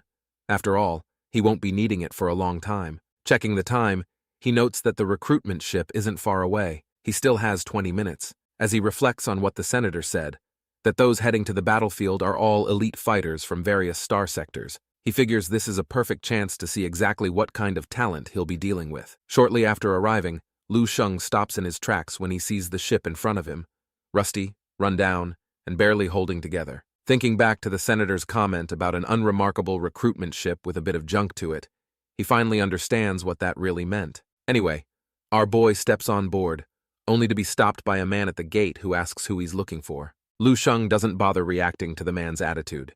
He simply takes out his ID and notes that he's here to board the ship. The man glances at it and freezes for a moment, seeing him only 11th level. A look of disdain immediately crosses his face as he thinks this place isn't some kind of amusement park. Still, he has no reason to stop him, so he waves Lu Sheng through, tells him to find a spot to stay put, and casually reminds him not to wander around. If anything goes wrong, it's not his problem. Inside, the ship feels even emptier than expected. The facilities are old, and somehow the interior looks even more rundown than the outside. Lu Sheng reaches his assigned cabin, places his ID against the door, and it opens automatically. At the same time, the door next to his slides open as well. A red-haired man steps out and stretches his neck. They exchange a brief glance, neither paying much attention, though the red-haired man quietly notes that this 11th level feels a little different from the rest. Lu Sheng enters his room and closes the door, immediately at a loss for words. The furniture creaks and wobbles. There's a massive hole in the ceiling, and rust stains cover nearly every surface. The place looks so bad that he genuinely wonders if he boarded the wrong ship. Anyone qualified to head to the battlefield, even at the lowest level, is still an 11th level, as most of them had noble status back in their star sectors. Lu Sheng doesn't expect luxury, but this place is barely better than a pigsty. After a brief round of silent complaints, he shrugs it off and sits down cross-legged. It doesn't really matter. As long as he reaches his destination safely, that's enough. Besides, most of his upcoming time will be spent in the dream realm anyway. And next on his list is a challenge against a 13th level zombie, a perfect chance to test out his new abilities. Meanwhile, the scene shifts to the cockpit. A chubby man is happily devouring a table full of food, until a girl walks in and tells him the last passenger is on board, and they're clear to depart. The man looks up, says all right, and presses the start button beside him. As the engine roars to life, the girl laughs and remarks that she almost thought this thing wouldn't fly at all. The man wipes his mouth and notes that while this ship is an obsolete, retired model, aside from outdated parts and an ugly design, flying a few thousand light years won't be a problem. Even so, the girl comments that for a one-time transport, they could have at least picked something that looks a little more decent. The man just smiles, calling it a disposable anyway. As far as he's concerned, if it works, that's enough.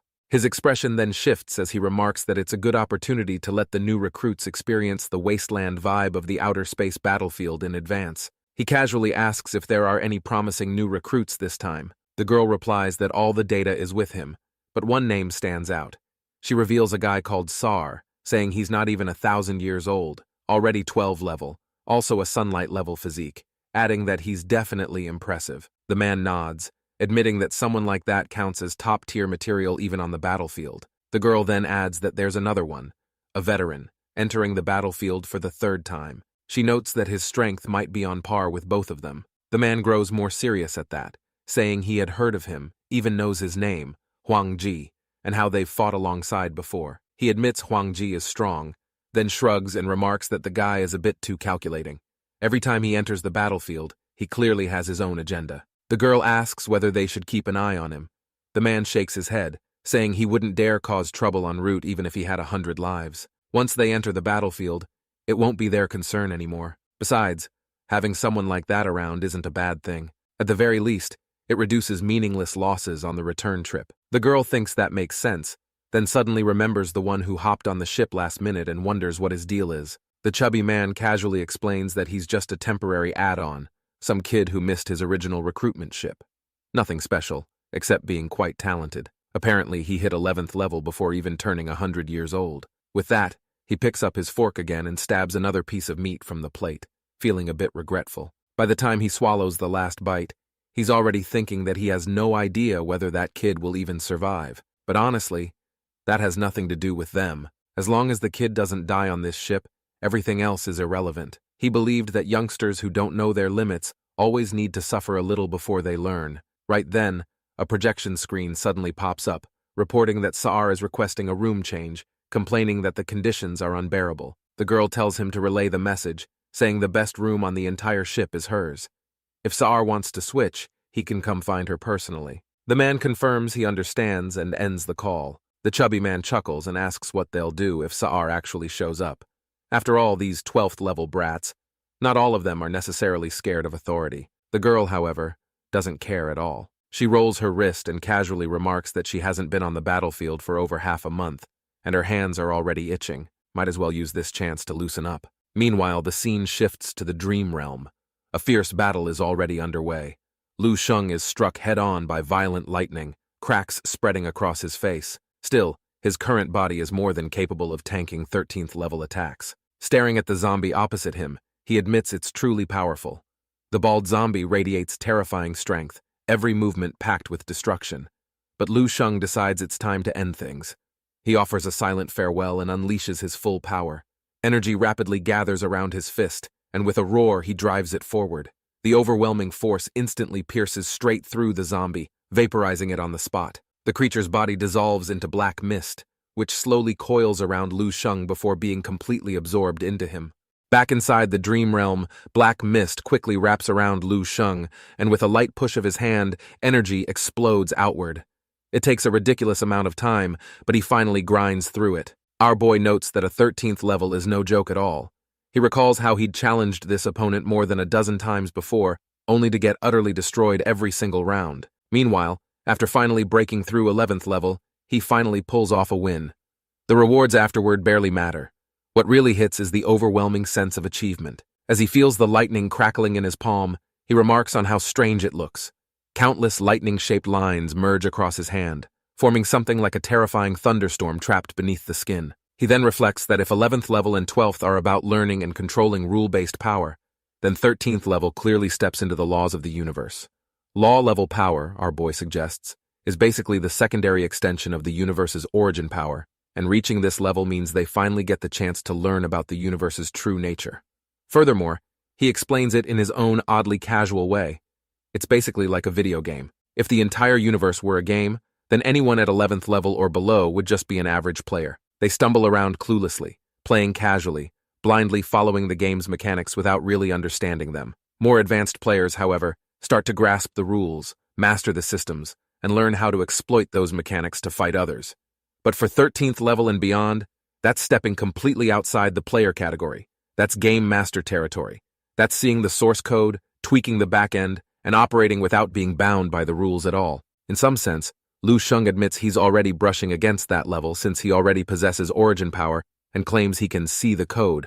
But the problem is, he can't actually read it, let alone rewrite it. Still, this doesn't shake his confidence. He clenches his fist and notes that after comprehending the law of lightning, all his other paths have surged into the 6th realm as well, so he has nothing to complain about. However, the 13th level zombie's memories are absurdly vast, and the sheer amount of knowledge and experience takes time to absorb. He asks himself how terrifying things will get once he fully digests it all. If that day comes, anything below 13th level will probably be nothing more than chopping vegetables for him. Thinking back, he finally understands why Monroe and Qian Yushu focus on drawing rules into their bodies to reinforce their martial physique. This, he realizes, is preparation for 13th level. Without a body strong enough, one wouldn't even survive long enough to wield law-level power before collapsing. In the end, he remarks that the power of laws is truly a double-edged sword. The good news, however, is that with his immortal physique combined with his stellar body, Lu Sheng doesn't need to wait until 12th level to bear the weight and backlash. He notes that this alone counts as a massive trump card. After training concludes, Lu Sheng extends his spiritual perception outward, and in an instant, he comprehends the entire situation of the ship. From the moment he boarded, 7 days have already passed. During that time, no one came by at all. He mutters that someone could have at least delivered a meal or something. Either way, he decides to step outside for some fresh air. He barely makes it a few steps before the rusted metal floor beneath his feet collapses instantly, forcing him to remark that it's honestly impressive this ship still functions at all. With how wrecked it is, the fact that it can still perform warp jumps feels almost miraculous. Suddenly, a hand slaps his shoulder, and someone cheerfully says, "Hey, brother." Lu Sheng turns around and sees a burly man offering him a cigarette, while complaining that after so many days, he's finally run into a living person. The guy tells him he was starting to think everyone on the ship was dead. Lu Sheng refuses the cigarette and asks who he is.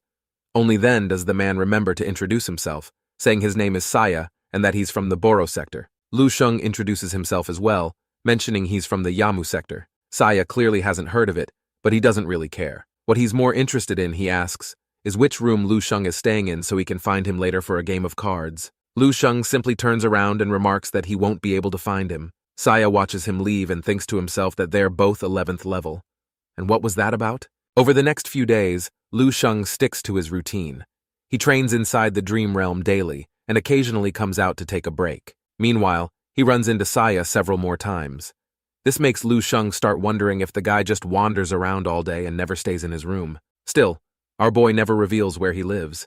He genuinely worries Saya might show up and drag him into a card game. Days pass quickly, and just as Lu Sheng starts to suspect the ship has been completely forgotten, a violent impact jolts him awake. His first thought was that there might have been an accident. After checking with his spiritual senses, however, he realizes the ship has slammed directly into a planet. He briefly assumes the ship finally failed.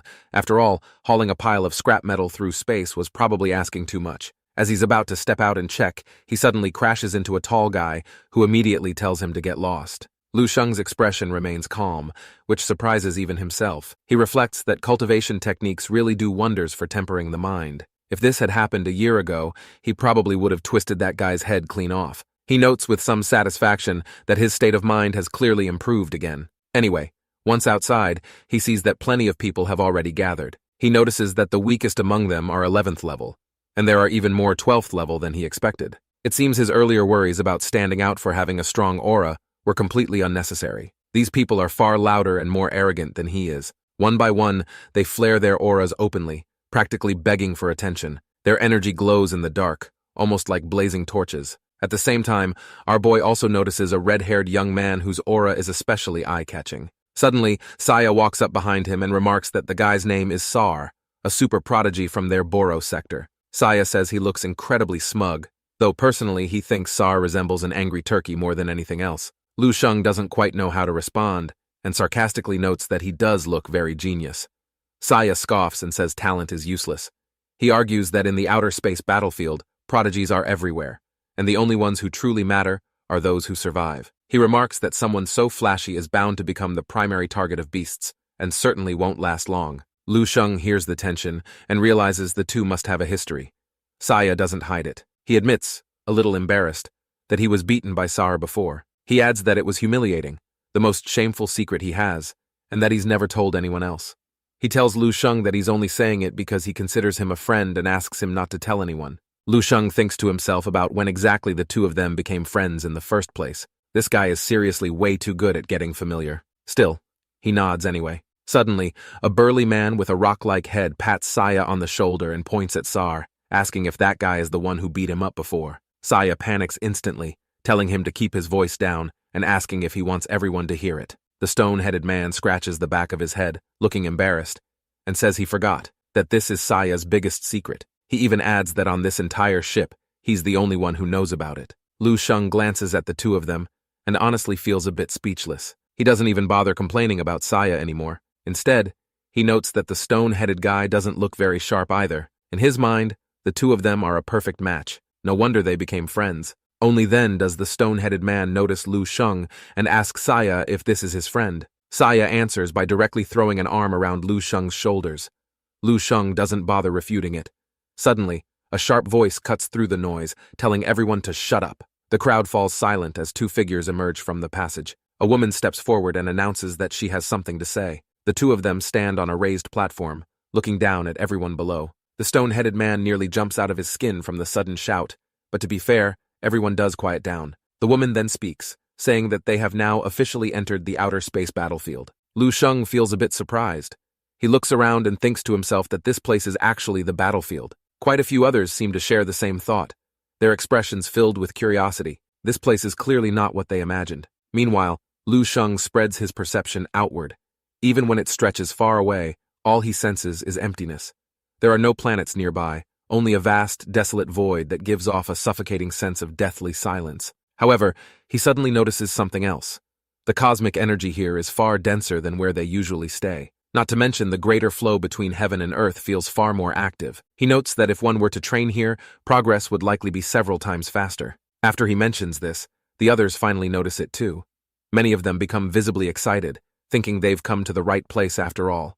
The woman, however, reflects that while this battlefield does indeed offer many benefits, what they're feeling now is only a tiny fraction of it. She tells them not to celebrate too early. She then reveals that from this moment on, they could be attacked at any time by 12, 13th, and even higher level beasts. If they weren't lucky or simply too weak, she says, they should be prepared to die here. A burst of loud laughter suddenly erupts from the crowd behind them. Sar raises his weapon and remarks that this place suits him perfectly. His confidence spreads quickly, and many people scoff, saying that however many beasts show up, they'll kill just as many. Only Saya suddenly thinks of a crucial question. He asks whether there's no base or safe zone on the battlefield. The stone-headed man follows up, asking if they're really supposed to stay out here forever. Lu Sheng finds their question reasonable. He wonders the same thing. Once they enter the battlefield, are they just supposed to roam freely without any foothold? The woman quickly explains that the 100 major star sectors obviously have bases here. Otherwise, how could they guard this front line and stop enemies from the dark side universe from invading? She further explains that the coordinates within the battlefield are extremely unstable. Relying on warp travel alone makes it impossible to lock onto a base's location. This means they still have a long journey ahead of them. Worse yet, their luck this time is pretty bad. They're much farther from the nearest base than usual. The stone-headed man asks why they can't just take a ship there if it's that far. The woman looks at him with clear disdain and says that if he really wants to, he's free to try, and no one's stopping him. The stone-headed guy clearly doesn't catch the sarcasm, but Lu Sheng explains it for him anyway. He notes that if beasts are a common sight here, then any ship wouldn't make it far before getting shot down. Even a level 12 warship would explode instantly in front of higher-level enemies. He further remarks that ships are simply too big and eye-catching, and more importantly, there's no guarantee advanced tech would even function properly around high-level beasts. After all, he reminds them, these creatures can directly interfere with their technologies. After Lu Sheng lays out his reasoning, the chubby man claps his hands and says Lu Sheng is absolutely right. He explains that since battlefield coordinates are unstable, recruitment ships are usually scrapped anyway, so there's no point wasting a good one. He then announces their next plan. It's actually very simple. They just need to follow the team. At that point, he pauses deliberately, then flashes a rather meaningful smile before adding one more thing. They also need to stay alive. Everyone gulps nervously. Before anyone can even react, the two leaders have already lifted into the air. The woman doesn't forget to turn back and tell them that until they reach the base, they don't qualify to call them officers. Sar let out a snort and said, "There's nothing impressive about that." Quite a few people clearly share the same sentiment, but regardless, everyone still chases after them. The stone-headed guy remarks that it looks like the guy who beat up Saya doesn't get along very well with the people leading the way. Saya just smiles and reveals that it's because Sar once suggested swapping rooms midway through the journey, which led to some beef between them. He then notes that he's actually looking forward to the show, saying he has a feeling Sar is about to get very unlucky. That said, he protests and asks the stone-headed guy to stop adding the one who beat you up label whenever he talks about Sar. The stone-headed guy still feels it's a pity about the ship, but in the end, the three of them follow the group anyway. Only then does Saya tell Lu Sheng that the stone-headed guy's name is Tungsten. He says Tungsten is a decent guy, just a bit slow in the head. Lu Sheng chuckles and jokes that now that he knows his name is Tungsten, he had thought he was called Malphite. Saya, of course, doesn't understand the joke. After a while, our boy realized that about 80% of them are 12th level. These people barely talk, simply following in silence. The remaining 11th level, meanwhile, forms small clusters of 2 or 3, chatting as they go. As for Lu Sheng's side, the two chatterboxes never shut up. Lu Sheng notes that, generally speaking, it's the weaker ones who prefer to stick together. Tungsten, being 12th level himself, yet he's still hanging out with a bunch of 11th level. Then again, our boy realizes he himself is only 11th level too. Anyway, it doesn't take long for him to notice something strange. This place is seriously unusual, completely different from the universe he's used to. If he had to describe it in one word, it would be chaotic. Along the way, all kinds of creatures appear out of thin air. Some areas lose gravity entirely, while others suddenly crank it up to dozens of times normal. It's as if this entire battlefield is riddled with bugs, a region where the code itself has gone haywire. He has to admit that if a powerful beast were to ambush someone here out of nowhere, it would be extremely dangerous. But for Lu Sheng, things are different. Instead of fear, the thought of encountering a level 13 beast actually excites him. After all, he hasn't personally crushed one just yet, and honestly, that sounds kind of fun. On the way to their destination, our boy slowly runs his manual in silence. The golden core inside his body begins to spin, steadily drawing in the surrounding energy, creating new immortal cells one after another. It becomes clear that he's no longer just getting stronger in his sleep. Now he's passively leveling up as he moves. Meanwhile, he also notes that plenty of others are secretly doing the same thing, and it seems like a lot of people are putting in real hard work. Anyway, a bald man casually says to Sar that this outer space battlefield doesn't seem like much, nothing like how dangerous those two made it sound. However, the moment he finishes, our boy stops, because the group suddenly enters a place that looks like a massive cavern, and below them, there's water, and water in places like this is obviously not normal. Saya, on the other hand, doesn't care at all, and excitedly remarks that there are tons of creatures he's never seen before, then dives straight down. The group watches him pull a strange creature out of the water, and only then realizes he's fishing. A few people laugh and note that he's treating this like a school field trip. Clearly, the long journey hasn't brought them any danger, let alone any beasts. As a result, many who were cautious at first gradually relax. While observing the surroundings, our boy thinks that although the local force fields feel a bit strange, they could easily make someone look stupid if they're careless, though he had to admit, This place does give a really nice vibe. That's why even someone as careless as Saya can travel while messing around at the same time. Just then, he sharply lifts his head. Not far away, a dark shadow appears in the water. He moves to the two of them, taps them on the shoulder, and tells them to stop playing and get ready to fight. Saya and Tungsten both freeze for a moment. At the same time, the two leading officers abruptly halt and order everyone to stop. The fat guy's expression turns grim as he notes that this aura belongs to a high-level beast, then tells everyone that the enemies are coming straight at them and that they should prepare for combat. Saya curiously asks how Lu Sheng managed to sense the beast earlier than even the officers.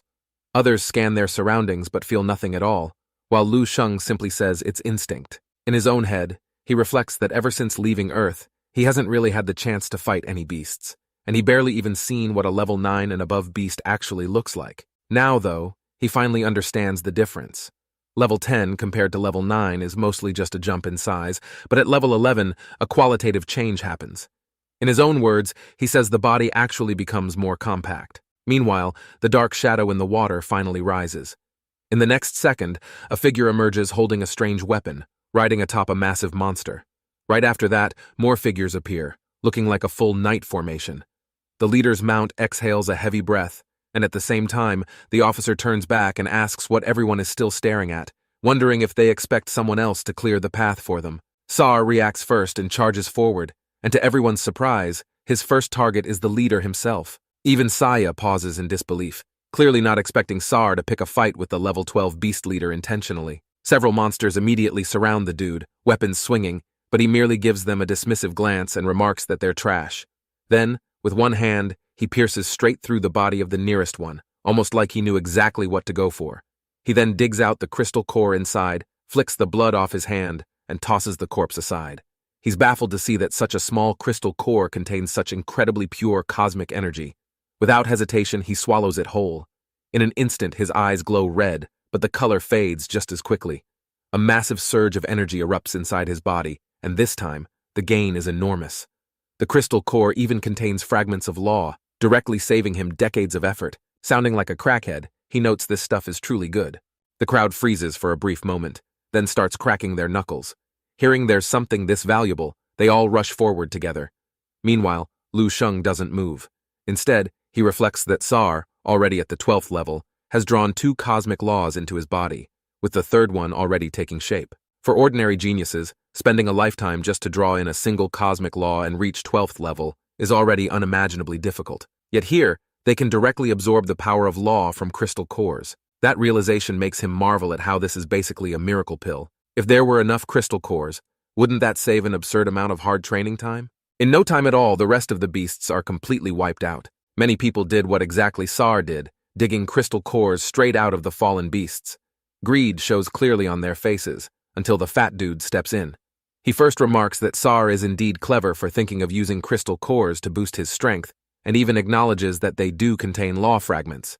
However, he immediately adds that they're also full of impurities. Then he drops a bombshell that shocks Sar, noting that absorbing them directly without purification will likely turn him into a servant of the dark side sooner rather than later. Sar quickly regains his composure and says he knows what he's doing. The others, meanwhile, feel like a bucket of ice water has been poured over their heads. Once they understand the consequences, they instantly calm down and ultimately decide not to absorb the cores directly, choosing instead to store them away for later. The fat guy then announces that it's time to move on. Saya then pats Tungsten on the shoulder and tells him that high-level beast cores really can boost their strength, and that alone already makes this trip worth it. Tungsten, however, still feels uneasy, noting that this method clearly comes with side effects. Saya, on the other hand, remarks that it was only a possibility. Furthermore, he says Sar is just being reckless and doesn't understand the proper absorption methods. As long as the cores are purified first, those side effects can be completely avoided. From the way he speaks, it's clear Saya knows more than he's letting on. Lu Sheng, however, believed even if perfect absorption is possible, it's unnecessary for him. These fragmented energies aren't nearly as useful as taking down a few more high-level zombies in the dream realm. The group continues onward. Along the way, they encounter several more waves of beasts, and some of the 12th level guys would rush in enthusiastically. Still, these beasts are nowhere near enough to go around for all of them, let alone the small pawns. Saya curses under his breath, asking when it'll finally be their turn, since those bastards have already taken everything. Tungsten decides to give Saya his own crystal core, but Saya refuses, saying he wants to hunt one himself. At that moment, Lu Sheng grabs him and tells him not to rush it. Since they're already on the battlefield, there's no need to worry about not being able to kill beasts, adding that there will be plenty of chances for crystal cores later. Lu Sheng notes that the most important thing right now is to take advantage of this opportunity to properly understand the strength of the enemies and their tactics. Once they reach the base, they won't get chances like this anymore. Saya thinks it over, realizes he's right, and even notes his thanks for the reminder. Having calmed down, Saya starts paying closer attention to Lu Sheng and even asks himself why this guy gives off such a steady, reliable feeling. Lu Sheng only smiles and doesn't answer, then turns and flies ahead. Saya, however, grows much more serious. He quietly notes that Lu Sheng's strength looks ordinary, yet there's an unmistakable calm confidence about him, as if everything is already under control. The thought lingers in his mind, and he can't help wondering about our boy's background. As the group continues forward, Saya's eyes never leave Lu Sheng. He feels that this person is hard to describe. He's met plenty of big shots before, but only those standing at the very top ever carried a similar aura. Eventually, Saya reaches a conclusion. Either Lu Sheng has an extraordinary background, or he's hiding his true strength. Either way, he's definitely not as ordinary as he appears. This realization actually makes Saya feel fortunate. He notes that being able to make two good friends here is no small thing. One is Tungsten, genuinely kind-hearted, and the other is Lu Sheng, mysterious yet undeniably powerful. Anyway, his thoughts drift back to that old con artist of a fortune-teller not long ago. She had remarked that the biggest turning point in Saya's life would be in this outer space battlefield. At the time, he didn't believe it, and came here half out of desperation, since his own breakthrough seemed hopeless. Now, though, he notes that he really did come to the right place. The group wanders through the battlefield for several days without any clear direction. During that time, they encounter dozens of waves of beasts, mostly level 12 and 11. Each encounter only leaves the higher-level guys in the team feeling satisfied as they harvest crystal cores. Quite a few people even start copying SAR and try absorbing the cores directly, and the benefits are obvious. SAR gains the most by far, because he jumps into every fight and snatches the biggest share each time. The others, wary of his strength, didn't dare to protest. As SAR keeps absorbing more and more cores, his power visibly surges, almost like molten lava rising to the surface. At the same time, his personality grows increasingly arrogant. The aura around him changes as well, carrying hints of darkness and bloodlust. Another standout on the team is Huang Ji, the one with the second highest gains. He never speaks and focuses solely on hunting. However, during one encounter, someone snatches a beast from him. Huang Ji stops that person, and in that instant, it's as if he becomes someone else entirely. He questions how they dared steal from him. What follows is a brutal, bloody scene that completely shocks everyone. Only then do they realize that this quiet guy might be just as strong as SAR. Meanwhile, on Lu Sheng's side, the three-man squad watches as SAR charges straight toward them. Saya can't help but remark inwardly that this guy really has no shame, acting like a rabid dog and even trying to steal level 10 beasts from them. Tungsten notes that if he were strong enough to beat SAR, he'd definitely teach him a lesson. Saya is slightly surprised hearing all that, and for a moment he doesn't know what to say. From Lu Sheng's perspective, it's obvious that SAR is getting too competitive over all this, so much so that before, he at least left scraps behind. But now he's turned into a food-guarding dog, biting at anyone who gets close. On top of that, he keeps swallowing crystal cores directly, completely ignoring every warning the officers had given him. Lu Sheng notes that this guy is simply an idiot. He originally thought SAR might be a little stronger than Menro, but now that doesn't seem so certain anymore. Eventually, someone can't hold it in and voices a protest. Others quickly follow, openly calling SAR out. The guy just gives them a cold look and tells them to suck it up, or better yet, try to take the cores from him, assuming they're capable of doing so. That attitude instantly makes a lot of people feel blatantly disrespected. One person raises a weapon, but in the next second, SAR's right hand slams straight into his face. The punch lands hard on the man's head. Seeing the team descend into chaos, the female officer hurriedly tells everyone to stop and wait. For some strange reason, even her hair color seems to have changed. But anyway, the man collapses to the ground, blood pouring from his mouth, and no one can tell if he's unconscious or already dead. One person starts trembling in fear, while another, burning with rage, draws their weapon. Since most of them already hold grudges against SAR, what he just did instantly ignites everyone's anger. They rush forward together, refusing to believe that SAR alone can take all of them on. SAR merely sneers and remarks that they're all trash, throwing punch after punch, all the while saying no matter how many pieces of trash you pile together, they're still trash. Saya watches the brawl in disbelief, never expecting things to spiral this far. He thinks it's insane for them to start tearing each other apart while still on the road. Then suddenly, his expression changes. A dark thought flashes through his mind. He thought about sneaking in and then attacking Sar from behind and killing him while he's distracted. However, in the next scene, our boy slaps him hard across the face. Saya's cheek swells immediately, but his mind snaps back to clarity.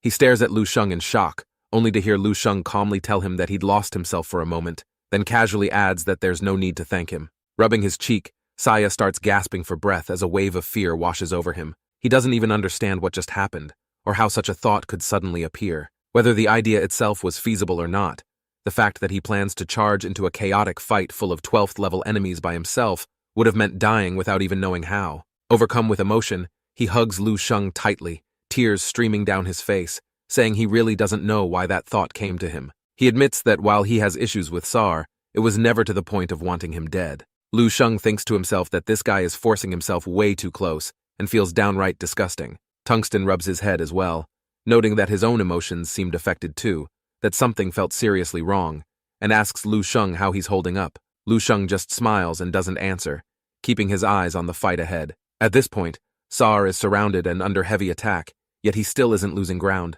In fact, several others are already injured. Meanwhile, the female officer who never got along with Sar unexpectedly stands on his side, stepping in to help and repeatedly telling everyone to calm down. Lu Sheng remarks that Sar is strong, sure, but the only reason he's lasted this long against a group beating is that the officer is backing him up. Saya lights another cigarette. Not sure how he's able to do that in space, but anyways. He mutters that he doesn't get why anyone would help someone like Sar. Let everyone beat him senseless, he says. Maybe once they're done beating him up, everyone would go back to normal. But even Tungsten could tell that's not the case. Those people don't just want to beat Sar up. It's obvious they want him dead, and from the look of it, Sar wants them dead too. Saya was shocked hearing this, but Lu Sheng remained silent, and his expression turned noticeably more serious.